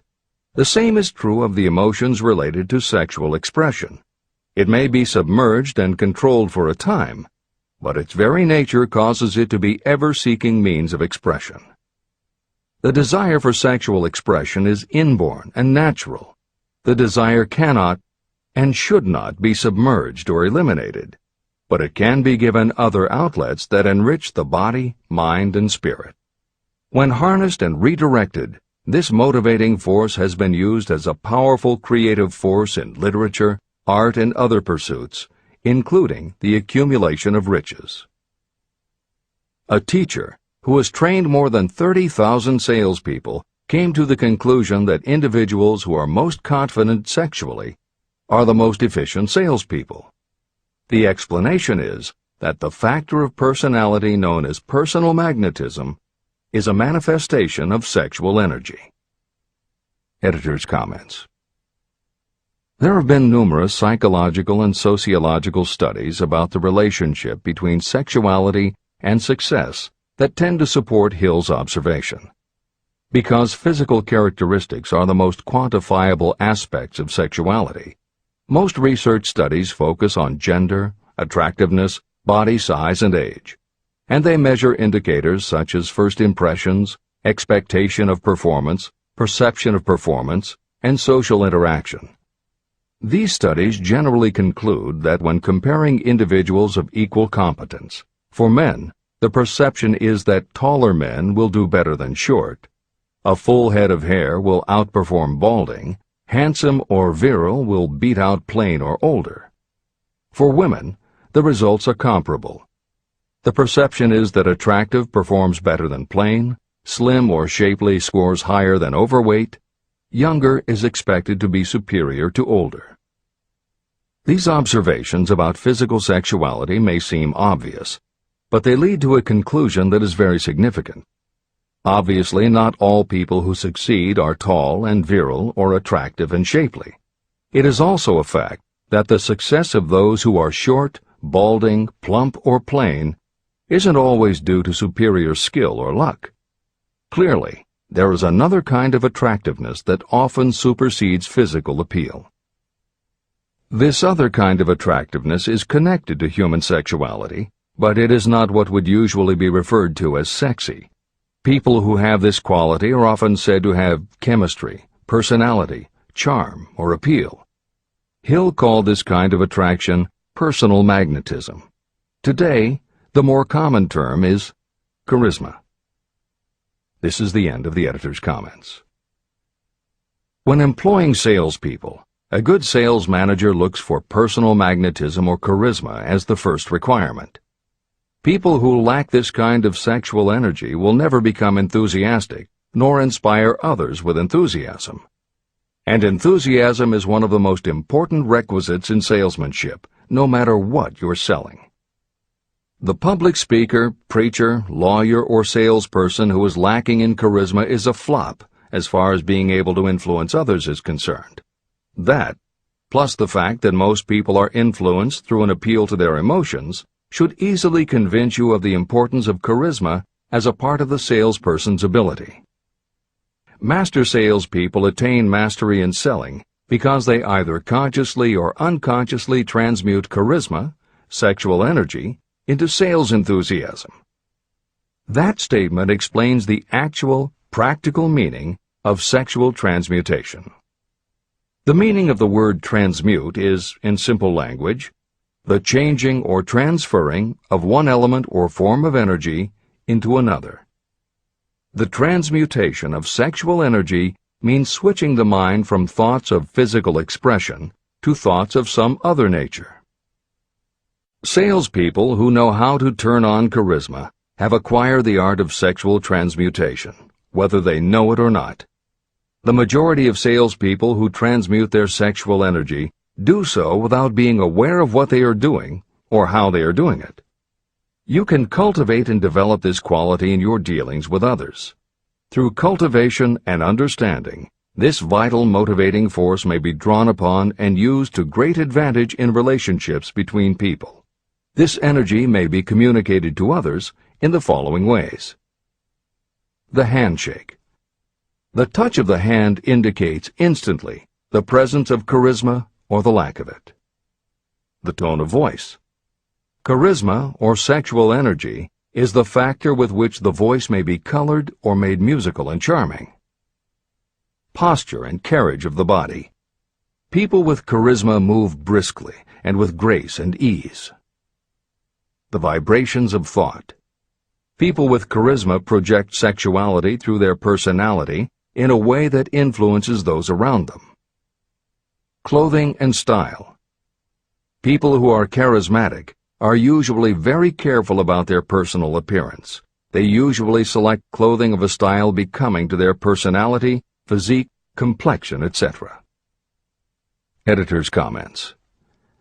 Having established a link between sexuality and success in the form of charisma, in the following section, Napoleon Hill explores how sexuality might also be a motivating factor in success by enhancing creativity. To illustrate the connection, Hill draws upon the biographies of historical figures who exhibited both charisma and exceptional creativity. In the time since Hill conducted his research, many women have risen to positions of power and influence. Their accomplishments have been well documented and are readily available in bookstores and libraries. However, when Hill was assembling his data, the majority of historical biographies available were about successful men. Further, the successful industrialists and political leaders he had personally studied during the previous 30 years were also men. Because of this limitation, Hill does not theorize about the role men might play in motivating the success of women. This issue is addressed in a later editorial comment. This is the end of the editor's comments. Creativity. It seemed quite significant to me when I made the discovery that practically every great leader I had the privilege of analyzing was a man whose achievements were largely inspired by a woman. In most instances, the woman was a wife, of whom the public had heard little or nothing. In a few of the cases I studied, the source of inspiration was the other woman. The pages of history are filled with the records of great men whose achievements may be traced directly to the influence of women who aroused the creative faculties of their minds. Napoleon Bonaparte was one of these. When inspired by his first wife, Josephine, he was irresistible and invincible. When his better judgment or reasoning faculty prompted him to put Josephine aside, he began to decline. His defeat and exile to St. Helena were not far distant. Abraham Lincoln was a notable example of a great leader who achieved his greatness through the discovery and use of his faculty of creative imagination. It is noted in practically every book written about Lincoln that he discovered and began to use this faculty as the result of the love that he experienced when he met Anne Rutledge. This is more than an interesting historical fact. It is of significance in connection with the role sexuality plays in the study of the source of genius. Following is a list of famous men of outstanding achievement: George Washington, Napoleon Bonaparte, William Shakespeare, Abraham Lincoln, Ralph Waldo Emerson, Robert Burns, Thomas Jefferson, Elbert Hubbard, Elbert H. Gary, Woodrow Wilson, John H. Patterson, Andrew Jackson, Enrico Caruso. Wherever there was evidence available in connection with the lives of these men of achievement, it indicated most convincingly that each possessed a highly developed sexual nature. An analysis of the information taken from biographies and historical writings leads to the following conclusions. 1. Those of greatest achievement have a highly developed sexual nature, but have learned the art of transmutation of sexual energy. 2. Those who have accumulated great fortunes and achieved outstanding recognition in literature, art, industry, architecture, and the professions were motivated by the influence of a mate or lover. When driven by these emotions, people become gifted with a superpower for action. If you understand this, you will also understand that sexual transmutation contains the secret of creative ability. Editor's comments.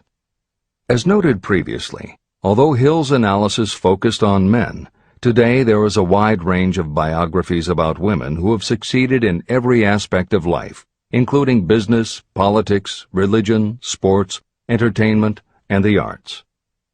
Bearing in mind that biographical information is always subjective, the reader can now find ample material from which to draw a conclusion as to whether Hill's theory about sexuality as a motivating force is equally evident in women.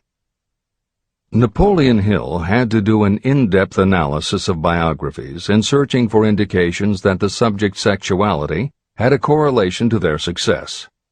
Today, we just turn on the television, and we're inundated with intimate details about both men and women suggesting that the best and the brightest are apparently also the sexiest.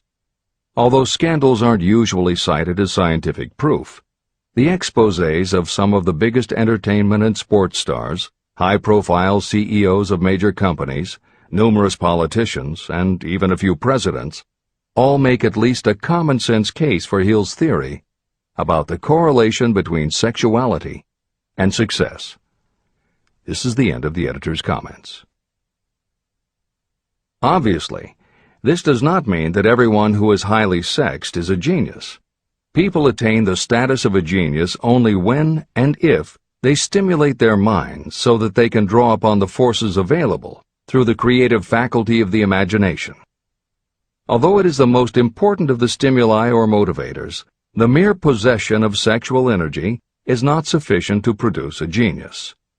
The energy must be transmuted from desire for physical contact into some other form of desire and action before it will lift one to the status of a genius. Genius and creative imagination.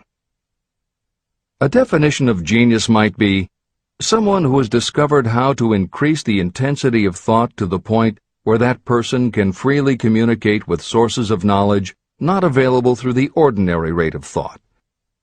This definition should prompt some questions in the mind of anyone reading this book.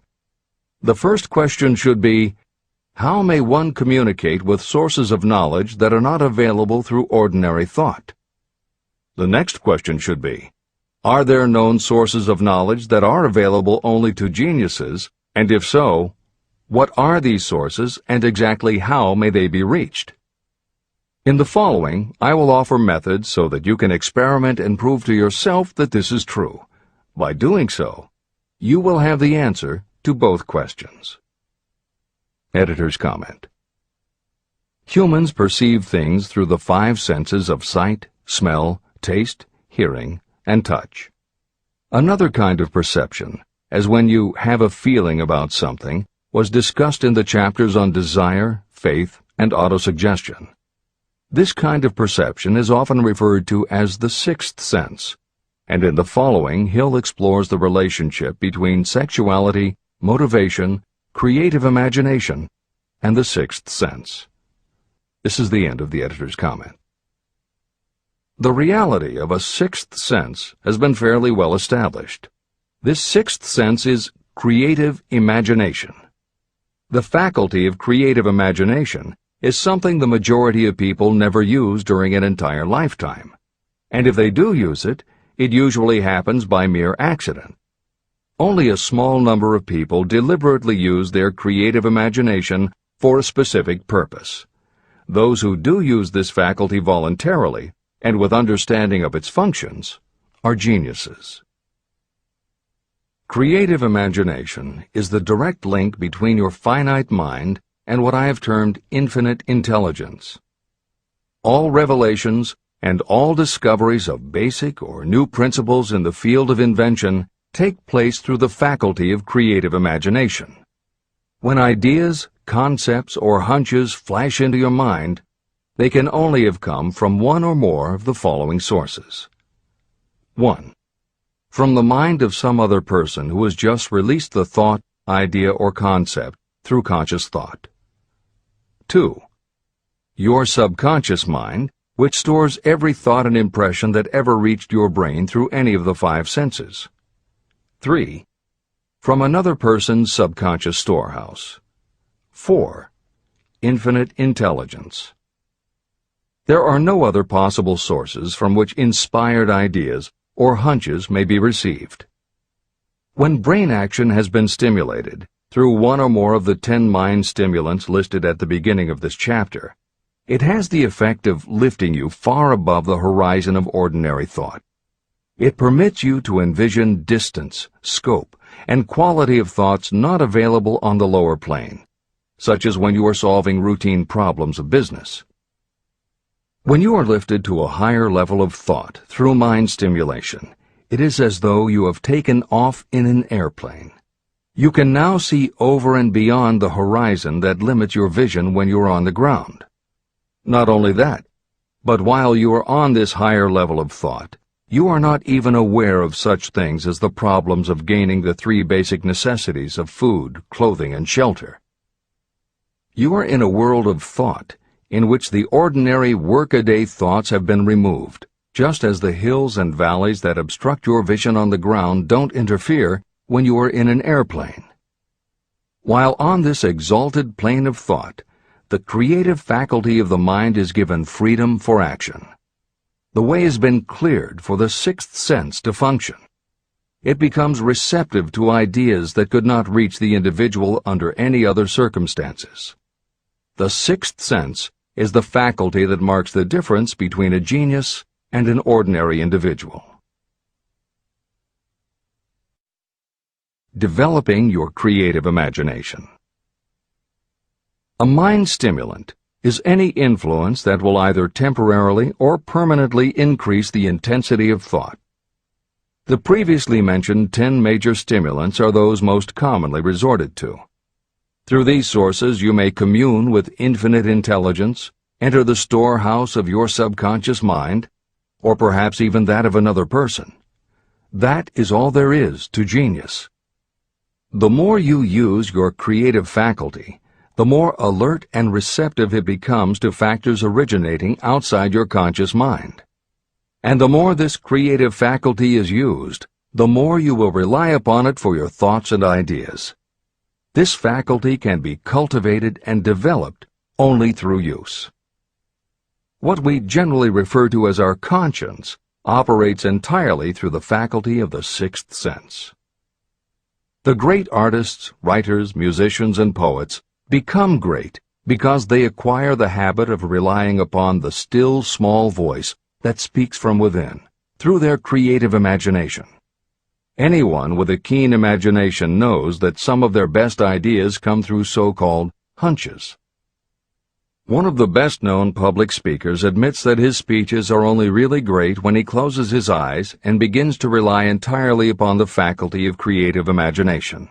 When asked why he closed his eyes just before the climax of his speech, he replied, "I do it because then I speak through ideas that come to me from within." One of America's most successful and best-known financiers has the habit of closing his eyes for 2 or 3 minutes before making a decision.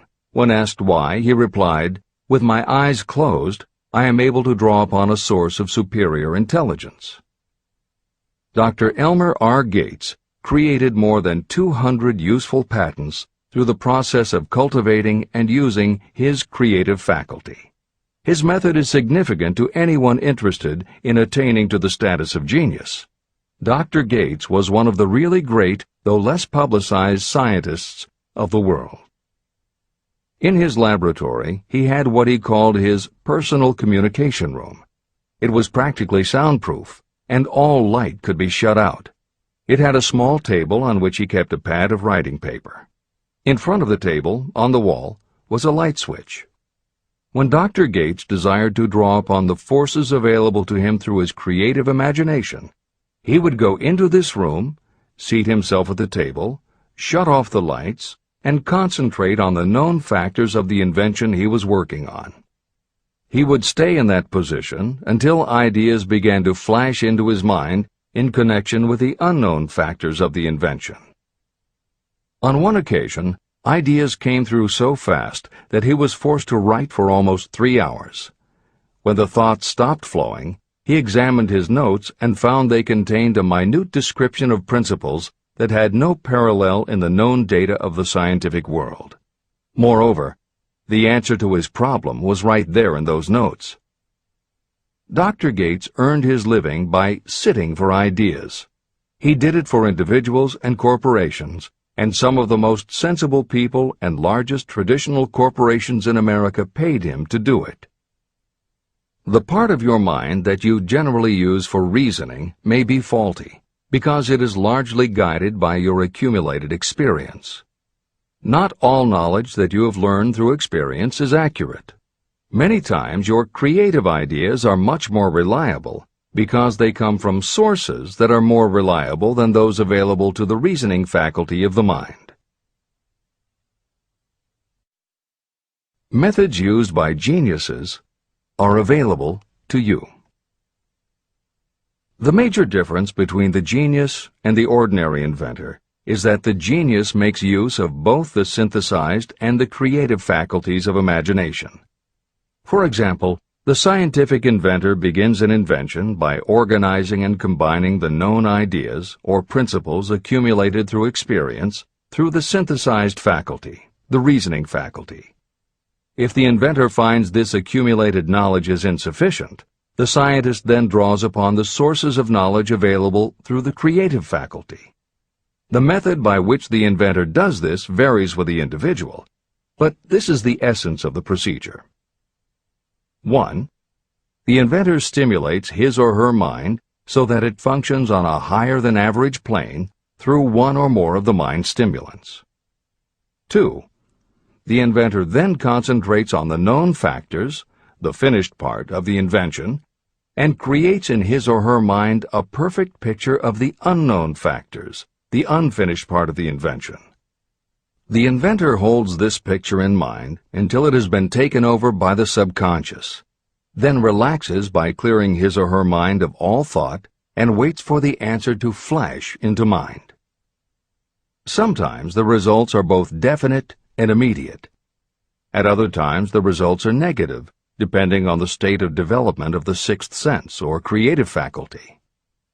Thomas Edison tried out more than 10,000 different combinations of ideas through the synthetic faculty of his imagination, before he tuned in through the creative faculty and got the answer that perfected the incandescent light bulb. His experience was similar when he produced the phonograph. Editor's comments. Synchronicity, precognition, intuition, flashes of insight, hunches, gut feelings, symbolic dreams. These are all aspects of the phenomena Napoleon Hill was describing in his two correlated terms, creative imagination and infinite intelligence. And the fact that Hill made a serious study of this function of the mind puts him in exceptional company. The fathers of modern psychology, Sigmund Freud and Carl Jung, recognized and tried to explain this sixth sense. Jung's concept of the collective unconscious, which is the very basis of Jungian psychology, is in many ways identical to Hill's concept of infinite intelligence. Scientists from Archimedes to Newton to Einstein to the team of Watson and Crick, who determined the structure of DNA, all conceded that intuition was instrumental in their discoveries. Duke University created a department for the sole purpose of studying these phenomena under scientific conditions. Many scientists admit to using personalized techniques similar to Hill's method for accessing intuition and creativity.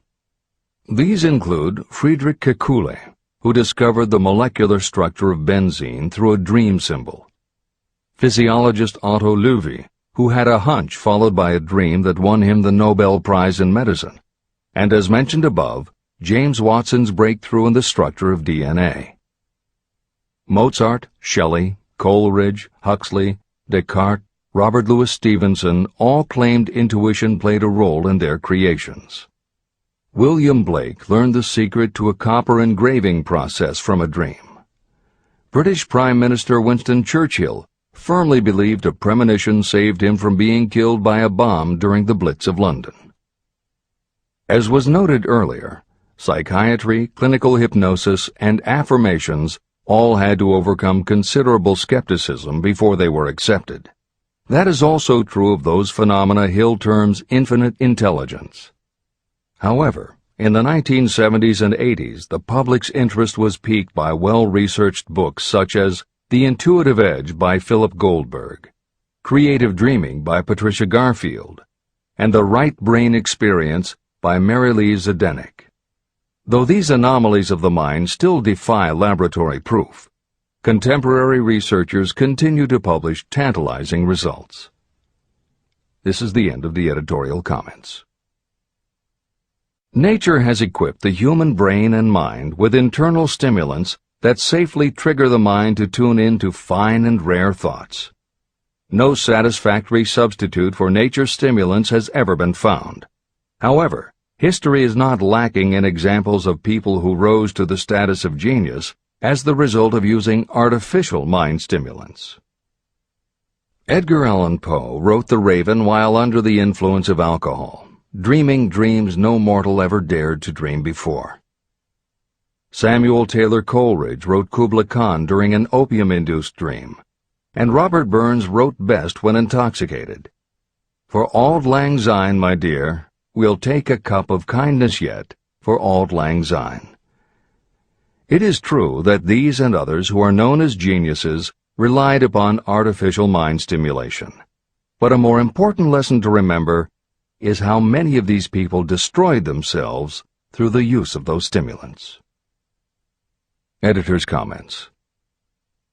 In more contemporary terms, Hill's point about the dangers of artificial mind stimulants was never better made than it was in the television series Behind the Music, which began running on VH1 in the late 1990s. The series was meant to chronicle the lives of rock stars and celebrate their hits, but after viewing 2 or 3 of the shows, they all began to look the same.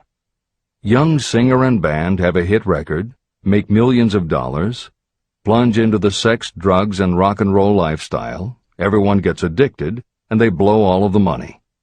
By the end of the show, at least one band member overdoses, the band breaks up, the singer hits the skids, meets someone who inspires him or her to go into rehab, the ex-star makes an anti-drug TV spot and professes newfound faith and family values while announcing a comeback tour. Although the shows played like a bad parody of themselves, the fact that the stories were so similar, that so many talented singers and songwriters who depended on drugs ended up burning out, should be telling you something, especially if you don't just want to succeed, but want to keep and enjoy your success. This is the end of the editor's comments. Every intelligent person knows that stimulation in excess through alcohol or drugs is a destructive form of intemperance. For some, overindulgence in sexual expression may become just as destructive. A sexually obsessed person is not essentially different from a person addicted to drugs or alcohol. Both have lost control over their faculties of reason and willpower. Human sexuality is a mighty urge to action, but its forces are like a cyclone, almost impossible to completely control. When an individual is driven solely by emotions related to sexuality, that person may be capable of great achievement, but their actions are often disorganized and destructive. It is true that a person may pursue financial or business success by harnessing the driving force of sexual energy without self-control. But history is filled with evidence that such people likely have certain traits of character that rob them of the ability to either hold or enjoy their fortunes. Ignorance of this potential pitfall has cost thousands of people their happiness, even though they possessed riches. From my analysis of over 25,000 people, I found that those who succeed in an outstanding way often do not hit their stride until they are beyond the age of 40 or 50. This fact was so astounding that it prompted me to go into the study of its cause most carefully. My investigation disclosed that the major reason why many people do not succeed early in life is their tendency to dissipate their energies through overindulgence. The majority of people never learn that sexual energy has possibilities other than physical expression. And many of those who make this discovery only do so after having wasted many years during the time when their sexual energy was at its height. Most people come to the realization by accident, and many don't even know they have tapped into this power. They may recognize that their power of achievement has increased, but they have no idea what caused the change. They are just vaguely aware that nature begins to harmonize the emotions of love and sex, so that they may draw upon these great forces and apply them as stimuli to action. The importance of love. Love, romance, and sex are all emotions capable of driving people to heights of superachievement. When combined, these three emotions may lift you to an altitude of a genius. Every person who has been moved by genuine love knows that it leaves enduring traces upon the human heart. The effect of love endures, because love is spiritual in nature. Those who cannot be stimulated to great heights of achievement by love are hopeless. They are dead, though they may seem to live. If you believe you are unfortunate because you have loved and lost, you are wrong. One who has loved truly can never lose entirely. Love is whimsical and temperamental. It comes when it pleases and goes away without warning. Accept and enjoy it while it remains, but spend no time worrying about its departure. Worry will never bring it back. Dismiss the thought that love only comes once. Love may come and go times without number, but there are no two love experiences that affect you in just the same way. There may be one love experience that leaves a deeper imprint on the heart than all the others. But all love experiences are beneficial, except to the person who becomes resentful and cynical when love makes its departure. Even the memories of love can lift you and stimulate your mind. Go back into your yesterdays at times and bathe your mind in the beautiful memories of past love. It will soften your worries and give you a source of escape from the unpleasant realities of life. And maybe, during this temporary retreat into the world of fantasy, your subconscious mind will yield to you ideas or plans that may change the entire financial or spiritual status of your life. There should be no disappointment over love, and there would be none if people understood the difference between the emotions of love and sex. Love is an emotion of many shades and colors, but the most intense and burning of all is that experienced in the blending of the emotions of love and sex.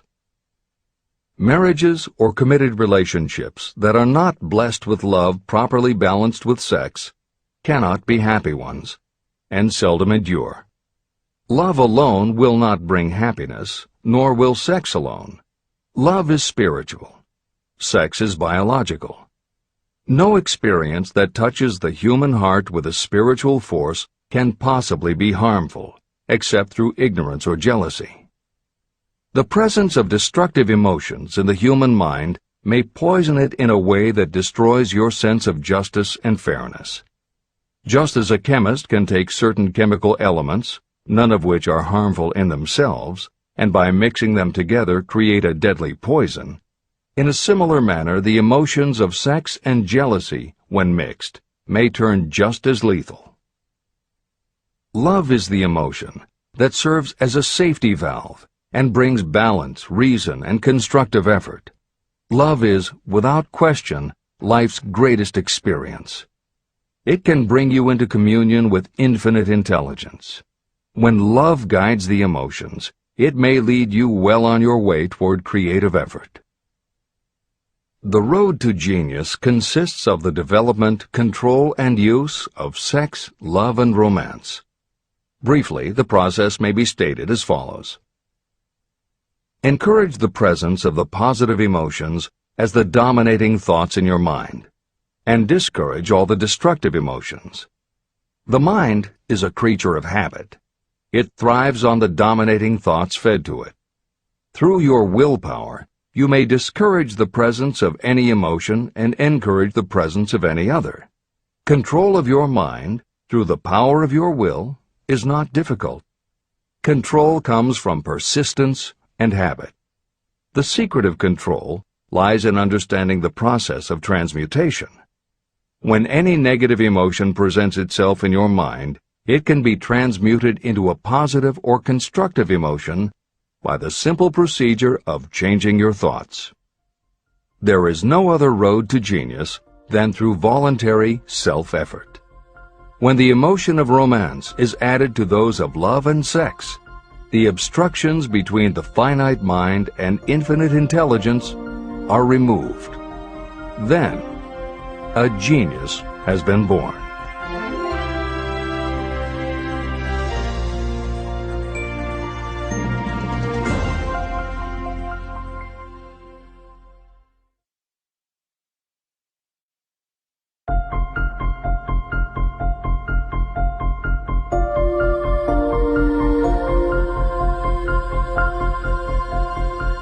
Success requires no explanations.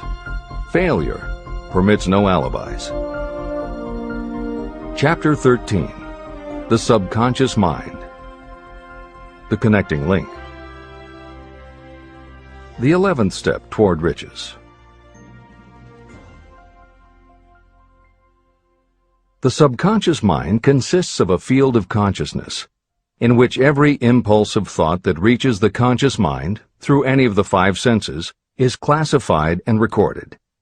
The subconscious receives and files sense impressions or thoughts regardless of their nature.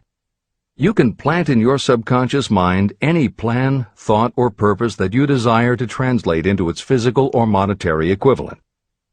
Those desires that have been mixed with emotional feeling and faith in your ability are the ones that are strongest. Therefore, they are the first to which the subconscious responds. The subconscious mind works day and night, and in some way which is not fully understood, the subconscious seems able to draw upon the forces of infinite intelligence for the power to transmute your desires into their physical equivalent. And it does it in the most straightforward and practical way. You cannot entirely control your subconscious mind, but you can hand over to it any plan, desire, or purpose that you wish transformed into concrete form. Refer again to the instructions for using the subconscious mind in Chapter 5, Autosuggestion. Editor's comments. In the chapter on autosuggestion, the four primary methods for planting and reinforcing suggestions in your subconscious are: 1.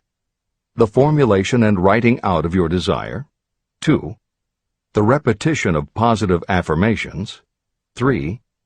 The creative visualization of your goal. And 4. By acting as though the goal is already yours. This is the end of the editor's comment. From my research, I have concluded that the subconscious mind is the connecting link between the finite mind of man and infinite intelligence. It is the intermediary through which you may draw upon the forces of infinite intelligence. From my research, I have concluded that the subconscious mind is the connecting link between the finite mind of man and infinite intelligence. It is the intermediary through which you may draw upon the forces of infinite intelligence. Only the subconscious mind contains the process by which mental impulses, thoughts, are modified and changed into their spiritual, energy, equivalent. It alone is the medium through which prayer, desire, may be transmitted to the source capable of answering prayer, infinite intelligence. How to energize your subconscious mind for creative effort. The possibilities of what you can do when you connect creative effort with the subconscious mind are stupendous. They inspire me with awe. I never approach the discussion of the subconscious mind without a feeling of littleness and inferiority, due to the fact that man's entire stock of knowledge on this subject is so pitifully limited. First, you must accept as a reality the existence of the subconscious mind and what it can do for you. This will enable you to understand its possibilities as a medium for transmuting your desires into their physical or monetary equivalent, and then you will comprehend the full significance of the instructions given in Chapter 3, Desire. You will also understand the importance of making your desires clear and putting them in writing. You will understand as well the necessity of persistence in carrying out instructions. The 13 principles that are the basis of this book are the stimuli with which you acquire the ability to reach and to influence your subconscious mind. Do not become discouraged if you cannot do this on your first attempt. Remember that the subconscious mind can be directed only through habit. You have not yet had time to master faith. Be patient. Be persistent. Editor's comments. There are two aspects to Hill's theory of the subconscious mind. There are two aspects to Hill's theory of the subconscious mind. One is the concept of the subconscious as the storehouse of all information and thoughts that you have ever experienced. The second is the concept of the subconscious as the gateway to infinite intelligence. In this chapter, Hill focuses primarily on the subconscious as a storehouse. Expanding on the editorial comment about the subconscious mind that appears in the chapter on autosuggestion, proof that the subconscious is a storehouse of information is confirmed in the use of hypnotherapy by psychiatrists. Through hypnosis, psychiatrists are able to help patients open the door to their subconscious so that they can retrieve information about traumatic situations that have been filtered out or repressed by the conscious mind. Further proof is in the use of hypnosis by law enforcement officials to recapture information such as license plate numbers and other details that the conscious mind of a witness has filtered out.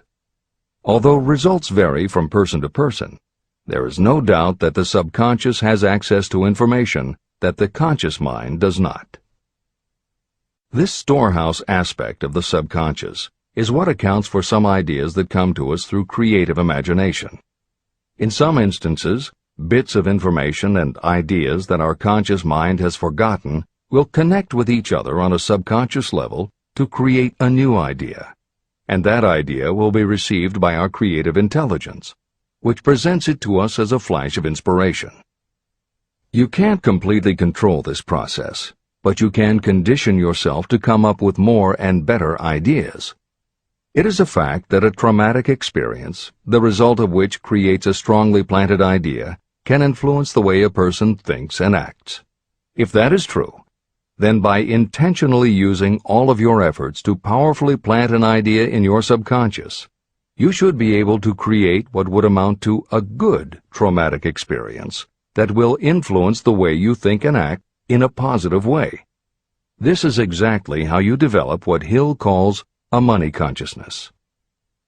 If you do everything within your power to strongly, firmly, and with complete faith and conviction plant the idea that you will be successful and achieve your desire, your subconscious will accept and store that idea. If you have planted the idea so strongly that it is the dominant idea in your subconscious, it will influence all of the other ideas and information stored there. When you have given your subconscious this specific direction that it did not have before, it will begin to put together pieces of information, and through your creative intelligence, you will find that you are coming up with more and better plans and ideas to accomplish your goal. But as Hill says, you can do this only through faith and habit. You must write out the affirmation of your goal, and you must repeat it aloud every day with absolute faith and conviction that you can achieve it. You must vividly and creatively visualize yourself achieving your goal, and you must do it every day. You must conduct yourself with the attitude that says you can accomplish your goal, and that you deserve the help of those who can help you to accomplish your goal. And you must conduct yourself in that way every day. If you seriously commit yourself to doing these things, it will change the way you think and act. Your subconscious will do everything it can to transmute your desire into reality, and other people will want to do what they can to help you succeed. This is the end of the editor's comments.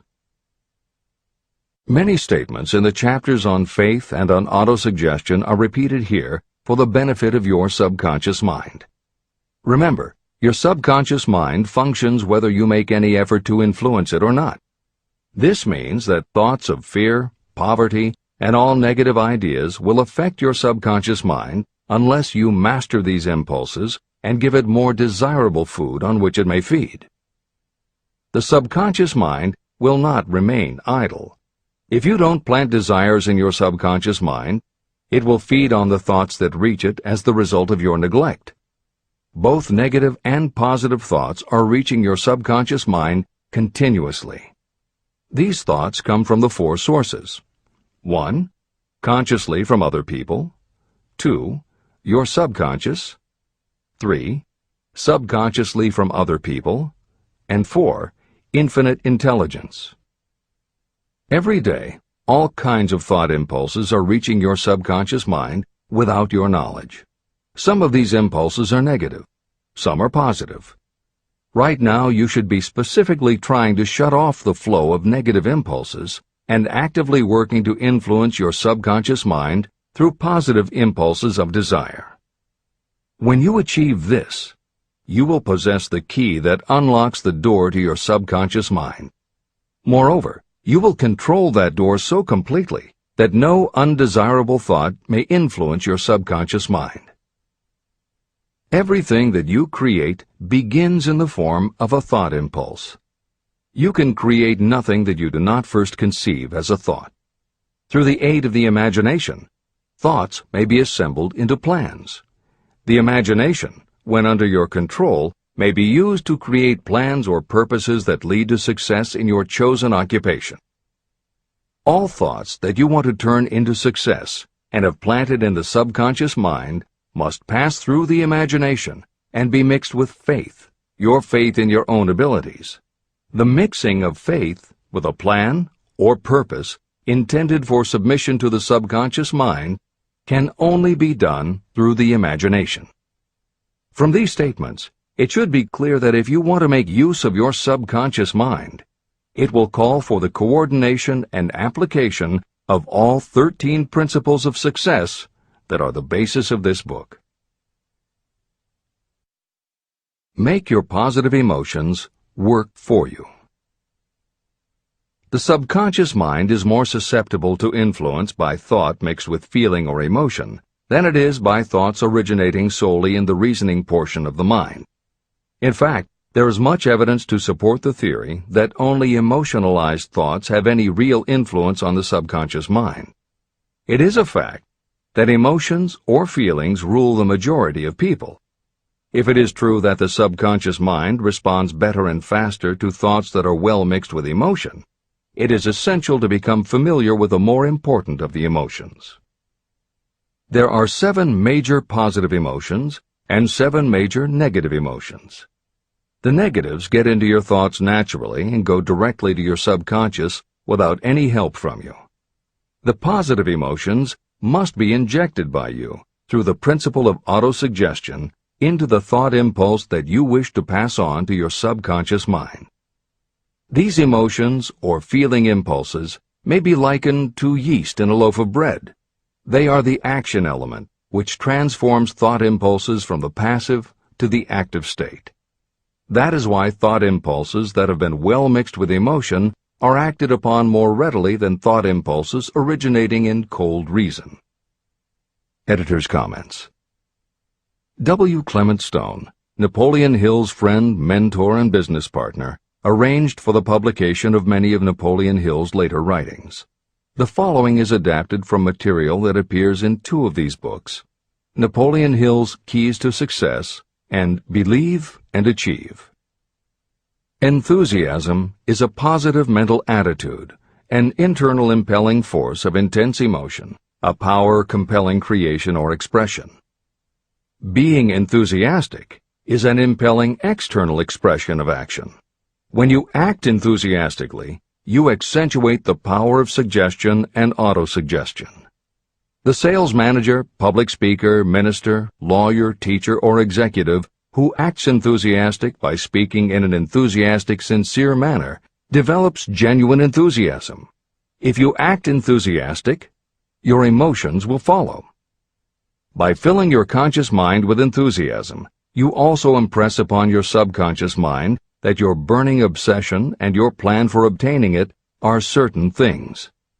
Then, if your conscious enthusiasm dims, your subconscious will be there, full of images of your success, to help you stoke your conscious fires of enthusiasm once again. This is the end of the editor's comments. You are preparing yourself to influence and control the inner audience of your subconscious mind in order to hand over to it the desire for money, which you wish transmuted into its physical, monetary equivalent. It is essential, therefore, that you understand the method of approach to this inner audience. You must speak its language. It understands best the language of emotion or feeling.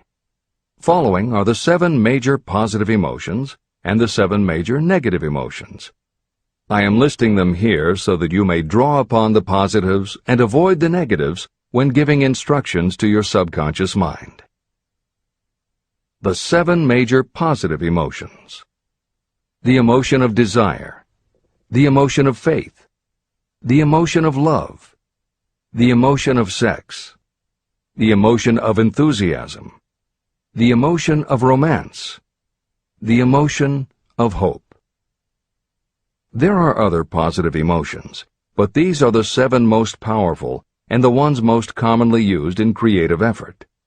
Master these 7 emotions. They can be mastered only by use, and the other positive emotions will be at your command when you need them. Remember that you are studying a book that is intended to help you develop a money consciousness by filling your mind with positive emotions. The 7 major negative emotions to be avoided. The emotion of fear, the emotion of jealousy, the emotion of hatred, the emotion of revenge, the emotion of greed, the emotion of superstition, the emotion of anger. Positive and negative emotions cannot occupy the mind at the same time. One or the other must dominate. It is your responsibility to make sure that positive emotions constitute the dominating influence of your mind. That is where the law of habit will help you. Form the habit of applying and using the positive emotions. Eventually, they will dominate your mind so completely that the negatives cannot enter it. Only by following these instructions literally and continuously can you gain control over your subconscious mind. The presence of a single negative in your conscious mind is sufficient to destroy all chances of constructive aid from your subconscious mind. Editor's comments. Napoleon Hill's concern about the susceptibility of the subconscious mind to negative thoughts, emotions, and comments is well known to professionals who work with these techniques. In clinical hypnotherapy, there is an axiom referred to as the law of reversed effect, which states that whenever there is a conflict between imagination and willpower, the imagination wins. When you attempt to plant an idea, if the subconscious already harbors a negative, trying to force the new idea has the reverse effect, because the subconscious becomes obsessed with defending its established negative idea. And the harder you try to do something, the more the subconscious resists, and the more difficult it becomes. Even the use of the word try is warned against, because it gives the suggestion to the subconscious of a preconceived failure. The concept of trying implies an ongoing effort. You don't want to try. You want to succeed. If you ask your subconscious to help you try, it may do just that. It may help you try, but it will prevent you from succeeding. Because if you did succeed, then it could no longer help you try, which is what you asked it to do. The cautionary note about using the word try is just one example of the care that should be taken when formulating affirmations and using autosuggestion. The following are some other rules of thumb that most modern experts agree on. 1. Affirmations should always be stated as a positive. Affirm what you do want, not what you don't want. 2. Affirmations work best when they are short and very clear about a single desired goal. Take the time to write, rewrite, and polish your affirmation until you can express your desire in a short statement of precise and well-chosen words. 3. Affirmations should be specific about the desired goal, but not about how to accomplish it. Your subconscious knows better than you what it can do and how it can do it. 4. Do not make unreasonable time demands. Your subconscious can't make anything happen suddenly or now. 5. Just saying the words will have little effect. When you affirm your desire, you must do it with such faith and conviction that your subconscious becomes convinced of how important it is to you. As you affirm your desire to yourself, visualize it in your mind's eye as big as a billboard. Make it big, powerful, and memorable. 6. Repetition of your emotionalized affirmation is crucial.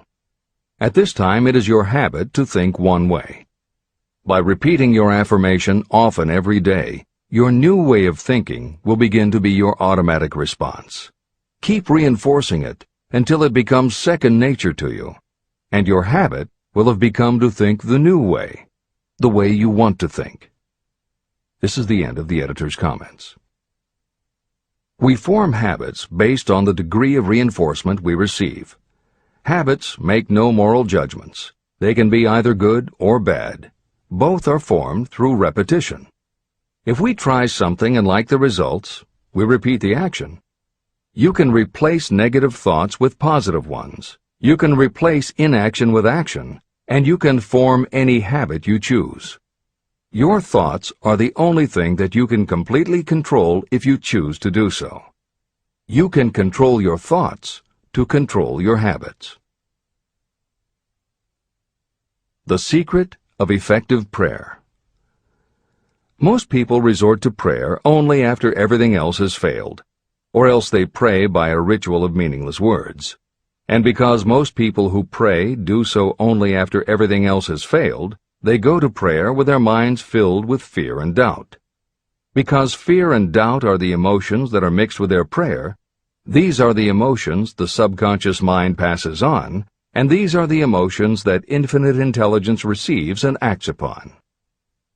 If you pray for a thing, but as you pray you have fear that you may not receive it, or that your prayer will not be acted upon by infinite intelligence, your prayer will have been in vain. Prayer does sometimes result in the realization of that for which one prays. If you have ever had the experience of receiving something for which you prayed, go back in your memory and recall your actual state of mind while you were praying, and you will know for sure that the theory here described is more than a theory. The method by which you may communicate with infinite intelligence is very similar to the way the vibration of sound is transmitted by radio waves. Sound cannot be transmitted through the atmosphere until it has been changed into a very high rate of vibration. The radio station takes the sound of the human voice and modifies it by stepping up the vibration millions of times. Only in this way can the energy of sound be sent over distances.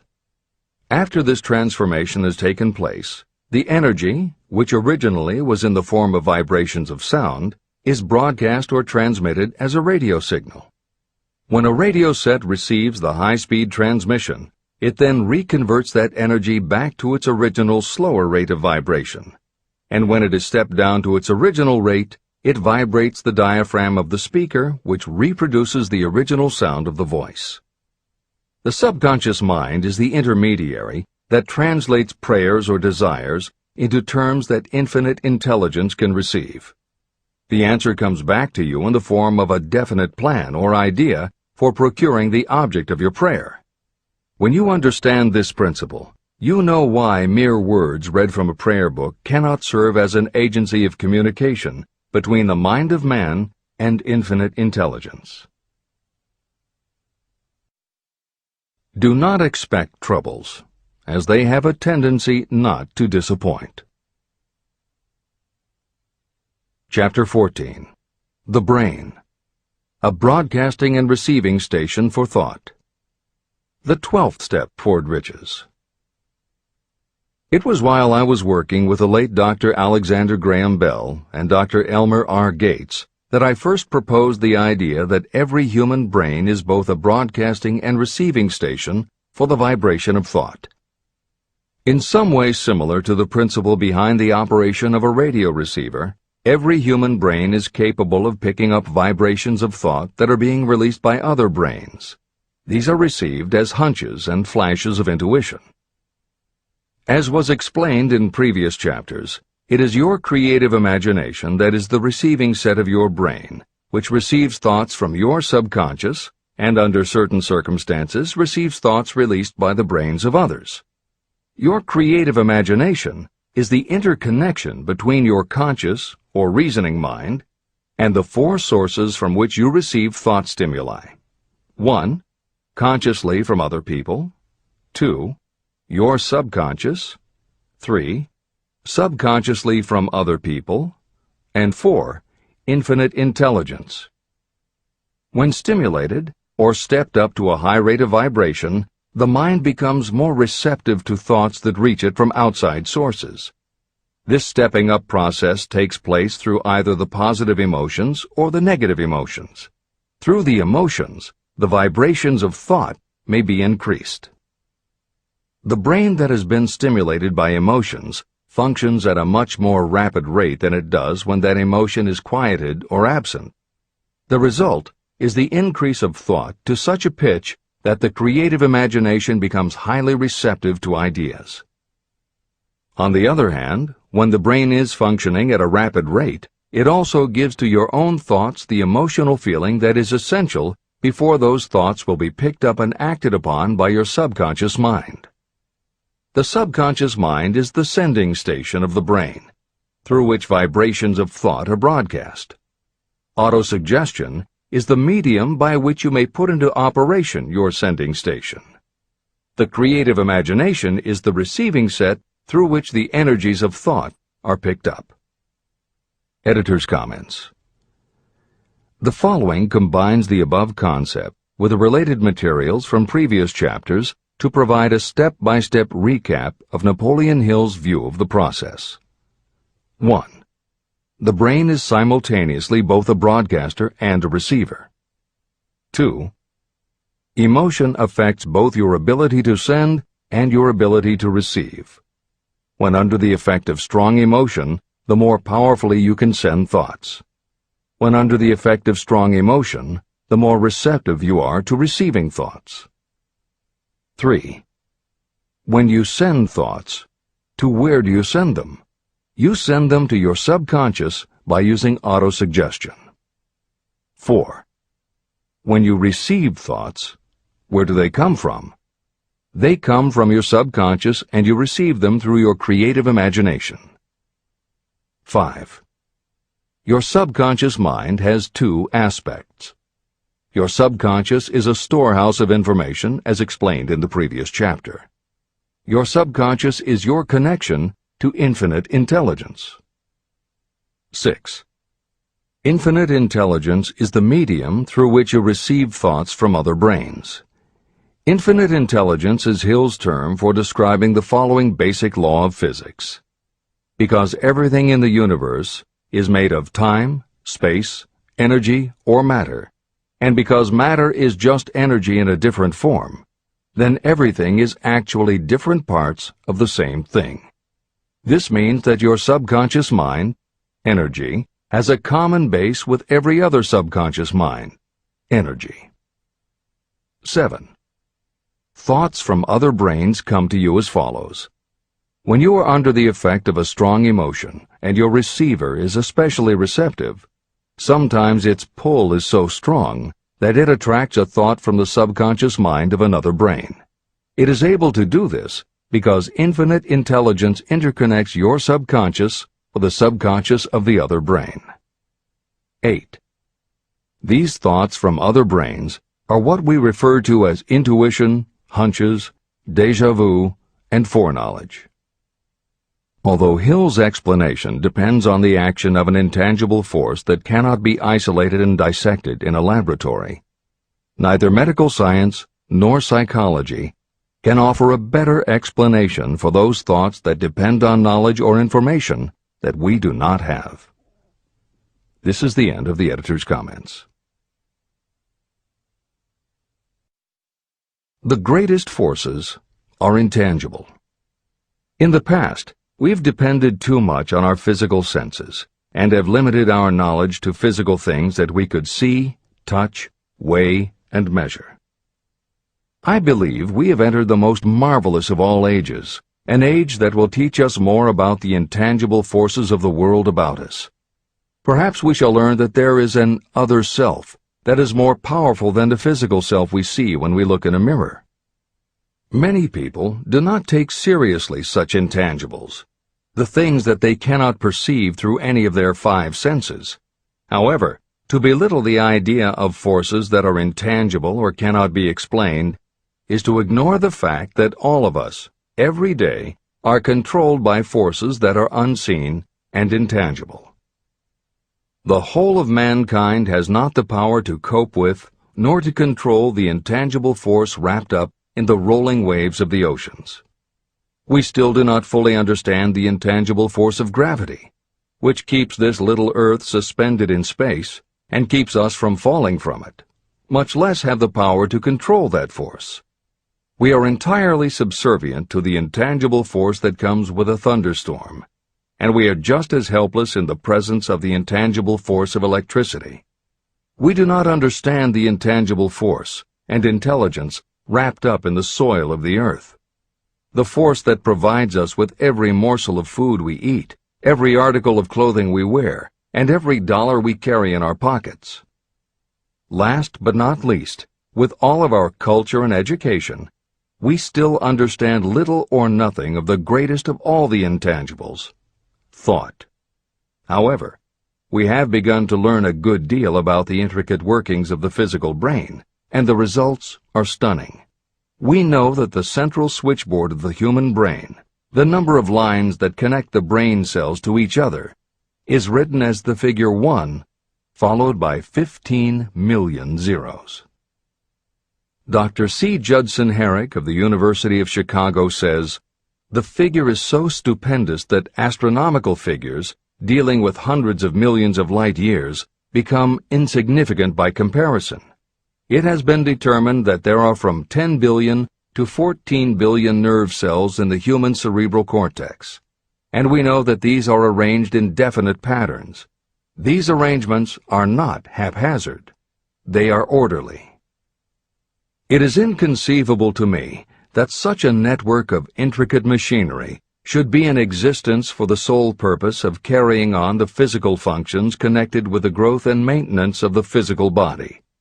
Is it not likely that the same system, which gives billions of brain cells the media for communication, one with another, also provides the means of communication with other intangible forces?"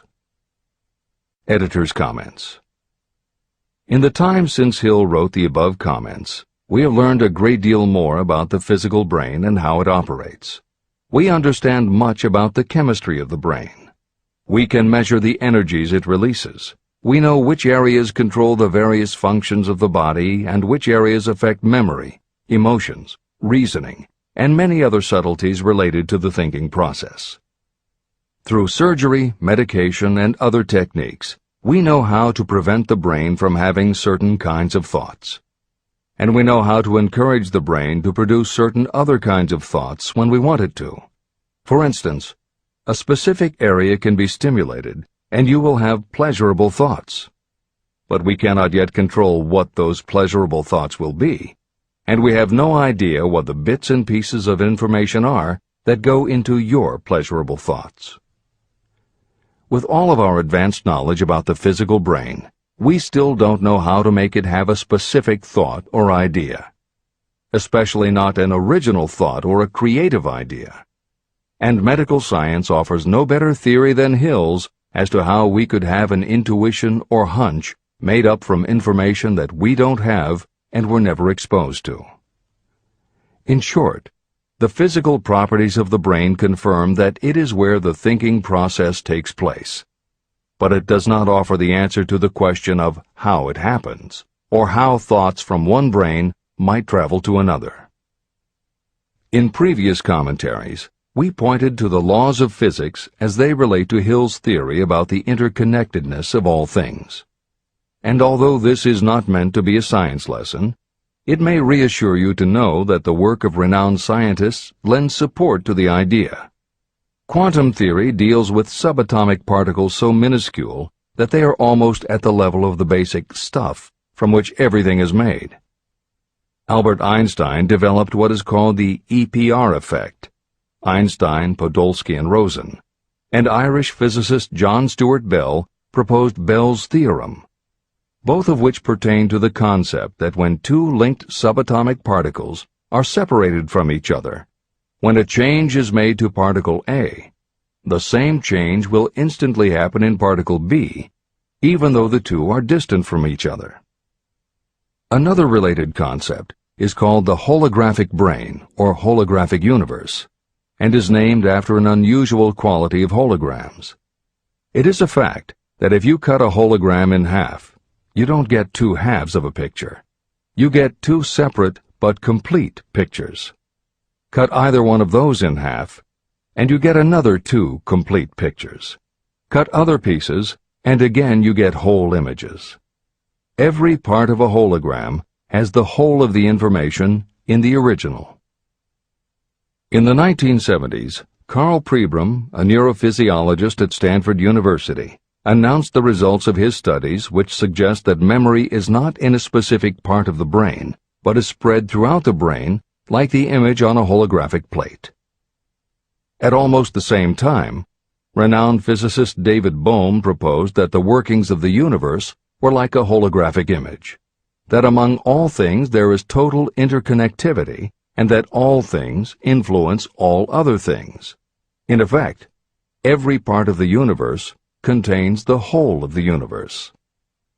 That is probably more than enough science for most readers. The point is, Hill was not alone in his conclusion that through some intangible force, your subconscious shares interconnectivity with everything else in the universe. Previously, the example was given of the folds and bumps in a tablecloth, all being different, but all still tablecloth. Here is another way to envision the intangible interconnection of all things. Suppose you were to drill 5 holes in a wall, and have someone outside the room put their fingers and thumb through the holes and wiggle them. If you then bring into your room someone who only believes in tangible things that he or she can see, that person will see 5 separate objects that can move independently of each other. You may tell the person that behind the wall the objects are connected and all part of the same hand, but because they cannot see the connection and disbelieve anything they don't understand, the person will not be convinced. Neither modern medicine, nor psychiatry, nor technology can yet conclusively show us behind the wall. But the fact remains, we have all had a hunch about somebody, and it turns out to be right. A premonition that something will happen, and it does. Or a feeling that something isn't right with someone who is not there with you, and it turns out to be true. How does this information come to us? As mentioned previously, psychologist Carl Jung called the intangible connection the collective unconscious, also called universal subconscious. Others call it the totally unified theory, the great first cause, the universal mind, or spirit, and some see it as another way of describing God. Napoleon Hill calls it infinite intelligence and offers a common-sense explanation that allows you to work with a phenomenon, even if it is not completely understood. And that, after all, is what Hill was aiming for, to give you a way to access intangible forces that will help you turn your desire into reality. This is the end of the editor's comments. After this book had been written, just before the manuscript went to the publisher, the New York Times published an editorial showing that at least one great university and one intelligent investigator in the field of mental phenomena are carrying on an organized research through which conclusions have been reached that parallel many of those described in this and the following chapter. The editorial briefly analyzed the work carried on by Dr. J.B. Rhine and his associates at Duke University. From the New York Times. What is telepathy? A month ago, we cited on this page some of the remarkable results achieved by Professor Rhine and his associates in Duke University from more than 100,000 tests to determine the existence of telepathy and clairvoyance. These results were summarized in the first 2 articles in Harper's Magazine. In the second, which has now appeared, the author, E.H. Wright, attempts to summarize what has been learned, or what it seems reasonable to infer, regarding the exact nature of these extrasensory modes of perception. The actual existence of telepathy and clairvoyance now seems to some scientists enormously probable as the result of Rhine's experiments. Various percipients were asked to name as many cards in a special pack as they could without looking at them and without other sensory access to them. About a score of men and women were discovered who could regularly name so many of the cards correctly that there was not one chance in many a million of their having done their feats by luck or accident. But how did they do them? These powers, assuming that they exist, do not seem to be sensory. There is no known organ for them. The experiments work just as well at distances of several hundred miles as they did in the same room. These facts also dispose, in Mr. Wright's opinion, of the attempt to explain telepathy or clairvoyance through any physical theory of radiation. All known forms of radiant energy decline inversely as the square of the distance traversed. Telepathy and clairvoyance do not.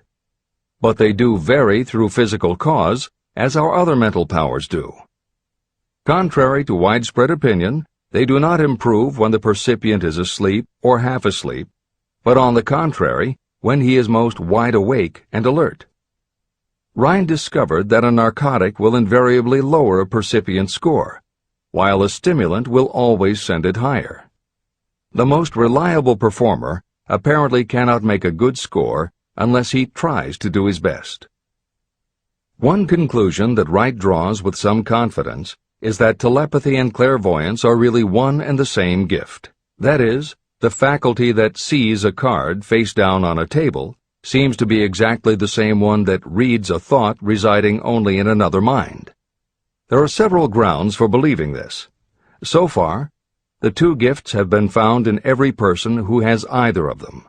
If you have the abilities, both seem to be of equal strength.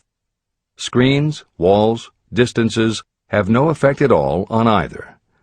Wright expresses his hunch that other extrasensory experiences, such as prophetic dreams, premonitions of disaster, and the like, may also prove to be part of the same faculty. The reader is not asked to accept any of these conclusions, but the evidence that Rhine has piled up must remain impressive. In 1927, Dr. J.B. Rhine and his wife, Dr. Louisa E. Rhine, joined Professor William McDougall, chairman of the psychology department at Duke University, to create a lab that would apply strict scientific procedures to the study of psychic phenomena. They developed scientific methodologies and procedures to study, identify, and test individuals who demonstrated unusual abilities. It was Dr. Rhine who coined the term extrasensory perception, ESP, and he adopted the word parapsychology to describe their studies. It is fair to say that the research done at the Rhine Lab is some of the most advanced work on the entire subject. In 1962, they created the Foundation for Research into the Nature of Man in order to continue their studies independent of the university and to publish related works. In 1995, the name was changed to the Rhine Research Institute. This is the end of the editor's comments. How to join minds in teamwork. In view of Dr. Rhine's findings about the conditions under which the mind responds to what he terms extrasensory modes of perception, I would like to add my own observations. My associates and I have discovered what we believe to be the ideal conditions under which the mind can be stimulated so that this sixth sense can be made to function in a practical way. To begin with, I should explain that there is a close working alliance between myself and two members of my staff. Through experimentation and practice, we have discovered how to stimulate our minds so that we can, by a process of blending our three minds into one, find the solution to a great variety of problems that are submitted by my clients. The procedure is very simple. We sit down at a conference table, clearly state the nature of the problem we have under consideration, then begin discussing it. Each contributes whatever thoughts may occur by applying the principle used in connection with the invisible counselors described in the next chapter. The strange thing about this method of mind stimulation is that it places each participant in communication with unknown sources of knowledge definitely outside their own experience. If you understand the principle described in the chapter on the mastermind, you of course recognize the round table as being a practical application of the mastermind. This method of mind stimulation, through the discussion of definite subjects between three people, illustrates the simplest and most practical use of the mastermind. When you tap into the power of your mastermind group, you will find that the more you work together, the more each member will learn to anticipate the ideas of others and to connect immediately with their intense enthusiasm and inspiration. You cannot completely control this process, but the more you use it, the more it will come into play. By adopting and following a similar plan, you will be making use of the famous Carnegie formula described in Chapter 1. If it means nothing to you at this time, mark this page and read it again after you have finished the last chapter. Great achievement is usually born of great sacrifice and is never the result of selfishness. Chapter 15. The Sixth Sense. The Door to the Temple of Wisdom. The 13th Step Toward Riches. The 13th principle is known as the Sixth Sense, through which infinite intelligence may and will communicate voluntarily without any effort from or demands by the individual. This principle is the apex of the philosophy of success. It can be assimilated, understood, and applied only by first mastering the other 12 principles. The sixth sense is that portion of the subconscious mind that has been referred to as the creative imagination. It has also been referred to as the receiving set through which ideas, plans, and thoughts flash into the mind. The flashes are sometimes called hunches or inspirations. The sixth sense defies description. It cannot be described to a person who has not mastered the other principles of this philosophy, because such a person has no knowledge and no experience with which the sixth sense may be compared. After you have mastered the principles in this book, you will be prepared to accept as truth a statement that may otherwise be incredible to you. Through the sixth sense, you will be warned of impending dangers in time to avoid them and notified of opportunities in time to embrace them. As you develop your sixth sense, it is almost as though a guardian angel comes to you to be of help and assistance, a guardian angel who will open to you at all times the door to the Temple of Wisdom. Miracles of the Sixth Sense. I am not a believer in, nor an advocate of, miracles, for the simple reason that I have enough knowledge of nature to understand that nature never deviates from her established laws. However, I believe that some of nature's laws are so incomprehensible that they produce what appear to be miracles. The sixth sense comes as near to being a miracle as anything I have ever experienced. This much I do know, that there is a power, or a first cause, or an intelligence which permeates every atom of matter and embraces every unit of energy perceptible to man. I know that this infinite intelligence is the thing that converts acorns into oak trees, causes water to flow downhill in response to the law of gravity, follows night with day and winter with summer, each maintaining its proper place and relationship to the other. Through the philosophy explained in this book, this intelligence can help turn your desires into concrete or material form. I know this because I have experimented with it, and I have experienced it. Step by step through the preceding chapters, you have been led to this, the last principle. If you have mastered each of the preceding principles, you are now prepared to accept, without being skeptical, the extraordinary claims made here. If you have not mastered the other principles, you must do so before you may determine definitely whether or not the claims made in this chapter are fact or fiction. Let great people shape your life. I have never completely divested myself of the habit of hero worship. While I was passing through the stage of hero worship, I found myself trying to imitate those whom I most admired.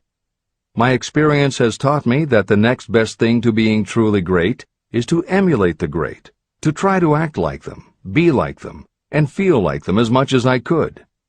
I discovered that the faith with which I tried to imitate my idols gave me great capacity to do so quite successfully. Long before I had ever written a line for publication or delivered a speech in public, I followed the habit of reshaping my own character by trying to imitate the 9 men whose lives and life works had been most impressive to me.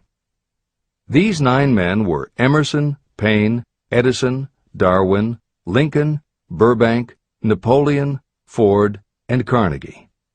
Every night, over a long period of years, I held an imaginary council meeting with this group, whom I called my invisible counselors.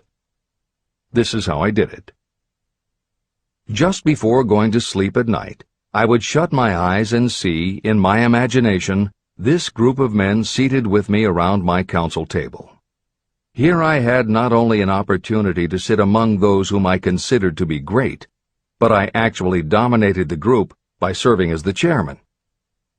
I had a very definite purpose in using my imagination in this way. My purpose was to rebuild my own character, so it would become a composite of the characters of my imaginary counselors. Realizing that I had to overcome the handicap of being born and raised in an environment of ignorance and superstition, I deliberately assigned myself the task of voluntary rebirth through the method I have described above. Building character through autosuggestion. I knew, of course, that we all become what we are because of our dominating thoughts and desires. I knew that every deeply seated desire causes a person to find a way to turn that desire into reality. I knew that self-suggestion is a powerful factor in building character. In fact, it is the sole principle through which character is built. With this knowledge of how the mind works, I was fairly well armed with the equipment needed to rebuild my character. In these imaginary council meetings, I called on my cabinet members for the knowledge I wished each to contribute. I would even speak out loud to each of them as follows. Mr. Emerson, I desire to acquire from you the marvelous understanding of nature which distinguished your life.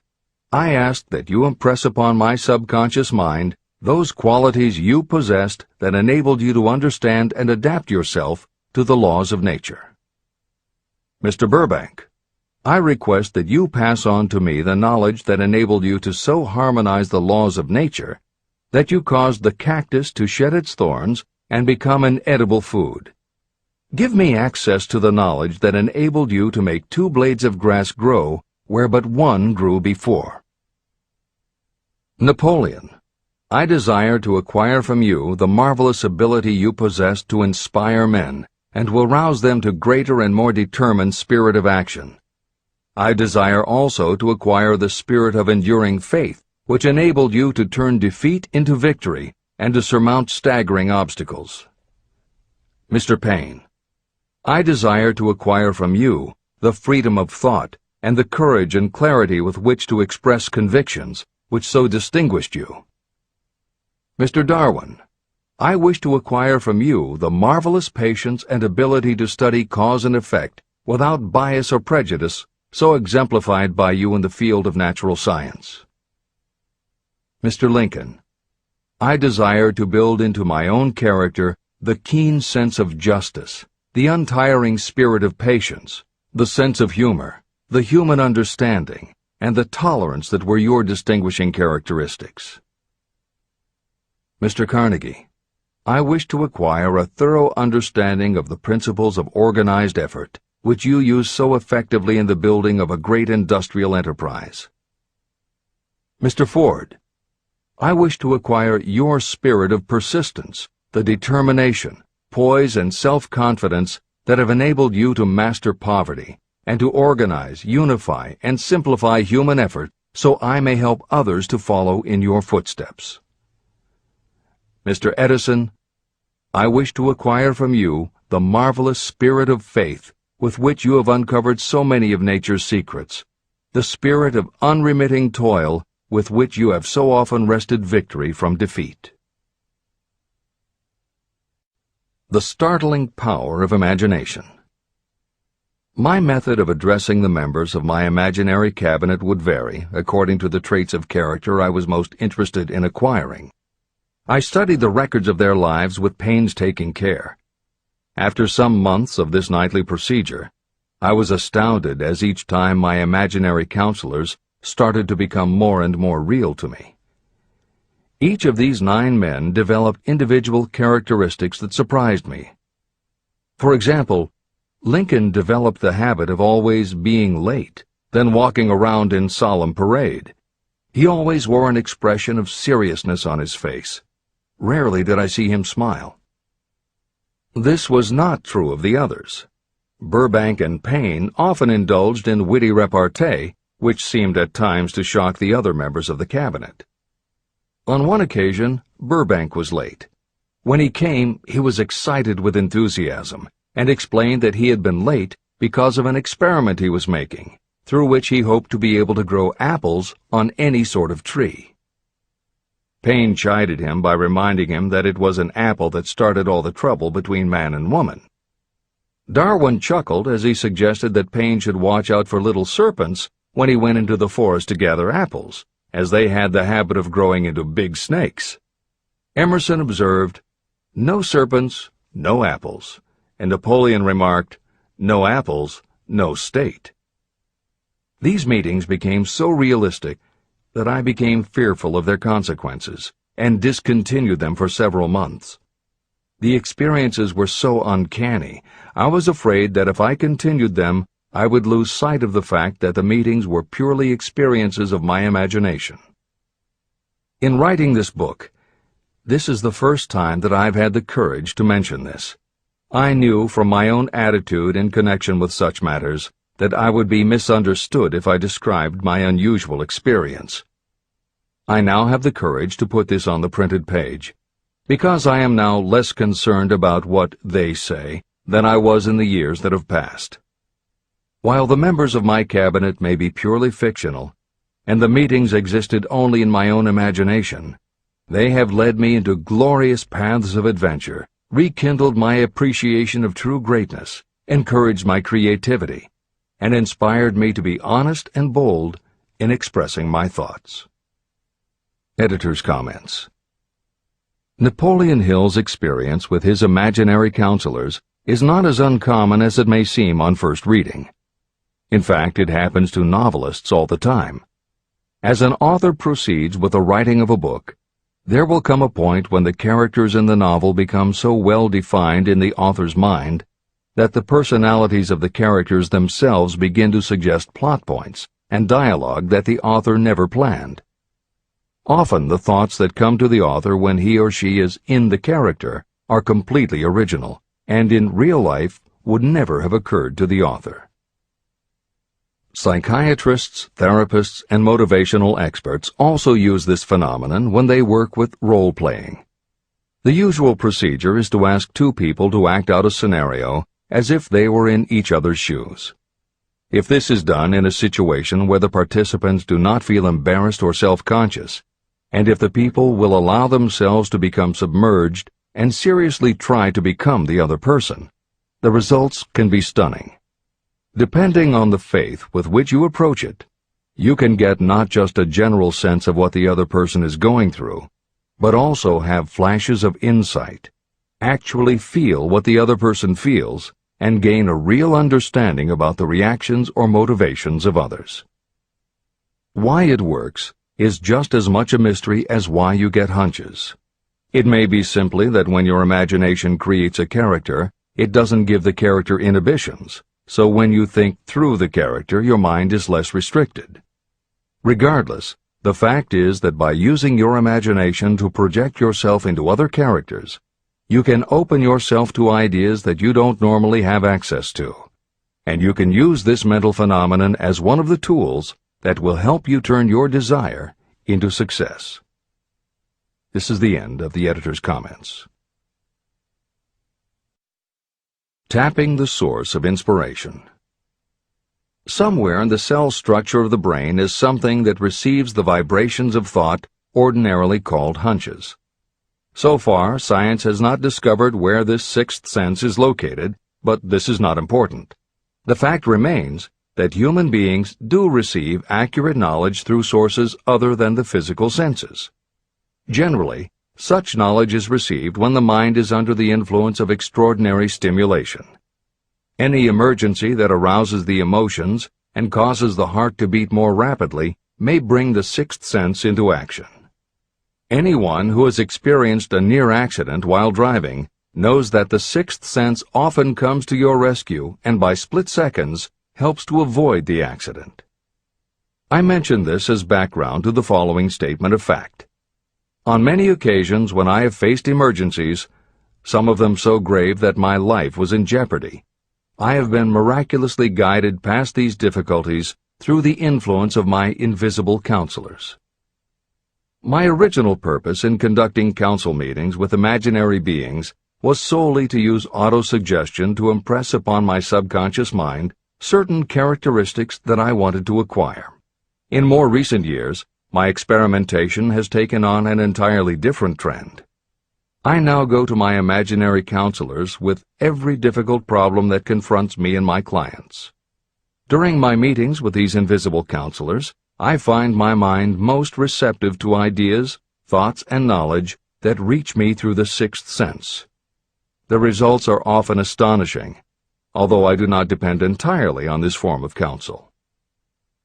The sixth sense is not something that one can take off and put on at will. Ability to use this great power comes slowly, through application of the other principles outlined in this book. No matter who you are, or what may have been your purpose in reading this book, you can profit by it even if you don't fully understand how or why the principle described in this chapter works. This is especially true if your major purpose is that of accumulation of money or other material things. This chapter on the sixth sense was written because the book is designed to present a complete philosophy by which individuals may unerringly guide themselves in attaining whatever they ask of life. The starting point of all achievement is desire. The finishing point is the kind of knowledge that leads to understanding. Understanding of yourself, understanding of others, understanding of the laws of nature, and the recognition and understanding of happiness.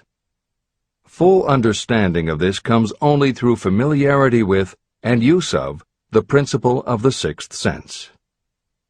In reading this chapter, you may have found yourself lifted to a high level of mental stimulation. Splendid! Come back to this again a month from now, read it once more, and observe that your mind will soar to a still higher level of stimulation. Repeat this experience from time to time, giving no concern as to how much or how little you learn at the time. Eventually, you will find yourself in possession of a power that will enable you to throw off discouragement, master fear, overcome procrastination, and draw freely upon your imagination. Then you will have felt the touch of that unknown something that has been the moving spirit of every truly great thinker, leader, artist, musician, writer, or statesman. Then you will be in a position to transmute your desires into their physical or financial counterpart as easily as you may lie down and quit at the first sign of opposition.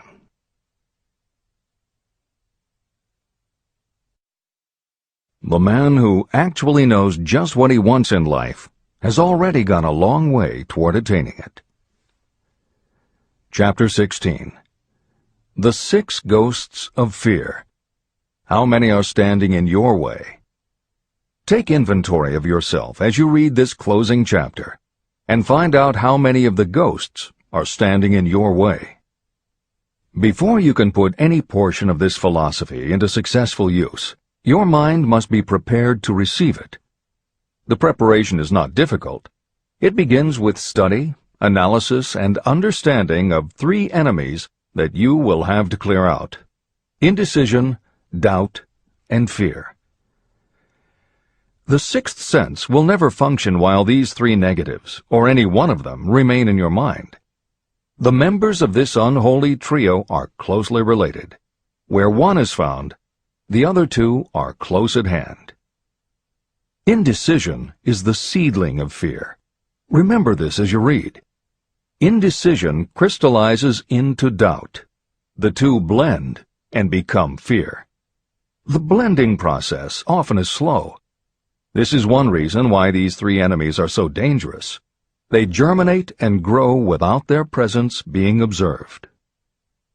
The remainder of this chapter describes a state of mind that you must attain before the philosophy can be put into practical use. This chapter also analyzes a condition that has reduced huge numbers of people to poverty, and it states a truth that must be understood by all who accumulate riches, whether measured in terms of money or in terms of a state of mind that may be of far greater value than money. The purpose of this chapter is to turn the spotlight of attention on the cause and the cure of the 6 basic fears. Before you can master an enemy, you must know its name, its habits, and where to attack it. As you read, analyze yourself carefully and determine which, if any, of the 6 common fears have attached themselves to you. And keep in mind that sometimes they are hidden in the subconscious mind, where they are difficult to locate and still more difficult to eliminate. The 6 basic fears. There are 6 basic fears.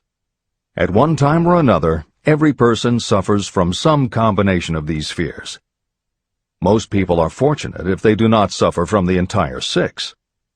Named in the order of their most common appearance, they are the fear of poverty, the fear of criticism, the fear of ill health, the fear of loss of love of someone, the fear of old age, and the fear of death. All other fears are of minor importance, and are in fact just variations on these 6. Fears are nothing more than states of mind. Your state of mind is subject to your control and direction. You can create nothing that you do not first conceive in the form of an impulse of thought. The following statement is of even greater importance. Thought impulses begin immediately to translate themselves into their physical equivalent, whether those thoughts are voluntary or involuntary. Even thought impulses that are picked up by mere chance, thoughts that have been released by other minds, may determine your financial, business, professional, or social destiny just as surely as the thoughts that you create by intent and design. This circumstance also explains why some people seem to be lucky, while others of equal or greater ability, training, experience, and brain capacity seem destined to have misfortune. The explanation is that you have the ability to completely control your own mind. With this control, you may open your mind to the thought impulses that are being released by other brains, or you can close the doors tightly and admit only thought impulses of your own choice. Nature has endowed human beings with absolute control over only one thing, and that one thing is thought. This fact, coupled with the additional fact that everything we create begins in the form of a thought, leads us very near to the principle by which fear may be mastered. If it is true that all thought has a tendency to clothe itself in its physical equivalent, and this is true beyond any reasonable room for doubt, it is equally true that thought impulses of fear and poverty cannot be translated into terms of courage and financial gain. The first basic fear.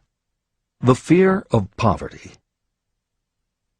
There can be no compromise between poverty and riches.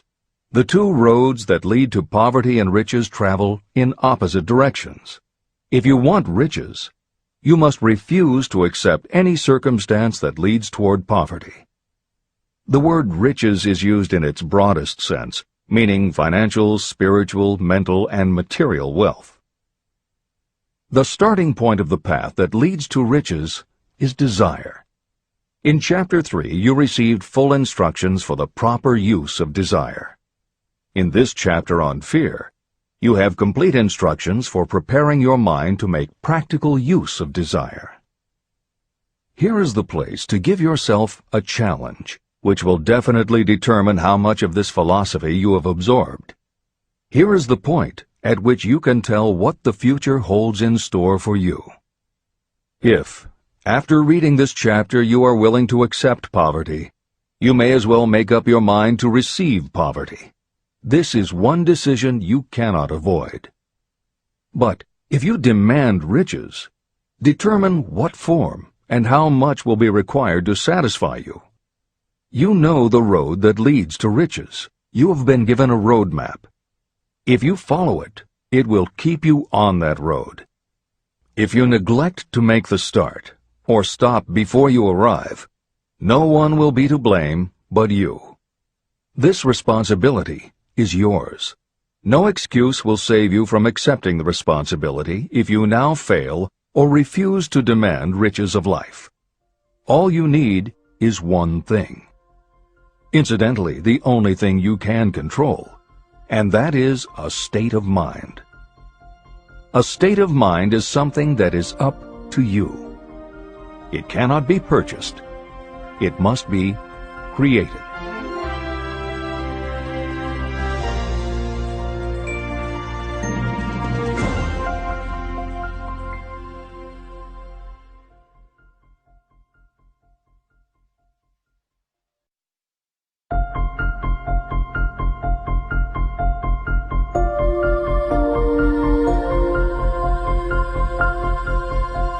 The most destructive fear.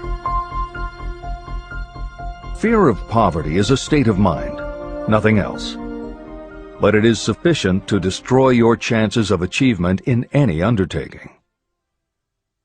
This fear paralyzes your ability to use reason, destroys the imagination, kills off self-reliance, undermines enthusiasm, discourages initiative, leads to uncertainty of purpose, encourages procrastination, wipes out enthusiasm, and makes self-control an impossibility.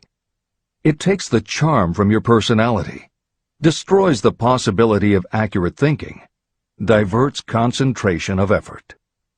It defeats persistence, turns willpower into nothingness, destroys ambition, clouds the memory, and invites failure in every conceivable form.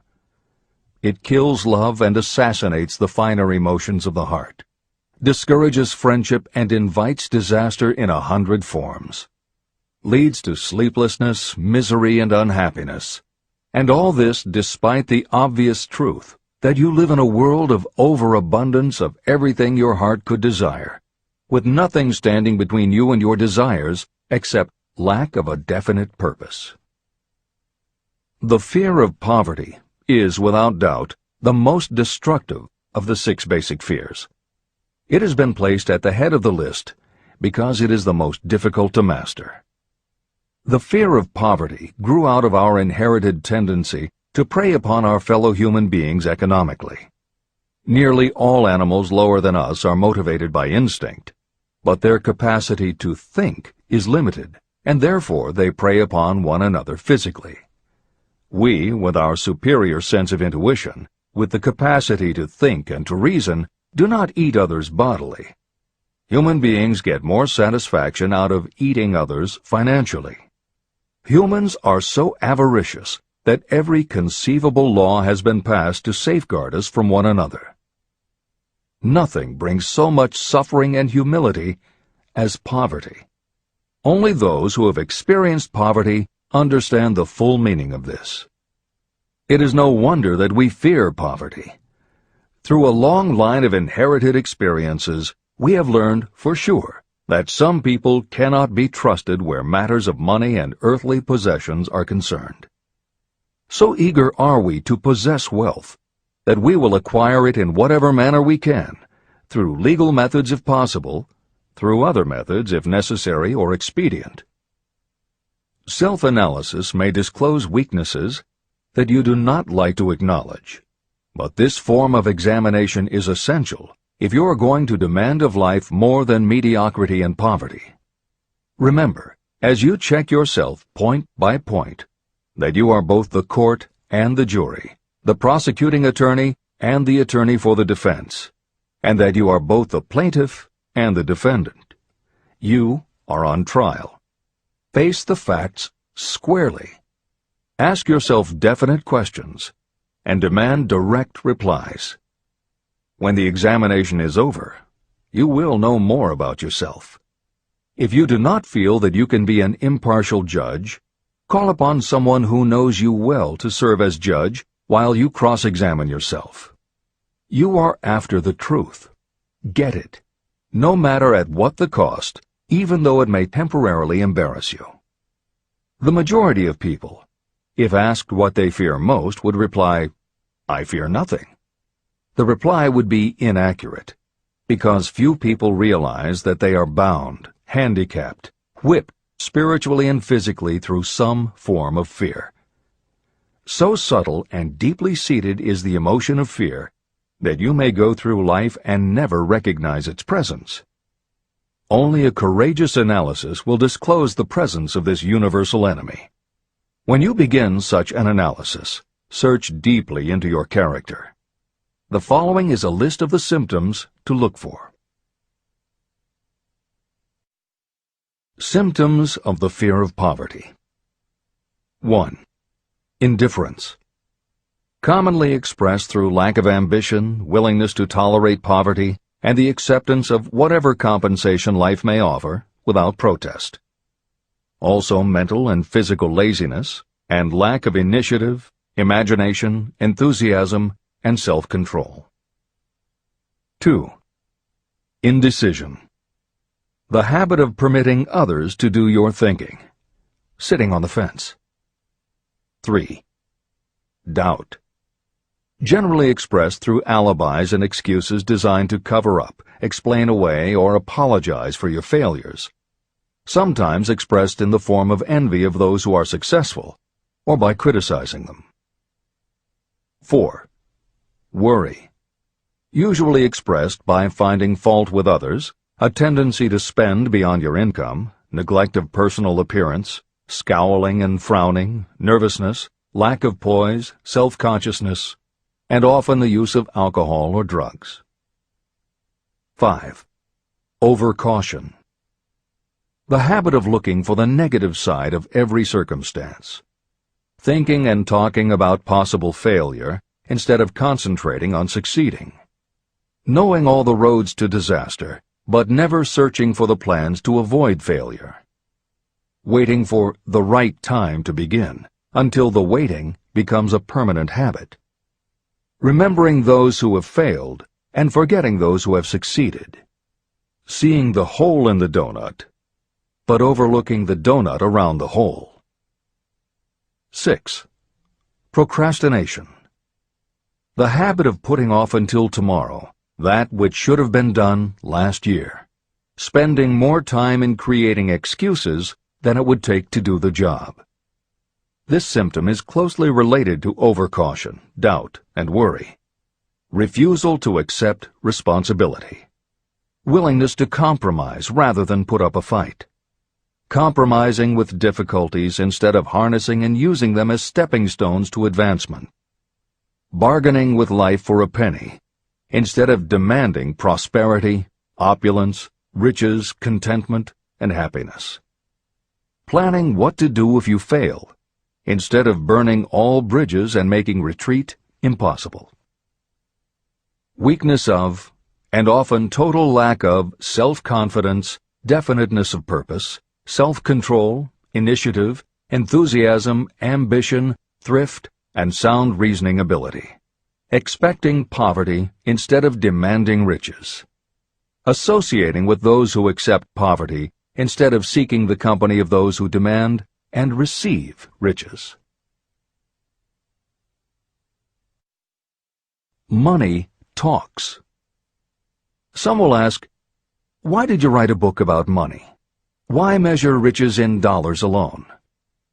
Some will believe, and rightly so, that there are other forms of riches more desirable than money. Yes, there are riches that cannot be measured in terms of dollars. But there are also millions of people who say, "Give me all the money I need," and I will find everything else I want. The major reason why I wrote this book on how to get money is that millions of men and women are paralyzed with the fear of poverty. What this sort of fear does to one was well described by Westbrook Pegler. Editor's comments. James Westbrook Pegler was a controversial newspaper columnist for the Chicago Daily News and the Washington Post. Although his career lasted into the 1960s, he was most widely read and quoted during the 1930s and 1940s. During that period, he went from being a public supporter of Franklin Roosevelt and the New Deal policies to the opposite end of the political spectrum, championing conservative points of view. Pegler was also the author of 3 books based on his columns, and in 1940 won the Pulitzer Prize for his expose of union racketeering. This is the end of the editor's comments. We continue with the article by Westbrook Pegler. Money is only clamshells or metal discs or scraps of paper, and there are treasures of the heart and soul which money cannot buy. But most people, being broke, are unable to keep this in mind and sustain their spirits. When a man is down and out and on the street, unable to get any job at all, something happens to his spirit, which can be observed in the droop of his shoulders, the set of his hat, his walk, and his gaze. He cannot escape a feeling of inferiority among people with regular employment, even though he knows they are definitely not his equals in character, intelligence, or ability. These people, even his friends, feel, on the other hand, a sense of superiority and regard him, perhaps unconsciously, as a casualty. He may borrow for a time, but not enough to carry on in his accustomed way, and he cannot continue to borrow very long.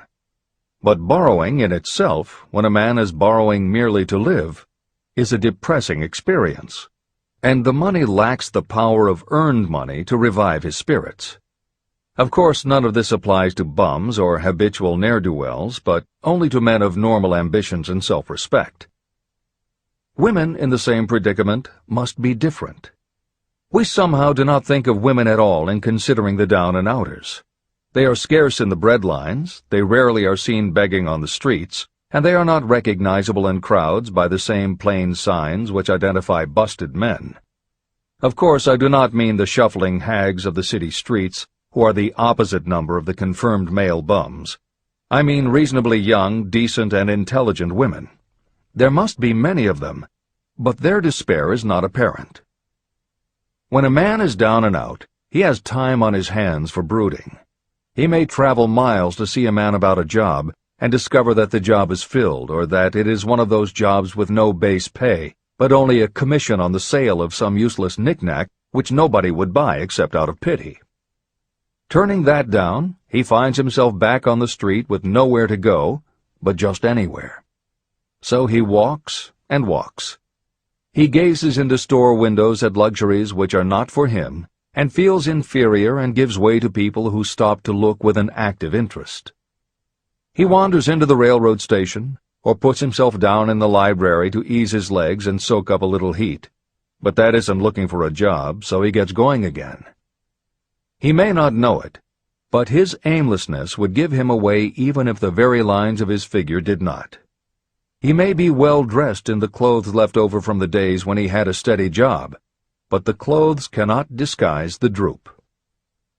He sees thousands of other people, bookkeepers or clerks or chemists or wagon hands, busy at their work, and envies them from the bottom of his soul.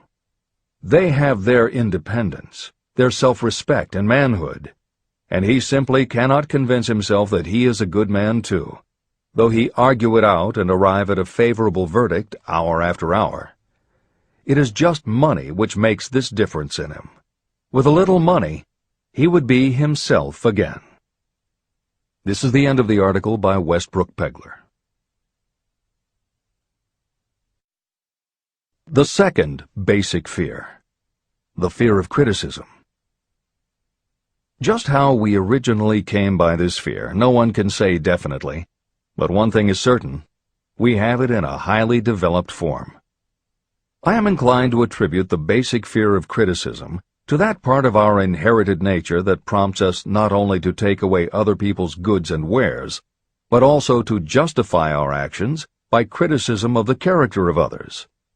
It is well known that a thief will criticize the man from whom he steals, that politicians seek office not by displaying their own virtues and qualifications, but by running negative campaigns against their opponents. Designers and clothing manufacturers have not been slow to take advantage of this basic fear of criticism. Every season, styles change. Who establishes the styles?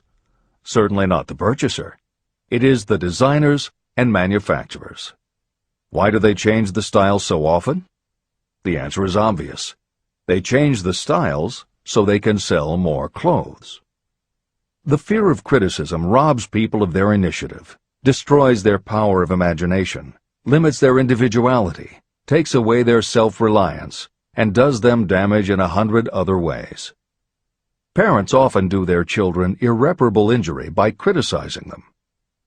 The mother of one of my friends used to punish him with a switch almost daily, always completing the job with the statement, "You'll land in the penitentiary before you are 20. He was sent to a reformatory at the age of 17. Editor's comments. Modern psychotherapy is well aware of the circumstance that Hill describes in the preceding paragraph. In the chapters on autosuggestion and hypnosis, reference was made to childhood traumas that result in phobias, compulsive behaviors, fixations, or complexes. However, there are instances in which the implanting of a suggestion is much more subtle. Hypnotherapists have found that common phrases such as, "Don't you ever say no to me again," "I'm afraid she'll never get over it," or "You're just like your father," can hamper a person's abilities later in life if such phrases were said often enough, or at a time when a child was particularly vulnerable. This is the end of the editor's comments. Criticism is the one form of service of which everyone has too much. Everyone has a stock of it, which is handed out gratis whether called for or not. Your nearest relatives are often the worst offenders. It should be recognized as a crime. In reality, it is a crime of the worst nature for any parent to build inferiority complexes in the mind of a child through unnecessary criticism. Employers who understand human nature get the best there is in people not by criticism, but by constructive suggestion. Parents may accomplish the same results with their children. Criticism will plant fear in the human heart, or resentment, but it will not build love or affection. Symptoms of the fear of criticism.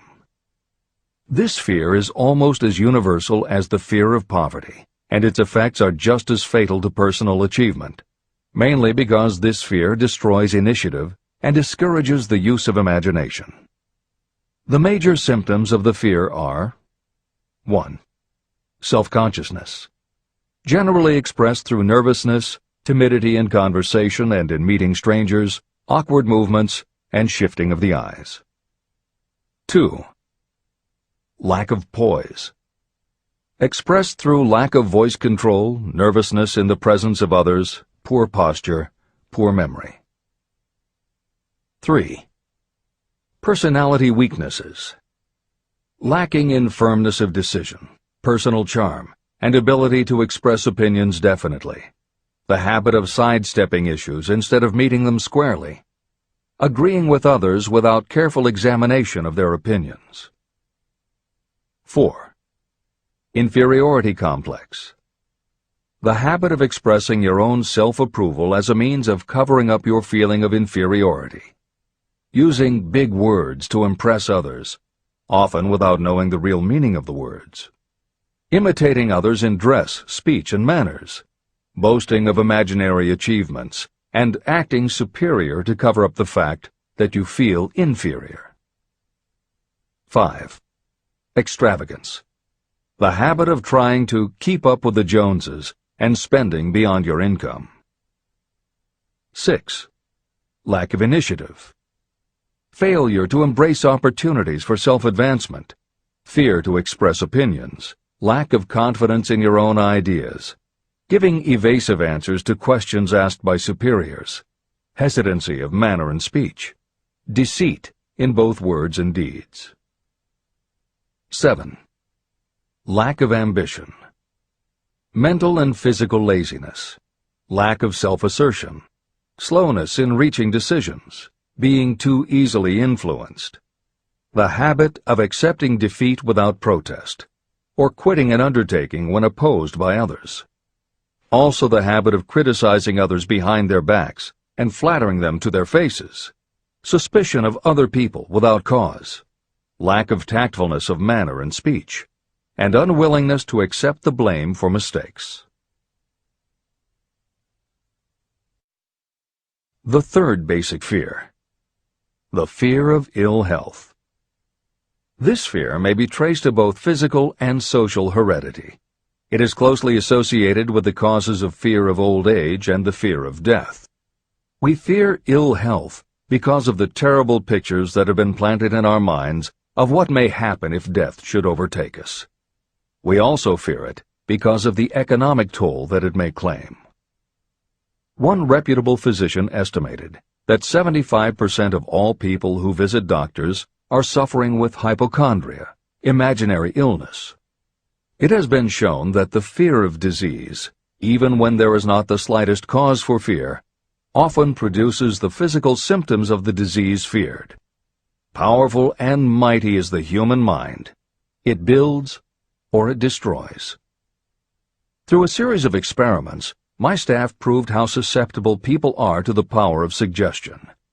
We asked 3 acquaintances to visit separately with the victim. They were instructed to pose the question, "What ails you? You look terribly ill." The first questioner provoked a grin from him and a nonchalant, "Oh, nothing, I'm all right." The second questioner was answered with a statement, "I don't know exactly, but I do feel badly." The third questioner was met with the admission that the victim was actually feeling ill. Editor's comment. Hill's experiment is one that you do not want to carry too far. It is not that different from the principle behind certain religious sects whose members take vengeance on their enemies by hexing or placing a spell on a victim.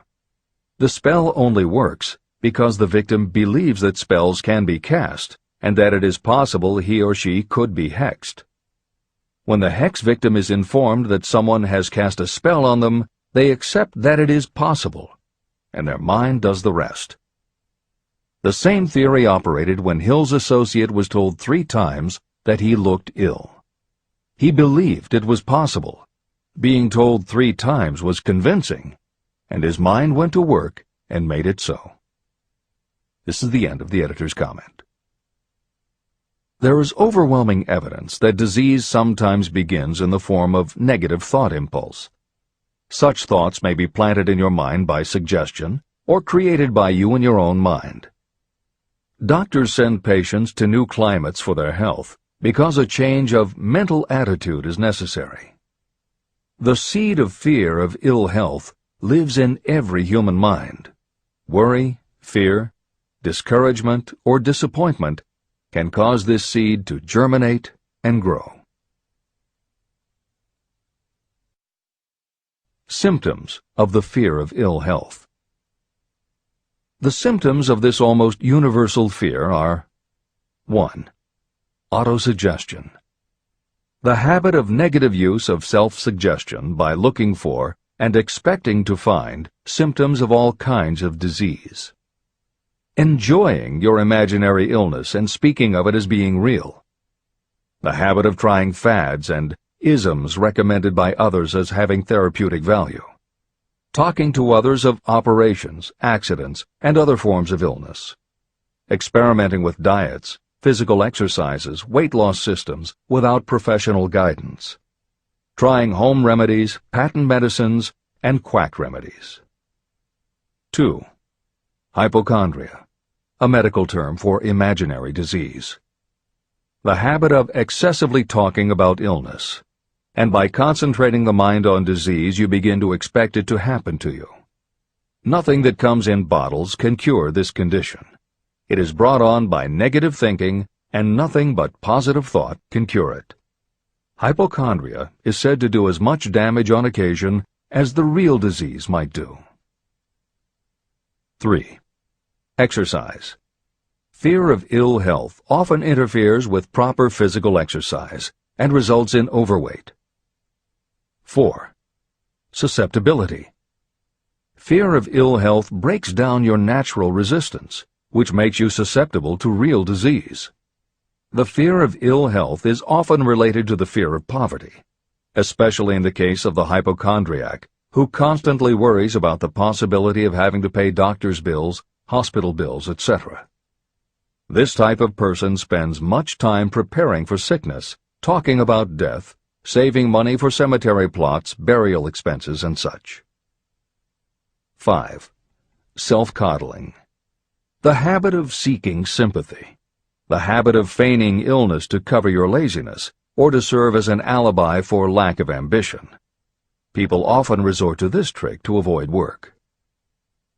6. Intemperance. The habit of using alcohol or drugs to destroy pain instead of eliminating the cause.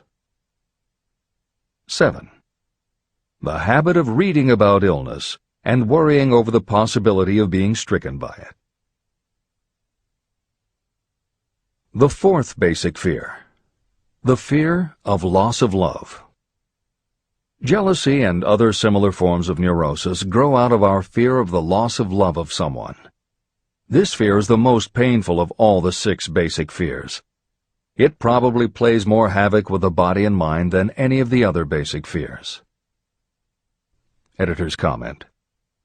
By way of introduction to each of the 6 basic fears, Napoleon Hill usually postulates how the fear originated in humans.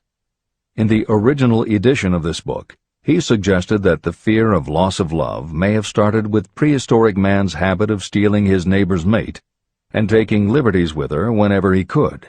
Though amusing, this theory does not take into account that women fear the loss of a love just as profoundly as men do, and both men and women fear losing the love of not just their mates, but also of family members and others with whom they are close.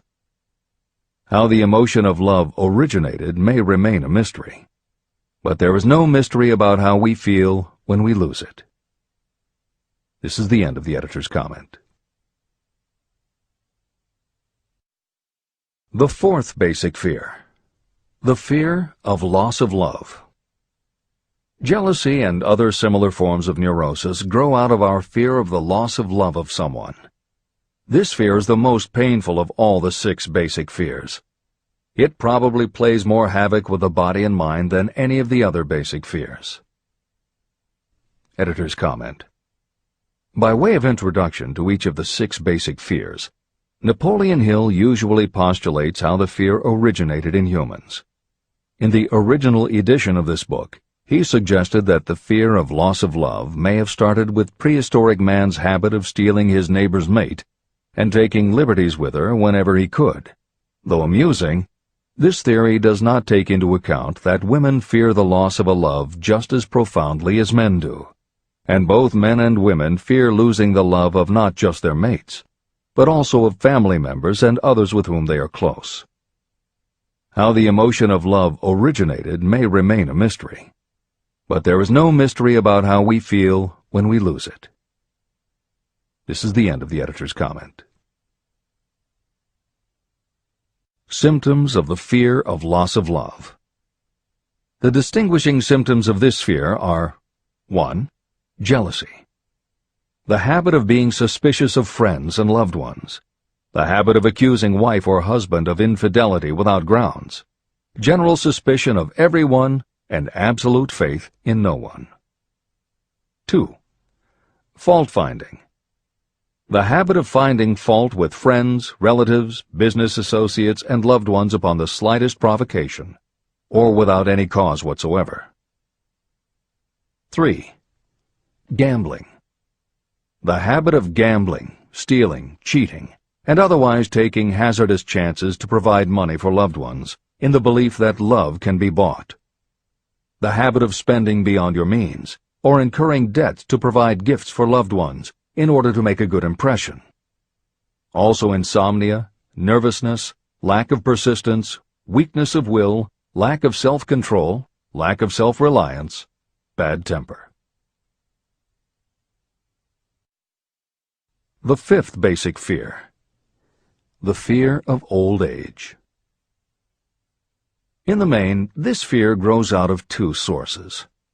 First, the thought that old age may bring with it poverty. Second is the concern that many have for what may await them in the world beyond. The most common cause of fear of old age is associated with the possibility of poverty. Poorhouse is not a pretty word.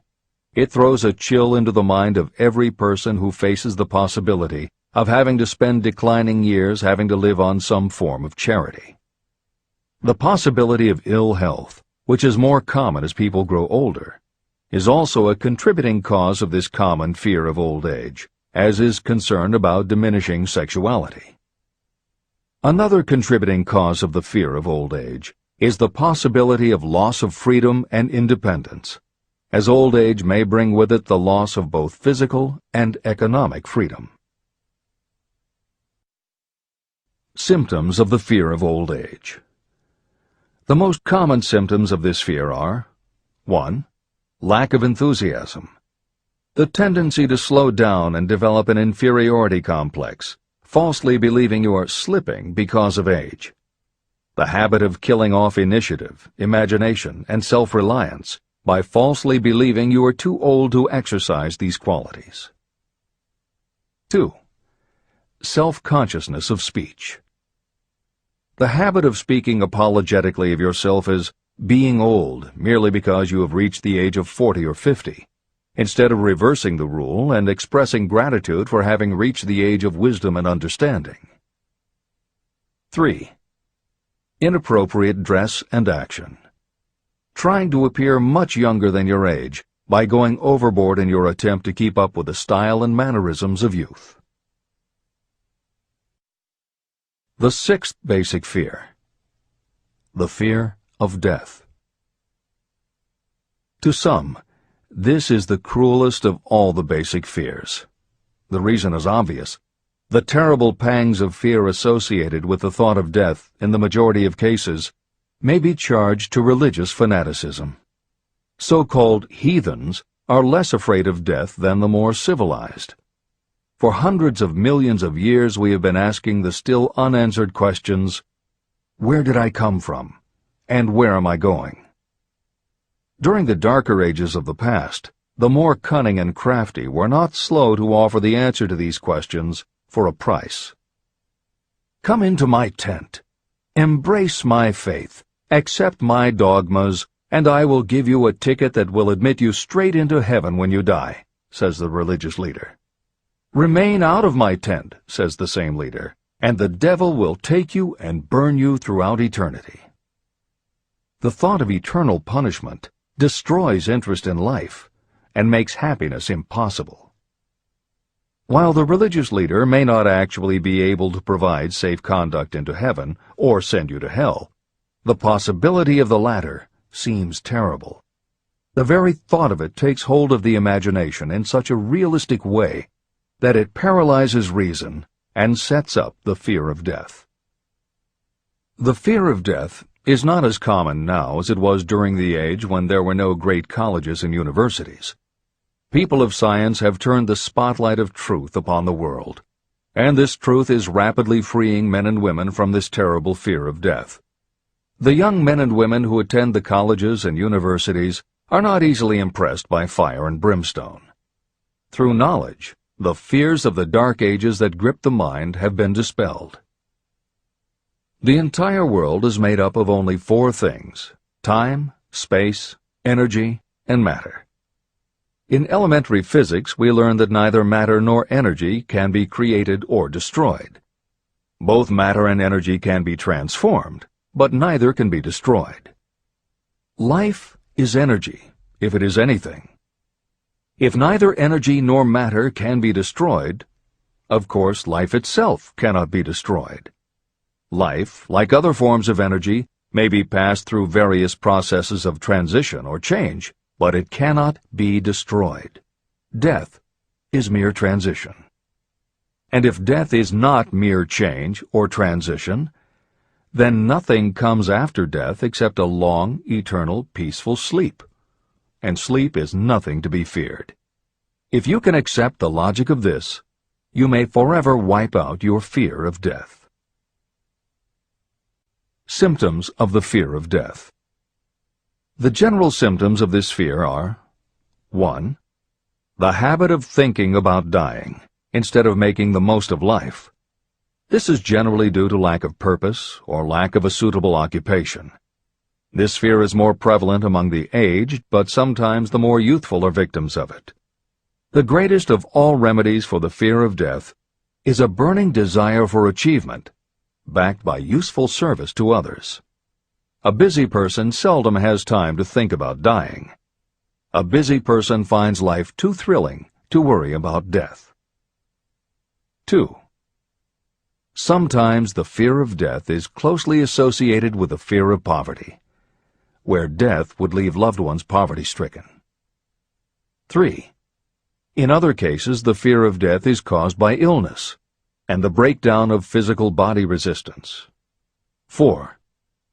The most common causes of the fear of death are ill health, poverty, lack of appropriate occupation, disappointment over love, insanity, and religious fanaticism. The disaster of worry and destructive thinking. Worry is a state of mind based upon fear. It works slowly but persistently. It is insidious and subtle.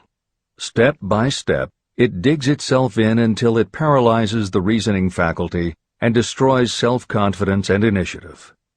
Worry is a form of sustained fear caused by indecision. Therefore, it is a state of mind that can be controlled. An unsettled mind is helpless. Indecision makes an unsettled mind. Most individuals lack the willpower to reach decisions promptly and to stand by them after they have been made. We do not worry over conditions once we have reached a decision to follow a definite line of action.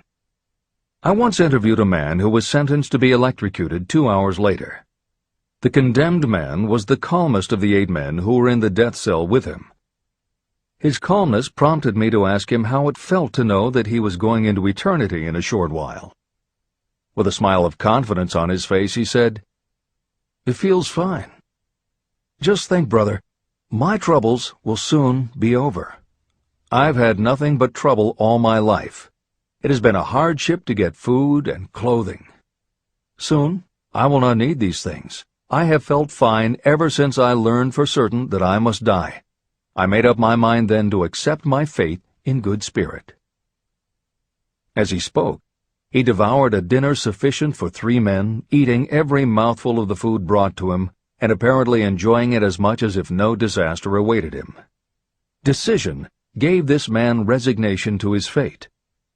Decision can also prevent one's acceptance of undesired circumstances. Through indecision, the 6 basic fears become translated into a state of worry. Relieve yourself forever of the fear of death by reaching a decision to accept death as an inescapable event. Eliminate the fear of old age by reaching a decision to accept it not as a handicap, but as a great blessing that carries with it wisdom, self-control, and understanding. Master the fear of loss of love by reaching a decision to get along without love, if that is necessary. Defeat the fear of criticism by reaching a decision not to worry about what other people think, do, or say. Overcome the fear of ill health by the decision to forget symptoms, and whip the fear of poverty by reaching a decision to get along with whatever wealth you can accumulate without worry. Kill the habit of worry in all its forms by reaching a general blanket decision that nothing life has to offer is worth the price of worry. With this decision will come poise, peace of mind, and calmness of thought, which will bring happiness. If your mind is filled with fear, you not only destroy your own chances of intelligent action, but you transmit these destructive vibrations to the minds of all who come into contact with you, and you destroy their chances too. Even a dog or a horse knows when its master lacks courage, It will pick up the vibrations of fear given off by its master and behave accordingly. The vibrations of fear pass from one mind to another just as quickly and as surely as the sound of the human voice passes from the broadcasting station to a radio receiver. The person who constantly speaks of negative or destructive thoughts is practically certain to experience the results of those words in the form of destructive feedback. But even negative thoughts without words will come back to you. The release of destructive thought impulses alone also produces feedback in more ways than one. First, and perhaps most important to be remembered, the person who releases thoughts of a destructive nature must suffer damage through the breaking down of creative imagination. Secondly, the presence in the mind of any destructive emotion develops a negative personality, which repels people and often converts them into antagonists. The third source of damage is that negative thoughts not only affect others, but they also embed themselves in the subconscious mind of the person releasing them and there become a part of that person's character. Your business in life is to achieve success. To be successful, you must find peace of mind, acquire the material needs of life, and above all, attain happiness. All of these indications of success begin in the form of thought impulses. You control your own mind. You have the power to feed it whatever thought impulses you choose.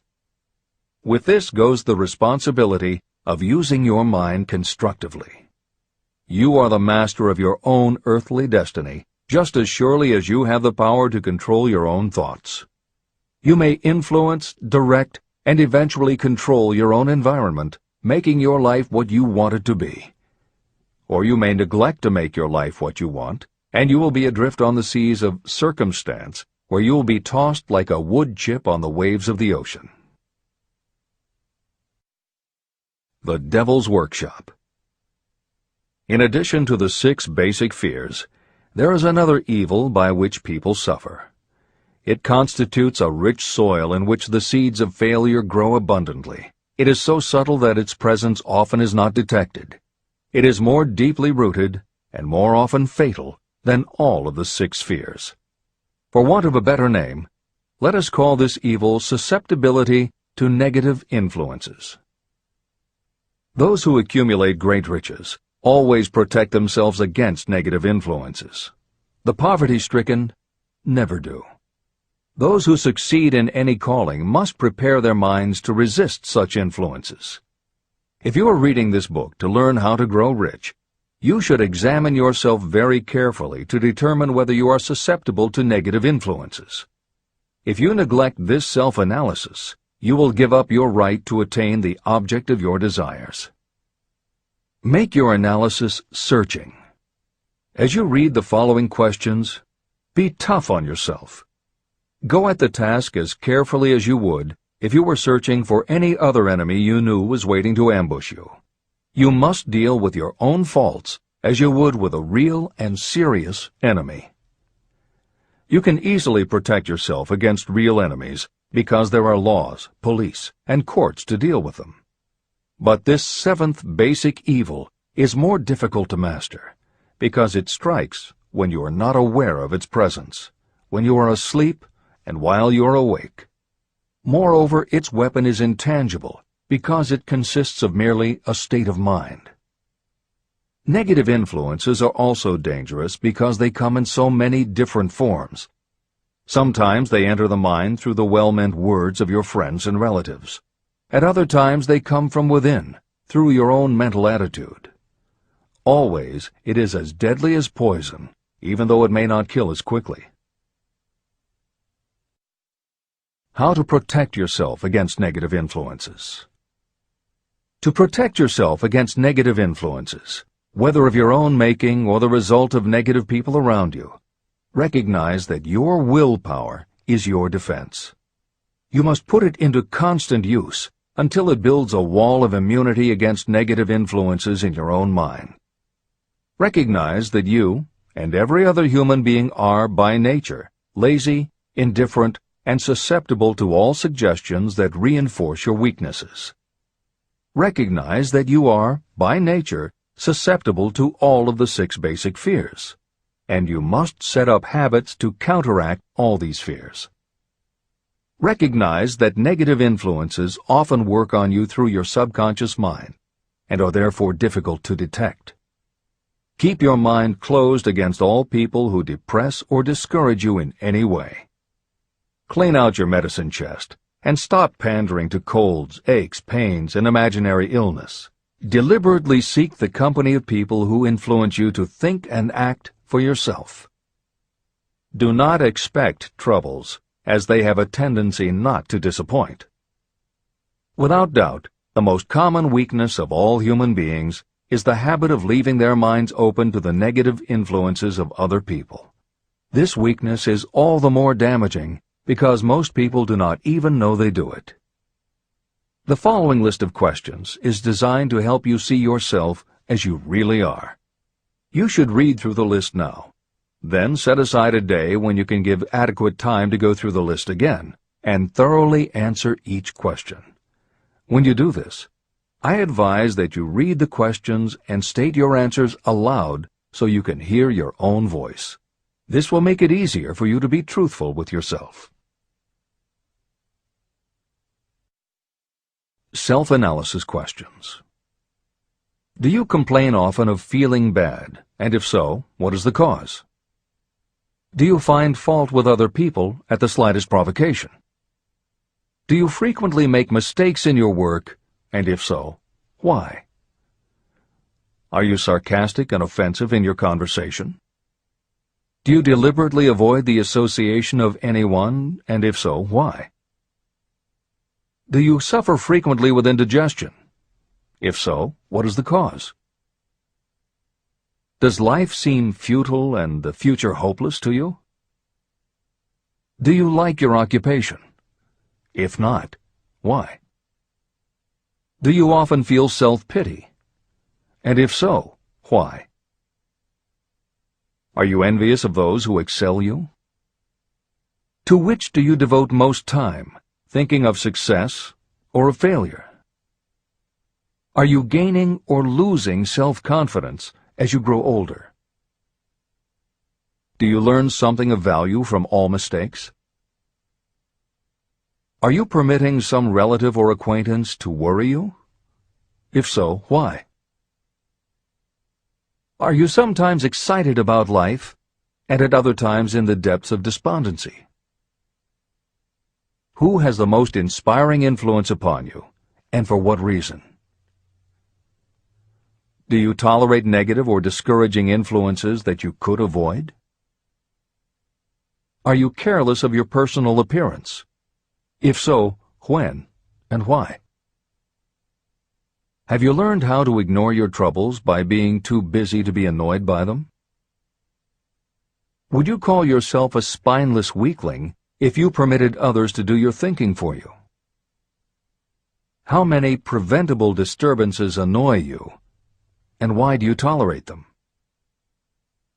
Do you resort to alcohol, drugs, cigarettes, or other compulsions to quiet your nerves? If so, why do you not try willpower instead? Does anyone nag you, and if so, for what reason? Do you have a definite major purpose? And if so, what is it, and what plan do you have for achieving it? Do you suffer from any of the 6 basic fears? If so, which ones? Have you developed a method to shield yourself against the negative influence of others? Do you use autosuggestion to make your mind positive? Which do you value most, your material possessions or your privilege of controlling your own thoughts? Are you easily influenced by others against your own judgment? Has today added anything of value to your stock of knowledge or state of mind? Do you face squarely the circumstances that make you unhappy, or do you sidestep the responsibility? Do you analyze all mistakes and failures and try to profit by them, or do you take the attitude that this is not your duty? Can you name 3 of your most damaging weaknesses? What are you doing to correct them? Do you encourage other people to bring their worries to you for sympathy? Do you choose from your daily experiences lessons or influences that aid in your personal advancement? Does your presence have a negative influence on other people as a rule? What habits of other people annoy you most? Do you form your own opinions, or do you permit yourself to be influenced by other people?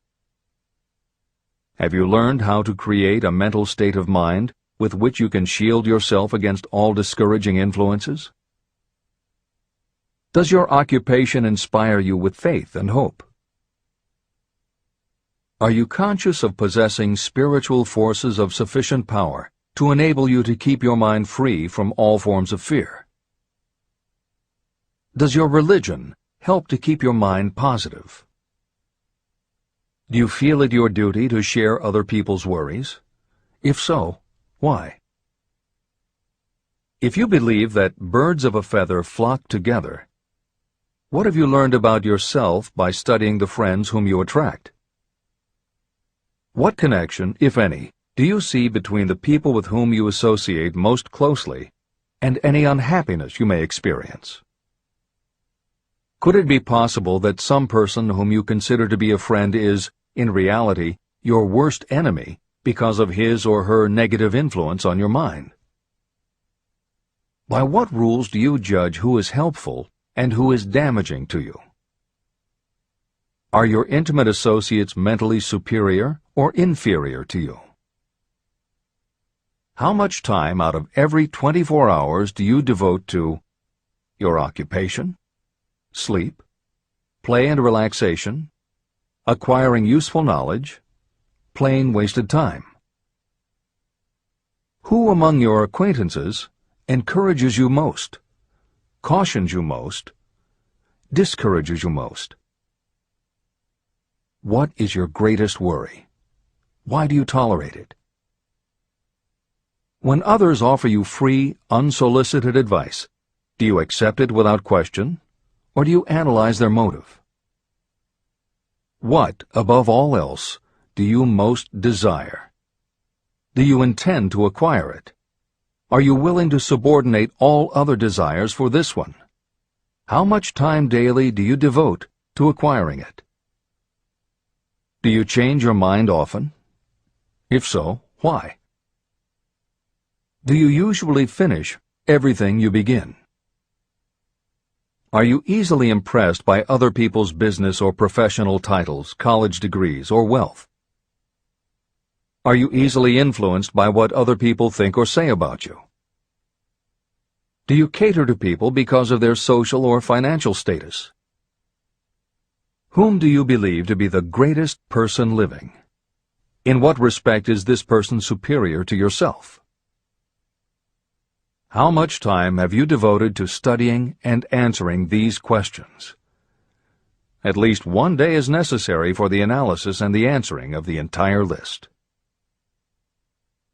If you have answered all these questions truthfully, you know more about yourself than the majority of people. Study the questions carefully.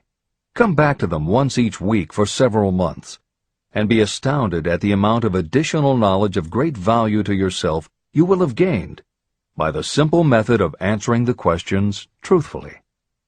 If you are not certain about the answers to some of the questions, seek the counsel of those who know you well, especially those who have no motive in flattering you, and see yourself through their eyes.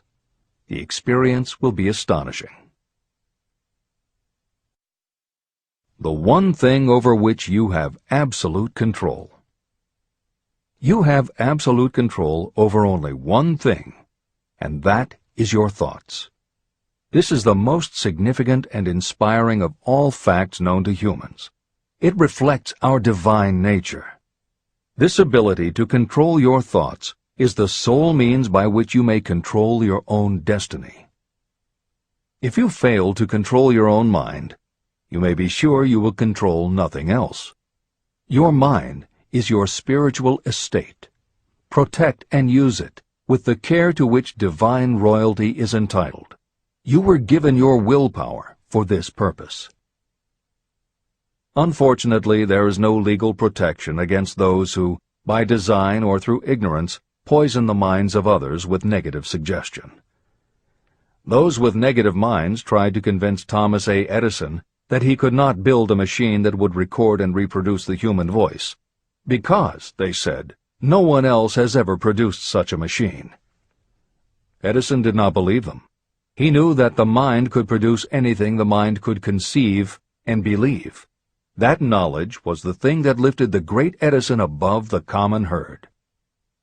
Men with negative minds told F.W. Woolworth he would go broke trying to run a store on 5 and 10-cent sales. He did not believe them. He knew that he could do anything within reason if he backed his plans with faith. Exercising his right to keep the negative suggestions of others out of his mind, he piled up a fortune of more than $100 million. Doubting Thomases scoffed scornfully when Henry Ford tried out his first crudely built automobile on the streets of Detroit. Some said the thing would never become practical. Others said no one would pay money for such a contraption. Ford said, "I'll belt the earth with dependable motor cars." And he did. For the benefit of those seeking vast riches, let it be remembered that practically the sole difference between Henry Ford and a majority of workers is this: Ford had a mind, and he controlled it. The others have minds that they do not try to control. Mind control is the result of self-discipline and habit.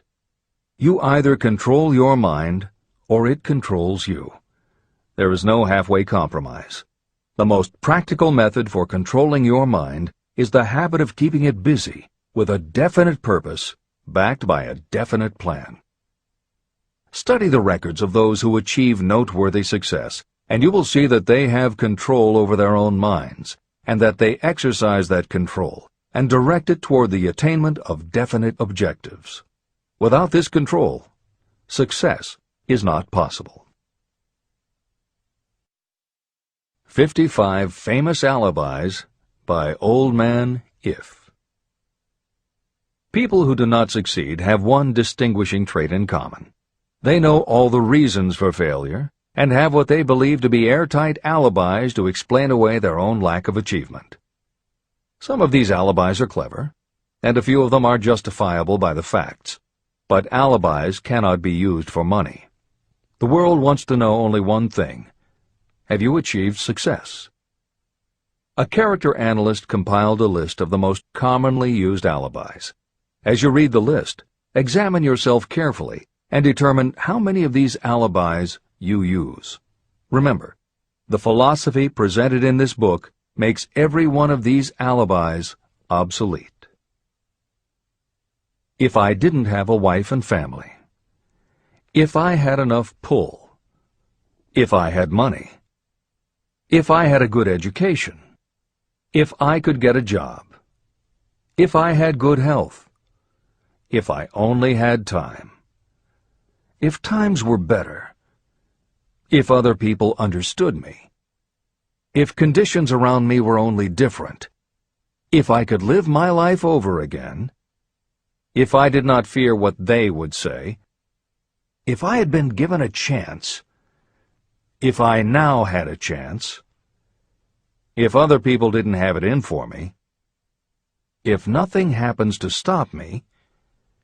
If only I were younger. If I only could do what I want. If I had been born rich. If I could meet the right people. If I had the talent that some people have. If I dared to assert myself. If only I had embraced past opportunities. If people didn't get on my nerves. If I didn't have to keep house and look after the children. If I could save some money. If the boss only appreciated me. If I only had somebody to help me. If my family understood me. If I lived in a big city. If I could just get started. If I were only free. If I had the personality of some people. If I were not so fat. If my real talents were known. If I could just get a break. if I could only get out of debt, if I hadn't failed, if I only knew how, if everybody wasn't against me, if I didn't have so many worries, if I could marry the right person, if people weren't so dumb, if my family were not so extravagant, if I were sure of myself, if luck were not against me, if I had not been born under the wrong star, if it were not true that what is to be will be, if I did not have to work so hard, if I hadn't lost my money, if I lived in a different neighborhood, if I didn't have a past, if I only had a business of my own, if other people would only listen to me, if, and this is the greatest of them all, if I had the courage to see myself as I really am, I would find out what is wrong with me and correct it. And I know that something must be wrong with the way I have done things, or I would already have the success that I desire. I recognize that something must be wrong with me, otherwise I would have spent more time analyzing my weaknesses and less time building alibis to cover them. Building alibis to explain away failure is a national pastime. The habit is as old as the human race and is fatal to success. Why do people cling to their pet alibis? The answer is obvious. They defend their alibis because they create them. Your alibi is the child of your own imagination. It is human nature to defend your own brainchild. Building alibis is a deeply rooted habit. Habits are difficult to break, especially when they provide justification for something we do. Plato had this truth in mind when he said, "The first and best victory is to conquer self. To be conquered by self is, of all things, the most shameful and vile." Another philosopher had the same thought in mind when he said, "It was a great surprise to me when I discovered that most of the ugliness I saw in others was but a reflection of my own nature."